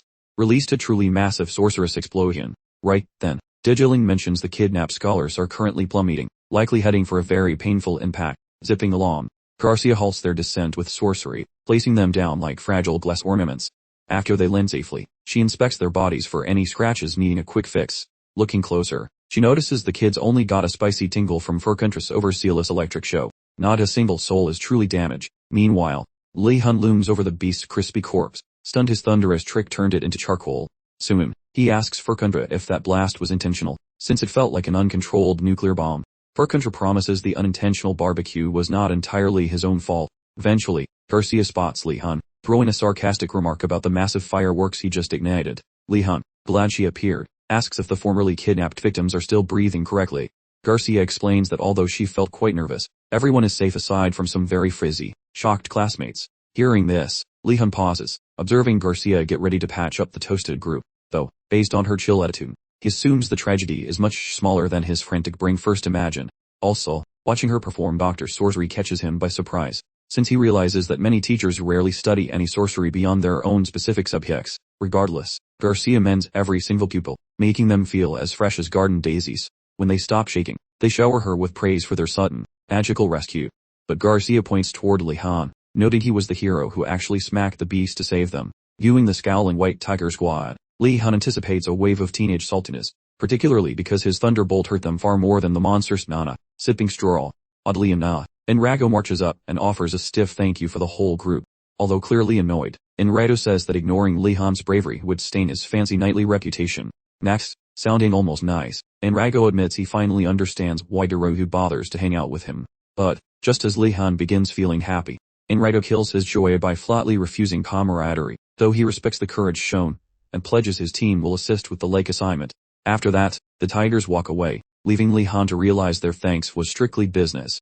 When the kittens depart, Garcia beckons Lihon to explain his rather explosive choice of illumination.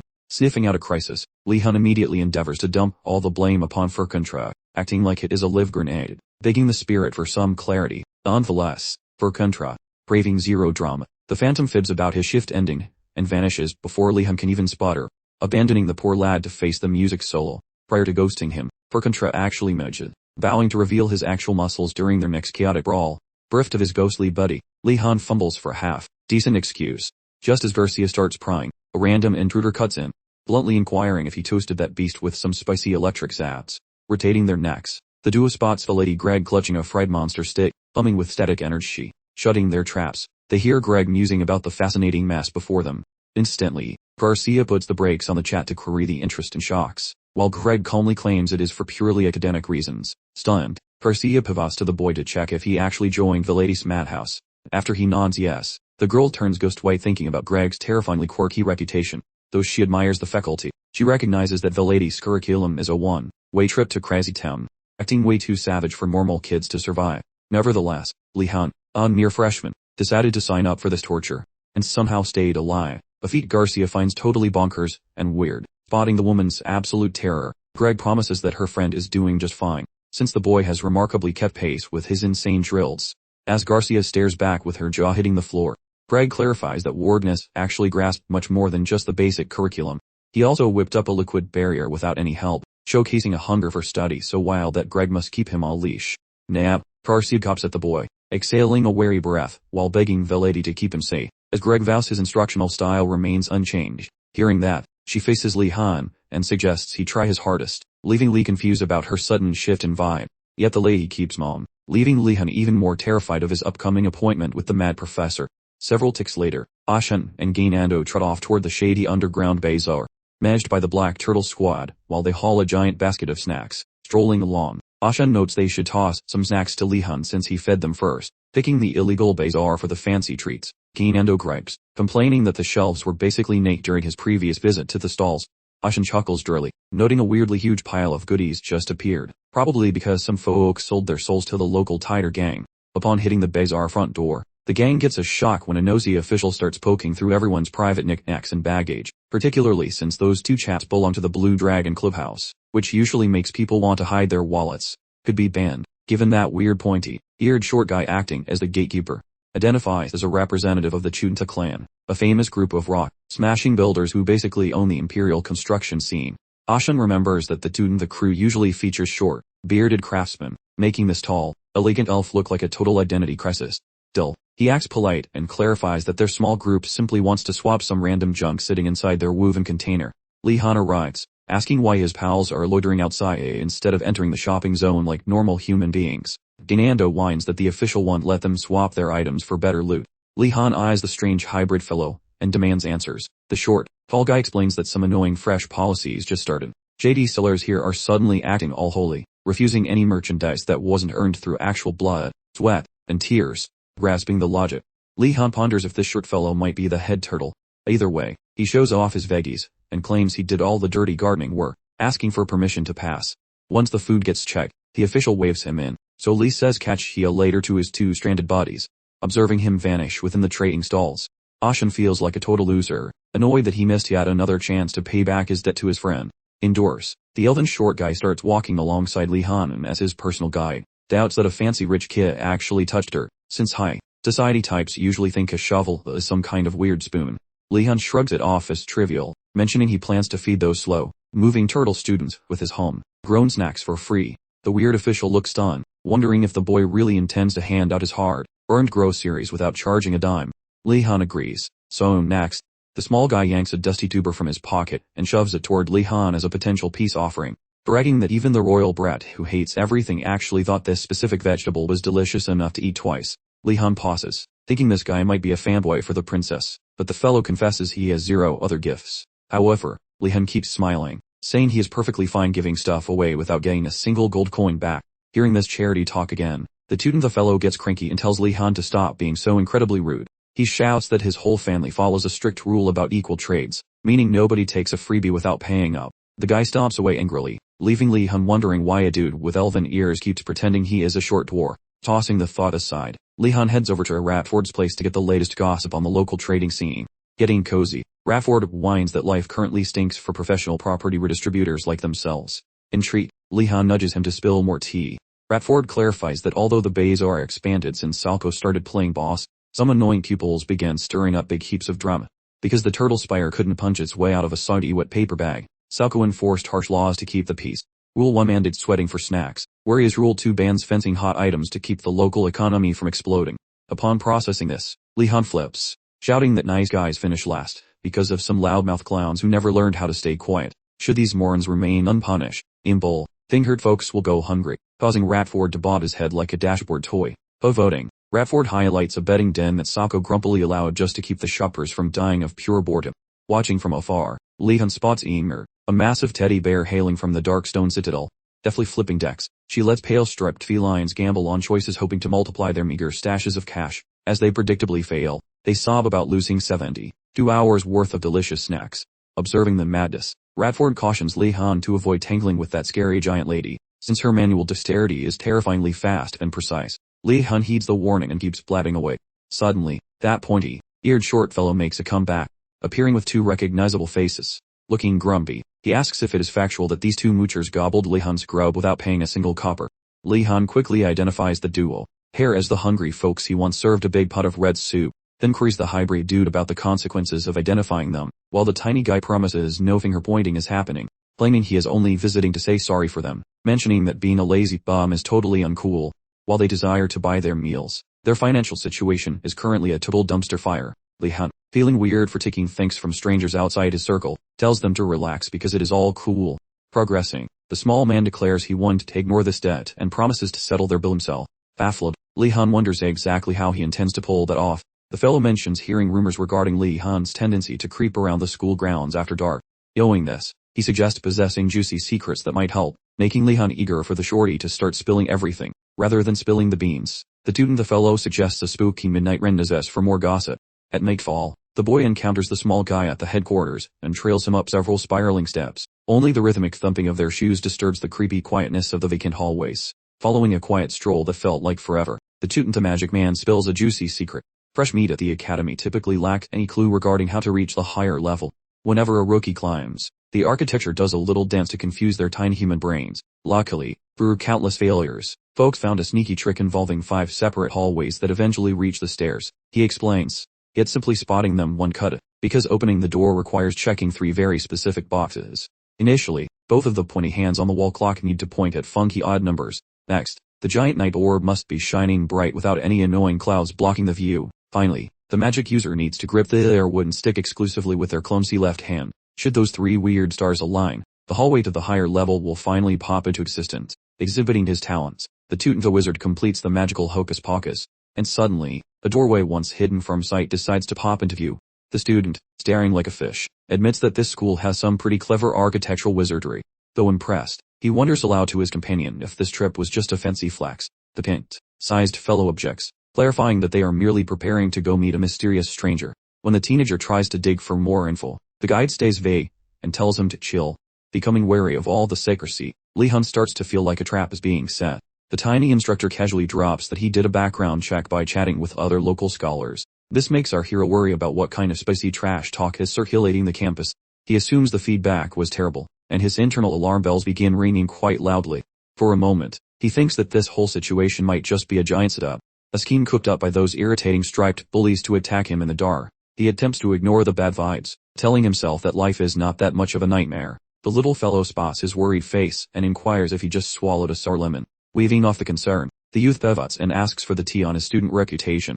The mystic mentions hearing rumors that the young man enjoys handing out treats to his starving classmates.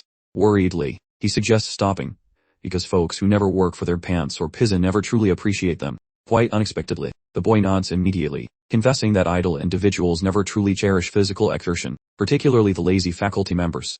Amazed by such a gentle reply, the tiny man instantly feels sorry for his bad attitude. It seems the Tiger Tower bunch described Lihon as a malicious and soulless wizard, but meeting him personally proves those claims are total garbage. The boy, acting the part, gives gratitude for that high opinion, while repeatedly claiming those nasty rumors are complete nonsense, which they certainly are, especially after their friendly chat. The pair continue strolling until they stumble upon a carved woman resting on a royal seat. Lihon gazes closely at the detailed masonry and notices how gorgeous the figure appears. Still, despite being a first-timer here, the sight feels strangely familiar to his soul. The pointy-eared fellow checks the sculpture, mentioning it is currently busted in a few spots. That guy mentions Bro mended the fractures during the previous visit. Yet, coming back later, he discovered it was ruined again. Being a total workaholic, Bro tried to mend it, prompting Lihon to inquire regarding the reason that Rock Lady keeps falling apart. But the shorty has no answers, as he is also confused by the recurring breakage. Showing grit, the dwarf slides a stony slab in, and instantly the figure starts to wiggle. With a heavy metal grinding, a secret door opens under the lady, revealing a spooky cavern that was totally hidden.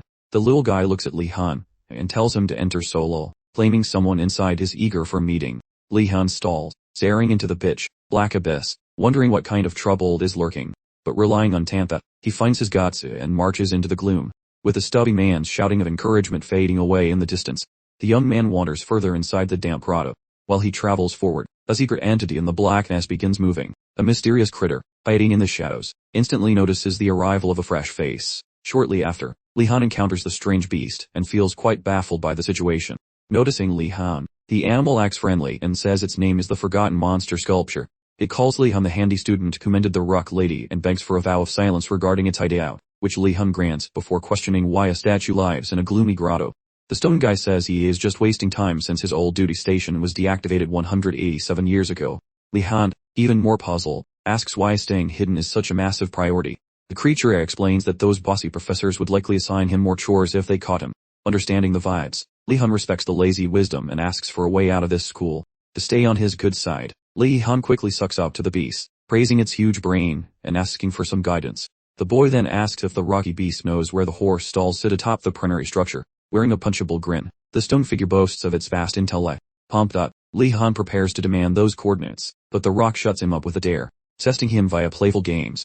Unexpectedly, this great trial is merely a nerdy game of chess strategy. The slab gleefully begs the boy to make a move, and Lee wonders if the boulder has literally nothing else to do for eternity. When starting that duel, Juntha glues together some shattered fossils, pondering the terrifyingly superior gaming skills possessed by the ancient beast statue. And even Juntha, his clan's undefeated champion, could ever beat this grumpy pile of rocks. Doubting his friend's talent, the dwarf assumes Lee will fail miserably. Yet, the lad walks out from the shadows looking completely dead inside. Juntha blathers about coaching the loser until he eventually tastes a tiny victory. Our protagonist astounds that dude by disclosing his victory plus obtaining some parchments sketched via masonry. Lord, the dwarf hears, as the supposedly genius rock played like a distracted toddler, surprisingly, exhibiting lower talent than that strange immigrant scholar from his former existence's workshop. Since the statue was such a scrub, the hero expects some truly quality nap time. Following a silence, the dwarf sighs with joy and proposes they quickly retreat, to avoid getting snagged. While trekking, the dwarf asks for the secret recipe to winning at checkers, wanting to discuss his ancestor's special move, the legendary short person opening play. Grudgingly, Lee nods along, feeling he has accidentally stepped into a pile of annoying social obligations. At school, the little guy keeps annoying Lee about gaming, treating him like a god. Even though the yapping remains constant, the protagonist survives the night without drama, eventually waking up to a quiet, breezy Sabbath dawn. Lee arrives at that reservoir regarding school tasks, feeling shocked by its massive scale. Judging the scale, the kid knows he requires a magic drink to navigate the wet expanse. Looking through his inventory, he discovered nothing but some fancy imported booze from abroad, being totally worthless, one vocalizing elixir, plus one peculiar bit of trash. During the evening, after the man got home, he requested that Gainanda teach him the basics of brewing a cheap energy drink. Meanwhile, Gainanda blathered every ridiculous thought that surfaced, fully believing in his own genius. Upon hearing that nonsense, Yuna grinned smugly, as she revealed her fresh sage sludge to Lihon, promising a single sip would fix his terminal stupidity. Doubting him, Lihon requested Gainando calculate the product of 14 and 19, and the blonde shouted 417, a totally botched calculation. Needing more proof, Lihon begged the golden-haired moron for the energy brew instructions, expecting failure, and Gainando delivered pure, unadulterated gibberish. So Lihon and Yuna discovered with dread that the liquid wasn't brilliance, but just liquid arrogance. Accepting his inventory was literal trash, Lihon shifted his gaze toward the massive problem of the water, pondering if a mystical hocus-pocus could fabricate a tiny vessel for his soggy journey. Abruptly, a frantic voice reached him, yelling at a buddy to avoid some imminent disaster. Hastily ducking behind a thick trunk, Lihon observed Enrago and his pal Dumac shoving a trash Kiraf Lake ward, while Enrago bragged about his incredible engineering, as Lihon, remaining completely invisible, hollered at them, appearing like a swamp phantom. Amrgard and Dumac felt instant dread facing the dark wizard, while Enrago swore he would never surrender the craft to Lihon. Lihon, chilling out slightly, questioned why he was even role-playing as a terrifying villain right now. Noticing his natural aura of doom was perhaps a bit too intense for them, he clarified he had zero interest in hijacking the raft, but merely sought a status report on their antics. A comforted Amrgard informed Lihon that since he loved the vessel so much, he should personally test the craftsmanship, which felt incredibly suspicious. Lihon queried whether Enrago actually constructed the vessel solo, while the builder swore the project was his alone. Shortly after, the trio climbed aboard the rickety wood, while Enrago navigated the path toward the distant landmass. During the transit, Lihon felt a rising panic about the floorboards deciding to become a fountain. Considering their combined weight was immense, yet the soggy planks miraculously held for the moment. Crucially, he pondered why those two gullible dorks trusted him, despite him treating them like disposable cannon fodder earlier today. Plus, letting their sworn enemy aboard their prized cannon hinted that a beautiful, forced friendship was blooming quite rapidly. Dismissing those soft feelings, Lihon warned Enrago to find the land before they started circling the abyss. For navigation, he waddled to the pro to peer intensely across the vast, wet emptiness. However, his vision failed to find anything useful. Discovering a desperate requirement for a high-quality spyglass, Lee pondered his predicaments. Then an idea from his swordsmanship class sparked in his mind like a light bulb in a cartoon. The old stories claimed Arlalom, a legendary swordsman, discovered that advanced fighters could channel magical energy to supercharge their bodies. While not quite as flashy or powerful as casting a spell, this technique was perfectly suitable for a do or die situation. If his old instructor hadn't been making things up, Lee theorized he could potentially sharpen his vision with the technique.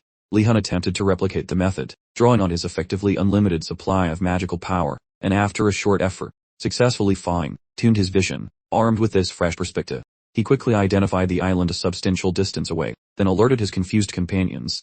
Dumak and Enrago were stunned, demanding confirmation that he actually found it, while Lee modestly claimed Cure Chance was responsible. With the location confirmed, they now knew where to return later to finally complete their school assignment. As Lihon turned toward the Tiders, specifically Dumak and Enrago, he inquired why they were still clutching their wooden swords, but the pair immediately waved him off, fully aware they'd grabbed them in fear when Lihon's magic surged. Lihon decided to let it go, instructing them to stow the practice weapons for now, and the Tiders dutifully followed orders. The boys, however, remained completely unaware of the aquatic monster lurking just beneath them in the depths. Not long afterward, Enrago started feeling the burn from rowing, mentioning they needed to hurry back before his arms fell off. During the rowing session, Enrago's oar abruptly struck an object, and his jumpy reaction immediately caught Lihon's eye. Lee asked what happened, prompting Enrago to nervously confess that he felt his pedal connect with something underwater. Almost immediately, bubbles began appearing beneath their vessel, steadily expanding in size and quantity with every passing moment. A few moments later, a small sphere of water emerged from the surface and floated in place. It seemed as though some entity was observing them from inside, and Lihon began analyzing the creature's magical signature. He identified the entity as a water spirit, instantly taking cover as the creature launched an assault on their boat, leaving Dumak and Enrago to lose their minds in sheer terror. Lihon, maintaining his composure, theorized that because he couldn't actually communicate with a water spirit, it probably wasn't a powerful, high-ranking entity, and noticed the spirit's primary emotion appeared to be terror, which meant it hadn't surfaced because of Enrago, but rather, because of Lihon himself. The creature had been startled and terrified by the magical energy Lihon let loose while enhancing his vision earlier in the journey. Upon this realization, Lihon yelled at Enrago to snap out of it, insisting he needed his assistance right now. Enrago, confused, asked if Lee was going to point the finger at him, just like Dumak had done earlier, making Lee realize Enrago still blamed himself for everything. Lee decided to let Enrago bear the burden for a moment, kindly assuring him that mistakes happen, and the critical thing was their next move. Following this little pep talk, Lee directed Enrago to take up the oars, and the newly energized Enrago began pedaling faster than ever before. Lihon calculated that maintaining this current pace meant they would soon escape danger and find solid ground. Right about then, Lihon decided to throw some serious side-eye at the glowing orb of Wu. This made the little spirit inside absolutely freak out. From the spirit's point of view, Lihon resembled a horrifying monster ready to guzzle down all its precious fluid and leave it completely parched. To avoid this catastrophic fate, the water orb unleashed immense magical power, resulting in loud, explosive sounds. Lihon, completely puzzled by the spirit's goals, failed to foresee the upcoming events. In just a flash, the original water spirit called upon reinforcements to protect its territory from the trespassing visitors. While his feline companions shivered in fear, Lihon held strong, preparing to defend their vessel against the aquatic entities. Just as the water-based creatures prepared for their assaults, Lihon quickly materialized a gigantic water barrier surrounding the entire boat. Amidst the barrage, he commanded Enrago and Dumak to continue paddling furiously, and not stop. Recognizing the danger to their existence, the Tiders rowed with frantic speed, shrieking constantly until they reached a less hostile area. Enrago gasped for air, informing Lihon they were far enough, and Lihon concurred that the distance was sufficient for safety. They immediately encountered a new dilemma. Despite their desire to turn back around, they had somehow landed on an island and were marooned there until help could arrive to locate them. Before fully panicking, Lihon and his two tiger companions secured the vessel at the beach and disembarked to investigate the island and admire its natural wonders. Although exploration sounded exciting, Enrago requested a quick break, explaining that his muscles were screaming from the intense rowing workout. So Lihon, feeling sympathetic toward the poor soul, readily agreed to pause, much to Enrago's relief. After feeling the surface of the beach, Dumak observed that the sand felt suspiciously too soft to be natural. He imagined sinking in up to his knees, not realizing they had stumbled onto a beach completely covered in quicksand, so they remained standing, oblivious to the impending doom. Before long, Dumak began to sing, exactly as his premonition had described, causing him to completely lose his cool and shriek at maximum volume. But fortunately, Lihon immediately understood they were stuck in a literal ocean of sinking sand. Oh well, placed trap by the headmaster, and shouted at everyone to move forward and escape the treacherous coastline. To Lihon's dismay, Enrago, in his usual impulsive manner, sprinted to save Dumak, only succeeding in making the predicament much worse. He completely disregarded Lihon's advice about being cautious, and predictably, Enrago began sinking too, forcing both of them to plead with Lihon for assistance, though Lihon understood that extracting them quickly would be difficult. Instead, he grabbed an iron sphere from his pocket, and caused it to float in the air using magical power. Lihon understood that basic telekinesis wasn't strong enough to lift individuals, but it certainly worked for smaller manipulations. A sudden brainstorm hits him regarding how to avoid a muddy death. The wizard snatches his metallic orb, directing its movement with purely mental willpower, and leverages the momentum produced to yank his body from the suffocating grid. Gratefully, the scheme succeeds, allowing the student to employ the sphere to drag himself toward solid land. At this moment, the lower portions of both Dumak and Unrago are buried, preventing any immediate application of his levitation stunt for their benefits. As he eventually touches down upon a solitary piece of granite, the lad inspects the surroundings only to witness their vessel disappearing into the grainy abyss. He concludes that rowing away from this tropical nightmare will be remarkably problematic now. Moments later, he spots some wiggling in the dirt, and ponders what subterranean weirdness is occurring. Instantly, a rattling pile of bones rises from the earth like a puzzle, presenting its dusty frame to the thoroughly perplexed young maid. He ponders what sort of calcified stranger has crashed the party. The skeletal fellow applauds the lad for effectively dodging that unpleasant drowning incident. Our hero, meanwhile, recognizes the talkative ribs as a classic undead specimen, and concludes his hunch was correct about the principal being the architect of this messy situation. Recognizing the setup, the boy civilly welcomes the bones, and inquires about its purpose here, wishing for some fresh school assignments. Baffled by the boy's chill vibe, the skeletal turtle asks whether the kid is even remotely startled. On claims he is totally shocked, which prompts the hard-shelled phantom to start explaining his presence. The monster clarifies it desires him to drown as well, facilitating a team-building exercise that mandates mutual assistance for the group. It shares high expectations for them. Then the hard-shelled phantom gestures for the boy to join the mock since the others are already waiting. The student acts compliant, waiting for the precise moment when the shelled monster stops paying attention. The lad unsheaths his magical stick, ordering the heavy projectile to assault the bony intruder. That calcified shell, the Dweller receives a forceful thumping from the soaring heavy orb, yet no cracks appear, leading the bewildered monster to inquire why the boy is being so rude. The boy fibs, claiming the strike was unintentional, which leaves the shelled spirit even more muddled. While the ghost pauses, the teacher orders his heavy sphere to launch another blow. On this specific occasion, the hard-shelled phantom moves with surprising agility, manifesting a gritty defense to parry that subsequent metallic assault effortlessly, deducing that the human student has been treating it like a complete simpleton. That skeletal reptile gets extremely grumpy, readying itself for an immediate magical confrontation. Meanwhile, Lihon considered his options and concluded that trusting Unrago and Dumak during a trial was significantly worse than taking his chances against the monstrous undead turtle. With this new strategy in mind, he activated his invisibility spell and began performing Ginadulta's arrogant steps to ensure he had sufficient magical footing on the sin. Noticing Lee's unique magical technique, the undead turtle questioned how he had acquired the master's magic, wondering aloud if he had stolen it or learned it in some disreputable fashion. Lee silently admitted that he had never actually desired to learn such magic, but since fate had given him no choice, he intended to exploit it fully.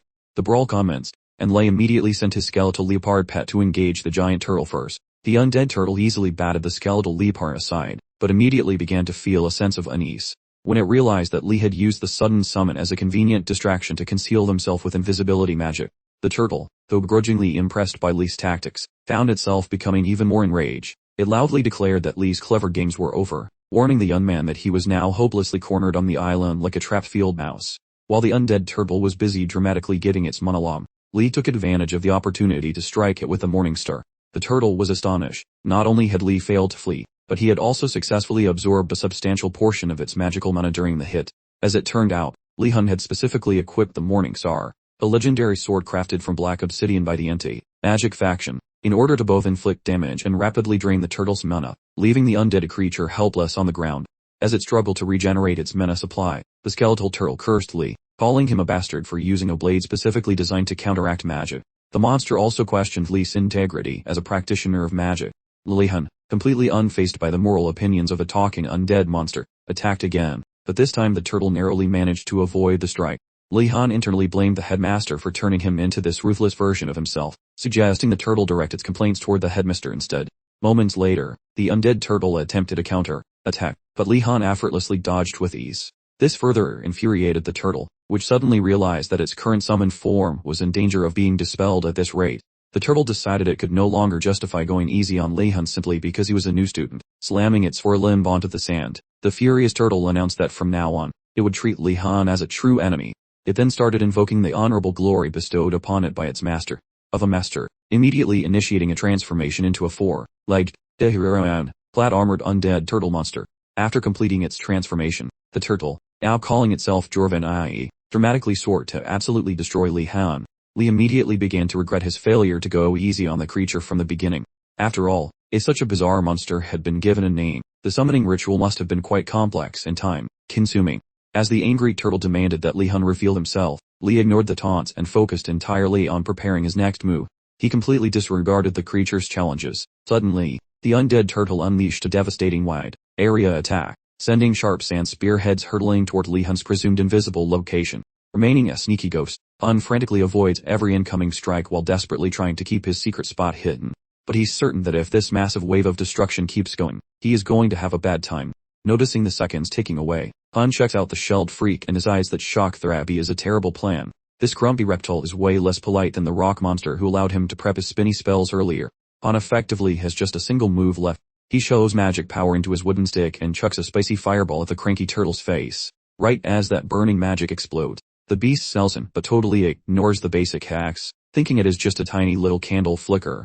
Shortly following that crazy violent struggle, Enrago and Dumak both pop up from the dirt, barely avoiding a very uncomfortable and permanent burial today. Once his feet hit the grass, Enrago asks Han how they actually managed to escape that subterranean death trap. Yet, before Han speaks a word, the tiger sees him hurting with a bandaged limb, so he attempts to shout toward the injured human comrade. Though the scary face Han makes causes both of those big kitties to shake like wet autumn leaves, wondering if he hates them now, but still, worrying about Han's health beats their cowardice, so they run to help as he takes a seat on the floor.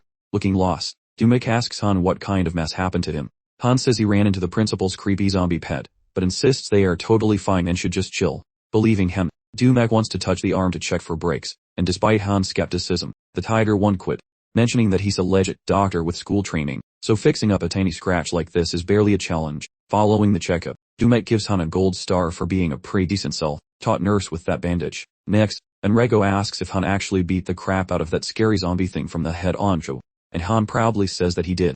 Those two felines are completely blown away by Han's massive power. Dumak confesses he was a skeptic before, but seeing the mess Han made has turned him into a huge fan. Checking out the debris, Enrago figures that a really spicy and energetic brawl must have happened here, and assumes Han used very heroic and fair tactics to smash that gross monster for the team's sake. Han, though, is perfectly aware his actual strategy was quite dirty and unheroic. While things were burning, right after he slapped the creature with a huge wave of magical firepower, the armored beast understood that unless it put out the flames fast, it would become a well-done state. The entire island, which was its master's property, was about to be completely incinerated. But before the inferno could ignite, an unexpected strike, similar to a massive asteroid, slammed straight into its shell. The monster was left with only a precious few seconds to process exactly what had just impacted its back. It was revealed that Lihon had successfully struck it using his specialized Morningstar sword. This powerful blow completely incapacitated the monster, and fully drained its last reserves of magical energy. As the turtle's remaining mana quickly dissipated, it made the tactical decision to retreat from the area for now, before disappearing into the forest. However, the monster stopped to ask the new student, Lihon, a question. It demanded to know his name, ensuring it could easily remember him for a future rematch. In a final, incredibly spiteful act of trickery, Lihon flat out lie, fabricating the name Maradi Jijil, which was an obvious falsehood to anyone paying attention. Fortunately for Lihon, the turtle totally believed the fabrication. Before leaving, it promised Lee not to go easy on him next time just because he was a novice. Once the monster was gone, Lihon immediately dropped his defenses, completely unaware that a massive, toppled tree trunk was leisurely collapsing directly toward his location from behind. By the time he actually noticed the impending disaster, he had no chance to escape. The large tree crashed down heavily. In his attempt to shield himself from the impact, Lihon ended up breaking his left arm. After hearing him recount the story of his most vulnerable moment during the fight, Dumak asked Lee why he chose to keep battling instead of simply giving up. Lihon immediately lied, claiming that surrendering was a completely dishonorable act in his eyes. While the two others stared in wide-eyed admiration at his noble speech, the real reason Lee fought the turtle was to avoid going through the upcoming trial with the pair of tigers, as a way to reward him for his honorable actions. Amrgard suggested that he and Dumak become Lee's temporary replacement arms while his injured arm healed. Immediately, Dumak volunteered to carry Lee's backpack, but Lihon's complete silence created palpable tension among the trio. In an effort to avoid appearing ungrateful for the offer, Lee suggested that they simply eat something first. The pair hesitantly volunteered to handle the meal preparation, but Lee quickly turned down their assistance. Roughly 16 minutes later, Lihon finished cooking a delicious tomato stew for the entire group. The boys were required to eat it while Lihon watched intently. While picking up their bowls, Dumak and Enrago apologized for not being able to prepare food. Apparently, Lee took over cooking because, despite their offers, their actual plan was to consume tree bark. which isn't exactly a delicacy. As the duo savored the rich aroma and taste of his stew, Lihon instructed them to pay attention to his words. While they finished their meal, he pointed out that their boat had been completely annihilated, leaving them marooned on Hell's Island, and requiring a strategy to leave the headmaster's property. Following those words, Lee inquires about crafting a secondary vessel, though his companion dashes hopes with a unified refusal. He admits to himself that a solo jailbreak will be a massive logistical nightmare. A genuine dilemma arises, and recognizing the weight of things, Enrago remembers how Warden has pulverized the principal's bony zombies. He assumes whatever has Lee spooked must be catastrophic, so he and Dumek pester him to spill the beans. Lee admits that if they keep this pace, they will ghost every single one of their morning lectures tomorrow. Enrago and Dumek freeze in shock, unable to believe the mighty Warden is sulking over school attendance, and Dumek argues that being stranded on a cursed rock is probably a decent enough excuse for missing a lecture or two. Lihon remains adamant, declaring that academic neglect is a far greater tragedy than death. Enrago decides to serve a cold, hard slice of reality. Making it to the classroom is literally impossible, regardless of their effort. Lee wonders if their fellow tigers will mount a rescue mission once they notice their absence, but Enrago clarifies that even if their disappearance is noted, nobody possesses the means to actually retrieve them from this mess. Considering his fate, Lee feels slightly better knowing Monte begins with that weird personality seminar taught by the skeletal headmaster. Suddenly, Enrago proposes that the skeletal dean might personally fly down to save them. However, Lee instantly kills that notion. He realizes that bony administrator would simply command them to bootstrap their way home and stop whining. Facing a lack of choices, Lihon decides that a long, damp swim is their final alternative. Suddenly, he detects a recognizable aura, and whips around in a hurry, spotting that unhinged liquid phantom that wrecked their dinghy moments ago. While the entity jiggles its sudsy bits, Lee concludes that rotting corpses aren't the only headaches they have to manage. Right as he prepares to mumble a spell, the moisture ghost panics and bolts away. Instantly, Lihon and the squad, including one guy still frantically chewing his dinner, sprint after it. They dash for quite some time, dodging splashes, until they almost corner the thing. During the chase, Lee observes that the creature's combat style is remarkably basic, yet he understands that jogging laps around the beach achieves absolutely nothing for their survival. Ending the game, Lihon vents a truly ridiculous and massive cloud of magical energy. It is enough to terrify a flame entity, and he barks at the puddle to halt. He promises not to hurt the blob, while Enrago loses his mind over Lee's strength. Then Lee asks if the ghost works for the principal. Surprisingly, the entity wobbles a refusal, though Lee warns the little liar to stay honest. He then barks for an explanation regarding its rude interruption of their nap, awaiting its reply. The spectral indication points to that sad, fallen tree which earlier did a rather poor job of breaking Lihon's arm. Meanwhile, the feline companions are still utterly perplexed. Lihon has a sudden realization. The spirit is peeved because he torched the scenery while duking it out with that shelled fellow. When Enrago inquires what the spirit's spouting, Lee, ever the quick thinker, spins another yarn, claiming the spirit ambushed them in a fury after Enrago bonked it with his paddle in the drink. Poor Enrago, bless his heart, swallows this tall tale whole and earnestly tries to smooth things over, explaining it was a total accident, and he'd have paddled with far more caution had he known a spirit was lurking. The aquatic entity, unable to vocalize, appears quite baffled by Enrago's apology, sensing something's amiss, but choosing not to pry. Around this time, Lihon informs Enrago that the water sprite has graciously decided to absolve him, so he should just let it go and move along. With that tidied up, Lee then implores the spirit to spill the beans on the headmaster's peculiar island enchantment. As the watery being contemplates its response, Lee has a nagging thought that the headmaster, quite logically, must have stashed additional booby traps somewhere on this island. The only hitch is sussing out precisely what those hidden surprises are, and where they lure, before they become unfortunate victims. Just then, the spirit contorts its fluid form, and Enrago pipes up, telling Lee that the spirit is attempting to convey some crucial information. Once it has Lee's undivided attention, the water spirit morphs into the distinct shapes of a lock and a Tim. This prompts Lihon to grasp that the headmaster has somehow incarcerated something significant beneath the island's surface. Lee starts to put his thinking cap on, meticulously linking all the intel he's gathered, ultimately deducing that the headmaster must be safeguarding the coveted ticket for the off-campus excursion. Armed with this vital insight, Lihon wastes no precious second, instructing the water spirit to whisk them away to the exact location where the ticket is sequestered. After traversing a few winding paths across the island, they finally stumble upon a rather curious construction of stone and mortar. All the while, Lihon finds himself pondering the headmaster's peculiar thought process. Why would anyone erect such an unconventional edifice on this isolated isle? Before his musings can go any further, Enrago beckons him over to examine an inscription etched upon a stone tablet. Lee hurries forth, inquiring if the script therein might reveal the nature of any traps they ought to anticipate. A bit bewildered, Enrago replies that it doesn't quite seem that way, but requests a brief moment to decipher it more thoroughly.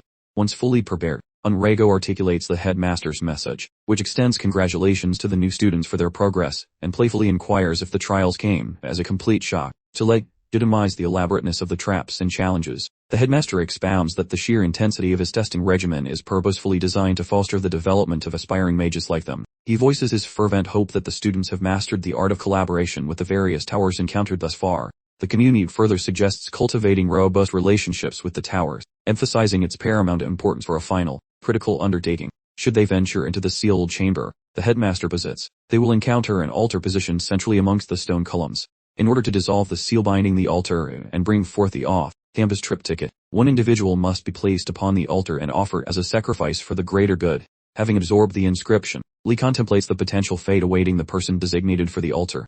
Dumek instantly erupts in a flurry of panic, insisting an alternative solution must exist, yet Lihon reassures him that such options are non-existent. This is precisely the sort of theatrical flourish our skeletal headmaster adores. This is the final cooperation task the headmaster alluded to. This puts Lee in a rather awkward predicament. Not only is he accompanied by two felines he inherently distrusts, but his own physical condition is compromised by injury, which only compounds the difficulty.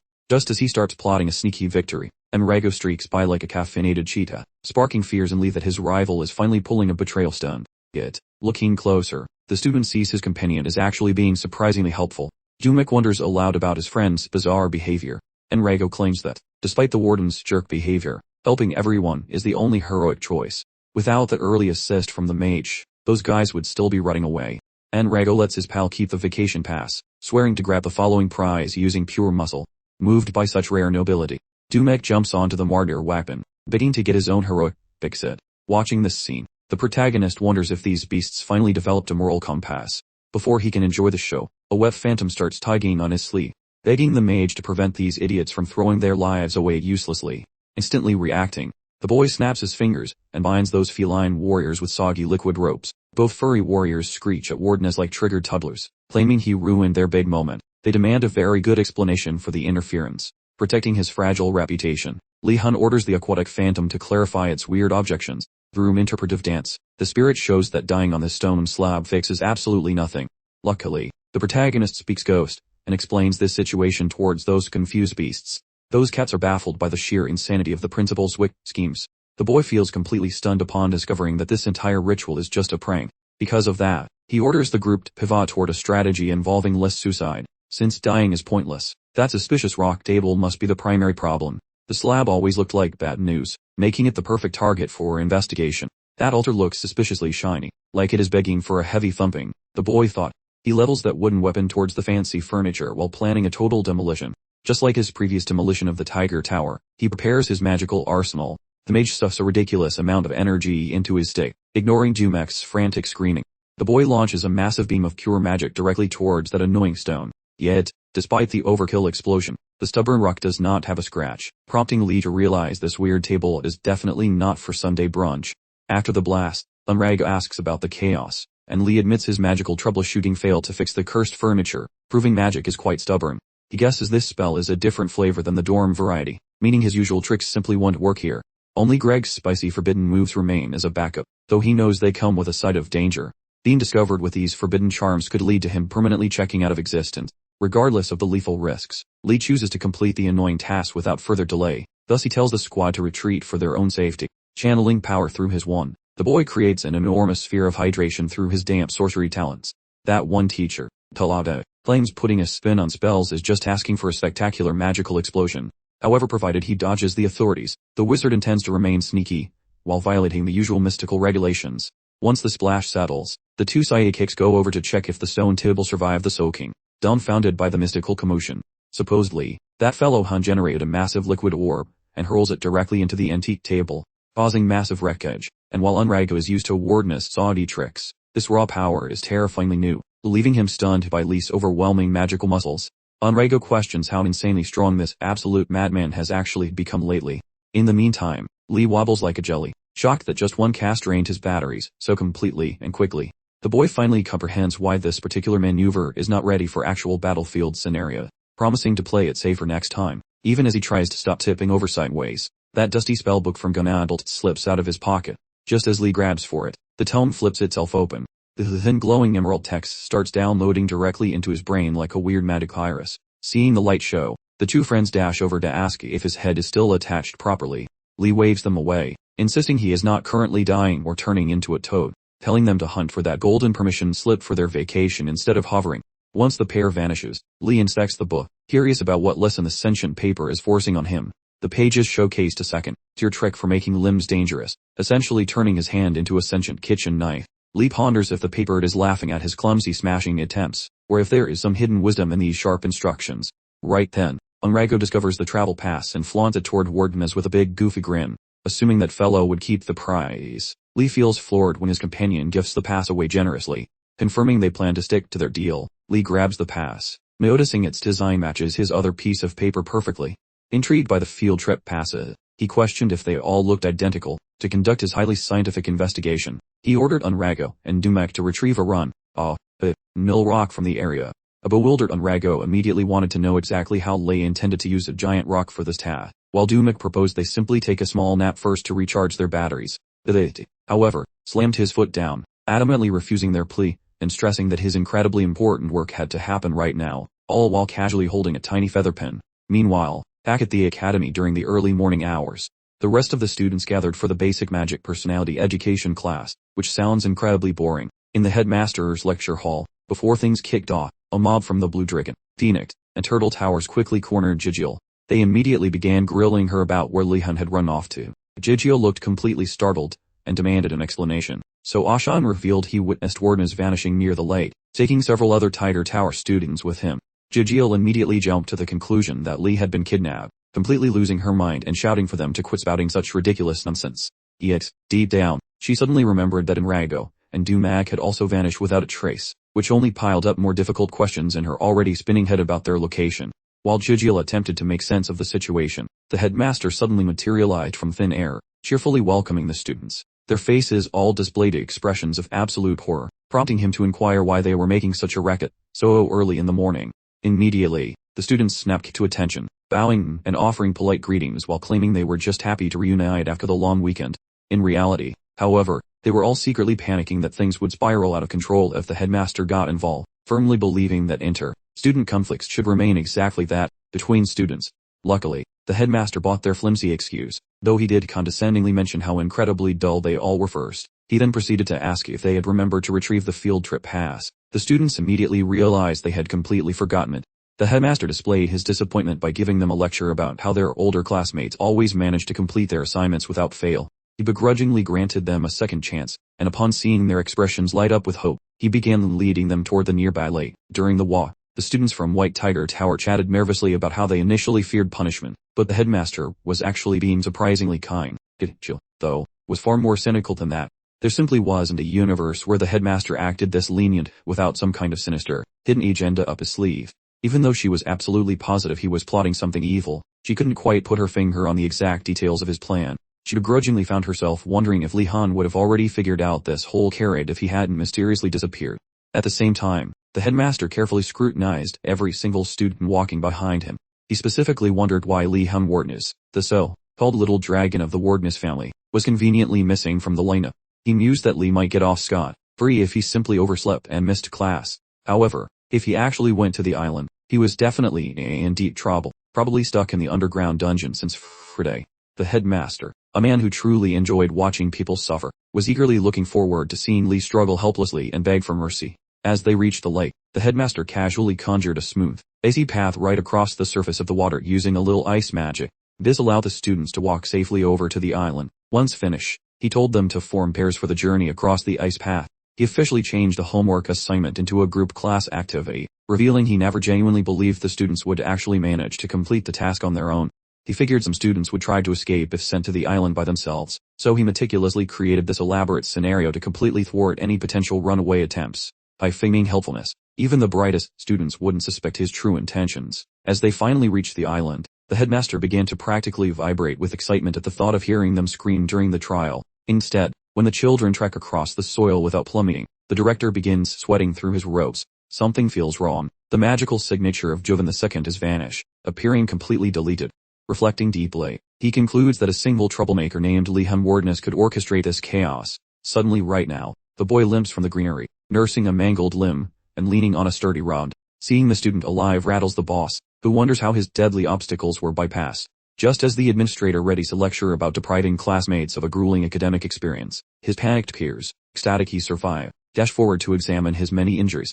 Momentarily, Ashen wonders if the lad was snatched by that pair of tiger-themed morons, which leaves the protagonist scratching his head over such bizarre accusations. Simultaneously, a pair of roommates from the same dormitory, as the duo sprint ahead, falling the pair out of reach from that supposedly wicked sorcerer, safely distanced, the random feline-themed students ask if some hypnotic spell was cast upon them. Fed up with the drama, Dumet claims they are fine while Enrico explains they're dead.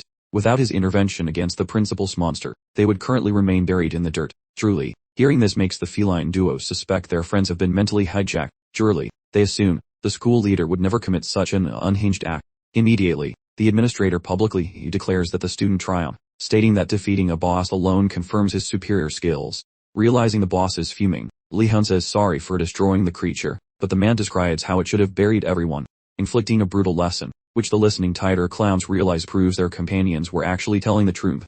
Regardless, the director expresses disbelief that the student snatched the holiday voucher from the shrine, admitting the feat is impressive. Following that, he magically mends the fractured bone, causing the young prodigy to offer excessive thanks. Soon after, Lihon clarifies to the administrator that his actions were not solo. The boy gestures at his partners, labeling them as the coworkers who assisted his haste. The pair acts humble, claiming they barely help it. Yet the principal shocks them by stating he already realized their minimal contribution. Stating obvious facts is pointless. Moving along, the leader addresses the boy formally, and awards bonus marks for being the fastest to finish. The director then requests that holiday pass, which that student relinquishes with a heavy sigh. In a blink, that precious pass evaporates, causing the nearby teenagers to lose their collective minds over its disappearance. Doubters ponder if the grumpy principal truly snatched that paper back for himself, while several classmates shout that the boss totally broke his pinky promise. Suddenly, the big boss suggests they actually use their brains to remember his specific phrasing during the lecture. Upon reflecting, the group realizes the sly fox never once promised to hand over the goods to a single student. Heartbroken by this technicality, the gang falls into a deep pit of sadness and regret, giggling at their misery. The old man mocks them and explains why grammar matters in this cruel school of lie. Right then, Lihon concludes that Principal Bonnie Cheeks is a professional at being a total pain in the neck, attempting to appear honest. The leader singles out Lee and questions if the boy felt bamboozled by the switcheroo. Following a short, awkward silence, Lihon mentions that his intentions never involved grabbing the holiday voucher, which keeps him from feeling salty, though his peers stare him down as if he just joined the enemy team. The old boss views such humbleness as quite delightful, even if he thinks the whole event and its main character are basically a snooze fest. He kicks the kids out, certain that another chance for mischief will pop up soon, while the youngsters slide across the frozen walkway heading toward the solid ground again. Lihon huddles with his feline buddies, where he survived by the skin of his teeth. The guy never guessed the travel voucher Lihon provided was totally fraudulent. Just yesterday, Lihon talked the two giant cats into forging a magical replica of the pass. Despite doubting the boss would buy such nonsense, the tigers decided to roll the dice anyway. Following many massive blunders, Lihon eventually cooked up a flawless imitation of the original. Walking the frozen trail, the pets inquire if he planned this, but Lee tells them to zip it. Shortly later, they question if swiping such a pricey item from the boss is actually ethical or just dangerous. This moment, Lee promises everything is cool provided they wait until the old man leaves the building. He figures keeping his partners in crime happy is vital to avoid a future backstabbing incident. Wondering if the scam holds up, Lee weighs his choices. Since the boss was startled, the guy would never guess the item was Bacchus. But Lee chooses to observe if his friends can succeed before judging, though it hardly counts, considering the genuine pass remains in his pocket.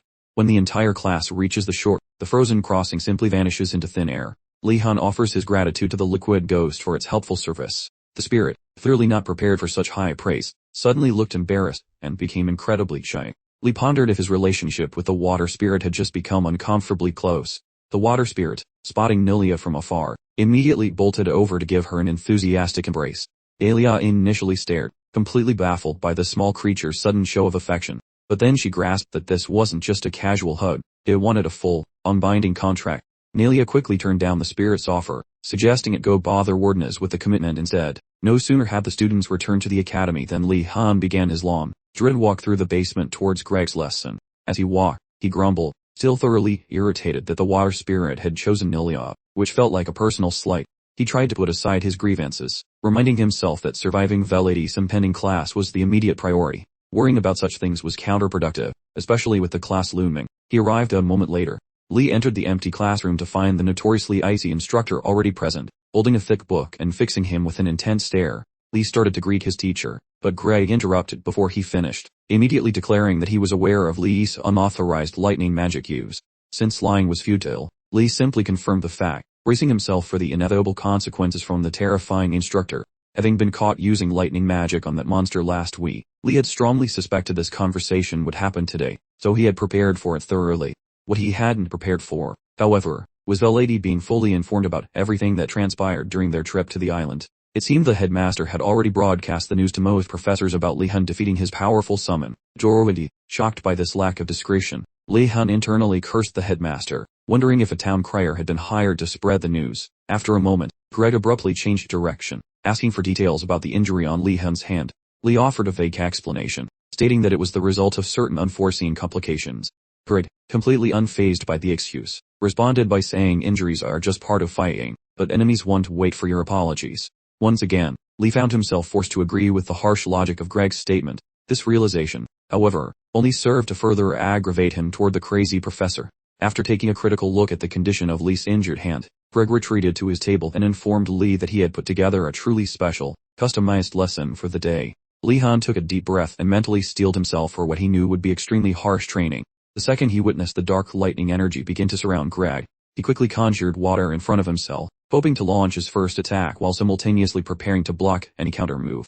Unfortunately, before Lee could even execute his plan, Greg attacked immediately, forcing him to shift tactics and use the summoned water as an impromptu shield instead. At this precise moment, Lee felt a significant level of concern. This was different. Professor Valady had never previously tried to stop Lee's attack before it even had a chance to begin.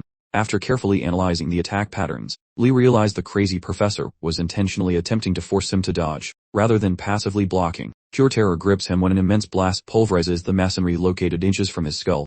Barely catching his breath after that initial assault, the youth soon faces a barrage of 3 additional strikes. Every single projectile is avoided with frantic, desperate grace, stunning his very soul. He wonders if his natural talent for evasion has always been this potent. Right then, the instructor grumbles about how simple these exercises feel, claiming the student learns not from ease. To ramp up the agonizing difficulty, the madman extinguishes every candle and vanishes into the thick, murky gloom, ensuring the boy cannot catch a single glimpse of his tormentor. Afterward, the man hurls a dark cloth towards the boy, ordering its immediate application. For a fleeting second, the student pretends to be thick-headed and begins, attempting to wrap that fabric around the teacher's face instead. Once corrected, the lad argues that obstructing his sight is redundant in a chamber devoid of light. That crazy elder just claims the feat is doable, silencing any further verbal objections.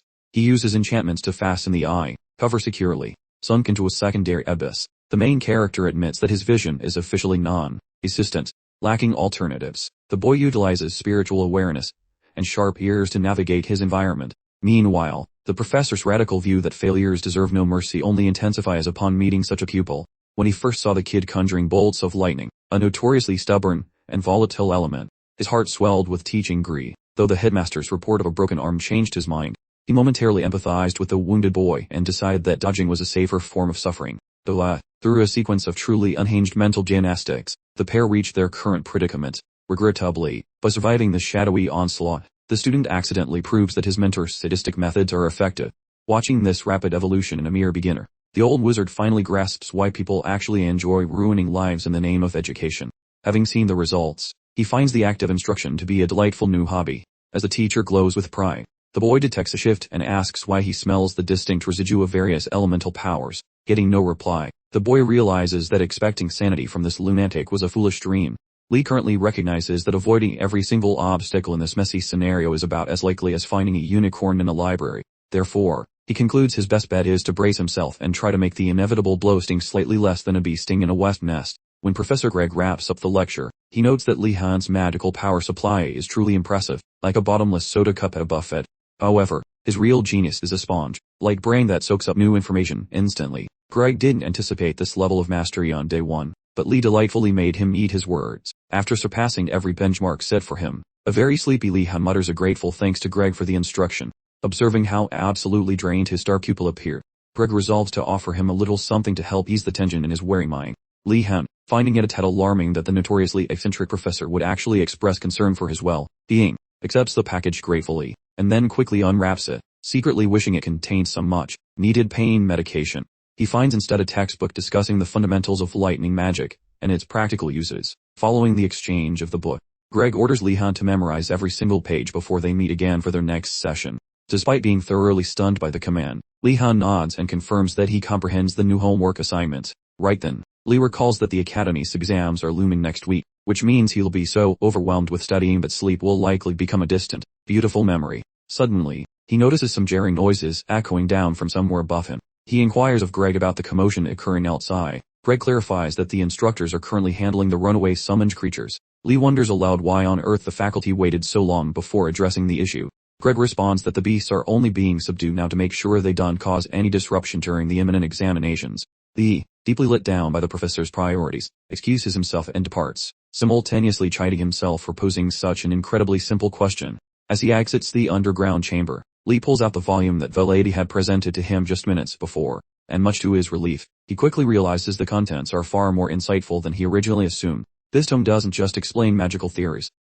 It also includes critical safety protocols, establishing it as a highly comprehensive manual for students. Upon checking for the author's identity, he discovers the space is blank, causing him to speculate whether the whole thing was produced by the school administration itself. He calculates that if the material keeps the space, absorbing all the knowledge won't be overly challenging. He continues down the hallway.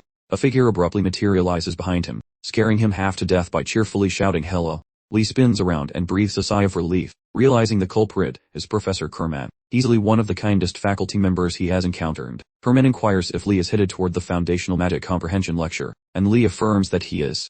Kerman reveals he's going to the same place, so he offers to accompany Lee. Noticing Kerman's warm and pleasant demeanor, Lee struggles to accept that he's supposedly close with the cold-hearted and malicious lady. Their dispositions are polar opposite. As they proceed, Lee asks Kerman if he teaches the art of illusion, to which Kerman replies affirmatively, adding that the craft is far more practical than most students assume. He informs Lee that illusions are valuable for creating protective shields to deter trespassers or to, fabricate misleading images to fool opponents. Furthermore, certain mages are now blending illusion spells with dimensional techniques to build complete, confusing mazes. Some folks use it with sheer mental prowess, to flatten foes with just a stare. Upon hearing this, Lihon gets all jazzed about mastering illusion magic, figuring it's the ultimate tool for bamboozling the faculty.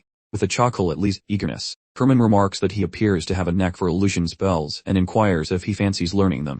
Puzzled by the notion that he's got hidden talent for such trickery, Lee mulls over his choices, realizing that since enrolling at Amrgard, dodging new skills is a lost cause, and considering that the Mentor 1 studies under matters far more than the course itself, he opts to dive headfirst into illusion magic, especially since Kerman, up to this point, has shown himself to be a rather friendly and approachable instructor.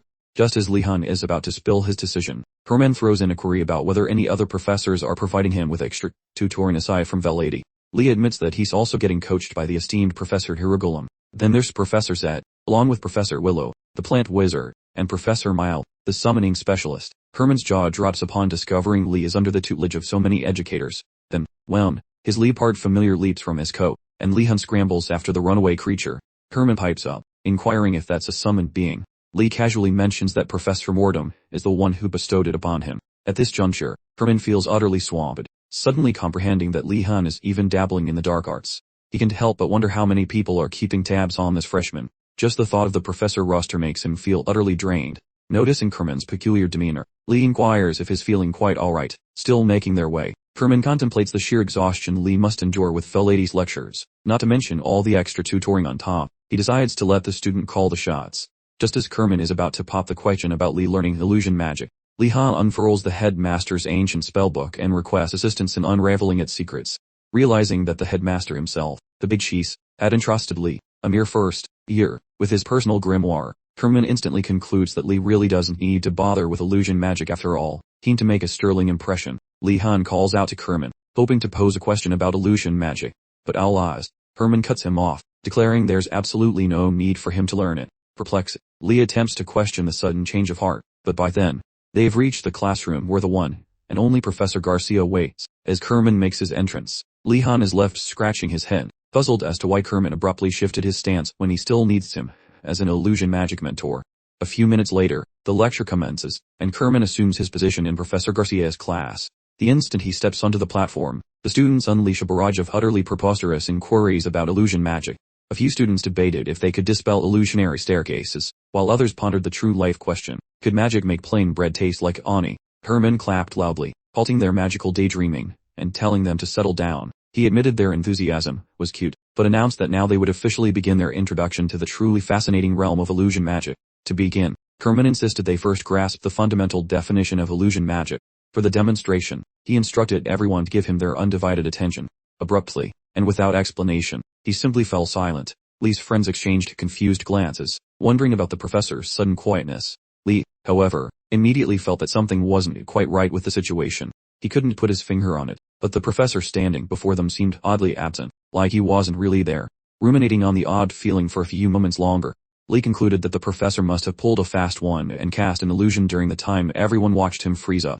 Lee attempted to focus and locate the professor's real mana signature, but before he could speak, Gainando elbowed him lightly, whispering to ask why the professor was just staring into space. That was when Lee spotted Kerman, who had quietly positioned himself right beside Gainando. Lee quickly alerted his friend to the discovery. Gainando, however, reacted by immediately pulling out his wand and attempting a paralysis charm on the unseen professor. Kerman, with almost no effort, simply reflected the incoming magic. The spell ricocketed back, paralyzing Gainando instead. Since the jag was up, Kerman congratulated Lee for correctly figuring out the trick. He cautioned Gainando, however, to stop randomly firing off spells because they might just come back to bite him. Lee quickly apologized for his friend's antics, but Kerman found the whole situation hilarious and dismissed the incident entirely. With a simple gesture, he dissolved the illusion. The class watched as the illusion dissipated, revealing exactly how he had slipped across the room. Kerman explained that illusion magic enables mages to turn completely invisible. It lets them sneak past foes and create diversions to totally baffle their opponents. Because the students were all newbies, Kerman decided to teach them the fundamentals first. He announced that he needed volunteers for a demonstration, asking anyone who sensed the presence of the illusion magic to come up to the front. The goal was to attempt a basic illusion dispel, and Lihon, a green-haired student, and Art all stepped forward.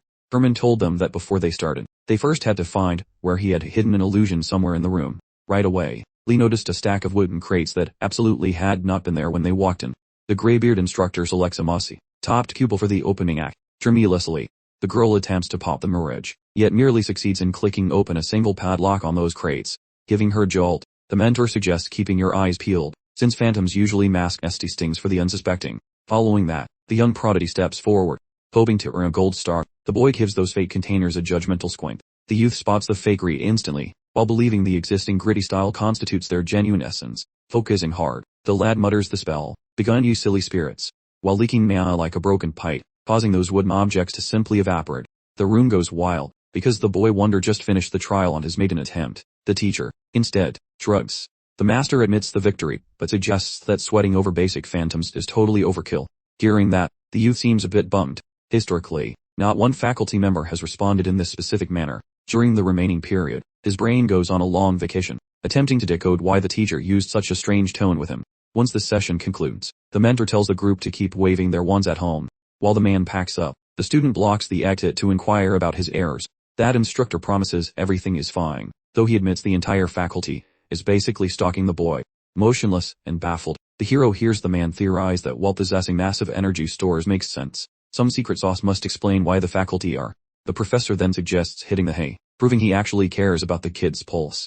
After noticing this teacher is actually sweet compared to the usual batch of wizardly nutcases, the protagonist swears an oath to attend this course regardless of the cost. Armed with fresh bravery, the lad informs the elder he can handle any future nightmares. Stunned by the boy's abrupt burst of grit, the mentor mentions that if the boy truly desires the course, he must join the next social. The student offers gratitude, while the elder repeats his plea to avoid working until he explodes. The lad guarantees that he holds zero intentions of enrolling in further courses later.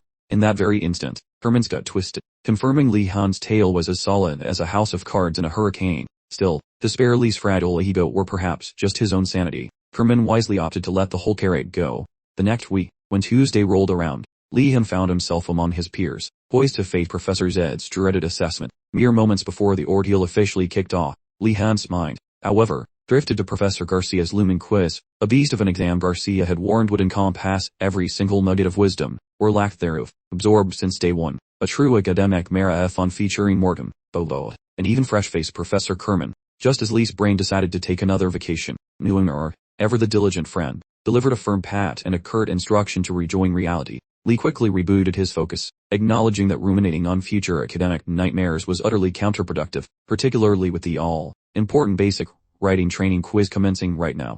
As the students and Zed finally convened at the designated torture chamber, It, practically buzzing with unholy glee. Turbot, are we all prepared for a bit of fun? As anticipated, the students, still half asleep, managed a groggy, utterly unconvincing yes, clearly not sharing Zed's enthusiasm. Undeterred by their abysmal energy levels, it, apparently thrilled by their apathy, then cheerfully commanded everyone to fetch their equine companions, clearly itching to witness the depth of their human-horse connection. Off to the stables they trudged. Donar, perhaps wisely, questioned the wisdom of unleashing their noble steeds, while Gainando chimed in, noting his own equine friend had made a break for it the last time he'd tried a friendly pat, and naturally, Lihon's own worry-level spiked, especially concerning his infamously demonic horse. To date, Lee's four-legged companion was widely acknowledged as having the charming personality of a grumpy badger among all the stable's residents. Aside from its notoriously foul demeanor, this beast was also enormous, and possessed stamina that would shame a marathon runner. This often made Lee question if it was actually a horse or some monstrous, devouring-shaped prang. Nevertheless, he was, however, profoundly relieved to have discovered a secret technique to rein in his chaos just prior to the exam, knowing full well the alternative was utter, catastrophic pandemonium. Having successfully wrangled his magnificent beast, Lihon then commanded it, presumably with a stern voice and a treat, to accompany him back to the examination arena. En route, his fellow students openly gawked, utterly flabbergasted, at the unprecedented sight of Lihon's notoriously unruly horse behaving with the serene calm of a Buddhist monk for once. A particularly excited classmate even yelled for others to behold the miracle, pointing out the previously untamable beast that Wardenus had, against all odds, reportedly brought to heel. As tales of its newfound docility spread like wildfire, a wave of collective awe washed over the crowd, everyone now marveling at the horse's seemingly newfound elegance. Lee, however, was privy to a much darker secret, fully aware his equine companion was simply plotting its glorious, terrible vengeance, patiently awaiting the perfect moment. With all students, and their respective steeds finally assembled, it took center stage, heralding the moment by unveiling the intricate, undoubtedly challenging, specifics of the upcoming examination. She then dramatically produced a sundial. Her directive was clear: navigate a specific route leading to a river she had personally selected for this equine hydration challenge, ensuring their steeds drank their fill before returning, a satisfied horse being the sole passport to success. Mere moments before the starter's pistol, or perhaps dead stern gaze, Gainando leaned over to Lihon, whispering conspiratorially, "Do you reckon Zed would really spot it if we just watered our nags from the well, and faked a river trip?" Before Lee could even formulate a reply, its voice cut through the air like a rusty blade. "If any of you dare to pull a fast one, expect to spend several unpleasant hours experiencing the river from an entirely submerged perspective." Gainando, now visibly paling, instantly declared his complete and utter commitment to following every letter of her command. The test officially commenced. It gave a dramatic flourish or perhaps just a nod, and the students, with their trusty steeds, galloped off, where, trotting along atop her own steed, glanced over to find Lihon nonchalantly strolling next to his equine companion, prompting her to inquire why he wasn't mounted, to which Lee sagely replied that riding might unduly exhaust the creature, though in truth, he secretly understood this was entirely thanks to a magical gizmo currently throttling its usual legendary endurance. He heard Liss lament, and immediately dismounted to walk with him, but Lia insisted she remain on her horse. She quickly countered that her horse, Dami, might also be fatigued from all the walking, so she would rather join Lee on foot. Lee watched the pair with a pang of envy, noticing the deep affection Yulner and her horse shared for one another. He was in the middle of complaining about his terrible, first-level steed, when Gainando's horse suddenly charged past them at full speed. Gainando was frantically screaming for assistance as the runaway steed bolted straight back toward the venue. Lee felt a surge of validation, realizing he was not alone in possessing a truly problematic four-legged companion. Once Gainando was completely out of sight, Lee turned to his own horse, sternly demanding cooperation. He reminded the stubborn creature of all the exceptional care it received, then offered it a sugar cube. Lee knew the animal loved sweets, hoping this small bribe would encourage better behavior, at least for a while. While the horse munched on the cube, Slyko and Tanta, the elven dwarf, along with 2 turtle students, came up to them. They called out to Wardenus, asking precisely what he was feeding his horse. Lihon simply explained that it was a basic sugar cube. This prompted one of the turtle students to exclaim why he would waste such an incredibly valuable item. The student then suggested Lee should have instead sold the sugar cube on the illicit black market. Lee stared, completely baffled by their reaction, wondering what exactly they were talking about. Slyko then offered Lee a basket of carrots, explaining that horses love them just as much, adding that sugar was quite rare here. Lee accepted the basket and thanked the dwarf, still extremely puzzled about this sudden, overwhelming generosity. Slyko casually added that Lee should really come by the black market again soon to play some chess. As Slyko and his companions left, Lee realized the carrots were bright for a chess match. Dronzer, excited by the gift, pointed out that he could now save all his sugar.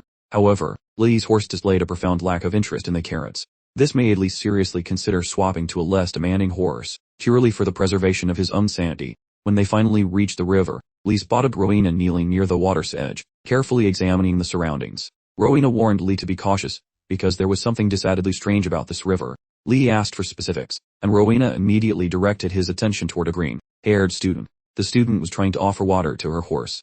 The moment the horse lowered its head to drink, the water level began to mysteriously drop, almost instantly receding into nothingness. The impossible phenomenon instantly piqued the student's suspicion. Lee remembered Zed's mischievous look from earlier, questioning if the water truly lowered when the horse attempted to drink. Lee asks his companion for help with this brutal test.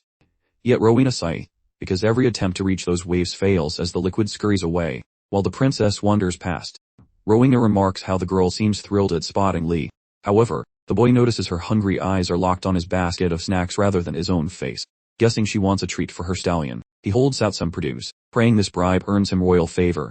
However, the royal lady surprisingly chomps down on that raw, unripened garden snack herself. While she wears a look of absolute revulsion, Han realizes he intended that vegetable for the beast, not the beauty, while Hua acts like he sees nothing to avoid embarrassment. Soon, those two scholars stare elsewhere to avoid the embarrassment, and Han proposes utilizing splashy wizardry for hydrating their stubborn, furry companions. He yanks a glob of liquid right out of the stream by waving his fancy magic stick, which stuns Rowena, who cannot believe how effortlessly the talented boy performs such complex spells. She is certain that following his clever plan will prevent any further embarrassing blunders during this trial, guiding a levitating puddle toward his ride's snout. That young mage expects every beast to enjoy a premium delivery service. Poof, the moisture simply vanishes, startling the whole bunch, because those scholars suddenly discover that they must lead those animals into that actual stream for this task to officially register. Admitting this chore is a nightmare, Hua begs her brilliant friend to invent a better way to succeed. Han claims he already prepared a secret tool, knowing things would probably go south quickly.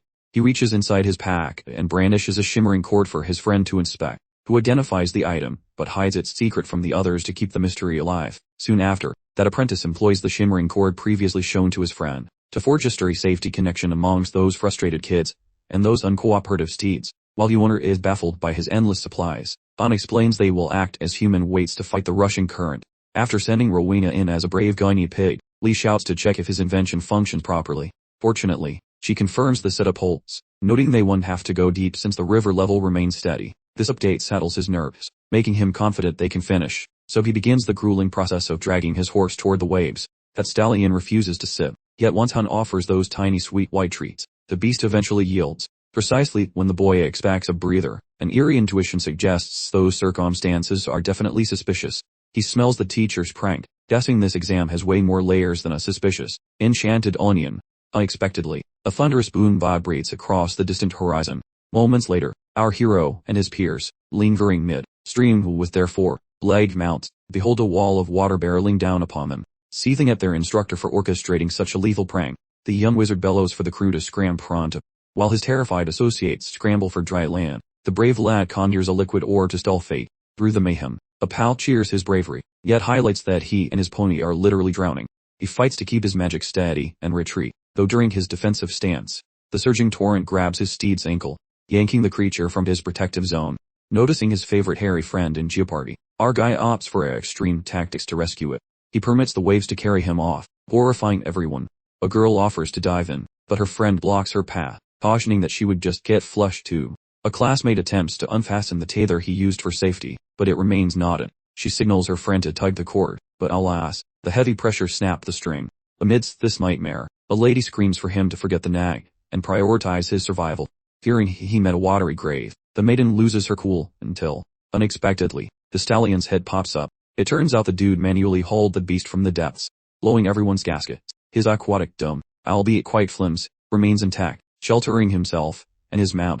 The confused nag looks lost, but the boy commands it to stop squirming, threatening to sink it for good otherwise. The stallion seemingly ponders why he is even bothering, given that he looks like a wet noodle. However, our hero stays locked in, burning every drop of mana to maintain his barrier, and avoiding a one-way trip downstream.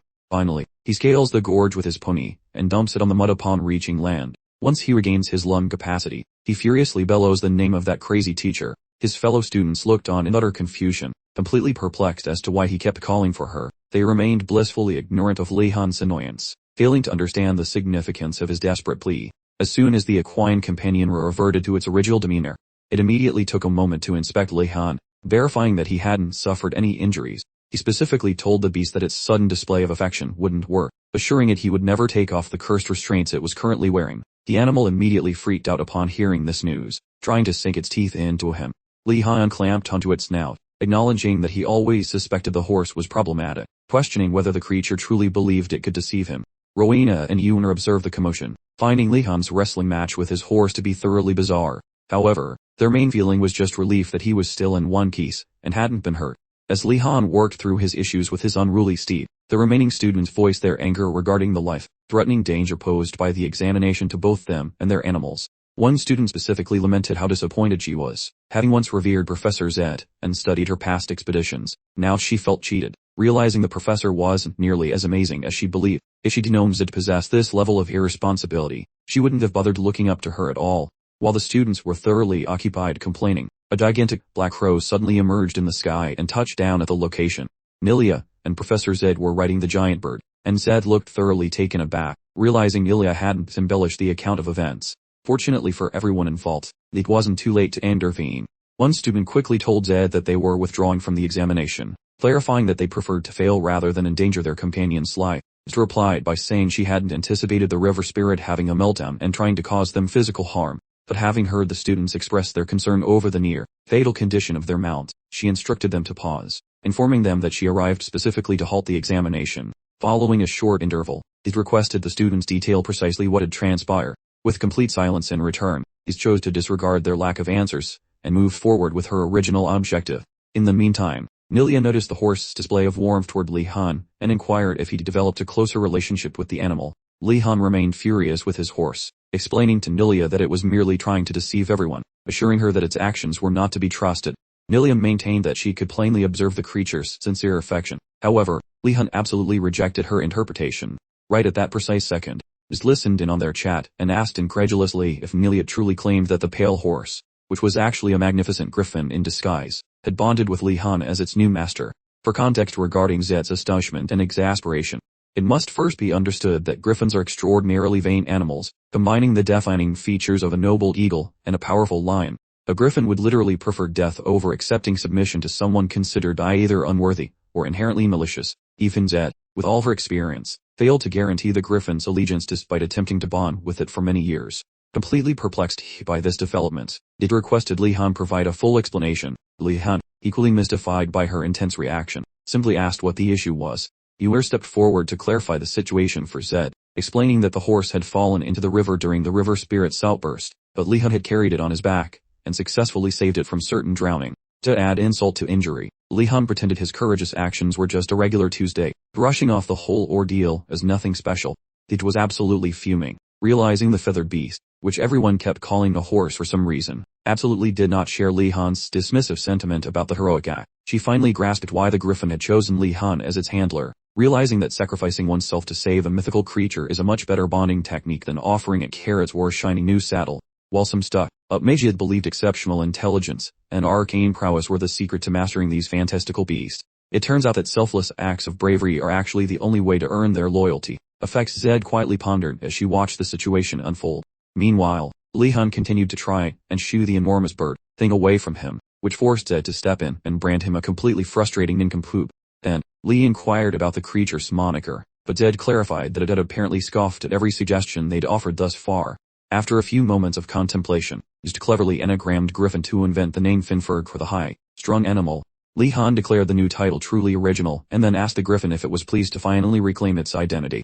Sadly, the creature's reaction indicated a strong preference for literally anything else, much to everyone's observation. The exasperated by the creature's demanding demeanor, let out an audible groan and decided to ignore it entirely. In the meantime, the other students were busy giving their own mounts refreshing drinks from the nearby water source.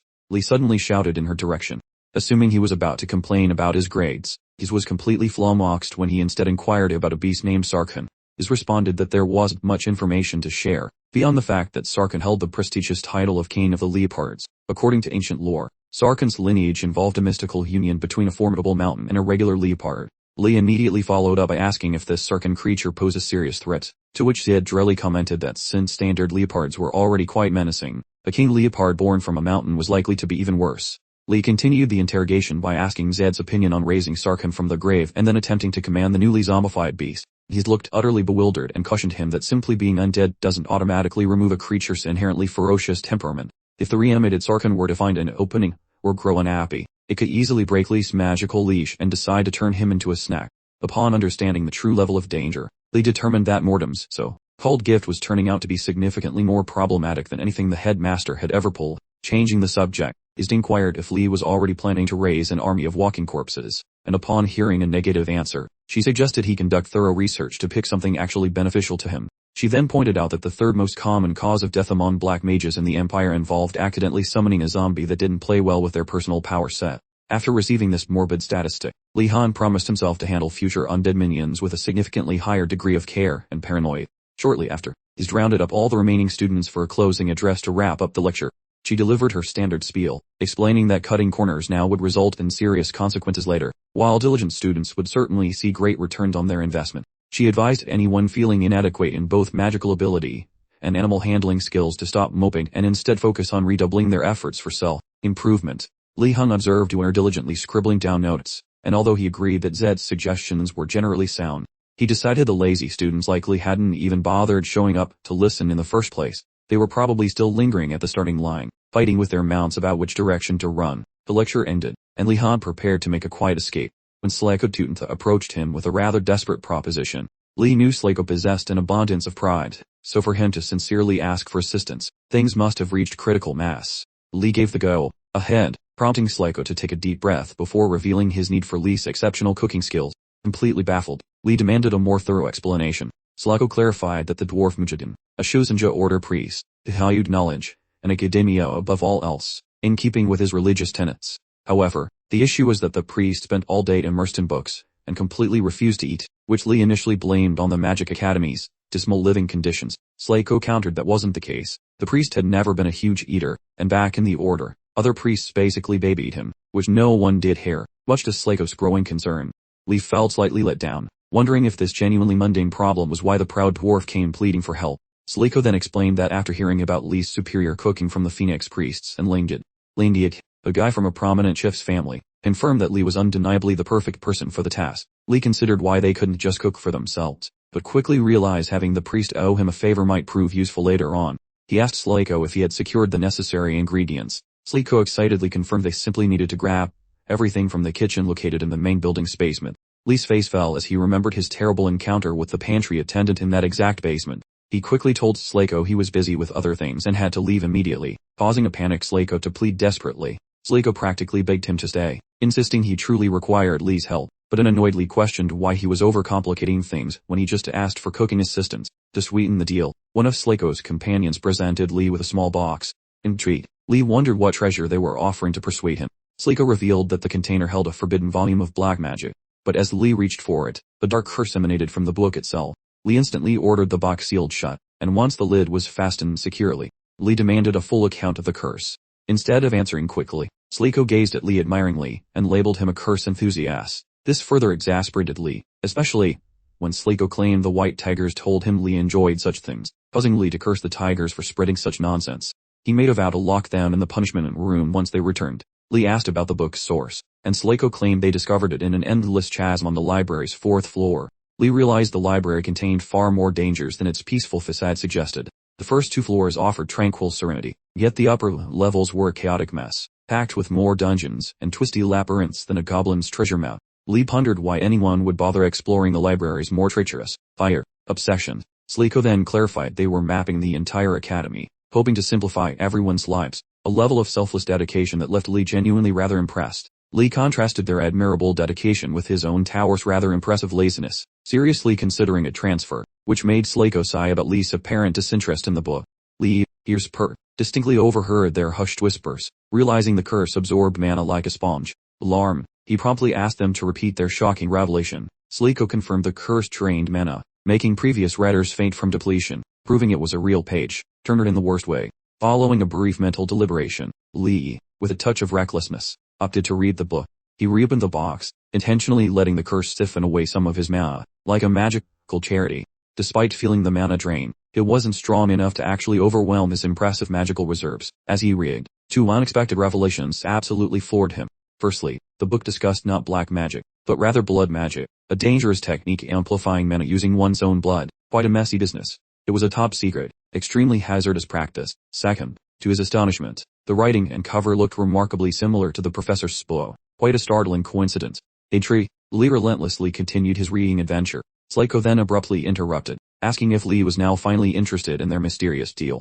Lee, contemplating blood magic's enormous amount of demands, suddenly realized it might perfectly align with his own unique abilities. How convenient. He agreed to help with the cooking, but only if they met one particular condition. The scene, annoyingly, concluded without ever revealing what that single condition entailed. Currently, Lihon and his intrepid crew were discreetly hiding in a cramped, forgotten corner.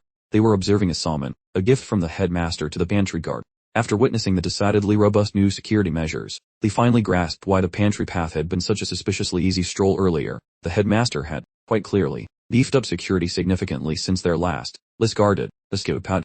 A sharp aide crew member helpfully noted that their brand new security system was, in fact, a rather intimidating walking suit of armor, prompting Lee to question if the student knew its precise nature. The student elaborated, having witnessed it snagging several unfortunate classmates previously, stating that direct attacks were utterly futile, as it instantly restored itself like a magical self-healing sponge, thus necessitating a completely different defeat strategy.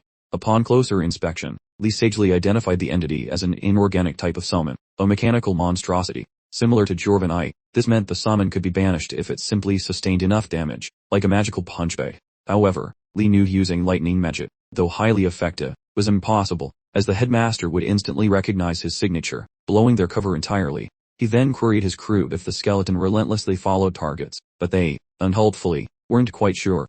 Because the summon's behavior changed unpredictably, they couldn't be certain. Just then, a second suit of armor emerged from the other direction, making them realize, with a sinking feeling, they were completely surrounded. A heroic student volunteers to be the diversionary bait for the guards, but Lee stops the idiotic plan and pulls the student into a convenient room. When the clanking armored guards eventually regroup, they are thoroughly confused to find nobody waiting for them in the corner. The guards had no idea that Lee Han and his entire group were actually hiding right behind a nearby door. The group was desperately trying to stay completely silent, waiting for the all-clear signal. Lee concluded the danger was over for now and took a closer look at the room where they had taken shelter. The room appeared to be an abandoned classroom filled with cobwebs. Redford wondered if something was wrong, but Lee quickly reassured him that everything was perfectly fine. While the others explored their surroundings, Lee felt that something about the classroom just didn't sit right with him.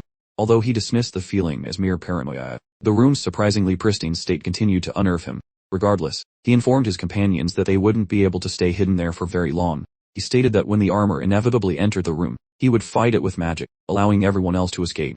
With no better options available, the group reluctantly agreed, and one member actually praised Lee's leadership skills. But just as the chaos began, one of the clumsy students managed to trip over a stack of books and let out a blood-curdling scream. This immediately revealed their exact location to the guards. Suddenly, a magic pen and paper appeared, floating in mid-air, allowing a hidden mage to communicate with the students through writing.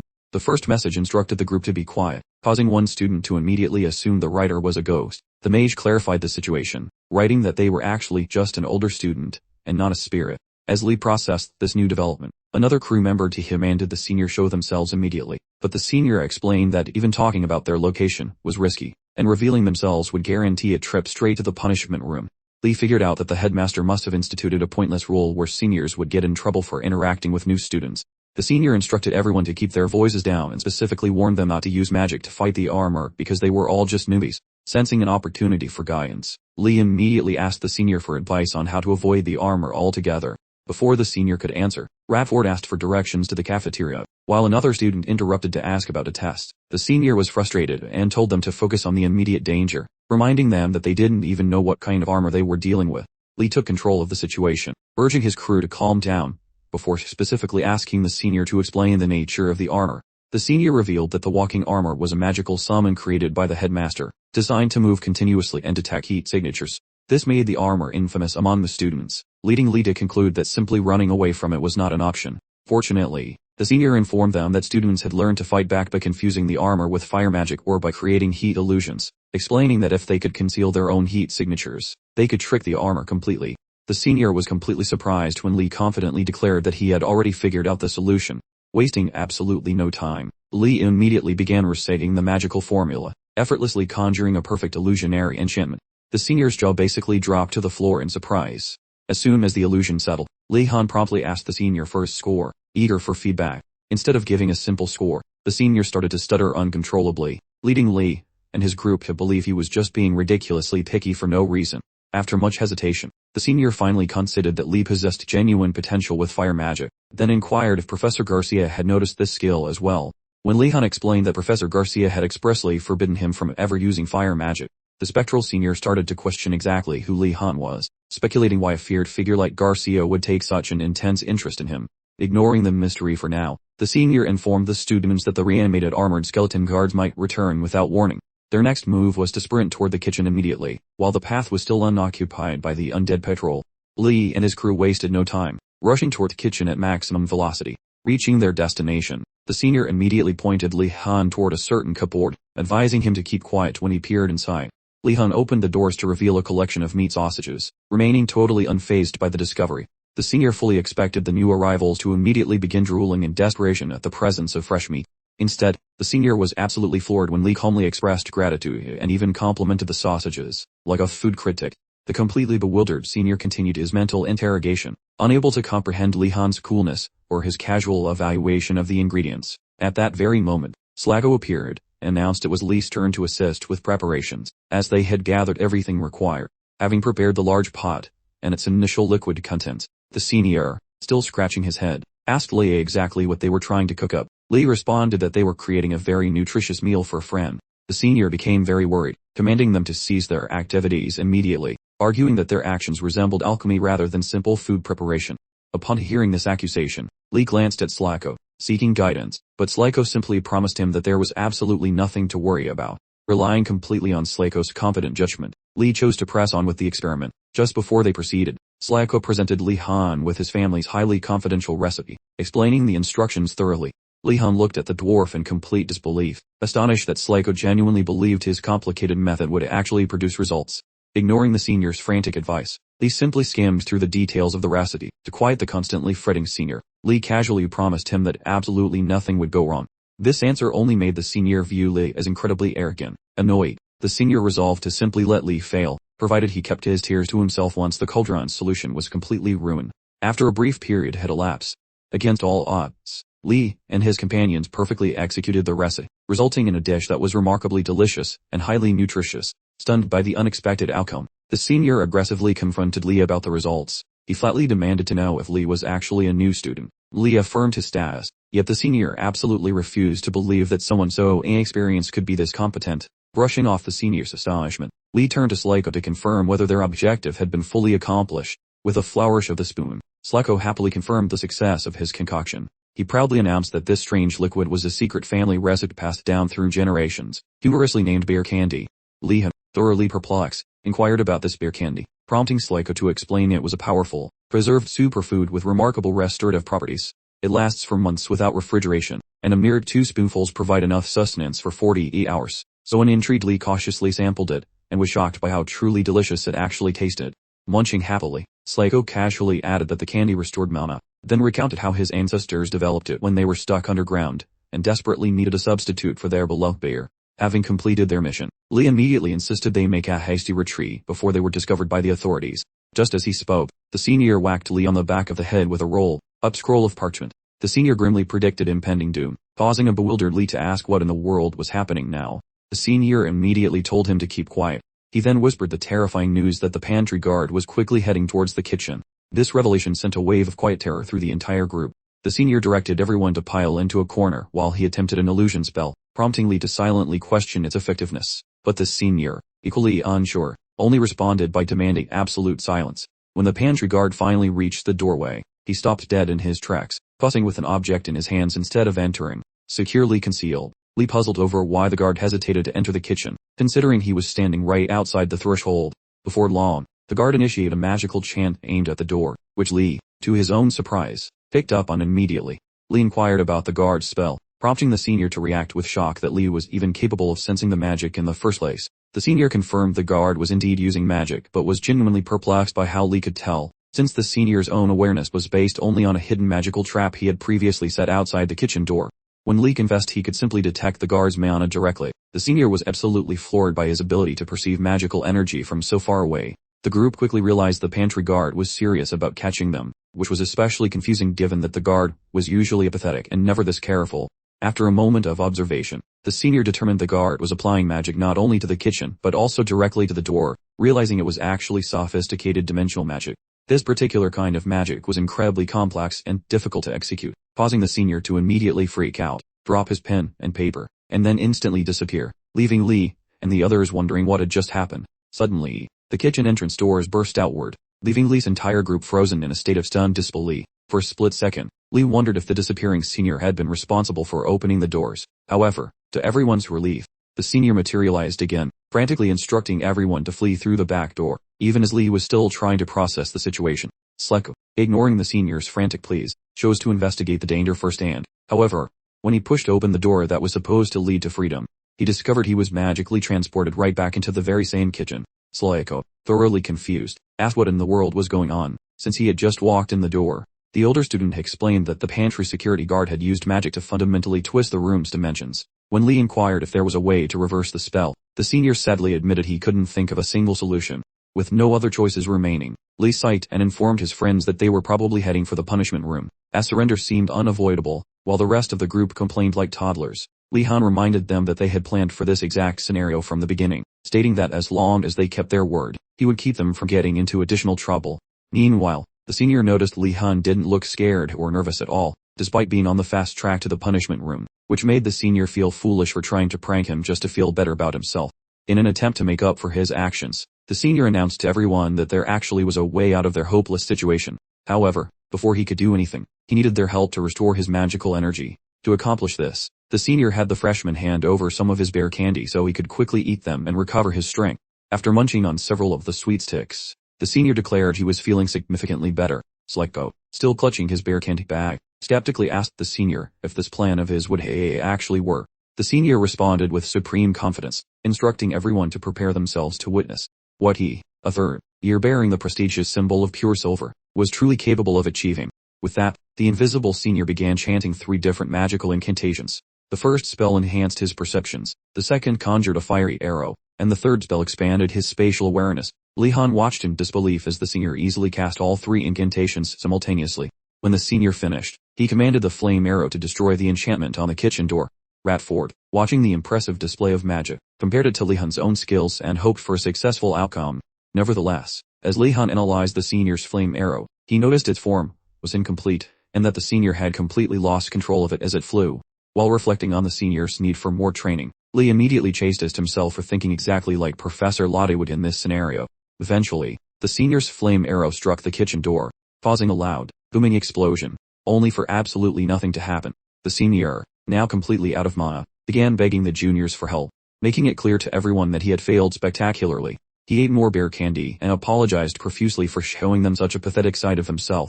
It turned out the pantry guard spell was significantly more potent and widespread than the senior had anticipated, causing him to use up far too much magical energy. Annoyed, Slako asked if the senior had really just wasted his precious bear candy on a completely failed endeavor. The senior, feeling defensive, attempted to justify himself by explaining just how incredibly challenging the magic spell truly was. Right then, our protagonist Lihon edges near the exit, studies everything, then begs the upperclassman to share the magic so he can attempt to go. That older student first cautions the boy that such wizardry is incredibly tough to master. However, remembering how Lihon managed that height trick and those sugary alcoholic treats, the tired guy exhales and complies, scribbling every instruction he knows onto paper. Momentarily, the grubby mentor explains the ritual, opening with a level 2 enchantment, Reflex Boost, which improves one's natural agility. Then comes a tricky level 1 skill, Spatial Awareness, for spotting wonky dimensions. Ultimately, some massive combat sorcery is essential to locate gaps and destroy the twisted vacuum. Following a quick scan of the info, Lihon scribbles some thoughts. He opts to trade the reaction buff for Gnadult's rapid pace, because he lacks the rank for advanced magic. Regarding offensive maneuvers, he employs Gnadult's pointy palm, keeping those creative swaps ready. Our protagonist readies the magic, and while he works, the older student grumbles about the kid's ego, praying for spectacular failure, simply for grasping that veteran's misery. 60 minutes passed before the group and their defeated guide strolled through the rear exit, liberated. During the return trip, Rafford compliments the lad for nailing it on his maiden voyage, though Lee commends that mentor regarding skills superior to various academy hacks or awful instructors. Concerned by the quietus, Lihon wonders why the man is pouting, realizing the guy, formerly brilliant within his grade, was just bested by a newbie, so the veteran eventually mumbles he remains present. Confused, the boy inquires how visibility remains active if his battery is totally drained, thinking perhaps he also owns a spooky enchanted trinket. After a brief pause, the veteran confesses that the cloaking field was never his own magic anyway. The principal likely applied it to keep the older kids hidden from the little ones. Uttering private words of failure, that elder appreciates our hero for providing late assistance. Normally, pupils at this school do not swap names or lineage during midnight strolls. However, the elder requests our hero's title, while Lihon, noticing the mentor was zoned out, given he failed to catch the boy's label before, commences a verbal reply yet pauses, since the upperclassman identified as Valphantom Merati. This person is essentially Del's elder relative. The simple mention of the Merati family name triggers terrible flashbacks for Lihon concerning his horrific past interactions with Del. In order to completely sidestep any additional entanglements with the Merati family line, he quickly invents a new persona, stating his name is now Gainando instead. The very next day, Lihon shows up for the scheduled basic swordsmanship test, and Joldel begins the proceedings by welcoming a few select visitors, specifically, knights who came from outside the academy to carefully observe how the students perform. These working knights, still in the field, will serve as the actual opponents for the students during today's test. For a little background, we discover the White Cavalry Knights are considered some of the most highly regarded members of the Empire. These heroes travel across the countryside with just their horses and armor, consistently defeating the evil forces conspiring to bring down the Empire. Basically, they function as the Empire's elite special forces team, and Joldel figured it would be highly advantageous to have a few of them spar with his inexperienced students during the test. He believed these experts could impart some truly invaluable knowledge. Right before the actual examination began, the most gigantic knight among the assembled group, the White Cavalry Knight Bicklins, known as Bick, immediately expresses deep reservations regarding Joldel's actual intentions. He truly doesn't believe this specific test is appropriate, even though these students might have practiced swordsmanship extensively within their private households. He figures a group of training knights would have provided much more suitable competition. Therefore, Bick asks Joldel if they will continue exactly as they first discussed, or if Joldel planned any adjustments to the current schedule. Joldel just tells Bick to make sure the students are still breathing after the test, and Bick confirms the order. Upon hearing this discussion, Lihon stares in absolute disgust, pondering if Joldel might be just as cold-blooded and ruthless as Velity. Joldel initiates the test by instructing the students to assemble in their existing groups, with each 3-person squad challenging one knight. Unsurprisingly, Gajol, Liddy, and Darudu end up on the exact same team once more. Yet, after taking one look at the panicked expressions on both Gajol and Daru, Lihon immediately suspects this situation will not end well. Despite the circumstances, he promises Gajol he will definitely follow her lead throughout the duration of the test. Suspicious, Gajol immediately questions his motives, asking what sort of trickery he's up to. Lee swears he isn't plotting at all, reminding her that they will both completely fail this test if they don't find a way to work together. However, Gajol refuses to believe a single word of his sudden sincerity, and calls him a spineless coward who will likely stab her in the back at any second. Lee responds with a momentary insult, but swiftly changes course, explaining that his previous behavior stemmed from his doubt that her training methods were truly optimal. As the argument rages on, Daod, purposely caught in the crossfire, decides to intervene. He asks the professor if they'll be drawing lots to decide on their opponent for the test, and Joldel simply chuckles, explaining that he actually arranged all the matchups, supposedly taking their individual skill levels into careful consideration. As for Team 4, their designated challenger will be Sir Bikillan, easily the strongest knight in the entire assembly. Bikillan was specifically chosen to fight against the strongest trio. Following a quick exchange of polite remarks, Joldel gets the test underway, telling every individual to take their proper stances, just as Beak readies himself for battle. He tells the trio to unleash all their powers, even magic, as he wouldn't be going easy on them. Lihon carefully sized up the knight's stance, figuring he was at least as tough, if not tougher, than his mentor.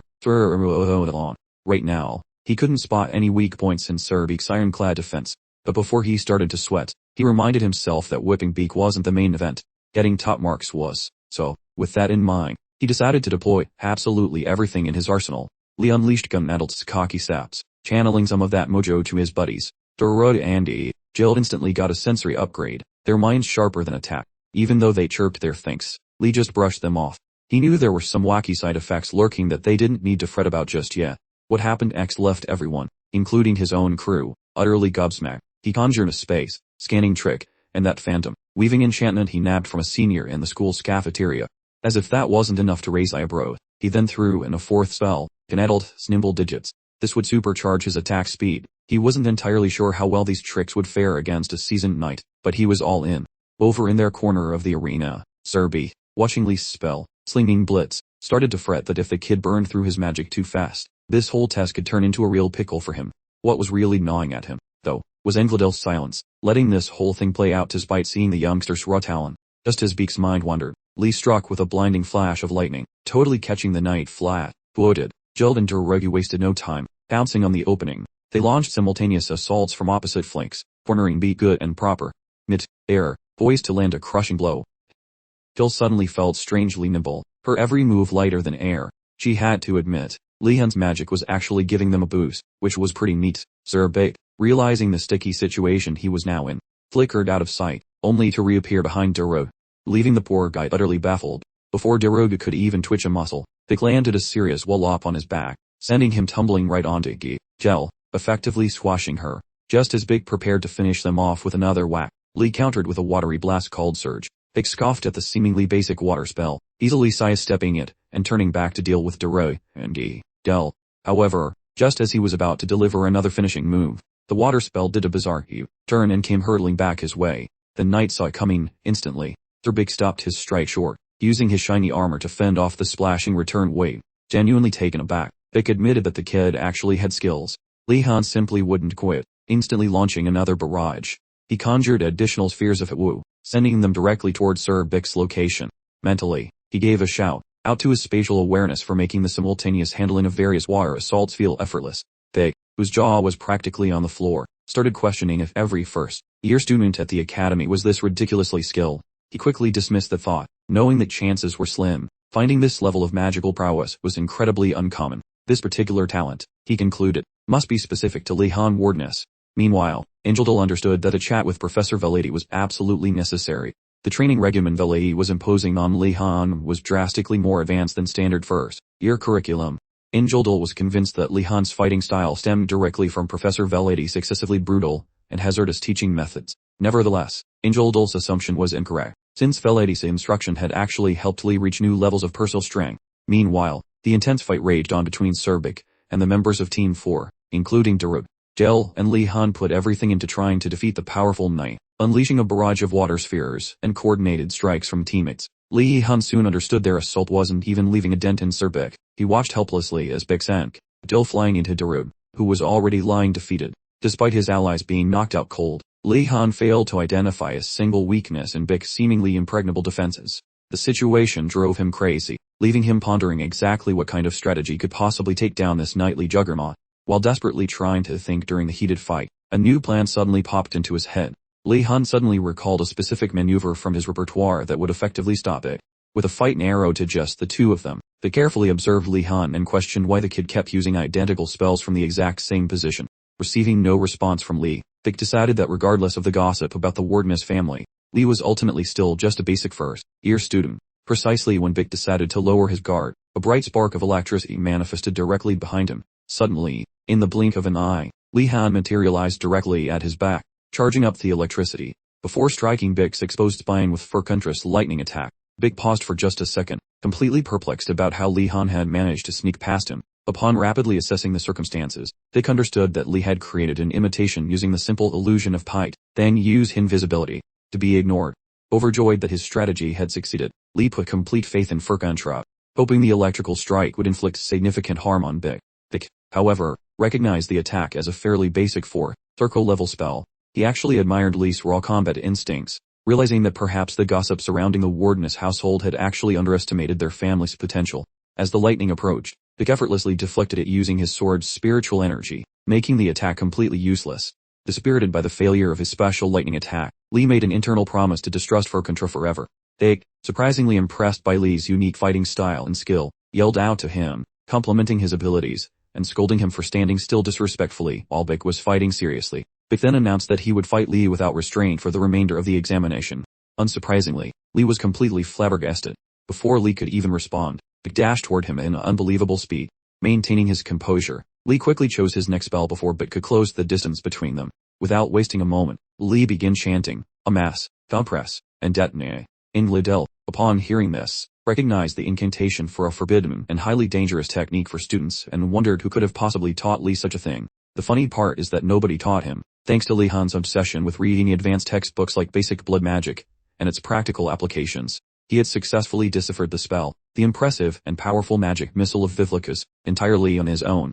In contrast to the standard magic missile, which is a simple first circle spell, this version gathers a significantly larger amount of mana and compresses it into an explosive blast. This particular spell was absolutely perfect for someone like Lee, given his vast mana reservoir, and he knew it. As he activated the incantation, Lihon suddenly remembered that this was his first real combat test with the spell and that he had zero practice.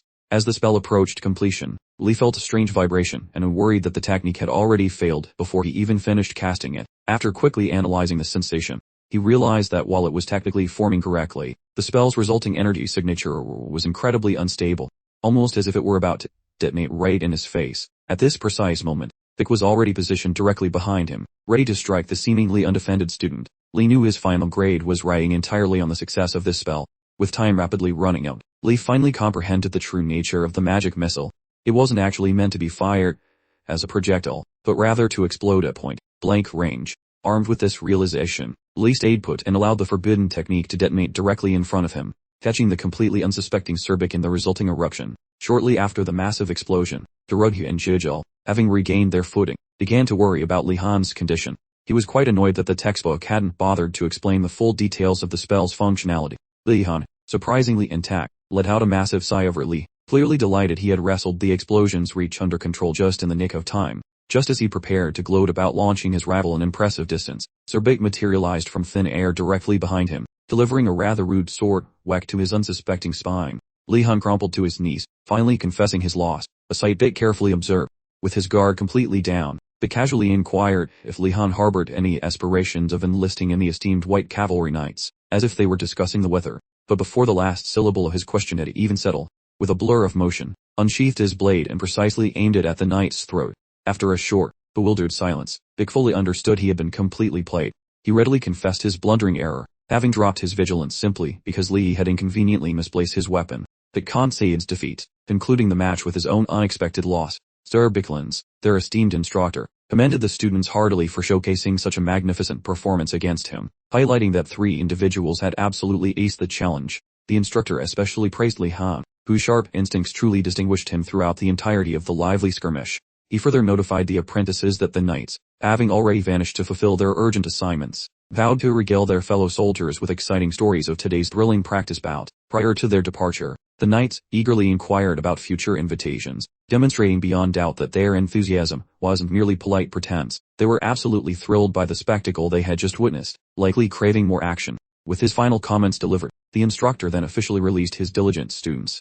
While walking back, Lihon began to experience a very strange and unfamiliar feeling. He speculated with some concern if their midterms would involve combat with a knight. Suddenly, his stomach began to perform an uncomfortable, internal churning. A sudden wave of intense nausea blurred his sight, causing his footing to become notably unstable.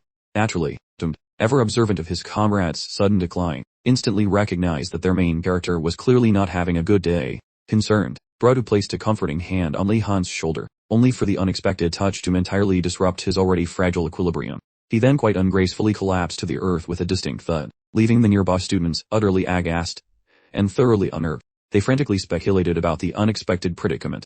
Drohu immediately hauled Lihon upright, firmly supporting his unsteady physique. Meanwhile, Lihon weakly whispered for Drohu to maintain absolute discretion, desperately hoping no tigers would catch wind of his current predicament. But, however, maintained an admirable composure, gently pointing out that they were currently far removed from any active war zone. But he began transporting him to the infirmary, while Lihon still suffered from intense nausea. Our bewildered hero pondered the peculiar spell he had unleashed earlier. His physique had been profoundly odd ever since, making him wonder about the bizarre incantation he invoked. This particular magic, he realized, was terrifyingly potent, completely devoid of any sensible safety features whatsoever. This dangerous revelation made him adamantly suggest renaming it, perhaps to something like Vivlicus' utterly bonkers mana explosion. Regardless of his desperate internal struggle, his grip on full awareness steadily loosened, completely abandoning him, no matter how fiercely he fought against the encroaching darkness. Eventually, Lihon regained awareness, greeted by a recognizable voice asking if some professor had unleashed a mana explosion close to the freshman cadets. A query Drodu frankly could not answer. Feeling totally lost about Lai, the kid blinks his wary eyes and spots the clinical walls of the local hospital. He suspects Drodu provided the free taxi service. Standing up, he tracks the nearby noise. Someone is giving Drodu the third degree about the earlier magical fiasco. Pulling the fabric aside, he spots a complete stranger running the clinic. who decides Lihon suffered a magical blowout from exhaustion and probably scrambled his poor brains. Oddly enough, the doctor turns out to be a sentient novel that promptly slaps a restorative charm onto his body. Drobu thanks the talking literature for its handy assistance. Meanwhile, the protagonist is failing to process the concept of an articulate pile of bound paper. The manuscript is used to the gawking and looks mythic, yet it finds his ability to walk after that explosion a clear sign of his insane mental grit. The novel tells him to quit being such a suicidal maniac. The guide offers a clumsy thanks for the patch up, as Drodu celebrates the fact he is no longer unconscious. Noticing that our hero is staring at it like a confused puppy, the paper stacks claim to be the official clinic demon. He notes this weird vibe feels exactly like that encounter with the old forgotten monster statue earlier. The volume size, because freshmen usually scream in terror, yet Lihon stays chill, explaining that the school has already drained his capacity for shock. It asks if Gondoltus makes their lives miserable, admitting that the same man summoned it to play nurse in this ridiculous paperback form. Drodu says its voice sounds lovely, which triggers the dictionary to bark back that it still hates its job. Apparently, the boss would execute it for slacking, and it wonders if the kid is actually Gondoltus in disguise given his massive energy pools. That observation scares the kid, so he lies about having a lecture and makes a run for it since he feels mostly cured anyway. The hardback invites him back for tea, and hands over a trinket designed to stop his magic from leaking like a broken pipe. The book even volunteers to hook him up with some demon pals who specialize in vacuuming up loose magic. Though slightly creeped out, Lihon appreciates the help, figuring this is just standard service from the principal's hand-picked supernatural staff. He determines that avoiding this book is smart, and some time passes. During a boring math and shapes lecture, the entire class looks incredibly grumpy. That is a fair way to feel. The hero questions if the teacher used a mass tranquilizer, because every single person is nodding off like a zombie. The boy serves warm bean juice to Yonair, who expresses gratitude and inquires if he is also feeling sluggish, acting like a model student. He claims he is totally alert, but on the inside, he plans to win over Professor Alphen Knighton, who is actually a high-ranking Empire bureaucrat. This Alphen fellow slashed the funding for tons of wizards, so plenty of magic users really want to curse his face. Because that protagonist desires government employment, networking remains vital. Hence that mentor finally ends the session after telling everyone they should learn math by heart. Precisely when those pupils start exhaling, assuming their lecture finally reached its limit, the man declares a brief assessment, immediately stealing every ounce of their joy. That lad, nonetheless, interprets such luck as a golden chance, realizing such high scores might win some elders professional respect. As the test starts, the teacher activates an anti-fraud enchantment, and notifies the group that exit permits are only for those with perfect scores, turning the room into a scholarly dungeon. Then the exam sheets fly across the desks like bad news. That fellow's brain works overtime while digesting the material, completely recognizing the difficulty before him. Once the mental ordeal concludes, that instructor applauds the champion alongside a peer for securing those top 2 rankings. Lihon ponders how that final solution was purely chaotic fluff, yet things only improve for him as the scholar commands poor Dockard to tag along. Upon listening, Dockard has a breakdown, where he is the protagonist feels salty about being ignored since he craves being some golden child. Consequently, that student questions the master regarding such a decision, where the educator discloses that a former buddy is dropping by the school in 7 days. Additionally, he explains that this individual was a tight companion from his bureaucratic days, stopping by to evaluate the talents of these young mages. For this reason, he needs Dockard to construct a basic runic ring, but the lazy student wants no extra drama and suggests Lihon handle the task. Yet the mentor understands that Lihon is swamped with external coaching, so he refuses to add more stress to his plate. Reluctantly, Dockard yields. However, that fellow refuses to let this golden ticket fly away. Therefore he insists on joining the special project, prompting the teacher to ask if he has lost his marbles. Simultaneously, Dockard feels relieved that another person is helping out, while that protagonist claims the master's private requests are his highest concern, after which the educator sends them away to begin their special assignment immediately. While that pair exits the room, the teacher muses that he once intended to suggest a government role, but seeing such immense skill and drive, he prefers the boys stick to deep learning. Thus he intends to provide total assistance like a solid pillar whenever possible. Come tomorrow morning, that fellow approaches Yonair, questioning when she finally escaped the exam. She mumbles from her face, position that she only departed once the clock passed 12. Unannounced. A resonating thud from Professor Hiragalm startled everyone as he slammed something onto the desk, looking exactly like Hagrid's long-lost, slightly grumpier twin brother from a certain magical school. He strode in with a disgustingly cheerful disposition, which instantly irritated most students, because discussing an upcoming test with such enthusiasm felt totally inappropriate for the impending academic disaster. The professor then started organizing the students into single file before disappearing into a separate chamber. The hero questioned why they weren't taking the test in their usual classroom, a query the professor immediately dismissed with an annoyed wave of his hand. After shutting the main door, he instructed them to enter the new room one by one.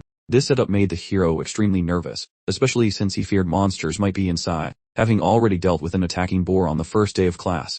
Our protagonist, unfortunately, was first in line. He stepped inside and stood directly in front of the professor. The instructor then proceeded to explain the test's requirements. The goal was to replicate the exact potion he held in his hand, utilizing only the specific ingredients available within the room's confines. Lihon felt a surge of apprehension. He wondered aloud if this test concerned material they had already covered in class, to which the professor definitively said no. Our guy quickly asked about the type of potion in the flask, but the professor refused to answer, instead flipping an hourglass to emphasize the need for speed. The young man asked if he could use any materials present in the room, and the professor once again agreed, confirming that even personal supplies were fair game. So, our protagonist immediately snatched the flask right out of the professor's hand. The professor looked offended by this sudden grab, but the hero explained he knew the professor would have refused if he had asked politely first. The instructor acknowledged the hero's logic and allowed him to keep possession of the potion. He felt confident that Lihon wouldn't be able to figure out the complex recipe simply by holding the finished product. The professor knew this was more than just a standard exam, regardless of the unique skills the student might possess. However, Professor Yahello could not believe his eyes at what unfolded next. Meanwhile, outside the testing area, Nilia cornered Ratford, demanding to know why he had snuck off to explore the academy at night without her. The confrontation made Ratford sweat nervously as he attempted to explain that he got busy and lost track of time. She insisted he still should have called her before leaving. Ratford nervously shifted, waiting for Lihon to exit. Just as the hero finally appeared, the protagonist opened the door and stepped out. Nobody was more relieved to see him than Ratford, who immediately dropped to his knees, begging Lihon to explain the prior incident to Nilia. She calmly looked at the hero, inquiring what was causing Ratford's ridiculous antics. Nilia claimed she only wanted to know about the situation out of simple curiosity. Our protagonist realized that her calm expression actually disguised intense, barely contained anger, not curiosity. The hero then shoved Ratford aside and began explaining to Nilia that his companion had seriously overstepped boundaries. Our hero, despite his persistent efforts to include her, ultimately decided against her joining, fearing that her formidable skills would utterly demolish the confidence and self-belief of their less seasoned companions, leaving them feeling rather inadequate. The positive update instantly improved her demeanor. Meanwhile, our protagonist casually suggested she ease up a bit, explaining that Ratford's perspective was currently narrowed to his social circle. Ratford, quite flabbergasted, found himself utterly impressed by the hero's remarkable talent for fabricating tales without so much as a nervous twitch, while he, on the other hand, barely strung a coherent sentence together. Clearly, our hero graduated top of the class in the school of smooth talkers. A green-dressed girl made her way to our protagonist, keen to inquire about his recent examination. Lihon, with a weary sigh, confessed the examination had been a truly formidable beast, a real struggle to conquer, which instantly ignited a wildfire of panic among his peers, who swiftly erupted in protests, demanding the test reflect actual curriculum content, confidently concluding that no one, not even their brilliant selves, could have possibly passed, or so they deluded themselves into believing. The professor, with a mischievous twinkle, then dropped the bombshell. Lihon had, in fact, managed to ace the notoriously difficult examination. The announcement absolutely floored every single student. Their esteemed professor then branded them overly credulous for believing a brilliant student's initial narrative.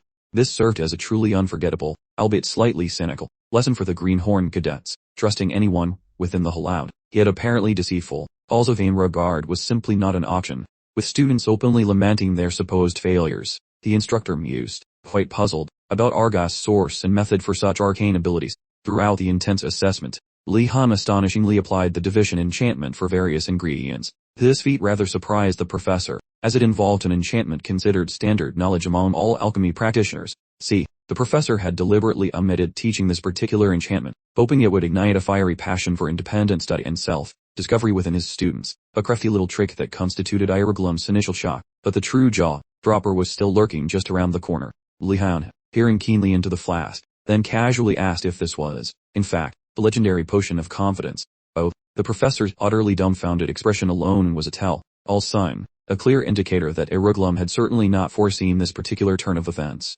His inquiry was particularly startling, because our young prodigy had identified the specific potion simply by glancing at it, a feat far beyond mere guesswork. The sheer brilliance gave him an unexpected, cold shiver.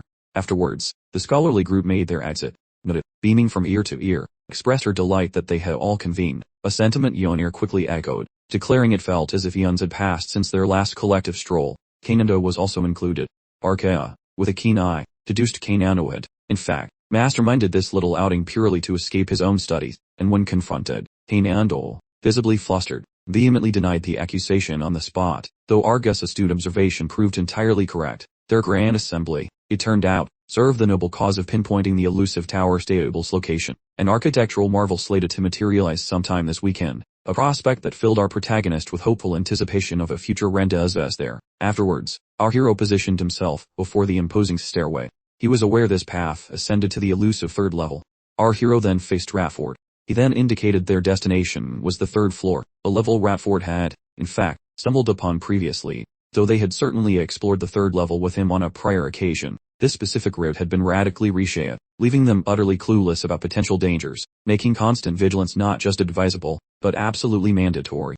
When they stepped gingerly into the mysterious gateway, our protagonist gapes at some sudden woodland scenery, which looks nothing like the previous zone. Even aware of those academic charms, he never anticipated such a wacky geographical makeover within this difficulty tier. Gossip suggests that even the big boss principal remains clueless about the lore of this region. The lad spins toward Nelia, hoping she might actually know the path forward. However, he only notices a scruffy gray fuzzball standing nearby. Glancing about, the boy realizes his person has accidentally joined a literal furry convention. He shouts the monikers of his buddies into the dense trees, and the local wildlife actually chirps back, proving his pals became furry critters. With Nelia now rocking a kitten suit, he feels incredibly jumpy at this moment, wondering if some weird shape-shifting sorcery is currently afoot. It dawns on him that this glade is a literal petting zoo trap for humans. He puzzles over his own human form, guessing his massive energy pool blocked the spell, before opting to fix this mess. The inner portraits of Vulpine. Nelia remains feline, while Ratford goes full leathery vampire, yet the missing Kanando has completely vanished from the area. Our hero deploys Sarko to sniff out the whereabouts of the lost companion, and the creature immediately probes the foliage, soon giving a frantic signal to his handler, and lurking within the thick shrubbery. The lead adventurer detects a chunky wave of power emanating out of a tiny rodent. While he inches closer, that tiny squeaker scrawled in dirt explained how passage demands victory during combat, while failure results in magical eviction toward the entrance. That vermin wears a cheeky, punchable grin on its fuzzy face, though it never anticipated our hero would actually agree, causing the rodent to leak anxious perspiration. All at once, a massive pressure beams off the lad, totally engulfing the nearby environment. Plus that rodent literally soils its tiny trousers in absolute terror. That small beast emits a terrified squeal, which makes our fighter ponder why this opponent is backing away from their designated brawl. He quickly surmises the rat is measuring his power level, mirroring how that grumpy storage clerk sized him up before. This explosive energy leak triggers a major communication breakdown, even as our friend attempts to clarify he isn't the grand principal. The rat panics further because, in its tiny mind, it just witnessed the personification of death knocking on the front door. Without any delay, the critter bolts for its life, and the boy attempts to halt its retreat, purely for the sake of chivalry and integrity. He signals the squad regarding this rodent being the local sovereign, subsequently commanding his group into a pursuit. That rodent keeps sprinting until it hits the bank of a stream. The figure executed a powerful leap across the waterway, landing safely on the opposite bank. This maneuver established a significant liquid barrier between himself and the opposing party. He resolved to seal Furkantra permanently if this new water barrier tactic proved ineffective.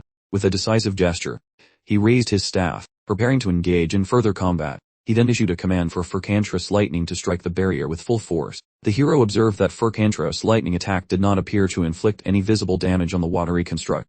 Furkantra, however, quickly shouted in protest that the damage was indeed present, but masked by residual mana sustaining the structure's integrity.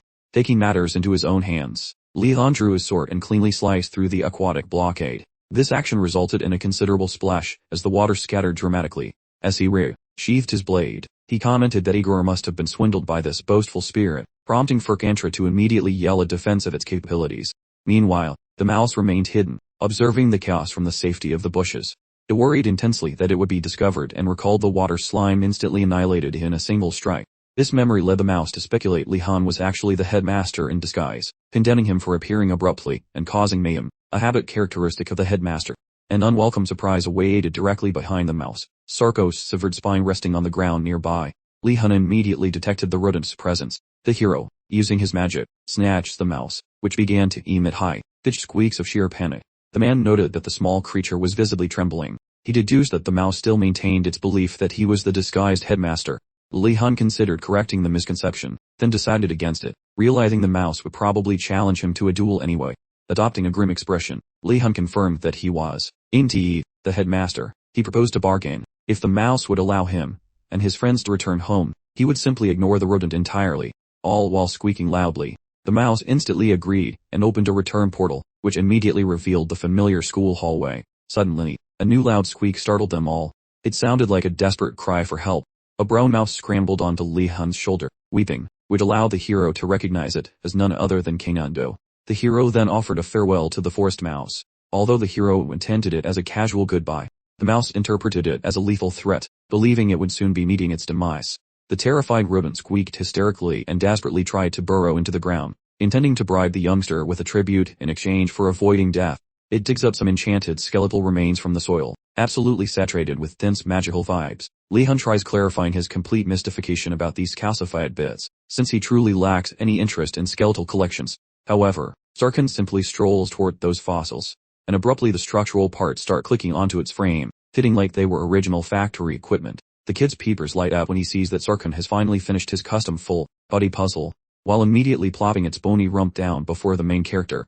Lihon recalls the warnings regarding Sarkhan's lethal nature, pondering if Morton gifted a death trap or simply ignored every safety manual ever written. Our champion hollers toward the pile of walking ribs, yet the creature swivels its cranium toward a different horizon, suggesting that the beast is ghosting our hero, leaving him puzzled while Milia suspects the creature is simply being a sassy little rebel. Best, our lad bluntly investigates whether the creature intends to communicate any specific information. The beast gestures toward the protagonist, making him understand that the creature desires a custom-built physique from his hands. Sadly, our main guy lacks the necessary crafting experience points for that. Eunir, currently masquerading as a tiny furry animal, suggests utilizing primal energy as the primary substance to mold a physical form. Our hero accepts the tip and prepares for a test run, getting the beast totally hided. The lad clutches a wooden staff while hoisting a massive liquid pillar using internal power. Moments later, darkness arrives as those critters revert into true selves, feeling utterly fried from that bizarre magical trip. During the trek home, our hero mopes about only making a basic body instead of reaching the legendary horse stalls. Regardless, those buddies are stunned by his knack for squishing liquid so intensely that it creates a physical shape from an entire lake, though the lad casually dismisses the feat as something minor. Abruptly, the entity glares toward Kanando, terrifying the lad, making Kanando worry the skeleton is upset regarding that prior gag about consuming him. Our boy restrains the beast, questioning if the loudmouth truly uttered such a suicidal remark. Next, he tells the creature to maintain silence because the neighbors are likely catching some sleep. Unexpectedly, some mystical rift tears wide open behind that guy named Kanando, plus a random collection of ribs just meanders into view. The sight instantly put our hero on edge, making him wonder if this skeleton was part of the headmaster's collection. He realized the situation had just gone south. He quickly turned to Ynir, barking an order at her to rouse every single person currently sleeping. While he was yelling, Lihon declared that the headmaster was attacking, seemingly in a calculated move to sabotage their upcoming exams. One after another, the skeletal minions began pouring out of the mystical portal. As Kanando peered outside the school building, he let out a scream, noticing that the enemies were outside as well. The bony army was clearly intending to surround the entire tower. The skeletal soldiers were somehow scaling the walls, suggesting they had prepared extensively for this surprise assault. The protagonist gently guided Sarkhan, petting his head, and commanded him to repel anyone attempting to break in. Meanwhile, Eunir rushed downstairs, bringing along all the other students who were panicking about the headmaster launching a sudden, late-night attack. Our hero, in a flurry, stated there was no time for explanations, instructing everyone to start building a sturdy barricade or blockage against the door. They all immediately began grabbing whatever items were closest and scrambling toward the entryway. Simultaneously, the princess started channeling her magical powers, using her spiritual strength to form a powerful protective barrier for the group. This display of resilience filled the protagonist with pride. He knew she was supporting them, even in the chaos. Suddenly, an enormous, resounding thud shook the door. The students' crew instantly terrified for their safety, making them collectively hold their breath. A huge fist made of spiritual energy began slamming against the door with incredible power.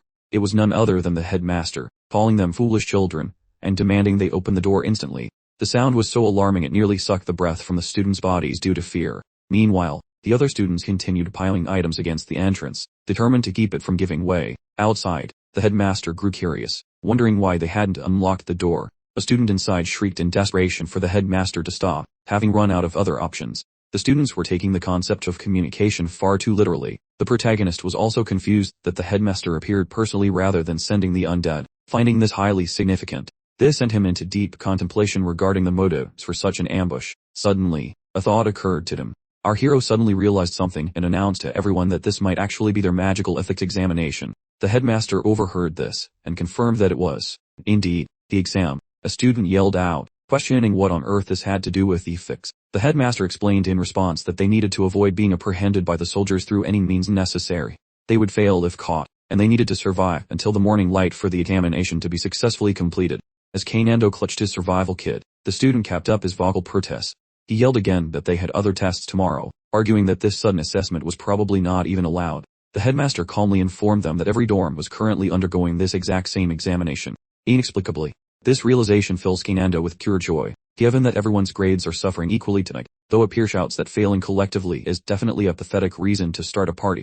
In the interim, our main man realizes the makeshift wooden seal won't survive the night against those bone intruders. Predicting the dean's predictable cruelty, he anticipates an ambush from every direction, and his paranoia is instantly validated when he glances behind his shoulder. Calcium. Rich corpses are currently scaling the masonry like skinny, rattling spiders to breach the upper-level casements. He promptly commands Yunir to grab a couple of sacrificial lambs to block the glass portals, while sending Sarkhan to patrol the perimeter for any bony stowaways. Simultaneously, he supervises every terrified teenager performing their frantic chores.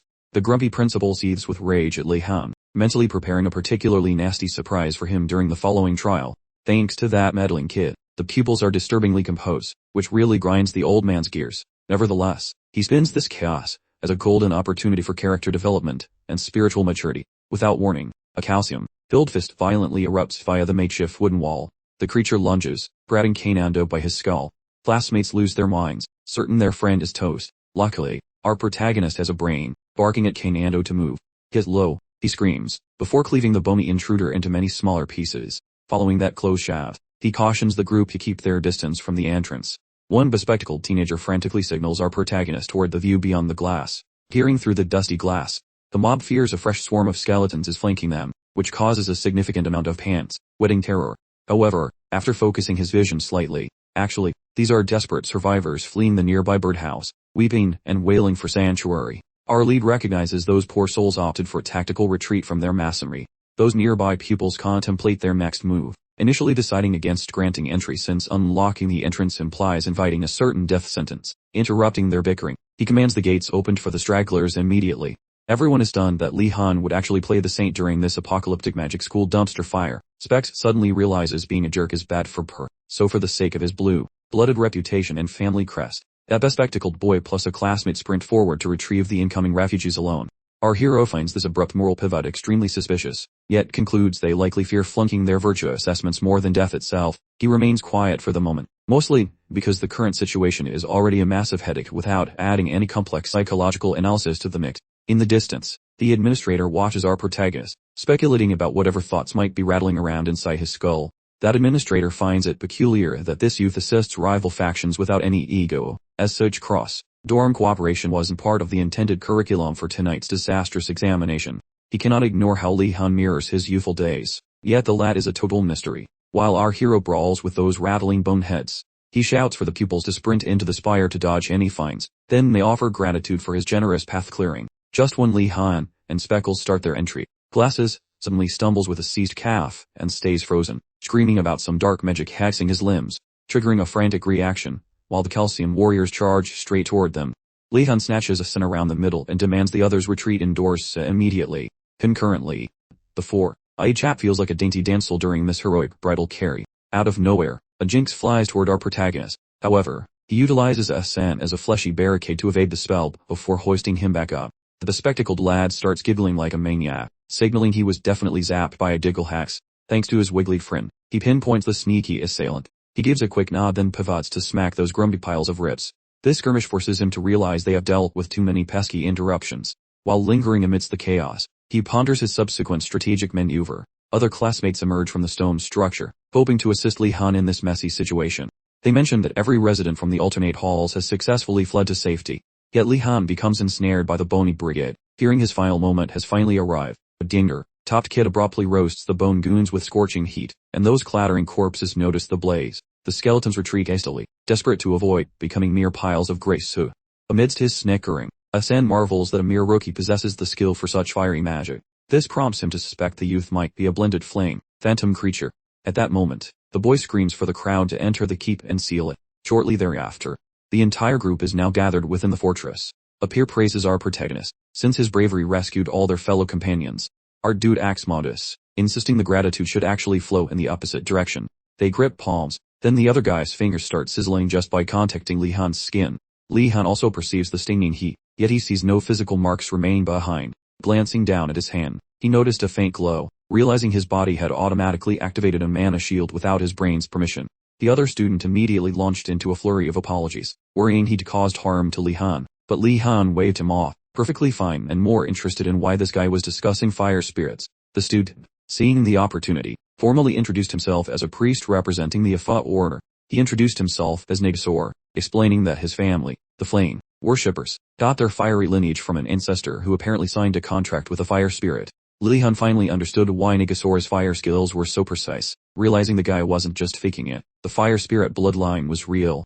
Lihon gave a hefty sigh, feeling thoroughly cheated. Nigasor inherited fiery powers, while his own family only bequeathed him useless rumors. Nigasor offered his farewells and departed, walking away into the distance. Lihon found himself thinking rather highly of the fire spirit guy. His pleasant musings were abruptly halted by Digiling, who sternly advised him to maintain a healthy distance from Nigasor. Lihon was genuinely perplexed that she would issue such a strong warning. He immediately started speculating whether Nigasor was some kind of notorious troublemaker within the academy. Before Digiling could elaborate on her ominous warning, their discussion was conveniently interrupted by Priest Sayana.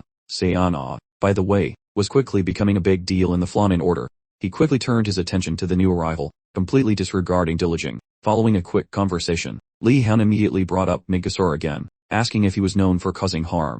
Sayana dismissed the idea that Nigasor was malicious, but oddly enough, she echoed the identical warning, just don't get too close to him. Sayana cautioned, leaving Lihon completely perplexed as to what exactly they were hinting at. Suddenly, the students noticed that the undead creatures were finally retreating, presumably because the rising sun was making them feel self-conscious.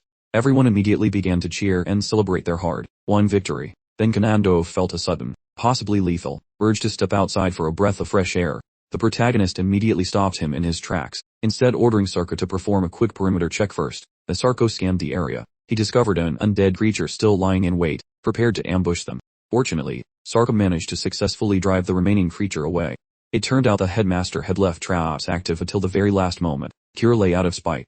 A short time afterward, the headmaster gave the students a truly judgmental sigh, before grudgingly awarding them full marks for clearing the exam. Lihon earned additional points for saving his fellow students, prompting the headmaster to storm off. Pondering why Lihon felt the need to play Mother Teresa, he concluded Lihon must be deliberately trying to provoke him. Even after Lihon's heroic rescue efforts, a number of Phoenix Tower students still ended up being caught. Diliging quickly assured them that teaching was far more valuable than a high score anyway. Suddenly, she recalled a vital piece of information. A priest was due to visit this coming weekend. This news immediately put the protagonist in high spirits. Moreover, she added that this wasn't just about fun festivals and celebrations. The headmaster would actually be simplifying their upcoming lectures. Lihon was immensely relieved, anticipating a peaceful weekend, completely ignorant of the fact that fate, being fickle, had entirely different plans in store. The headmaster views this particular weekend as a finish line, eagerly counting down the seconds until it arrives. After Professor Garcia's quiz, a classmate raises a skeptical eyebrow, wondering aloud if our hero actually bothers showing up for every single class he's enrolled in.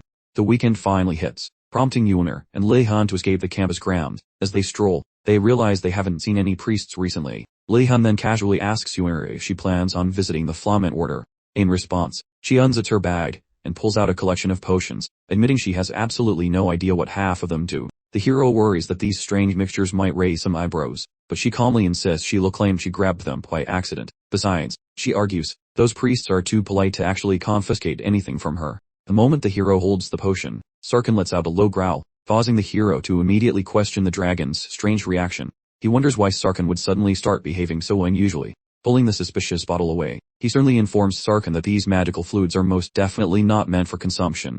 She inquires about his plans to visit the Prasinga priests, and he confirms that it is definitely an item on his current itinerary. She then considers the myriad of other activities he intends to pursue, prompting him to elaborate further on his schedule. He reveals his desire to meet with religious leaders from numerous other orders, explaining that if he could, he'd probably join every single one. With their discussion complete, the two companions exchange farewells. Uer wishes him good fortune on his mission, completely unaware of the intricate plans he's secretly orchestrating. A subordinate escorts him to the priest's tent, greeting the resident inside. The priest, identified as Nigasor, calmly acknowledges the introduction. The hero hangs back, observing the scene. While contemplating his own ignorance about this order, he realizes his entire understanding boils down to they really like fire. The subordinate formally introduces him as Lihon, a member of the warden's household. Nigasor's eyebrows shoot up in obvious surprise. He notes that a mage from House Wardeness typically wouldn't show any interest in their specific religion, to which Lihon replies that such an idea is just baseless gossip. Nigasor accepts this response, and immediately begins to lay out the fundamental principles of their faith. He begins by detailing the core tenets upon which their entire belief system is built. He introduces the concept of the flame of Afa, a massive conflagration that will inevitably incinerate absolutely everything, bringing the world to a dramatic conclusion. Thoroughly confused, the protagonist inquires if the flame represents a metaphorical judgment intended to punish wickedness or cleanse the world of corruption.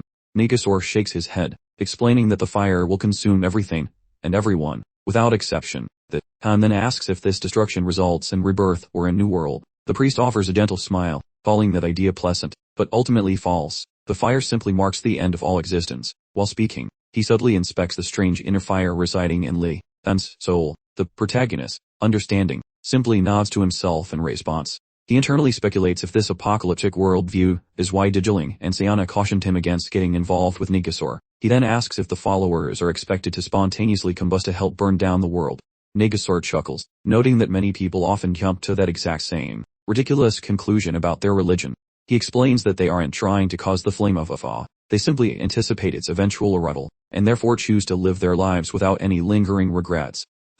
Han realizes this is more straightforward belief in the end times rather than pure insanity, admitting the followers seem significantly more normal than he initially anticipated. Nigasor continues by outlining the surprisingly simple regulations of their group, explaining that meditation is essentially the only true requirement. The priest turns aside and performs a divine demonstration, using a quick wave of his staff to showcase his power. A torrent of fire suddenly streaks through the surrounding air. But Han figured these dedicated worshippers must actually be pyromancy experts, based on their fiery enthusiasm. Nigasor boasted that even the mighty empire begged for their assistance when fire miracles were needed.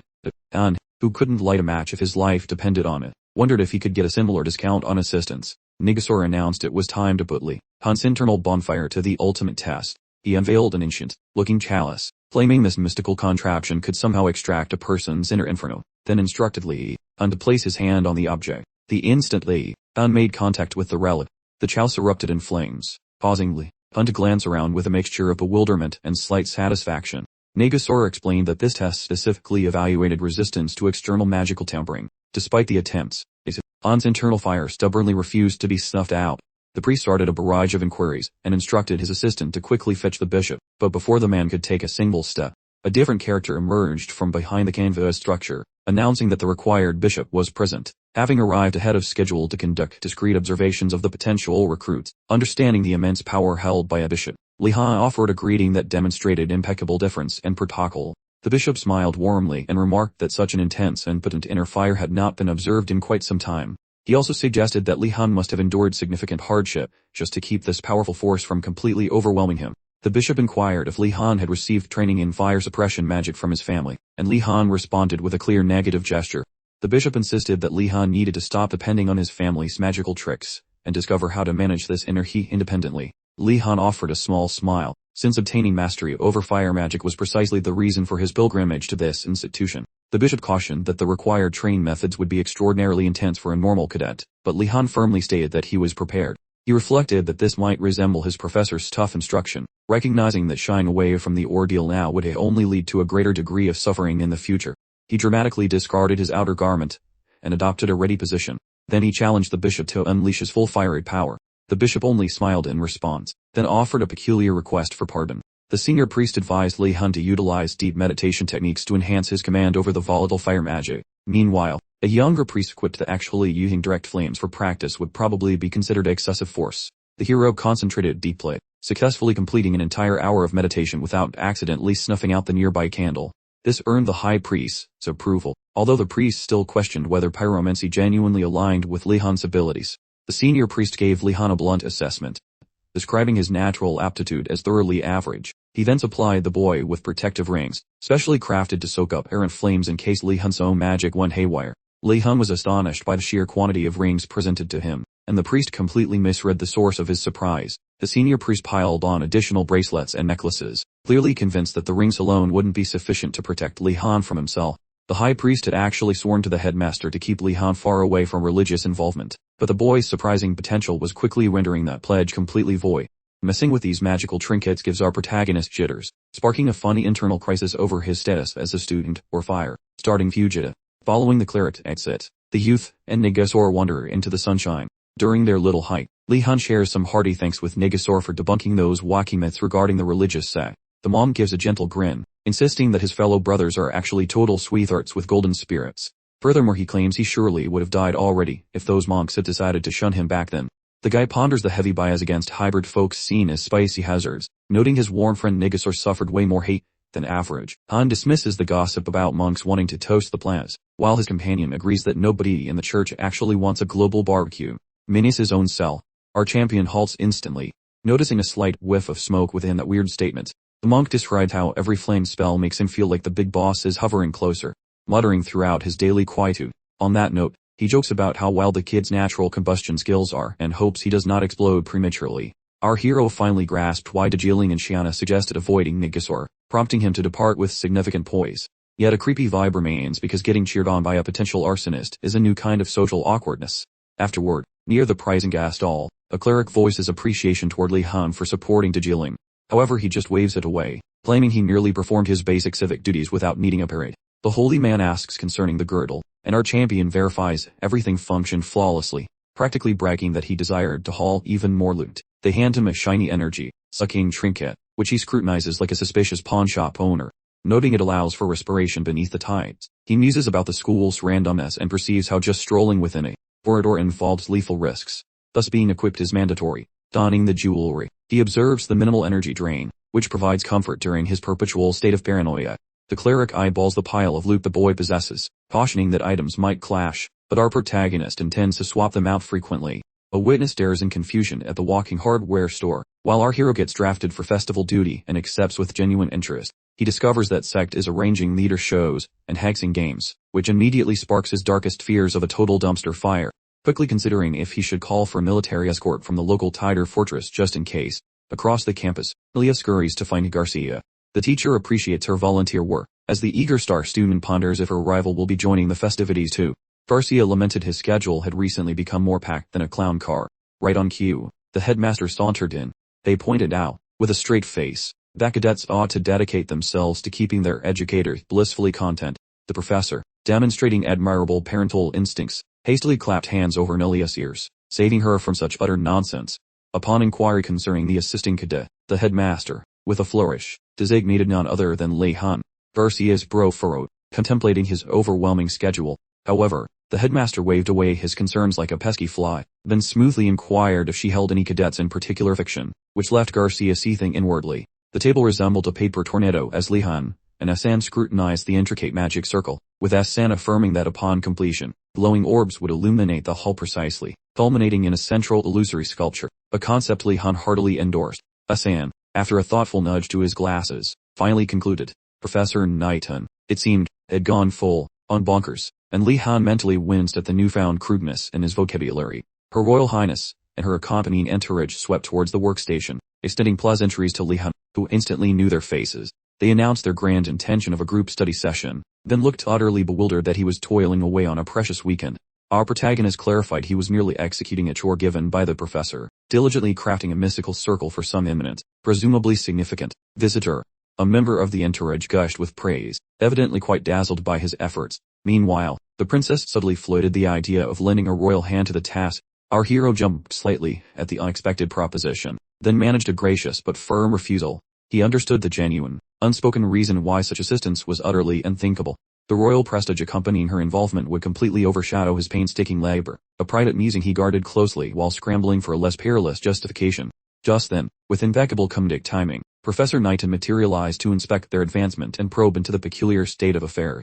The hero promptly explained the group had presented their offer of assistance. He fully expected the professor to send them packing instantly. To his utter surprise, the professor not only approved but ordered Lihon to tackle the entire endeavor alongside the rest of the eager cadets. He imparted a quick lecture on the merits of leadership, then vanished. Asan, with a hint of trepidation, proposed that a group endeavor might actually pass muster. Yet our hero, radiating palpable annoyance, assented and dramatically announced he would conscript every single cadet residing in the dormitory, leaving Asan utterly flabbergasted by the sheer scale of his resolution. Meanwhile, our hero grimly fortified his resolve, determining he would now strive for an utterly unprecedented, even more stellar, SS meant. Soon enough, the Blue Dragon Tower cadets, a boisterous crew, swarmed the workspace with their cacophony, proving Lihon's mass recruitment strategy was indeed effective. Yet, a rather obvious snag soon emerged. A closer look at the mystical circle revealed a harsh truth. More cooks, it turns out, often spoil the magical broth. The grand circle lay barely a third finished, with a comical number of cadets twiddling their thumbs, utterly drained of mystical energy, a deficiency our hero now fully comprehended. That guy acts way too much. Some random dude plus his lackey manifest right behind our main character, mentioning how the current progress looks remarkably decent. Jumping slightly, Lihon rotates while wondering who this unknown person is. As this fellow utilizes cryptic speech, our hero instantly grasps his hidden meaning, proffering a humble nod. Our boy assumes he met the instructor's top tier per page, but the visitor disagrees plus placidly identifies himself as Kendry Baku, noting that citing instructor Alpin ought to demonstrate that prestigious role. Even though his trip was slated for 7 days later, random events pushed him here sooner. Our hero realizes the timing is weird and deduces that any pal of instructor Alpin must hold a government post, then mentions the runic circle is for the teacher's visitor. Baku mentions that this fussy prep is just like Alpin and says sorry for the extra labor, while the helper whispers they arrived before anyone expected them. Baku retorts that appearing during that agreed upon time might prevent a thorough checkup, since tricky sorcerers cover up their blunders, justifying why that guy constantly beats the claw. He heard students were usually starving and beaten, but their glowy faces suggest otherwise, finally explaining where all those mountain-sized piles of shiny coins are going. Those eyes stay glued onto Lihon, which purely stems from observing a different pupil. Baku observes that despite the messy runic layout, the work seems incredibly finished, so he questions the duration since it presumably took months, but the boy claims everything started this morning. Baku feels totally stunned plus questions if the student actually speaks for real. Once the kid agrees, Baku confesses he assumed Alpin lied about those skills, yet now the reality makes sense. Our main guy feels shocked because the teacher actually told a government bigwig his specific name, and realizes that avoiding naps during those boring lectures finally yielded some results. Baku muses that schools raise students like Lihon, noting that even boring folks can work for the state, while true study is only for the brainy types. Our protagonist argues that civil servants are quite vital, leading Baku to find him odd, and suggest he might actually fit a desk job. Lihon starts daydreaming wildly, because the chance of becoming a real official seems totally possible now. Baku laughs the concept off, claiming a talent such as him belongs inside a lab, while our blushing protagonist secretly informs himself he might be a legendary bureaucrat anyway. Baku flashes a tiny grin, noting he witnessed greatness plus shall root for the lad, mentioning maybe Gonadals does not deserve such negative reviews. Lihon silently mumbles that the old guy still deserves every bit of hate. Before moving on, Baku notes that outsiders shall appear daily, spanning from clerics to randoms, because the gala welcomes everyone fond of Amrgard. Rivaled pupils from different sorcery colleges might also show up. Lihon feels overwhelmed by the sheer magnitude and never thought things would get this chaotic. Afterward inside the campus, Lihon plus his comrades get busy cooking some grub as a group, only text, and he deftly grilled a steak, avoiding another culinary disaster. His eyes drifted toward Yuner, pondering the mysterious fate of those magical concoctions. Yuner returned his stare, her lips curling into a rather mischievous, knowing grin. Yuner announced triumphantly, having cracked the code on several mysterious brews. Among them, a sunshine, yellow elixir, definitely not for kids. Another was a verdant morphing concoction, surely intended for a barnyard creature. Then there was a formidable curse, lifting brew, guaranteed to banish any hex. She rambled on, mentioning a bravery draught and many more intriguing vials, but her exposition vanished mid-sentence as a piercing shriek rent the tower's air. Lihon and Yuner sprinted toward the disturbance, only to discover Sarkhan, mid-gulp with a potion, standing over a prostrate student who had clearly just vocalized their displeasure rather loudly. Sarkhan bolted, prompting our hero to give chase, yelling about the pilfered potion, while Yuner sighed, noting the tricky resemblance in their hues, making it impossible to tell if it was the curse breaker or the creature changer. Lihon's temper flared, wistfully remembering a time when Sarkhan was merely an adorable, harmless nuisance, not a potion, guzzling menace. Their pace slackened near the stable, where the equine residents were now emitting ear-splitting, chaotic whinnies. Upon entering, they discovered a verdant vial smashed on the floor, conveniently next to a sheepish-looking Sarkhan, and a griffin casually lounged within the stable walls, perfectly explaining the equine chaos. Finferg, the newly minted griffin, felt a surge of smug satisfaction that his boss finally got it, but alas, he remained tethered by a stubborn hex that even a magical brew couldn't fully erase. Lihon and Yuner both simultaneously understood that Sarkhan had clearly pilfered the griffin, maker brew.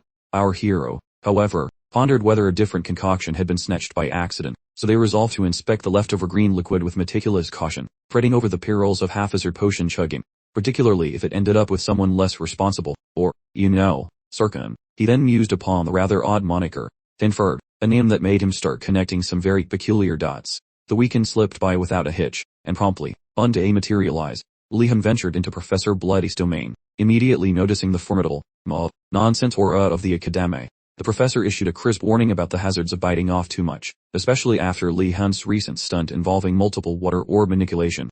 Our young hero wondered internally how far word of his escapades had traveled, yet he justified his deeds, citing the pressing urgency of the moment. The professor constated his point, musing on the challenge of instructing magic users who only halt their wild antics when they personally grasp the folly of it all. The professor dramatically flung a magnificent, spell-reinforced cloak toward Lihon, then motioned for him to follow outside, out of the stuffy chamber.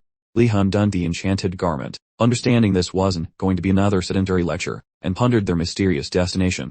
The professor clarified that Lihon's knack for sensing, manipulating, and altering elemental shapes was, for now, sufficiently acceptable, although, apparently, the lightning magic textbook had proven a touch more challenging than anticipated. He then ushered Lihon toward a mysteriously concealed barrier, revealing a sneaky hidden adventure route. He tags along, wandering their goal, and discovers they entered a basement. He ponders why death traps even exist. Wonky pockets of reality governed by weird logic, likely old wreckage or wizardly skyscrapers full of hungry beasts. Entering this dump sounds awful, so he asks if the teacher has protection beyond that flimsy bathrobe. Apparently metal blocks spells, making him worry, so he hopes some sparkly force fields are actually available. The mentor claims shields mess with mana, suggesting that not getting hit is the only plan. Lihon decides to ignore the advice, and prep his words, because entering blind is a recipe for disaster. While they descend further, smelly undead corpses start appearing in the darkness, so Lihon prepares himself for the coming brawl. Inside the campus, Teach Garcia says hello to Granny, Matriarch, a wizard renowned for splashing people with high-tier puddles, whose techniques were copied by every government employee. Even Garcia was once her student. Though the granny insists she drop the stiff manners and relax, Garcia finds this funny. Most folks would never guess the sweet grandma was actually a terrifying war veteran who crushed her enemies. The crone compliments the campus and the kids, although she is clearly throwing shade at the faculty. Despite their massive efforts, she thinks they are total jerks, blaming the local idiot professors for ruining things. She asks if there are any youngsters who are actually entertaining. Mentoring a talented kid gives her a massive shot of dopamine. However, luck was never on her side, so she abruptly asks to see Velady before she hits the road. Velady should be teaching intro to sparkles right now, so Garcia guides the old gull toward his room, thinking the veteran would get a heart attack from his weird tutoring. But they find the lecture hall deserted, like a ghost town without spirits. The grandma casts a tracking spell and figures out they skipped class for a field trip. They are probably in the death pit, which she actually thinks is cool. She reckons that brawling is the best way to level up, assuming he must be training graduating seniors. That professor panics and sprints toward the monster lair as fast as possible, terrified that literal babies were taken into the abyss. While the hag perks up at the news, she understands her pupils are astonishingly clever, perhaps suspiciously so. Even so, Garcia remained unconvinced, much like a cat refusing a bath. Historically, dungeons served as the ultimate magical academy. Their mana starved air. Surprisingly, mad wizards could unleash truly epic, spell-binding power. Their bizarre occurrences provided excellent educational content, yet this ancient curriculum had long since fallen out of fashion. Like disco, the elder woman stayed assured Velady would manage things gracefully, attempting to soothe Garcia's fretful concerns, like a worried parent. Rather, it simply amplified Garcia's snooping, making him wonder if they were connected by more than just a passing acquaintance. Her theory posits that Eumidiges secretly instructed Velady. The elder confessed she briefly mentored him in a classic guru-disciple setup, but alas, their temperaments clashed like two cats in a bag. Her profound belief was that extended collaboration between them would have led to disaster. One individual would certainly have met their untimely demise. Down in the grim, subterranean labyrinth, a minor undead materialized right before Professor Velady and the valiant champion. The instructor ignited a beacon, enhancing visual clarity for all. Lihon harbored a sneaking suspicion that Velady's mentorship was concluding, understanding no ghoul professor existed within this Sunday school. After all, ghouls are merely the walking, rotting consequences of a lifetime of bad choices. The brave champion hoisted his armament, and unleashed a truly devastating incantation, obliterating the creature entirely. The lady was quite taken with the lad's lightning, fast reactions, and those distinct attributes defining an authentic combat sorcerer. Nevertheless, the figure displayed zero visible shock, as such remarkable skill was quite normal in their experience. The professor guided the student to advance. The student briefly faltered. He pondered why his instructor had led him into a dungeon brimming with trickery, compelling magic, users to unleash various incantations simultaneously. He realized utmost vigilance was crucial. Imminently, the young mage shaped an enchantment, materializing an unearthly skeletal hand. The lady's uncommunicative demeanor, meanwhile, only heightened the already strained ambience. Instantly, an eerie ghoul manifested beside the animated limb. The young mage jumped, bewildered, for that spot had been entirely empty moments before. The hero rapidly eliminated the creature, then queried his instructor concerning the undead fiend's stealthy camouflage. The lady revealed this was merely one quirky aspect of their extensive repertoire. The student conjured forth inferno sorcery preemptively, ensuring his skills were far more commendation worthy. The instructor commended his astute tactical choice. The lady promptly zipped away, off to his next dramatic engagement. He commanded Lihon to finish exploring the dungeon and then report back to him. Eumidigus finally caught up with the lady, a reunion that felt long overdue. He brought up a magical observation screen, revealing he'd been secretly monitoring the hero's progress, much to Professor Gratia's immediate disapproval of abandoning a first-year student inside the dungeon. The elderly woman's interest began to peak rapidly. The lady clarified that Lihon had received advanced training in a trifecta of complex skills, specifically elemental manipulation, changing physical form, and simultaneous magic deployments. This revelation completely stunned her, causing her to wonder if Knuddles was playing a practical joke by impersonating someone else just to confuse her. Simultaneously, Professor Gratia attempted to stir the pot, claiming the student's exceptional magic ability was clearly the result of an overly harsh and difficult training regimen. However, Eumidigus found the lady's efforts impressive, so Gratia's attempted manipulation backfired completely. The elderly woman regretted her judgment, concluding that such exceptional student development was only possible through truly superior teaching methods. Gratia's face crumpled in dismay when her subtle undermining tactics proved totally useless. The lady then described the day's trial, explaining that the objective involved demonstrating multi-magic control by dealing with ghoul-type monsters. Gratia seized another opportunity to express concern, cautioning that ghouls presented a danger far too significant for a freshman student. Yet, Eumidigus was observing the hero's actions firsthand. Thanks to the magic observation screen, she had developed confidence that Lihon possessed sufficient abilities to handle the current challenge successfully. Lihon generated extreme heat, making the air ripple, before successfully delivering a strike against the ghoul. The elderly woman, meanwhile, noted his remarkably high mana capacity with admiration. The amount of magical energy he held appeared much larger than anticipated. Then, a much stronger ghoul fiend materialized abruptly right in front of the hero. This development finally united both Gratia and the old lady in agreement that the challenge was completely overwhelming for a first-year student, and the lady conceded that this particular monster wasn't part of the original test plan. Eumidigus made the call to intervene personally, electing to enter the dungeon and take care of the emergency herself. Nevertheless, the hero managed to launch a bolt of lightning at the monstrous creature. The monster's tough, rocky exterior completely absorbed the electrical charge without effect. He instantly regretted using Farcantress magic again, realizing it was both highly draining and completely ineffective in this situation. He instantly changed his approach, shifting to the elemental magic he truly mastered. Lihon quickly materialized several ordinary water orbs and began to force them into rapid rotation. He hoped this new tactic would prove successful. He launched them toward the fin, and moments later, the target fell instantly, perforated completely. Eumidigus, having just arrived on the scene, offered hearty congratulations from behind the hero. Lihon, ever the charmer, extended a courteous welcome, truly deducing she was likely an out-of-town spellcaster, given that sensible folks generally avoid dungeon tourism at this hour. Despite her mysterious arrival, Lihon, a beacon of decorum even amidst subterranean horrors, insisted on treating her like a valued visitor. Utterly taken aback, she inquired whether he felt any simmering rage toward the lady for orchestrating such a spectacularly perilous predicament. Upon hearing her casually drop the professor's name, Lihon's internal detective immediately concluded they shared a family tree, perhaps even the same branch. With unnerving calm, he posited that the professor had probably concocted this entire escapade as a peculiar, yet effective, learning opportunity. Lihon's composed response utterly astounded Eumidigus. She had truly never conceived that the lady could cultivate an apprentice of such remarkable caliber. Not long after, Professor Gratia made her appearance, clearly quite anxious about the hero's well-being. Lihon smoothly assured her that Professor Veli had meticulously orchestrated every detail, only to discover moments later that the ghoul fiend's camo was entirely off script. Suddenly, the mystery of his malfunctioning incantations dissolved, yet instead of brewing bitterness, he simply viewed it as an even more fantastic opportunity for growth. Gratia, seizing the moment, formally introduced the rather formidable-looking older woman. To his astonishment, Lihon instantly identified her as none other than the Empire's legendary water elemental enchantress, feeling incredibly privileged to finally make her acquaintance. Eumidigus brought up his prior effort with the spinning water orbs, observing with a wry smile that it hadn't exactly been a masterclass in flawless execution. Nevertheless, she commended his commendable exertion, remarking that achieving absolute command over full rotational manipulation would utterly astound countless lesser spellcasters. As she planned to extend her visit for several more sunrises, the venerable woman generously proposed imparting a few basic tips. and tricks to the hero.